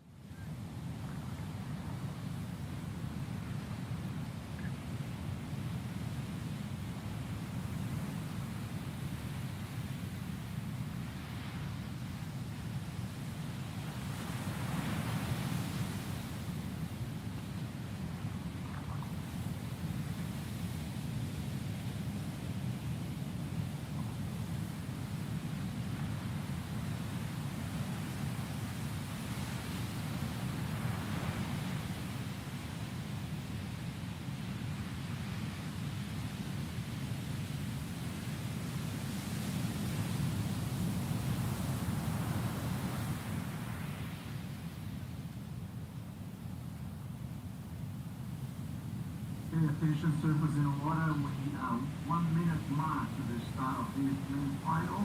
Second region, hold your position.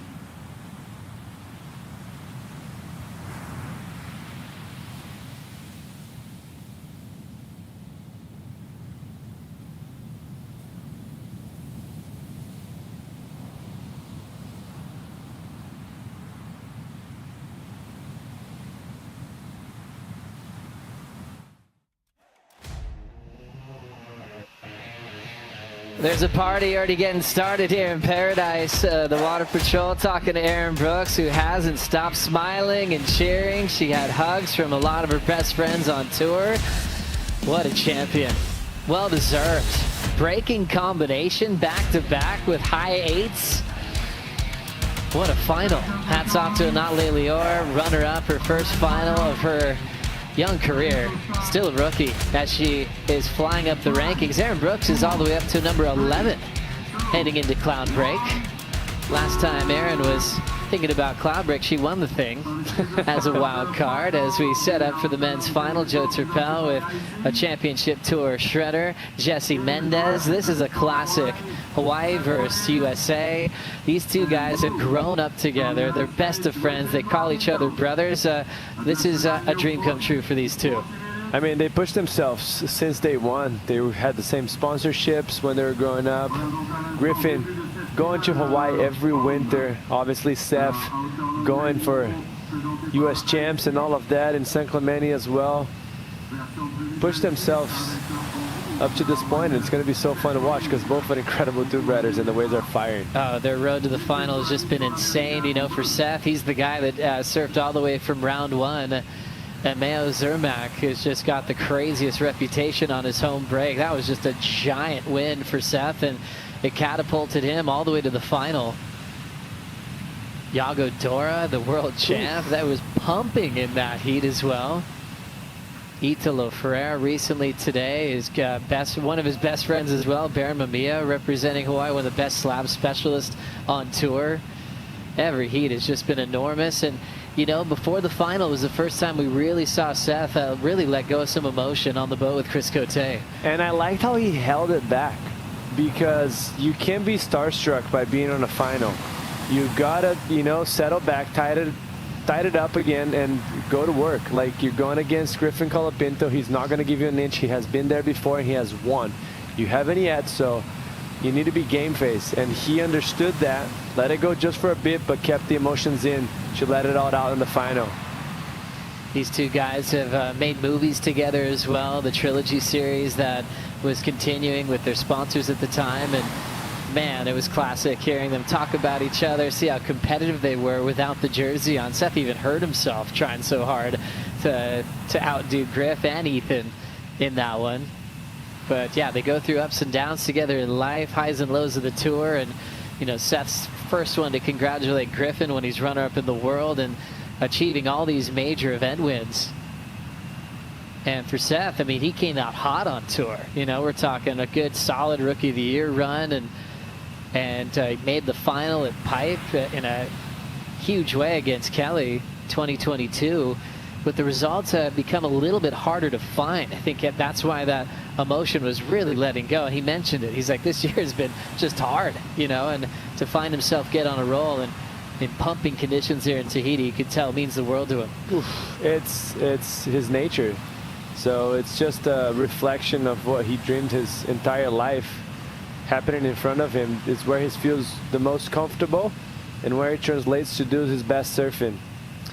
He has a nickname, Sketchy Seth, for a reason, because he will absolutely send it on waves that just look impossible.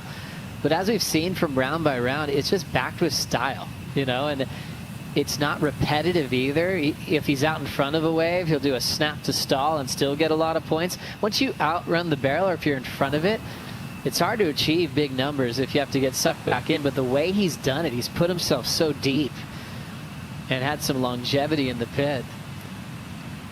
Feel of them also, he put the backhand super like steezy, but this is pretty like not in the higher level of scariness. What makes me most impressed is how he's so stylish when the waves are bigger the first few rounds.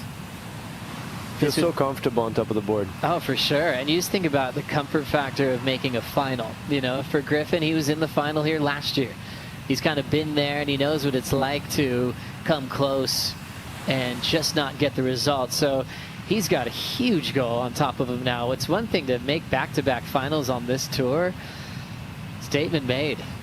So even though it's like a best friend or a brother on tour for him, he's going to be going all out to try to make up for last season coming one spot short of the win. They're actually going to go more out because of that. Look at that. Like, they're already fighting. They're putting themselves so deep out of position sometimes. Look how deep they are. Can't even see the buoy right now. Well, they're deep as they're hassling. Let's check in with Moniz Ohana. You know, they watch every single heat that Seth's a part of, and usually it ends up being a big party. I mean, it is a big family. You know, Seth being the youngest, he's got a lot of siblings, he's got a lot of nieces and nephews, and yeah, this is them just moments ago celebrating Seth Moniz making it into the final. They're having a lot of fun. So much love for the ocean in this picture, and for, of course, Seth Moniz. He's got an unbelievable support crew back home on the island of Oahu. I mean, amazing family. Shout out to all of them to always welcome us with so much love on the North Shore for so many years.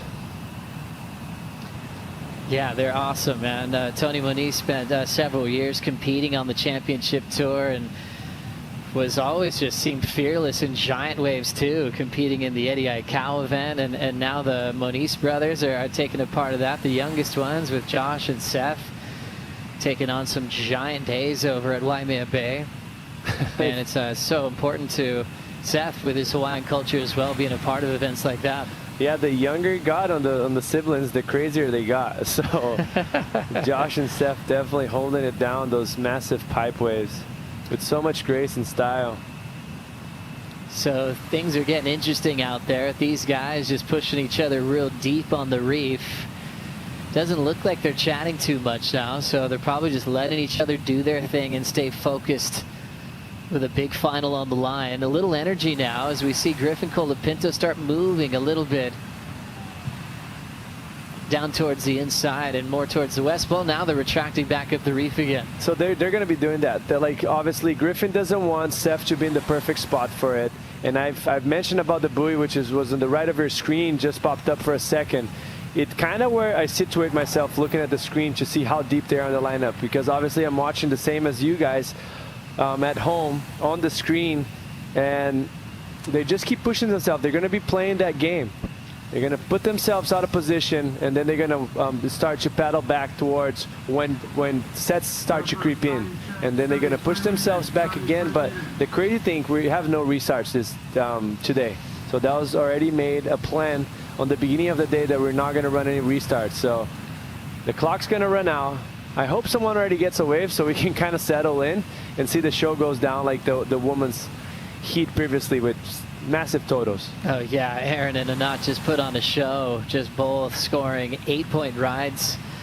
Her eights were just a little bit better, and she just clinched a huge win, her second CT victory. Seth Moniz looking for his first win. He's been on tour since 2019.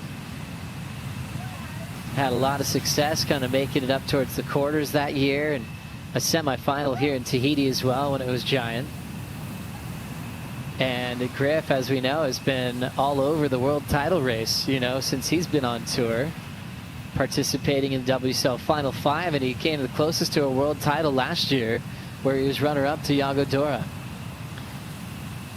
Focusing on these guys' story with head-to-head matchups, this is just their fourth meeting on the championship tour, and the last time they had a heat together, we go back to the Fiji Pro. It was a regular season event that year. That's the year that Aaron won and Griffin won.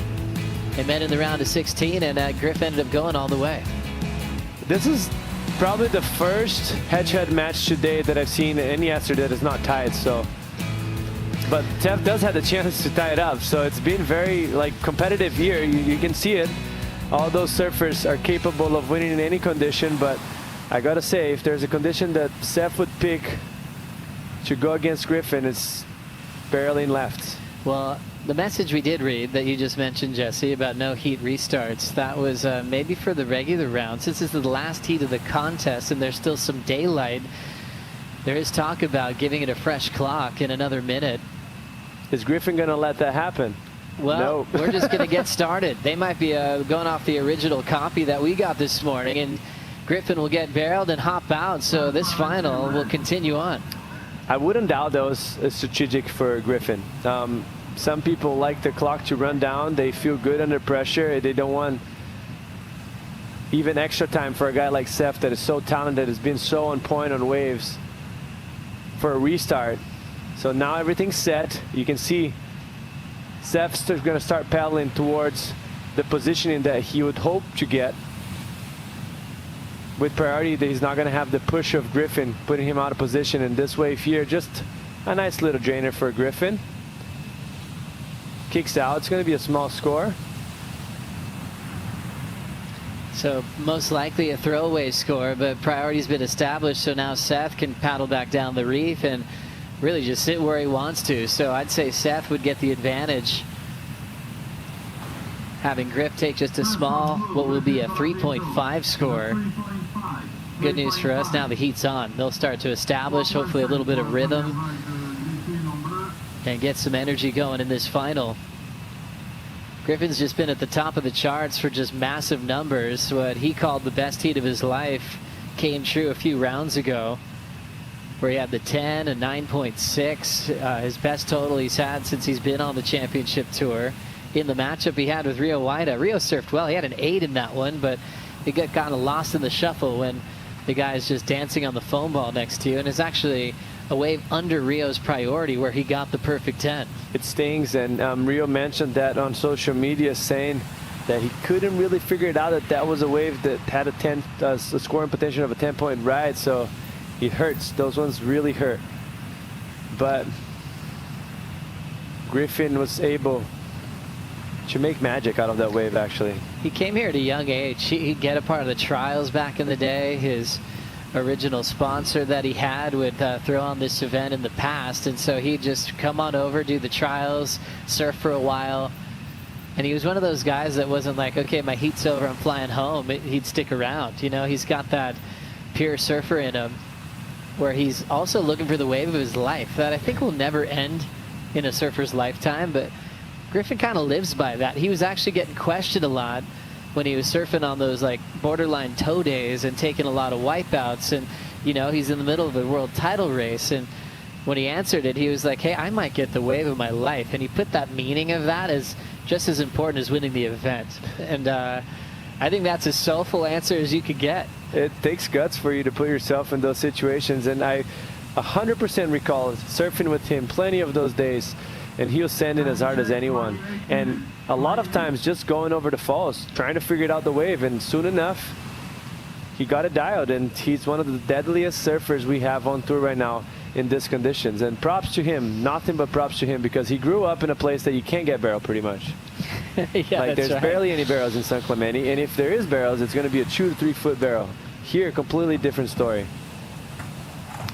And on the other hand, yeah, Seth growing up on the island of Oahu and just having heavy water waves just in his childhood and his upbringing, but he was always about him wanting it. You can see him starting to scratch a little bit further outside. So Seth might be onto something here. Seth will let this wave go, and Griffin will as well. And now Seth's really starting to paddle further outside as this one's already starting to draw off the reef. The Hawaiian now positioned to take his first wave, paddling hard, starting to let go. He's got to drive. It's a messy section, and Seth is just going to have to kick out after such a long wait to get started. There's such a thin line in between the 9-point ride today and just a burger of a wave, and Seth just having to muscle through that. Just he knew once he committed, he had to try and give it a go and go through that first very crumbly section, super tight and high, and maybe he was hoping to open up, but just one of those, that same story that we've been telling all day, today and yesterday, in between sizes. But it felt like there's a double up towards it, but that little energy halfway through the wave just kind of ruined it for him. If you would have held back a little bit more, you can see it's doubling up underneath, so it had a good shape to it. Just a little bit too much energy. Take 10% of that energy off that wave, you're talking about an 8-point ride. So this one's just a slow cooker starting to build. Let's check in with Strider. Yeah, we're you know, it's definitely lacking the fireworks that we want to see. So we're waiting for this to kind of fire up. Somebody's got to light a fuse. I think it's a slow burn like you're talking about. But you know, even on that last wave, I was on the inside, like pretty almost too far, and I was paddling out of the way because I felt like maybe Seth was going to come out of that thing. It's like you can't put anything past Seth. He can, you know. I remember back in the U.S. Open, and he did that crazy boned out air 360 in the shore break, and it was just like, where did that come from? And I feel the same way out here. Like, I know he's got two sections. I know that would have looked like it was crumbly, but I thought he was going to come out at the end. I was like, I better get out of the way. So, you know, Seth is just so talented, and he's especially in these left-hand barrels. So, can't put anything past him. I think, you know, we're going to have Griff waiting for one of those double-ups on the inside now. It's going to be fun to watch. Hopefully we get the pump. You know, somebody flicks the switch and this thing just turns on so we can see a shootout. That's what we're hoping for, Strider. Thank you so much. These guys are both ready to put their head down and go. And, yep, anything that comes their way, they're going to send it. There's Doug Silva in the corner of Seth Moniz, doing some signaling, keeping him locked in this final. And he's always got the biggest chain around his neck. He wins that award every time. Doug Silva, incredible surfer and been a great coach for Seth Moniz. Paddling and looking, it will be Griffin Colapinto driving through that first hollow section. It's spinning all around him, hugging the wall, maximizing that tunnel time. And that's the difference. That wave just held so nicely. Great shape, hit the inside shelf, runner. He felt like he was pretty deep in that first section, and he was able to slow himself down as he was coming out to get the bonus West Bow runner. You're going to see probably front angle to really have an idea, here we go, of how deep he was, and that's going to make the difference of the score. Super deep right here, slow himself down, gets the little bonus section. Beautiful technique for Griffin, starts to slow himself down right there. The wave gets hollower, lets it go, goes through that fumble, gets a little bit of a speed, but keeps dragging himself, coming out pretty clean. What a wave for Griffin Colapinto to back himself up from the 3.5. What a nice read, Strider. How did you like that technique? Yeah, I mean, it was like you guys talked about. The technique was pretty perfect. I mean, the way that he threaded the needle. He's not going to stop, though. He's looking at this one again right now. I mean, he's identified that he just needs to ride waves, and that's something that he's obviously out here to do. And we're going to see Seth right behind him right now on a really good wave. This wave's guttering out hard. It's got a mean barrel on it. He's going to get spit through this section. Wow, he slows himself down back into it. Oh, Griff put his head down like, okay, it's on. That was insane. Wow, what an exchange. Let me tell you, this is going to be fun to watch. Seth Boy coming back out right now. He's on his way back out. Beautiful ride, Seth. Woo! Wow, this is front row stuff right here. I'm on the floor. Thank you very much, Strider. What a final. It's starting to really heat up now. These guys are pushing each other so deep on the reef. Got fairly close to a restart. They were going to allow restarts for the finals. And then Griff got that 3. There's more of a delay, and now things are heating up. Let's go to Griffin's last, Jesse. Yeah, that's a beautiful wave for Griffin. Actually, that's the one after the good one he had. So he's just trying to get a better back up than the 3.5, and on the wave behind, this wave just bottoms out. Beautiful technique from Seth Moniz. Slow himself down, always on the most critical part of the barrel. Gets a little bonus sections and comes out flying for what it seems to me very close to the best wave we have on the heat so far.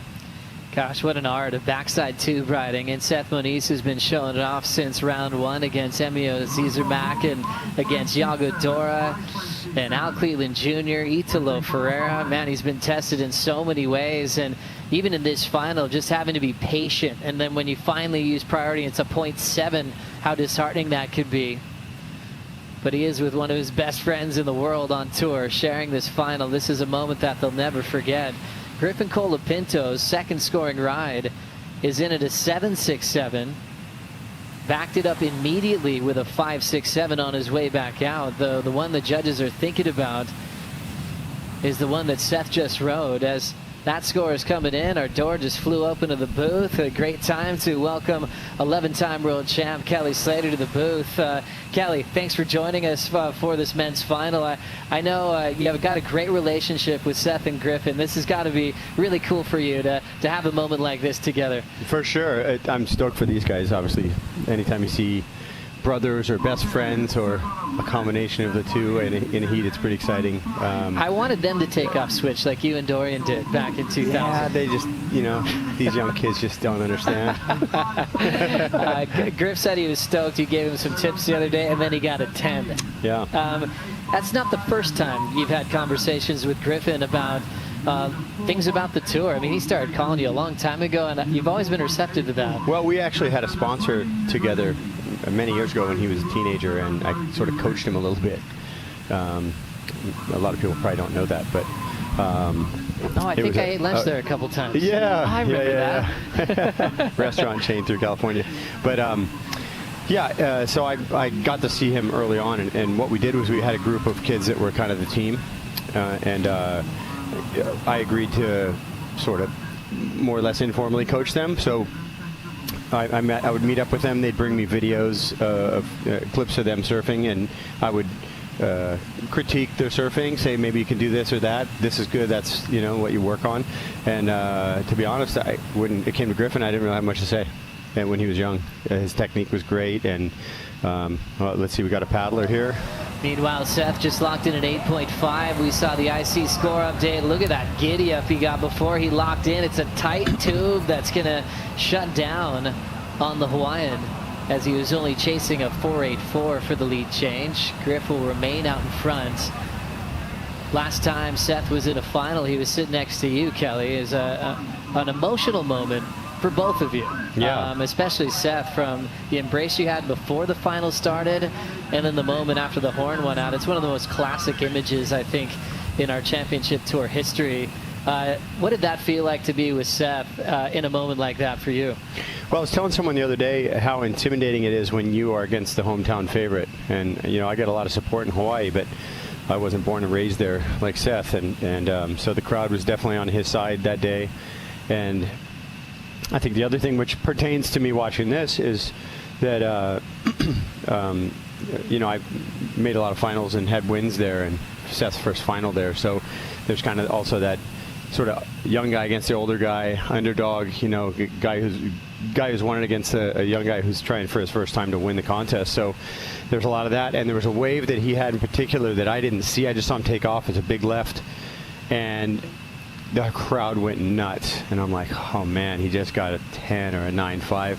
But then I started drawing on my experience, and I'm like, I've heard a lot of crowds go crazy around the world on just a pretty good wave. When for a hometown favorite, like I was against a guy in Brazil one time who was a national champion. He was the wild card in the contest, David da Silva, and he got a wave we both split a peak at the end, and the crowd went so crazy, and I didn't do anything great on the wave, and he only needed about a 4 to beat me. And I was like, oh, he got it for sure, just judging by that crowd reaction. And he got like a 2.5 on the wave. And I was like, that's that hometown favorite stuff. Oh, let's see this one. Definitely plays Griff. Into it. Wow, he was going for it. Was that Griff? That was Griff. Blue, yeah. But anyway, so looking at Seth's wave back, it was a really good wave. He just kind of fell out the barrel and got back up. But here we go. This thing, if this squares up and opens up, you're looking at it didn't let him stay back in there very long. But those ones that barely cap, they're the ones, like the one Jack got in my heat yesterday was one of those ones that barely cap and then double up and really barrel for a long time on that inside shelf. And Seth, he was obviously a standout when it was big, but he's also been picking him off as it's dropped. Both these guys, excellent tube riders, and know how to pick the right waves and be in the right spot out here. Right here, chasing a 4.84, Jesse. Is that going to be in the conversation? I mean, it's borderline. If you look at the wave, it's pretty good size for a day like today. He manages to get deep, but just for a slight second there, because the wave just didn't run down the line as much as he was hoping for. But it's a borderline, and Kelly will tell that better than anyone. When you're seeing those waves doubling up, it's so close to being a 9-point ride that it's hard for you to figure it out how much is going to stretch down the line and close out, or it's just going to be kind of a short ride like Seth had. You could kind of see the body language more or less when he came out, that like, oh, he wanted it. He was trying to push the fins and stall against them and stay back in there. And had he been able to kind of slide the fins out and slow down right in the middle of that foam ball, that's the risk you take of falling, right? But had he been able to do it, he probably could have stuck back on that foam and, you know, turn that wave into a 7 or, you know, almost an excellent score. Priority with Griff. He took a pretty good look there. So Seth Moniz will get priority for Griffin looking over the edge. Last wave for Seth Moniz is enough for a lead change. So it's a 6.33. Yep. And now Griffin losing priority. Really interesting moment in the final right there. Super interesting. And one thing just about these the waves and conditions right now. Let's see this wave first. This one might double up real nice. Who we got? Griffin. Griff slamming on the brakes. Oh, and he's real deep now. It's clamping though. Too much foam on that one. So you want those ones that just missed the outside. Oh, we got another one. Wave after wave now. Wow. This is a huge score. Look at that. Head down, fired up. Wow. He's running over everybody. He just speared Jake's GoPro. That was amazing. That's going to be on Snake Tales. That was Look for incredible. that. I can't wait to see that. You guys need to get that clip ASAP. That was great. That is incredible. Wow, what a feeling in the final. Just landing in the crowd. Strider, how'd that? Got Dougie next to him. That was insane. That was wild. You know, just coming out of the barrel, flying into the crowd like that. I mean, everybody there is going to back up now. They're all going to take a little back row seat. But, you know, that was just one of those bigger waves out the back that actually stood up on the reef and did its thing. And Seth was there for it. You know, it's really hard to actually be out there. All these waves are moving to the inside. All these double ups that they're looking for. It's not that far away, but you can see him paddling really, really fast to get out to it. And that thing's going to go excellent. I mean, just the dismount was excellent. I can't wait to see the footage from Snake Tails. And this thing is heating up real hot for Seth Moniz. Yeah, Strider, that was just so rad. Seth getting blown into the channel. His coach is in there, Doug Silva. He got him all fired up on his way back out. The last thing he wants Seth to do is to get caught up in the moment. He was fighting off the emotion, knowing that he made the final, talking about the struggle it's been for him making heats this year. And let's check out the IC score update. It's a 9.07 for Seth Moniz, way out in front, holding priority. And now Griffin needs basically a 10, a 9.9. Thing is, Griff has one of those in this event. I mean, it's great that you look back at the last 3 minutes of the heat and you notice how Griffin had priority, paddled for that wave that they were way out of position, lost priority, and then Seth comes in at 9.07. So one decision could cost you so much. Yeah, great point. It's the difference between getting comboed out here and winning a heat is just sometimes that one little thing that changes the pace for one person or the other in the heat. I mean, I've had that go my way and against me out here so many times. Yesterday, it went against me. I took a bad wave with priority, and Jack just took advantage, got right in sync with the waves, and I was totally out of it. So, but it's, you know, Seth just capitalized so quick there, and I was wondering about the mindset going into this, because I think Griff would just be like, I'm in the final with my best friend. All the guys close to me, kind of, except for Italo, lost kind of early, or he took him out, like taking out Jack earlier. And so he's probably a lot more relaxed. Seth's probably a lot more focused because, you know, Seth's down the bottom of the rankings. Needs a big score here. A win versus second is a huge change for him. That's you know, if you have a couple bad results, that difference of points between first and second is the totality of your points for a couple of events if you get last. So, you know, it's not just one heat. That's a few places in the lower part of the rankings in the scoring. And you know, for sure, Seth you know, he hasn't forgotten he made a final before and didn't win it, and you don't want that feeling. And so he's probably gone into this a lot more focused than I think Griff's more relaxed, which is dangerous because Griff's really good when he's loose and relaxed. I think most people are. You can make freer decisions. You're not worried about the outcome of your decision so much. You just react on how you feel. But Seth's gone out there with a total focus, and you know, he probably wants to prove a point to his best buddy, or also, you know, I've seen these guys bet on the golf course many times. they have bet thousands and thousands of dollars. They've these guys been competing their whole life together in every type of game you could play, and especially surfing. Just enjoying a free surf, but a final at the CT level and a wave here like this at Teahupo'o. Seth Moniz getting a 9.07 after Griffin Colapinto lost priority, and he is getting closer and closer to potentially his first championship tour win of his career. Griffin's won a lot around the world, but his last win was back in Fiji in 2024. Look at this technique. One of the hardest charging athletes on tour, getting very close to a big moment. Imagine what's next.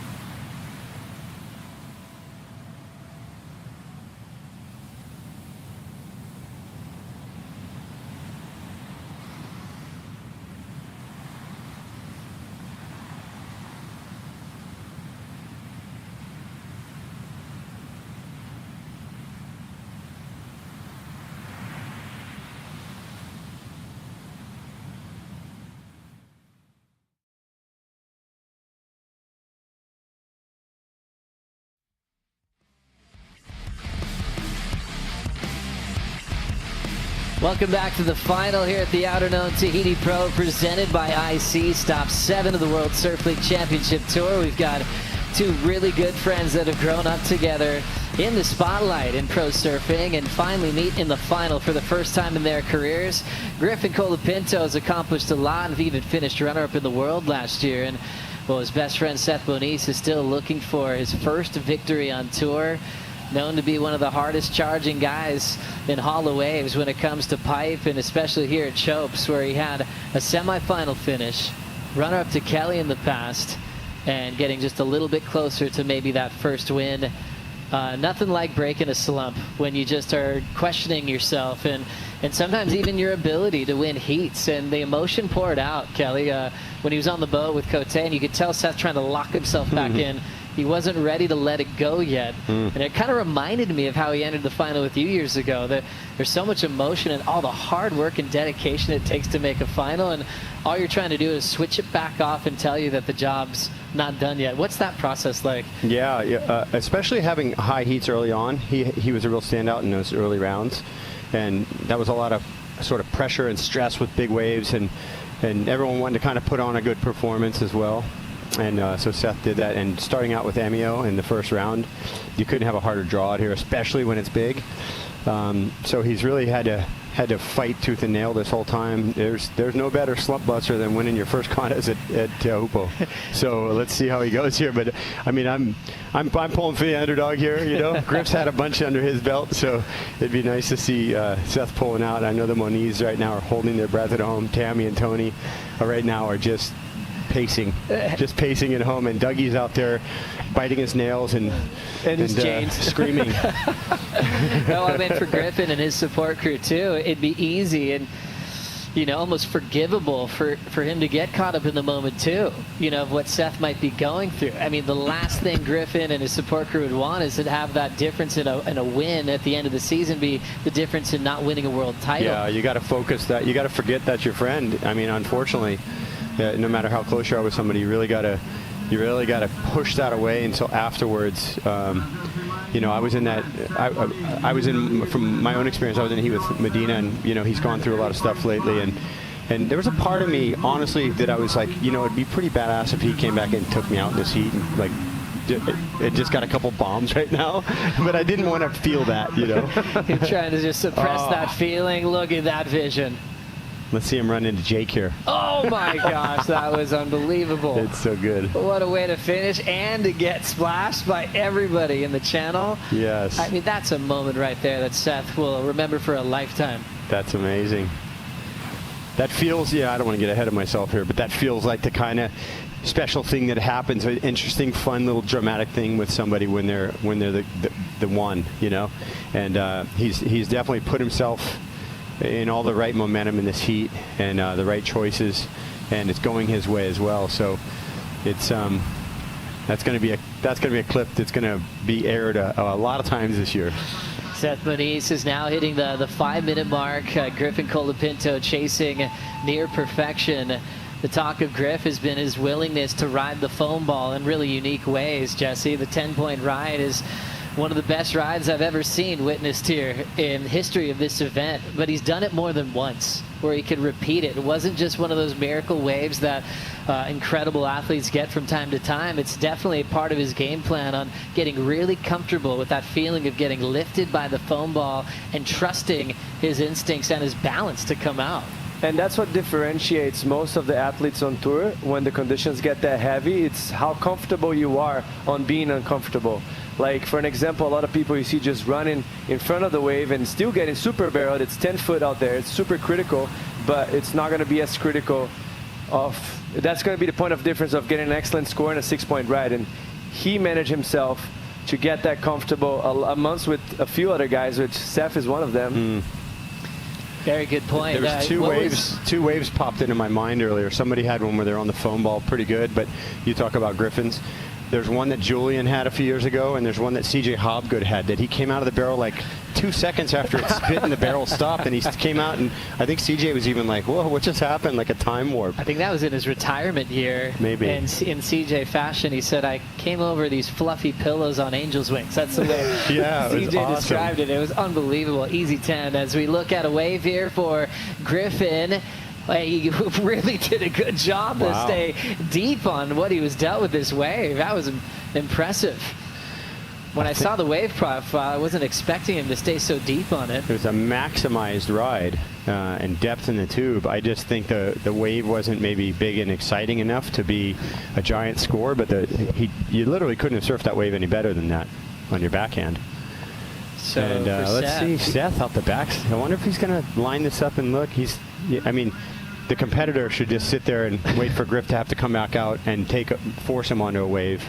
You know, and as this time winds down, let's see this ride again. So perfect little stall to take off, and behind the spit there, and then back doors the second section. Doesn't get the bonus of the end bowl, which is, you know, the judges like to see those kind of waves.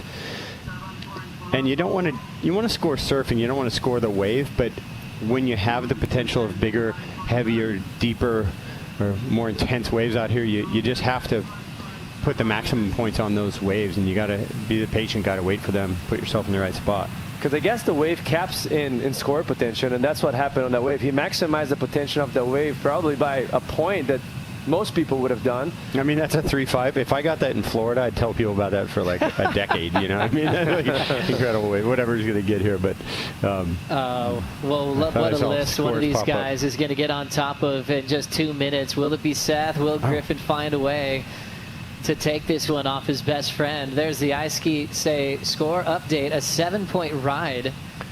So throwing that away, basically, still chasing the 9.9. My bad. I saw a different score somewhere, and I read it. I was looking at the wrong score, but yeah, 7. I mean, that was like I said, it was great, excellent ride. Just not an excellent wave for the day.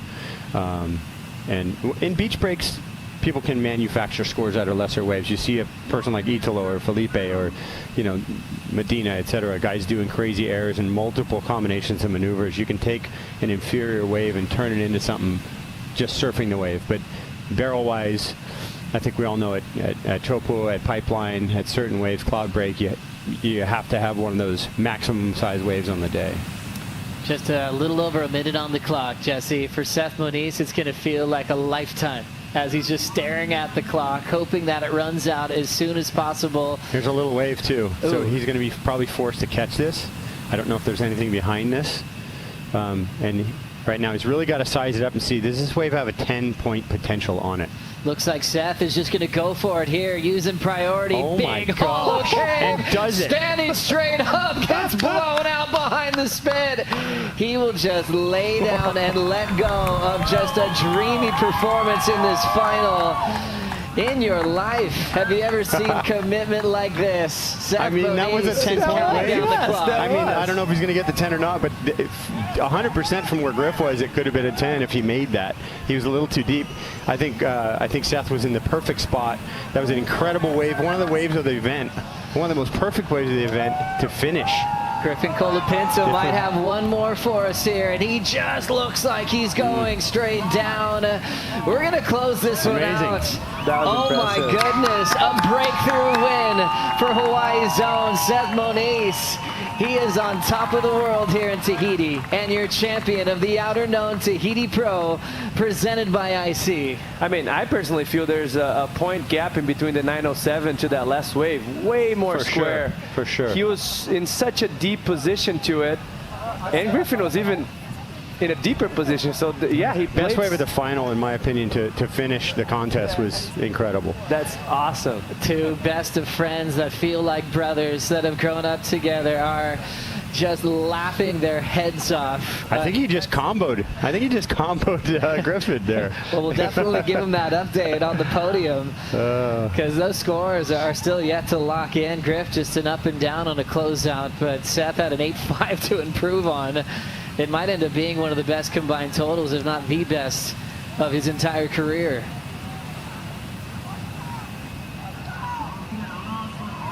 Oh, he's going to have high fives for days. Seth qualifying in 2019. That was his rookie season. Just his second final appearance in that time.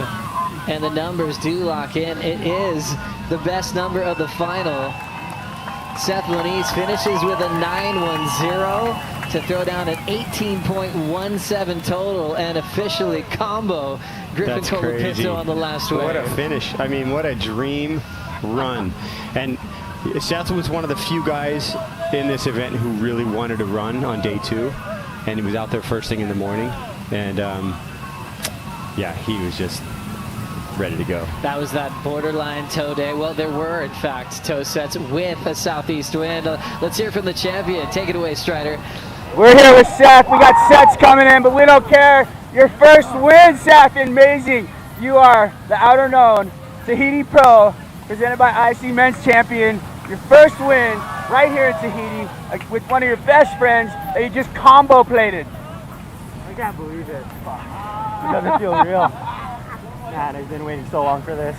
Fucking, sorry for swearing, but yeah, we put a lot into this, you know? Surfing's such a hard sport. And only one guy wins every time, and I put so much work into this, and it finally paid off. Well, the world's proud of you. I mean, I just would love to hear a couple of words that you have for your family and friends and everybody out there that got to watch this. Yeah, my phone was on the boat, and I just heard it ringing before the final, so I think they're probably losing it. Hope my parents aren't having a heart attack, but I love you guys. I'll be home as soon as possible, and we'll see you soon. Well, congratulations, Seth. That was a pleasure to watch. I mean, just some words on those big days, you know, charging as hard as you did, and you know, they sketchy Seth coming through. Yeah, I had a weird feeling, like just coming here to this trip, like a day before, I brought my friend Cole who films me, and I just had this feeling like, what if I didn't bring him and I won this event? Because I was just like, having a tough year. So I called him up a day before I left and booked him a flight. And yeah, I don't know. This whole week has just been surreal. Just had this crazy momentum every time, this perfect sync with Ocean, and I just think, like, I swear to God, but God was up there looking down at me and like sending me the wave. So it hasn't sunk in yet, honestly. Like, I don't. It's a weird feeling. Well, you know what, Seth? You know what, Seth? Let it sink in, brother. You're the champion, and we really appreciate your time. And you know what else? Let's get caught inside, brother. Go get him! Go get him! Congratulations to Seth Moniz, just taking it all in, and then just going to his heat totals in his career. That's in fact his best combined heat total. That goes along with a huge win. His family is just absolutely losing it, that's for sure. Auntie Tammy right in the front there, Uncle Tony right there in the middle of the celebration. It's always a packed house when Seth is in the water, and extra meaningful that they got to witness his very first championship tour win. Congrats, you guys. What a feeling. Oh my gosh. I'm almost teared up here for Seth. This is like, I know how that heat we had in Hawaii meant to him, but he's got a baby on the way. He's only got one more event before he expects his first child. He's had a tough year, so to turn around right now and like to follow his feeling in his gut and then have the result is really special. Like, I don't know if it gets better than what Seth just did. That's an incredible way to start your first win ever on the tour. It's amazing.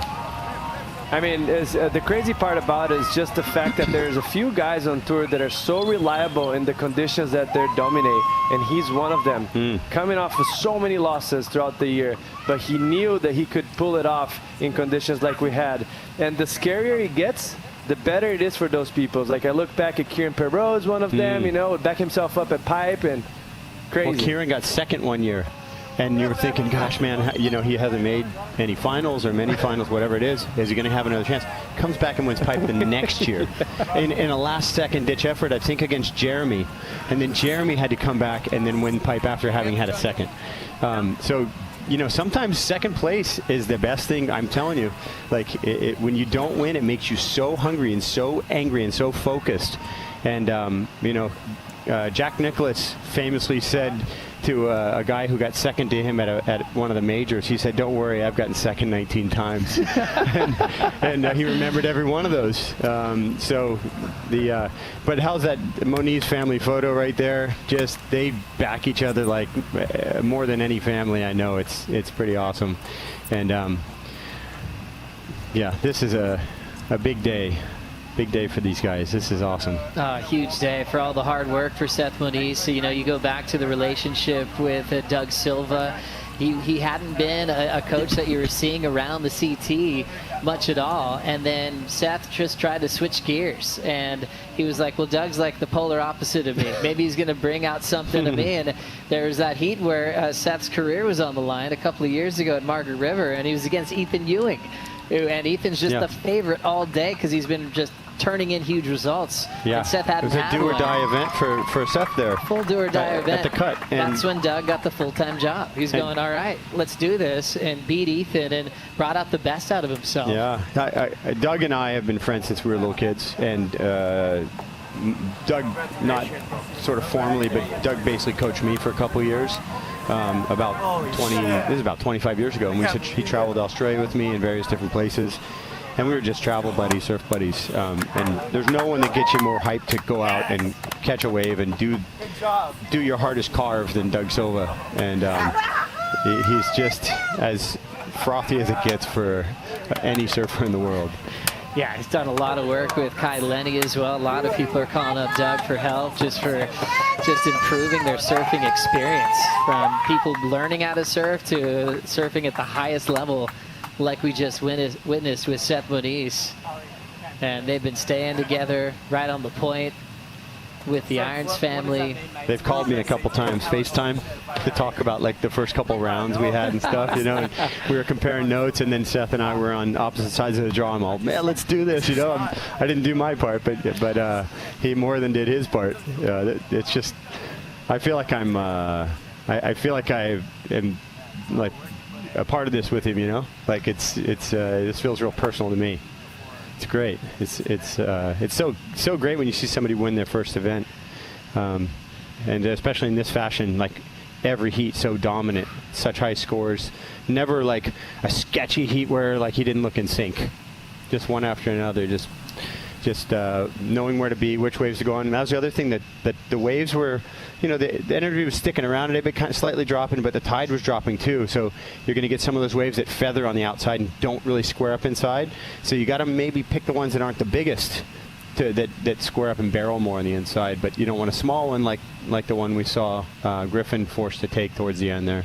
What a final. And just, with what Griffin accomplished and what Seth accomplished, and kind of backing up Kelly on that call as well, it's like Seth earned every single heat win from round one and did it in different ways. I think he proved to the world that we always knew he wanted to charge, but doing it with style. He didn't have the same conditions in every single heat, and you could easily get off your game at some point and another lay day goes by, but he was able to stay locked in and really proved in my mind to be the undisputed champion this week here at Chopes. But it's very scary when you peak so early in an event. You want to kind of peak towards the last day, and he kind of killed it the first, second, third day, and then all of a sudden you maybe expect someone to just take the bite, but he kept himself composed with all the odds against him, with all the pressure that he's dealing with, falling off tour maybe, and all of a sudden just proved to be the most consistent and the best performance guy out of the whole event. Just drifting into that first round was uncomfortable for Seth. He mentioned it. You don't want to be in those four heats. Yeah, that's a certain people have pressure. called it the trials almost. It's a heavy pressure on you. You feel like you're not in the main event. Yeah. He's moved up to 21st on the rankings. He was in the 30s. And so with this win, he's just on the right side of the cut, and he knows his work's not done yet. Yeah, but going into another South Pacific event with that energy, with the fresh feeling of winning and knowing how to put heats together, also more than likely surfing with some energy in the water. Some big interval comes through the Tasman, you get some 6 to 8, 10-foot surf at Cloudbreak, and he's going to feel right at home. He's going to feel super confident next week if that's the case. It's almost 2 weeks away, 10 days away or whatever, but it's... there couldn't be a better scenario for him right now. I guess the only tough one would be if the baby comes early and he's got to skip Cloudbreak.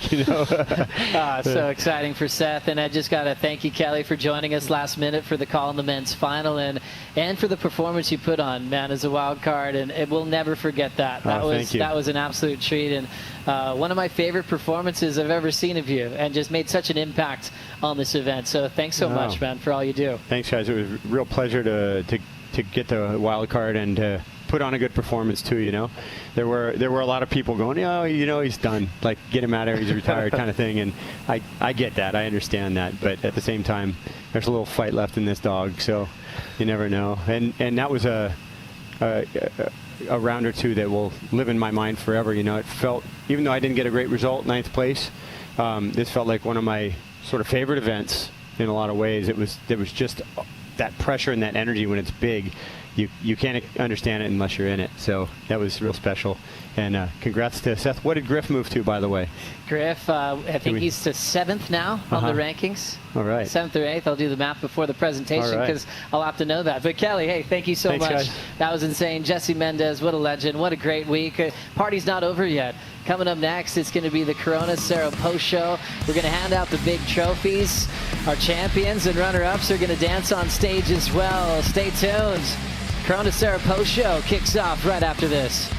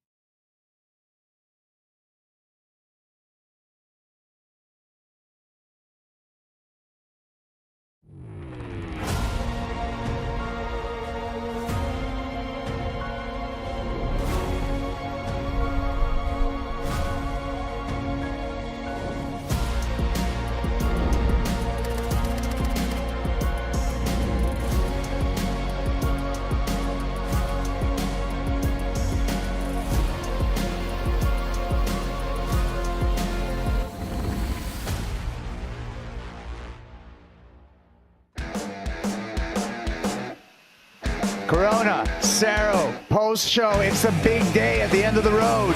The Outerknown Tahiti Pro presented by IC, and we had a tremendous event. We had a tremendous finals day. We had inspirational moments. We had excellent scores. We had a full plate for you today in Teahupo'o, Tahiti, stop number 7 of the championship tour. Oh wow, what a week we've had, and it concluded in a giant crescendo. There's so many moments we need to share with you on this post show. Unbelievable. Kai Pogoro, the fabulous Felicity Palmentier, and Jessie Mendez. Ladies first, what do you think? Oh, wow. Overall for the event or just today? I want to go today, finals day. Okay. I just feel like there was so much tension that built all the way through from the quarters to the semis, right through to the final. No one was sort of out of it. No one really ran away with it, both on the women's side and the men's side. I loved the fight back from Seth. It was incredible to watch, really emotional too on behalf of him, and the fight back from Erin, fighting her way back from a combination situation. It was incredible. Absolutely incredible. What about you, Jesse? I mean, I can't go past Seth, boy, you know, like it's such an emotional win for him. I've been in his situation before where everything's gone against you. I didn't get the win, but he did. So it's very hard for you to bounce yourself back from something like that, and just impressive. Obviously, Erin is a freak. I'm happy for Annette as well to come back. It's kind of almost like the event of the underdogs. A lot of people that were way down in the rankings just making themselves a run and getting back on track. Yeah, speaking of Seth Moniz, let's take a look at our champions road to the finals, starting with the men's bracket. Starting at the quarterfinals, but you know what? Before we get to Alan Cleland Jr. in quarterfinal number 1 that Seth had to go through, let's rewind. Emil Zermak, heat number 1. Yago Dora, defending world champ in heat number 2. Baron Mamiya in heat number 3. Then we get to this bracket right here, Flick, with Al Cleland Jr. Talk about taking down the hardest draw. I mean, Al Cleland, absolute charger when it comes to big pits, big tubes, and hucking himself over the ledge. So, yeah, the quarterfinal, the first one up against, just like major, tenacity. Seth really had the shown. toughest, he had the toughest bracket, and he came through. He came through the hard way because he had to get past guys like this. Alan Cleland Jr., who was a standout in all the free serves. And just the style, the grace that this guy is capable of putting himself in the toughest situation that everyone's terrified and tenses up. He just looks freed up and as good as you could be. So props to Seth to make everything look too easy. So deep, so many barrels. He actually tapped out when we calculated the actual time in seconds. Coming up to this finals day, he already had 60 seconds. He clocked a lot more. Then coming up against Italo Ferreira, a former champ and one of the most informed surfers here in Tahiti in the semifinals. He really stopped the momentum of Italo because Italo was looking so hard to beat out here. Just the way he hunts around the reef. He makes himself available to any sort of opportunity, but yeah, Seth really put a stop to that. It's not easy to do on your backhand in conditions like today. I feel like the sort of narrative storyline was like, oh, it's the goof, it's the goof, it's the goof today, coming from deep on the reef. But Seth, just with his technical ability on his backhand, being able to take down Italo, who would have been a favorite, is really, really impressive. I mean, these big, long, deep tubes coming from so deep on the reef, finding these ones that stay so open. Yeah, it just really was Seth's day today. A lot of time the shorter waves, but way hollower than most. And he was able to put himself in such a deep spot. Then on to the final, where Seth is going to match his childhood friend in the way of Griffin Colapinto. Two back-to-back finals here for Griffin and a 10, but Seth came back from behind in this final. Oh, when you Griff really got it started with the 7, right? And you're thinking, okay, Griff's getting things going, the momentum's going his way, and it was sort of the story of Seth really fighting back and locking in the 8-5 to start, and then you're thinking, okay, he had this incredible moment too where he kicks off in the crowd, and Kelly kind of said it before, you know, when you have a moment like that, and it kind of is this moment that's probably going to be replayed forever, it kind of feels like he's the guy, and I feel like that's so true in that moment. It was just really cool, everyone getting around him, supporting him, and you could really see just how much everyone wants him to win because he is such the underdog here. When he came in at number 30th seed into this event, but what we were seeing from him out there, he could not put a foot wrong in the end. Ended up locking in a couple of 9s, Thanks for coming. And I'll tell you one thing, the 10-point ride came for Griffin, but he just didn't have priority, and Seth was just in the perfect spot. Griffin was a little deeper, so he probably would have capitalized even more on the 9.1 that we just saw it on the screen from Seth Moniz. So just playing a perfect heat, very selective throughout the whole event. Oh my God. Congratulations to Seth Moniz. 7 years on the championship tour. His maiden CT victory at one of the marquee events on the championship tour here in Tahiti. And the numbers, giant. 2 9s in the final, 18.17, the highest scoring heat of Seth's career. Incredible, right? And to do it at a wave like this where you're going to get your first win. I mean, it's been a long time coming. I'm sure he would have loved one before then, but to win at Chopes, this is one of those events when you qualify, you say, okay, I want to win at Pipe. I want to win at Chopes. And he's done that. So it's incredible to see. And winning in such a convincing fashion with 2 excellent numbers feels good. Gigantic. Seth Moniz on the dock here, greeted by the GOAT, Al Cleland Jr., and good friend, like I said, from childhood, Griffin Colapinto. By the way, Griffin, incredible event for Colapinto. I just want to congratulate Griffin on super entertaining.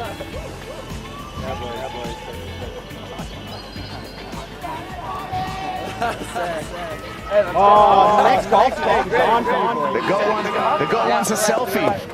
Let's go. And the wild thing, let's have the chair up. All right, we're back. I'm hearing the celebration right now, and it is going off. I'm telling you, he's a crowd favorite. You know, I think everyone can get behind someone who's been just there year after year trying, and finally has that big breakthrough moment. It's the underdog. That's what it is. It's the story of the underdog, and so cool to see this moment right now and to share the final with Griff. You got Al cheering him up as well. Just such a cool moment. This is going to feel so good. This victory for him, just at this point in his career, where he's at. You know, obviously he's got a baby on the way too. Such a cool moment. And you've got, you know, another South Pacific event coming right up, Fiji, where he's just probably going to perform with the momentum from this win.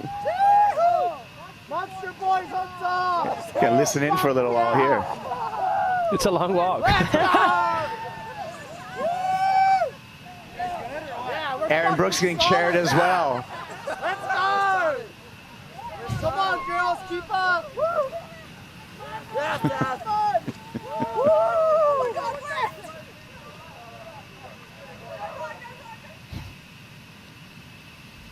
Well, there you go. And you know what? Gosh, speaking of Aaron Brooks, what an event for Aaron. It was crazy. She took down some really big names in this event. You think to Carissa Moore, the 5-time world champ, she had pretty much probably the hardest draw you could get after that. Molly Picklum, defending champ, and also the current world champ. So yeah, let's take a look. Let's take a look at the bracket and Flick. Aaron's road to a victory here in Tahiti. There you go. Oh yeah. It only got tough. It doesn't get any harder, really. I mean, prior to that, she took down Carissa as well. She had Tia Zabrowski in her early opening round too, so not an easy draw. And then she matched up against one of her best mates in the semi-final, Isabella Nichols, on tour. So it's just, that would have been a really difficult one just personally. And then in the final, matched up with Anat, and Anat had her on lock. 2 excellent numbers within the first sort of 5 to 10 minutes. She had to back up against the wall, and she had to really fight her way back. She was in a combination situation. Yeah, and it was an excellent scoring final on both sides. This started with the quarterfinals and how that road came for Aaron Brooks. So she had to come up after Molly Picklum. When you talk about Tahiti, you talk about someone with backhand tube riding skills, you think about Molly Picklum. Oh, definitely. And just guinea pigs for the day, right? Like first heat of the morning, you can see how much more lump and how much more unruly it was this morning compared to what we had on the finals. So very tricky to navigate, finding clear water, but just did amazing work to get this one done. Yeah, 13.5. Pickles really couldn't find form in this quarterfinal, just a 3.27 for Molly Picklum. So the morning started out with Aaron Brooks, all on her end, all on her side in this quarterfinal. On to the semifinals with some great tube riding, Flick, just like that. Yeah, it was awesome to see when I reflect back on this, and to your point, Jesse, just how much she's been able to adapt throughout the day, just with the condition changes. And I mean, my goodness, you look at the technique inside the tube. It's just, she has got it. She's got it on lock. Semifinals up against a good friend in the way of Isabella Nichols. And you know friends go at each other hard. In this semifinal, 9-point ride. This is when things really turned up for Erin Brooks. I mean, just her read and how she's able to knife it, like keep herself compact, keep her arms always very close to her body, which it gives her the balance on those late takeoffs to keep the momentum going forward. Bella fought back, got pretty drained actually on this heat, had 2 nice barrels, but it just wasn't enough. It was one of those days that, you know, Erin was going to be unstoppable. I think so too. This was cool just to see the growth, the personal growth for Bella throughout this event. Just even when you reflect back to last year to this year and to have that heat, to get a few successful tubes, I think for her personally it's going to be really good. But just for Erin today, it was her day, like you said, Jesse. Just so in form. She couldn't really put a foot wrong. Even when she had her back completely up against the wall, she was always going to fight back. So got the win over the best mate. And then it was on to the final. All goofy foot final, and the hard charging Anat Lelior flick had Erin in a combination halfway through this final. I was kind of baffled. I knew it was only a matter of time for Anat to really lock in an excellent score, because just seeing the wave she'd been taking off on previous heats, I was like, hey, this chick's going to lock in an excellent number for sure.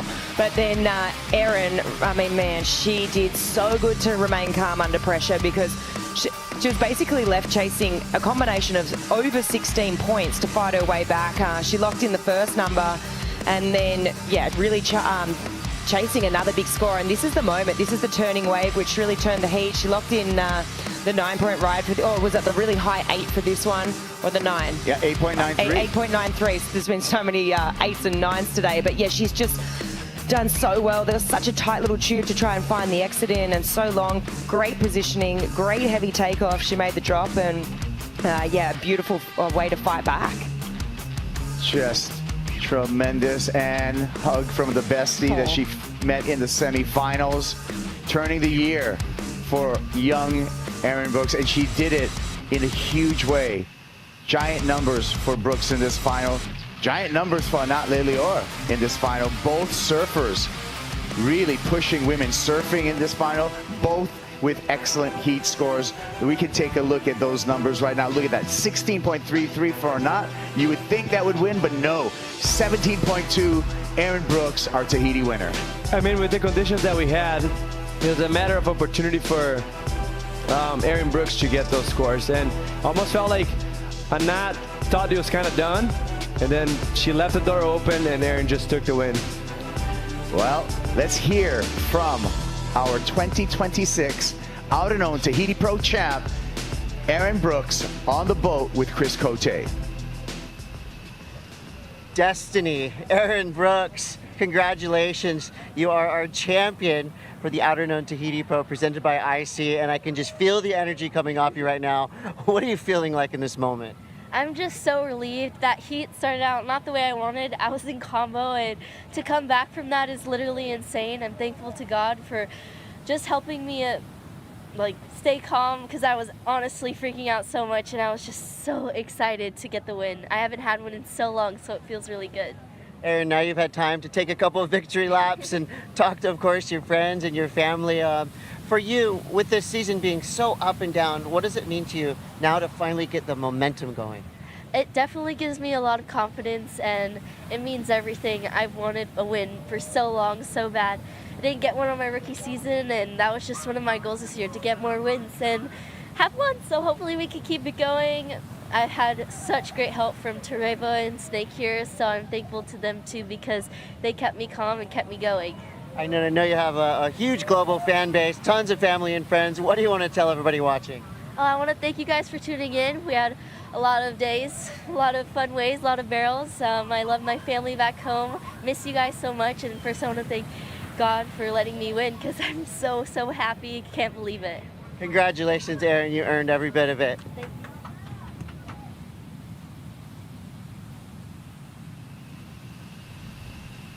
There you go. That was that was just a moment. You know, every year the women come here and they raise the bar, Flick. I swear, like consistently ever since we started coming here in 2022, over and over again. Totally, I agree with that. I think, you know, we've always had the select women on the championship tour, even back in the day, they were always going to charge.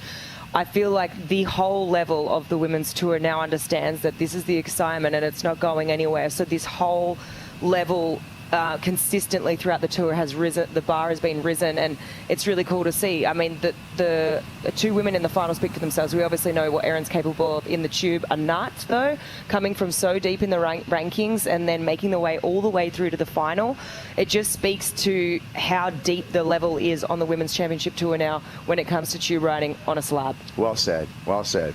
And speaking of the slab brings moments, you know, charging moments. And our charging company is Mophie. Our Mophie Charger contender for today, drum roll, who could it be? The Rockin' Moroccan. He's been charging since round one, let me tell you that. This is just kind of just a cherry on top because it's a cute day for a guy like this. Like what he's been going through, those waves that he caught on the previous days. It's just a fun ride, but incredible surf for Ramsey on that morning. On the first round he surfed today, so super stoked to see him there and picking himself back up. A lot of surfers, like I'm mentioning, way low in the rankings, kind of fighting back and gaining traction in the second half of the year.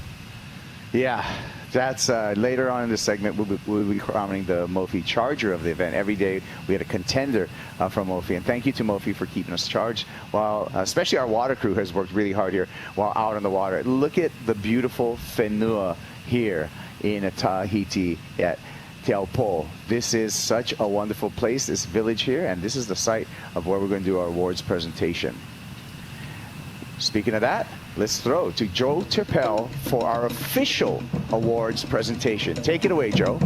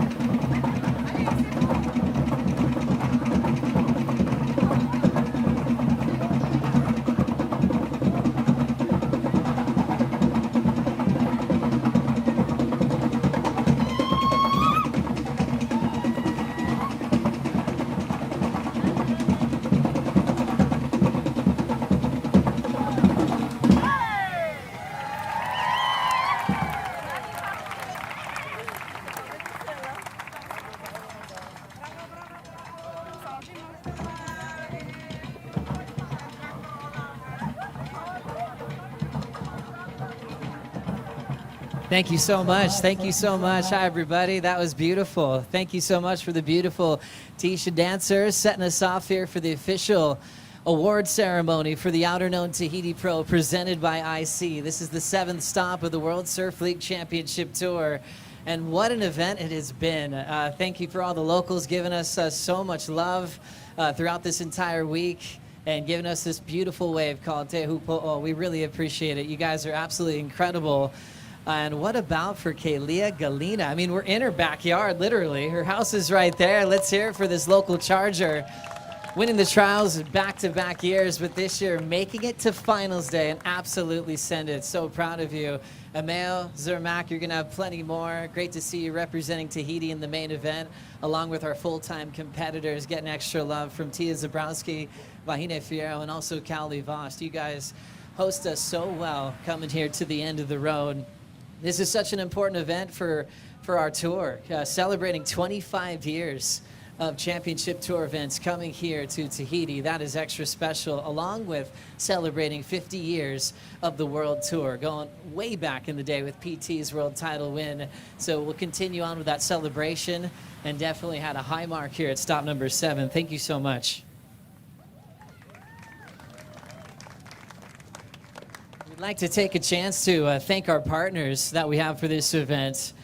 For here locally in Tahiti and also globally. First off with Outerknown, the Tahitian government, IC, Corona Cerro, Yeti, Red Bull, Banque de Tahiti, Vini, Air Tahiti Nui, Polynesia One, Surfrider, Surfline, Mofi, WSL One Ocean, Yamaha, Thermal, and True Surf. Thank you so much for all the support. Would also like to acknowledge Jim Wilson, who's probably here somewhere in the crowd, the owner and founder of Bonsoy, one of WSL's major partners, enjoying his trip to Tahiti. Thanks for all you do for pro surfing, Jim. And also, I'd like to acknowledge the Irons family that's in town for this event. We've got Lindy over there, Axel, Andy's son, and also Bruce and Andy's mom, Danielle, making her first trip here to Tahiti, making it really special. And I think you guys gave a little extra love to Seth Muniz. That was really cool, channeling some good vibes and good energy, guys. So good to see you all, and thanks for making the trip out for such a special event. Big thanks to a lot of incredible people. The president of Tahiti, like to really stoked that we're friends. This is great. Thanks for hosting us so well. The president, Muay Thai Brotherson, loved seeing you in the channel for the finals. Thanks for greeting us with a smile every time you come here. And also the Minister of Sports and Youth, Vanina Pommier, thank you so much for your speech at the opening and the finale. Doing great things for sports, for adult and the youth here in Tahiti. Also like to continue the thanks with the director of the IJSPF, James Cowan. Also, the Tahitian Tourism Board, we've got Vaihari Lisson, Iotu Lenore, thank you very much. Also, the mayor of Tairapu West, Fanu Taputu, and also the mayor of Teahupo'o, Milton Parker, president of Tahiti Surfing Federation, Max Wazna, and also the local WSL representative, Pascal Louisiani. A little fact about Pascal, 25 years of this event, Pascal's been to all of them, being a big part of this event and why it's here and the foundation of this contest. Thank you so much for all your hard work, Pascal. Once again, it's all about family here.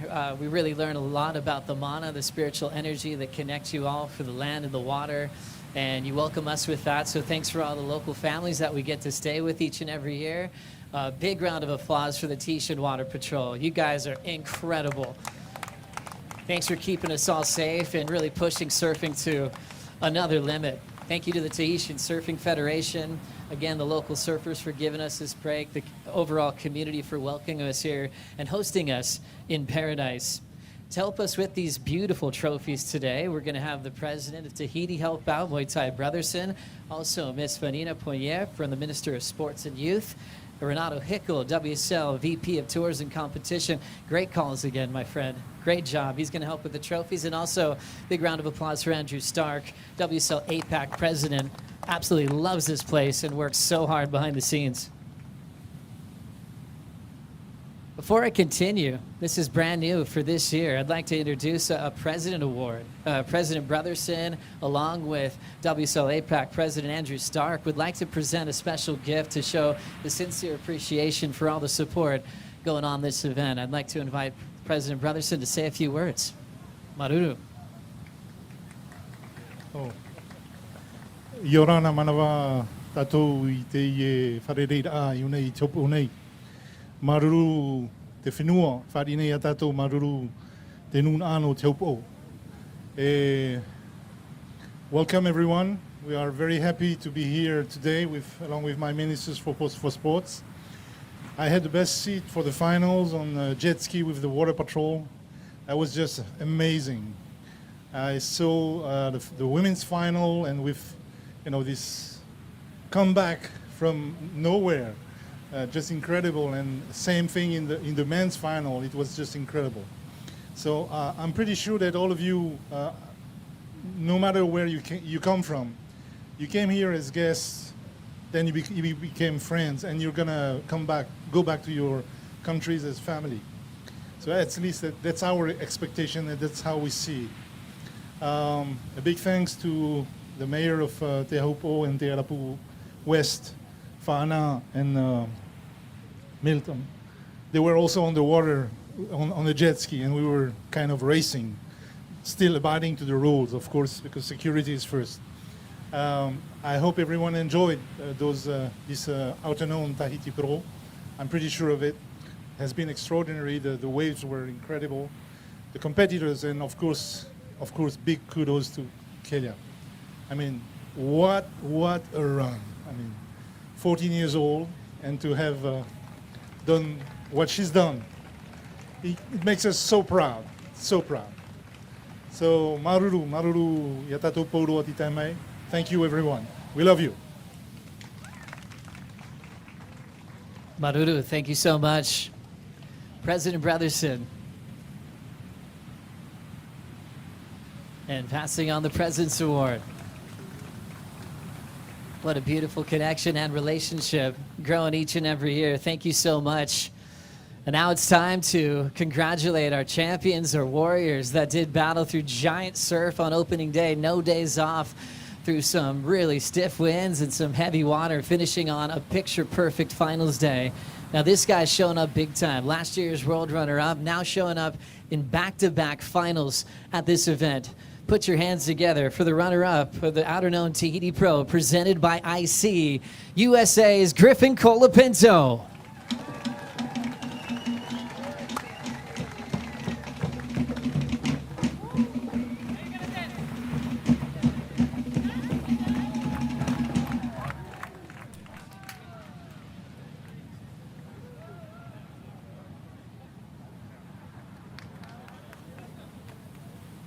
Congratulations, Griffin.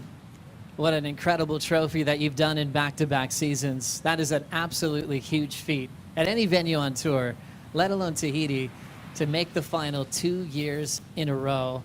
You've got to be feeling pretty proud of that performance and that accomplishment in back-to-back seasons.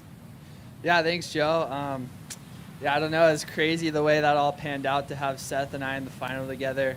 You know, that's a dream come true. Seth and I have been best friends since we were like 10 years old and grew up doing Billabong Bloodlines, staying at this house right here and coming over here since we were 14, practicing and watching all the best guys. Started in the trials for a few years and then, you know, always dreamed to be in this position. And Seth's first event win, I just so proud of him, so happy for him. Get that monkey out the back of getting your first win, you know, that's amazing. And yeah, it's been an amazing event and always good vibes over here, so maruru. Griffin, you had a 10-point ride, couple eights beyond that. It's been a really good run. Going into a final, seeing Seth, was it hard to get locked in? What were the emotions coming out? Or was he someone that you wanted to beat more than anyone on tour? I don't know. I definitely think it was a little hard to get locked in, you know, because like, I just, when I come up against like such good friends, especially Seth, and he's like never won a contest or a CT, and I've already had a couple wins, so it was like pretty hard for me to really like, you know, I don't know, if I won, then I would be like kind of bummed for Seth, you know, so it was like just this weird kind of internal battle that I was going through, and I don't know, I think that kind of got the best of me, and I made a few mistakes, and Seth ended up winning, so it's going to be something that I'm going to have to like reflect on and see how to handle surfing against best friends, you know, it's pretty challenging. Good job, Griff. Enjoy the moment. All right, thanks, Joe. Griffin Colapinto making back-to-back finals here at the end of the road. And now I'd like to introduce a rookie on tour, the first ever to qualify from Tel Aviv, Israel. Your runner-up in the Outerknown Tahiti Pro, presented by IC, Anat Lelior.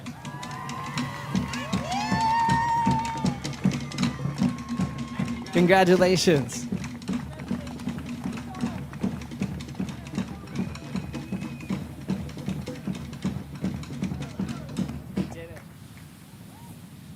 Congratulations, Anat. What a run it's been. You're absolutely charging from the opening round. And when I caught up with you at the start of the year, we had a conversation, Meet the Rookies piece. You pinpointed Tahiti as a spot where dreams come true. You said how much you love the locals, the energy, and this is what you get excited to compete. All those words, you backed it all up with this performance. How does that feel? Oh, it feels unreal, like just standing up here next to Greg. I am like, I don't know, I don't have many words to say. I just want to say thank you for everybody who came to watch, especially the Israeli crew that paid for those boats to go and watch me in the lineup. Thank you to the locals for letting us surf this wave and sometimes get a good one. Thank you to Kahea Hart for helping me in this event. Thank you to my father for suffering from me, because sometimes I can be annoying. And yeah, thank you to my coach, Manuel Gamera. He's back home watching. I know it's 4 a.m. or something, and my whole family at home watching. And yeah, sponsors and everything. And I don't know, bro. Everything that I said about Tahiti is true. The mountains that you guys have here, the community that you guys have, I feel for that. I appreciate it. And my heart is out for you. And thank you for bringing this back to me. I really do appreciate it. So thank you so much. So incredible to see you on this run. Tell me about your start in the final.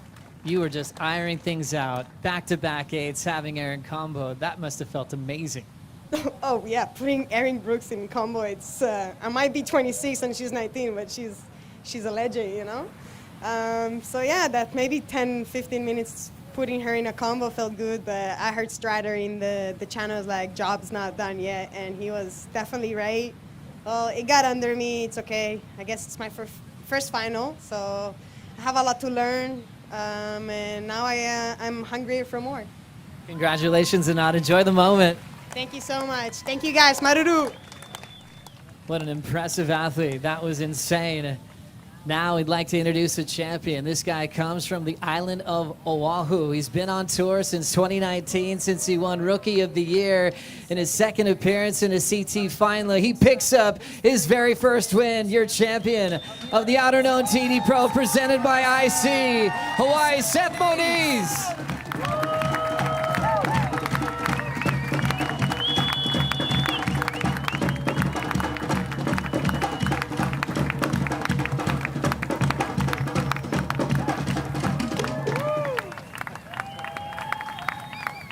Great catch, Mr. President. Hey, Seth. Congratulations. Let's have a talk about this right up here. A champion of a CT event, coming up runner-up back in 2022 and having to relive that sting of coming that close and being runner-up in a CT final.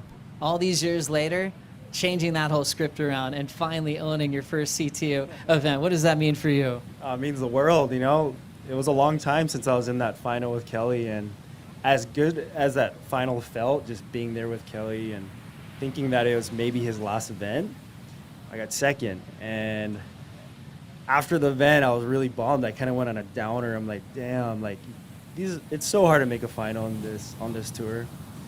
So many gnarly guys I had to go through. So I'm ecstatic, and I'm happy I got the monkey off the back.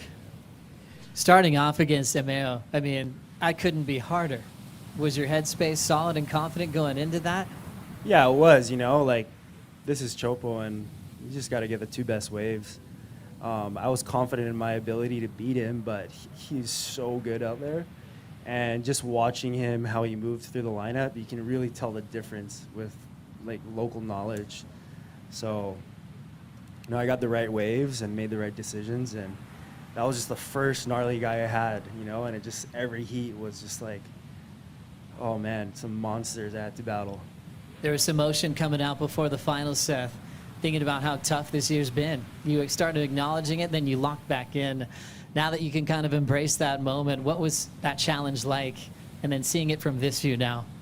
Yeah, I had a tough year, just this tour is hard. Everyone's really good, and I've dealt with this before. I've been in this same position of, behind the 8-ball, and it's weird. I think when I get into these sticky situations and I really need to clutch up, I somehow pull it off. So I don't know, getting this whole week, I felt like I was gonna get this win. I just had this weird feeling. Every morning I woke up, I had the butterflies and that feeling. So I feel like right now it's sinking in. Right now, this moment, I'm standing up here talking to all of you guys, and I'm like, damn it, I did it. I won 6. I beat 6 insane surfers. Let's go. Ow. my dog. Amazing, man. And then to meet up in the final with Griff. So the finals you've been in are with people that you really mean a lot to you. You know, the story of you growing up together and then being in a final at Choves, how crazy is that? Yeah, so after I beat Iago, I saw Griff on his balcony, he was parking his jet ski. And I pulled over and we had a beer and he's like, oh, see you in the final. We're on the opposite side of the draw. And I think we've said that a lot of times in our lifetime being on tour, and for it to actually happen is insane. So did you know that you comboed him with your last wave? Yeah, I knew that. I was actually really bummed. I'm like, damn, they couldn't just give me a 9.15. Then I would have comboed him before. But yeah, I was stoked. That wave was a 10 from where Griff was, and if he had priority, I think he would have got it. He would have made it.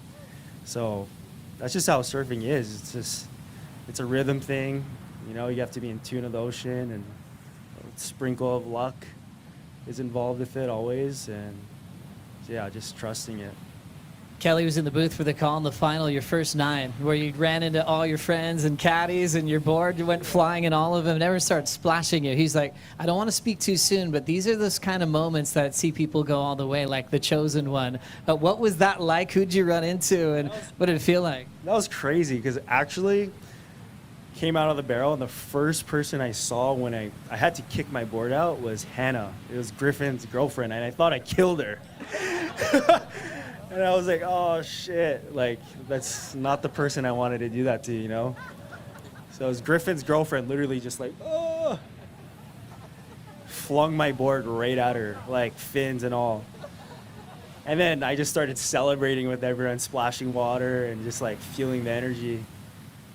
And then I was like, all right, I gotta lock in. And you certainly did. What a great moment, Seth. I know this is huge for your career and your family and where you come from. A lot of people you want to thank. Yeah, Coach Doug, you know, we've been doing this for 3 years now, and we finally got our win. Cole's been with me forever. Since I was 16 years old. He's my filmer at Hammer Time. He makes all my videos, and you know, I finally got to get a win, and I know these two guys believe in me the most and always supporting me. So I want to thank those guys and my family back at home, just everyone watching. This is for you guys. Congratulations, Seth. Enjoy every bit of this. Thank you. Seth Moniz, your champion of the Outerknown Tahiti Pro, presented by IC. Flying up the rankings. What a warrior. This young warrior has been just turning heads ever since she was a young teenager, deciding that she was all in this sport, into her second season on tour. And like Seth, she's talking about the struggle of having her opponents drop 8s on her. Everything changed at this event. Put your hands together for your champion of the Outerknown Tahiti Pro, presented by IC, Canada's Aaron Brooks.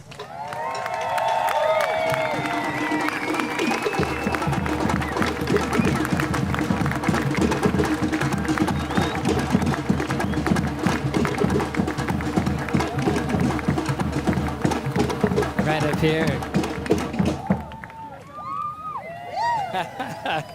Well deserved, Aaron. This is a really, really awesome one for you. I know how much you love Tahiti.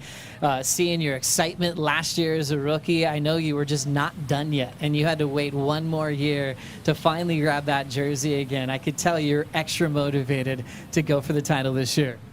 Yeah, last year I lost out to a heat that kind of haunted me my whole off season, and I was so hungry to get back here, and haven't been having my best year, but it all just clicked here, and I'm so thankful to God for just giving me my ways, and I'm so stoked to share a final with Anat. I've probably known her since I was 9 years old. We used to do Kahea camps together, so that was insane by itself, and so happy to get the win. Crazy final, Aaron. I mean, she's dropped 2 8s on you. You lose priority. What was going on through your mind at that point? I was just praying. I was like, Lord, please just help me to get 2 more ways. And I just kept telling myself what I believe I can achieve. And I guess I just had belief in myself and in the Lord and the surfing that I've been doing. And he just sent those 2 ways to me. And I also had good vibes in the channel with Coach Tereva and Snake and everybody. I just wanted to win it so I can go and see them. And I'm just so happy that it happened. Memorable finals day with Anat, and then also one of your best friends on tour, Isabella Nichols. What did that mean to you? That meant everything. I was so excited to get a heat with Isabella. I think one of the last times we had a heat together was at Snappers, so another good one. And Isabella's gotten so much better out here, and it's been so inspiring to see, and I love her like a sister, so that was so special for me. The level has risen, and you're a major part of that, being the champion of this event. And the waves you were looking at was unbelievable. The one you jumped out of the sky and then got mowed and you came up laughing. We've seen you take it up a notch. What do you credit that to? Just all the girls. They've been pushing me this whole event. Everyone's gotten so much more comfortable in conditions like these, so I just have to keep raising the level myself, and just so stoked it went my way. Got an incredible support crew. Who do you want to thank right now, Erin? Well, first I want to thank God for just letting me come to this beautiful place. Thank Chopu for all the ways. Everyone who came and watched, you guys were amazing. My coaches, Snake and Tereva, all my sponsors, and my dad too. He's my biggest supporter. Congratulations, Erin. I think it might be time to dance. Let's have some fun. Woo! Let's hear it for Aaron Brooks, your champion. Seth Moniz picking up his first win of his career, and our amazing finalists at this event. Thank you so much, everybody. Let the party start and continue on with the Chronoserve post show with Kaipo. Thank you. Oh yeah, Manuya. Cheers.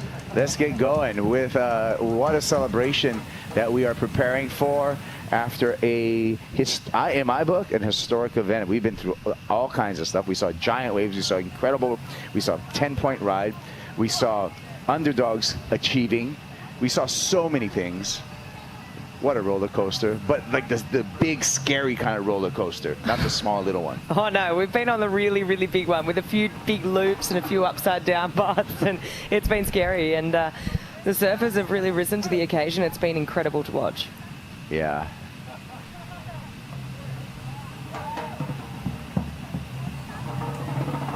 I see our awards right now, and time for the paparazzis to get the photos. Great performance there. Again, the mastery of Griffin Colapinto out here in Tahiti. The rookie just coming through, Anat Lelior. A well-deserved win for Seth Moniz, his first CT win. And Aaron Brooks, I feel, Jesse, that this is the point that's going to really turn Aaron Brooks' year. It's really going to turn the corner for her, because I think she's a potential world champ. No doubt, and it's when you hit bottom, like you're doing that bad for a surfer of this caliber. There's only one way up, and like coming up to the second half, you come here and then you go to Fiji, which is the best champ. You go to lowers, which is incredible, at one of the best performers we have on tour on the women's side. Just keeps getting better. Yeah, it sure does. Time for celebration here, and that celebration would roll into the sunset.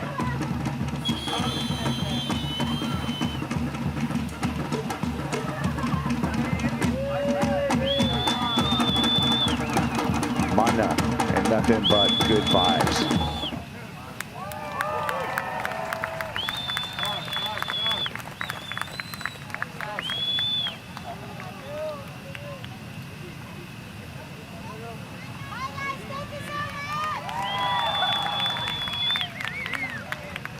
Well, this is stop 7 of the championship tour, and so after 7 stops, let's see where we're at with our men's rankings. Italo Ferreira, he'll be in yellow when we get to Fiji.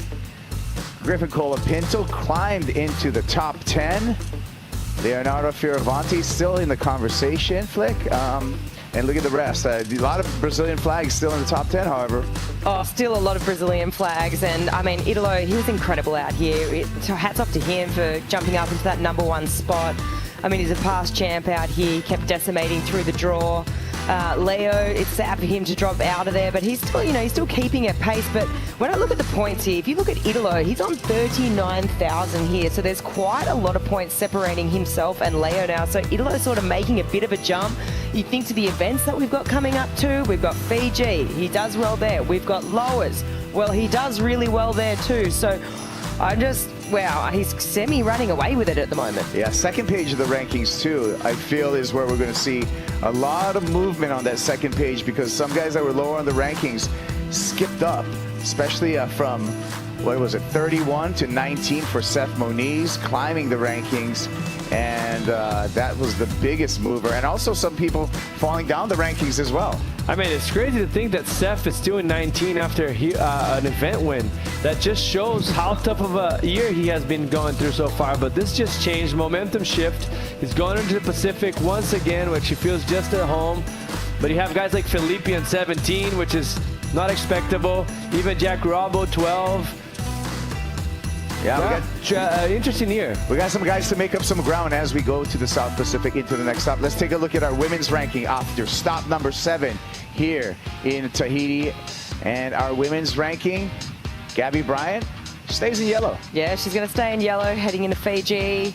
Carissa, she's staying in second. And then really Molly, she's moved up one spot on the rankings there. You got Katie Simmers, she's moved up as well. Nadia at the moment, she's still holding on to that potential rookie of the year, so she's fighting for that.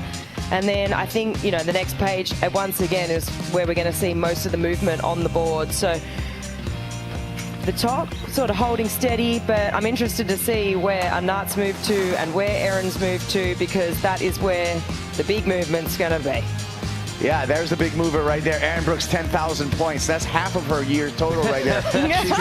she's had a tough year, right? Half of you. That's what a win does for you on the championship tour, right, yeah, Jesse? Same for Anat, you know, 4th in place. It was the year. I mean, it was the event of the underdogs. All the guys that were, the guys and the girls that were kind of having a shock every year and bouncing themselves back. Yolanda 17 now with a good chance of, you know, backing herself up in the second half.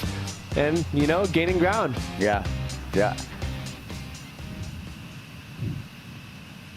Well, that was it for the rankings. Looking forward to things. One thing that happened here in Tahiti, a lot of broken boards. Surfboard factories are going to be busy. I think we got to be like 33 broken boards throughout these last 6 days. And that's a guesstimate. But that leads me to all the factories are going to be really busy building some new boards for Fiji. And guess what? Lost. You can't get them out of that #1 spot. I mean, it's impressive. I'm sorry. You go, Jesse. No, it's like 110,000 points compared to second place, 86,000. It's like such a gap. Like, they changed the rules, but he still keeps smoking everyone. He had second and first, okay? He had Griffin Colapinto and Erin Brooks. So that's right there. That's 17,000 points right there for loss that he took away from Tahiti. Incredible. Good stuff.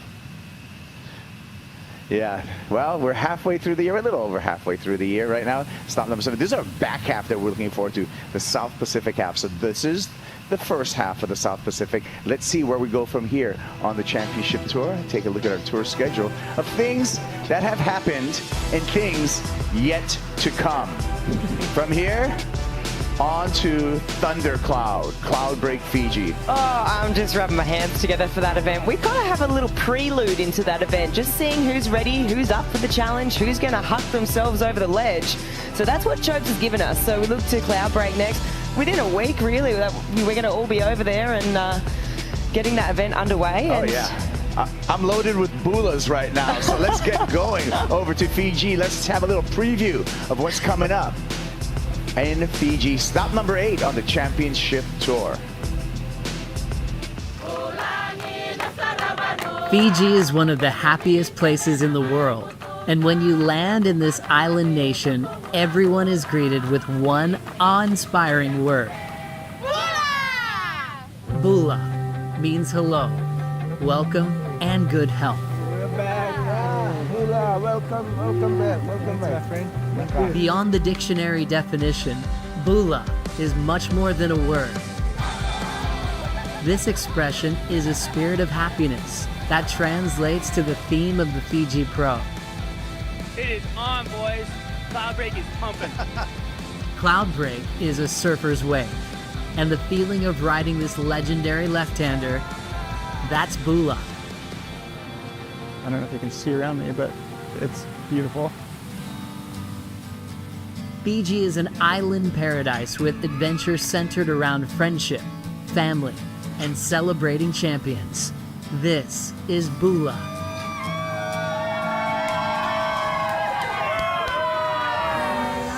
Bula is the cornerstone of Fijian culture. Tradition here runs deep with passion and gratitude. Many experiences around the world are said to be beyond words. But in Fiji, they have a quote for that indescribable feeling. And it's Bula.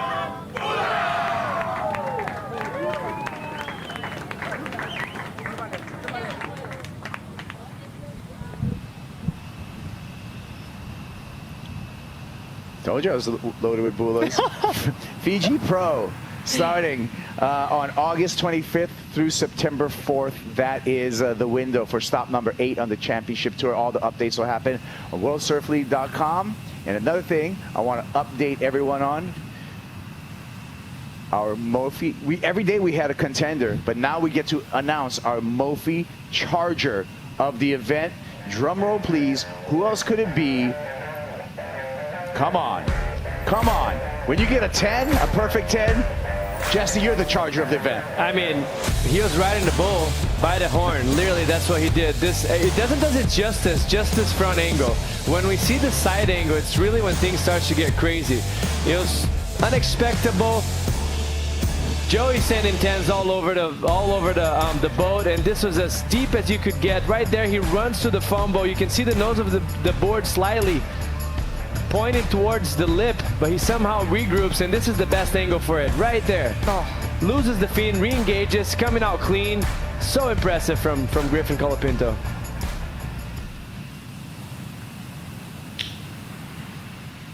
Congratulations, Griffin. You got the Mofi charger, you got the Yeti 110, you got a perfect 10. You're going down history books right there. It's been a historic event. Now, it's my favorite part that we go over not just the day's top 5, but the old event top 5, starting with something that you got to check out. At number 5, yeah, 5, Tahiti delivers. Tahiti delivers wind. Tahiti delivers rocking boats. Tahiti delivers big barrels. What else does Tahiti deliver? Oh, Tahiti was delivering really hard days for the crew in the beginning. You know what? I mean... Sneaker sets. That's what Tahiti delivers right there. It was hard work for everyone, for the surfers, for the crew. Everyone was really... And it was hard work for the boards. Tahiti delivers broken boards. Tahiti delivers wet cameras. Tahiti delivers monsoonal rain. Tahiti keeps on delivering. Tahiti delivers horrible wipeouts like that. And also, the safety, putting themselves on the line, jumping off those in front of like massive waves just to pick up the surfers and keep them safe in a beautiful and rainbow. Tahiti delivers rainbows. Number 4, Flick, a master class by the GOAT, Kelly Slater. I am so glad that we got to see this and call this and witness this, because this is my favorite ever performance I've ever seen from Kelly Slater in my 34 years. It was a masterclass. It was incredible when you factor in his age, just how meaty the waves were that he was taking off on. I still agree with that one judge. I really believe that one wave could have been a 10. It was just insane. And to think that he did all this after taking some serious beatings too. So he's just picked himself back up and showed the world what's possible to do. Well, I don't know, unless you're Kelly Slater, I don't know if it's possible, but at 54 years old, it was incredible. Yeah, there's only one Kelly Slater, and he keeps on amazing us. Number 3, yeah, an amazing moment. Griffin Colapinto, Jesse, and his perfect 10. I mean, we spoke about this wave throughout the whole event, and the bull rider still riding. What an amazing performance for Griffin all over. Taking a runner up this time, once again actually. Last year was the same way, but this wave is going to keep in his memory for the rest of his life, which I arguably can say that this is probably the best wave of his life, maybe? That was the deepest barrel I've ever seen Griffin get. On a wave this big, make it special.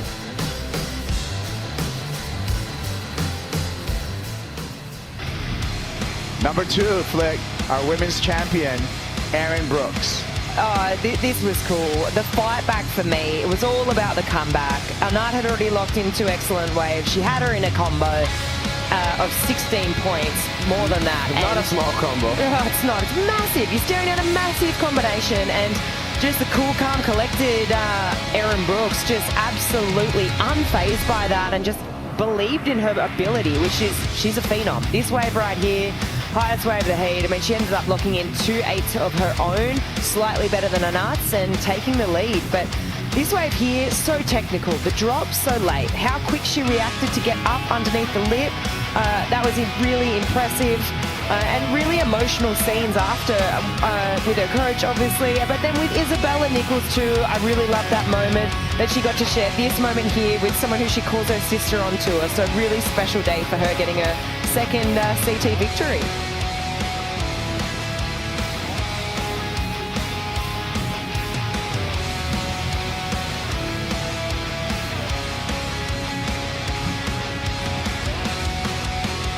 And number one, the first CT win for the Hawaiian Hammer, Seth Moniz. What a rhythm this guy was throughout the whole event. Some people were scared, and I'm included, that he was going to peak too early. You know, he was having too good of performances on the first, second, third day. But he just waited to leave the best for last with the highest score in total heat of his career on the championship tour. Finish it off with could possibly be a big shocker. This wave right here had a 10-point ride potential, and he mentioned that. Kelly said that as well. For Griffin, that was a little bit deeper. So just being so consistent with style, grace, but also performing at the highest level and not committing barely any mistakes throughout the whole event. What a day for Seth. And you gotta say, the crowd was behind him 100%. And a good final with his good friend, Griffin Colapinto as well. Even the GOAT wants a selfie. Well, you guys, I want to just tell you, Flick, Maruru, Jesse, Maruru, thank you so much for calling all these days with me. It's been a great event. We're going to take a little bit of a rest. We're not going to have that much of a rest because August 25th, the Fiji Pro presented by Chronocero, that starts the window there. We'll see you there. Yorana, I'll give you a bula and enjoy the end of events highlights. Stay tuned to WorldSurfLeague.com for all of the details. The window will have no shortage of size. The strongest swell of the event picked up overnight peaks today, size straddling the toe paddle range. It is hard to dodge those toe bombs. Surf remains solid and on the outer ledge. Monday it drops gradually. The strongest swell of the event picked up overnight. Monday size straddling the toe range. Air will come hard. Swell may come before the final dip, window long water. It's one of those places you get so excited to surf, but you also get the butterflies. It's anxiety. Obviously some fear comes into it, but it's like just that anxiety of like, what do I expect? Like, am I gonna go out there and try to surf a heat, or am I gonna go and try and get the wave of my life?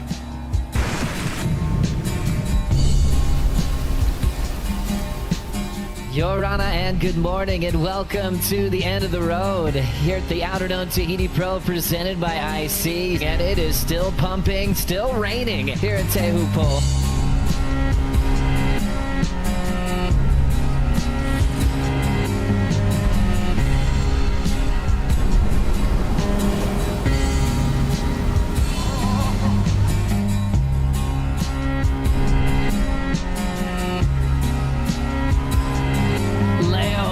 Takeoff slams into the face of the wall aggressively to keep his line solid. Oh, look at this thing. Next one, Ramsey delays the takeoff again. A more critical drop, much bigger wave, and he is getting shoved in the channel.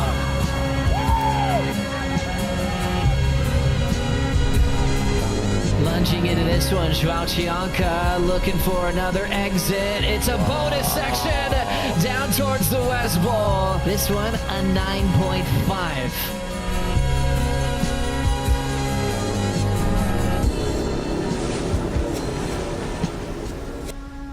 What a great great time to be tuning in to professional surfing. A giant clash between two of the greats.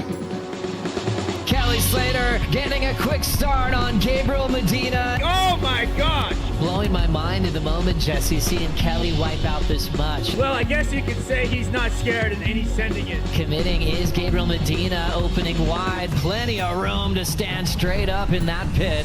As we have more action out front and letting go the rail, surviving a wild takeoff. Kelly packs in multiple sections, comes out flying into the channel. 9.73. He's almost competing like this is the last heat of his life. Oh my goodness, changed the records again. 19.06 combined total. This is nuts what's going on right now. And Kelly Slater has put Gabriel Medina in combo. Another amazing moment from Kelly Slater here in Tahiti. Jack will commit, grabs around the takeoff, extra stall, 9.7. He's looking for a third title out here. Oh man, this is a massive barrel, and Colapinto comes through. That foam ball disappears in the mist. Wow. A perfect 10 for Griffin Colapinto. They're doing excellent numbers. I feel like it just keep coming this afternoon. 19.6 for Griffin Colapinto is the highest heat total of the year. Good morning, everybody. It's time for more pro surfing. What a last few days it's been for us here. I've been searching all around the town, through the streets and on the underground. If I can't get super close, there'll be no sun up over wall. Leilior celebrating one of the biggest heat wins of her young career, giving Gabby her toughest loss all season. So if you say you'll be my girlfriend, Kalia Galina grabs the rail up and under, and a nice bake from the 14-year-old representing Teahupo'o. And Katie Simmers drops into a beast of a wave. Simmers streaks down the line in a cavern, and Katie Simmers coming out in control. What a way to start a heat. If you ask all the surfers on tour what's your favorite thing, they're gonna say barrels. Ramsey wants the next one. He loves delaying the takeoff, stands up right into the pit. We just want to get barrels.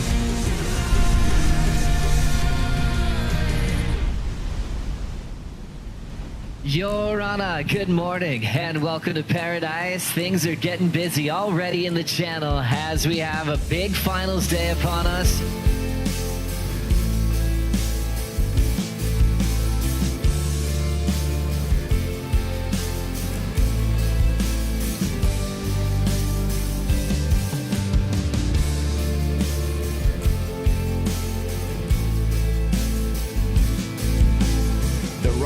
Moroccan in a box, a big spin, and he comes out. That's it.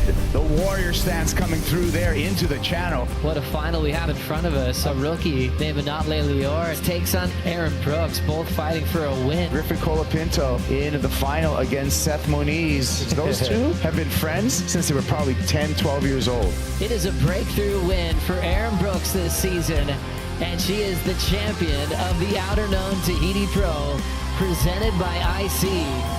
Oh my goodness, a breakthrough win for Hawaii's own Seth Moniz. He is on top of the world here in Tahiti. This copyrighted event broadcast is produced by the World Surf League for broadcast around the world and may not be retransmitted, reproduced, rebroadcast, or otherwise distributed or used in any form without the written consent of the World Surf League.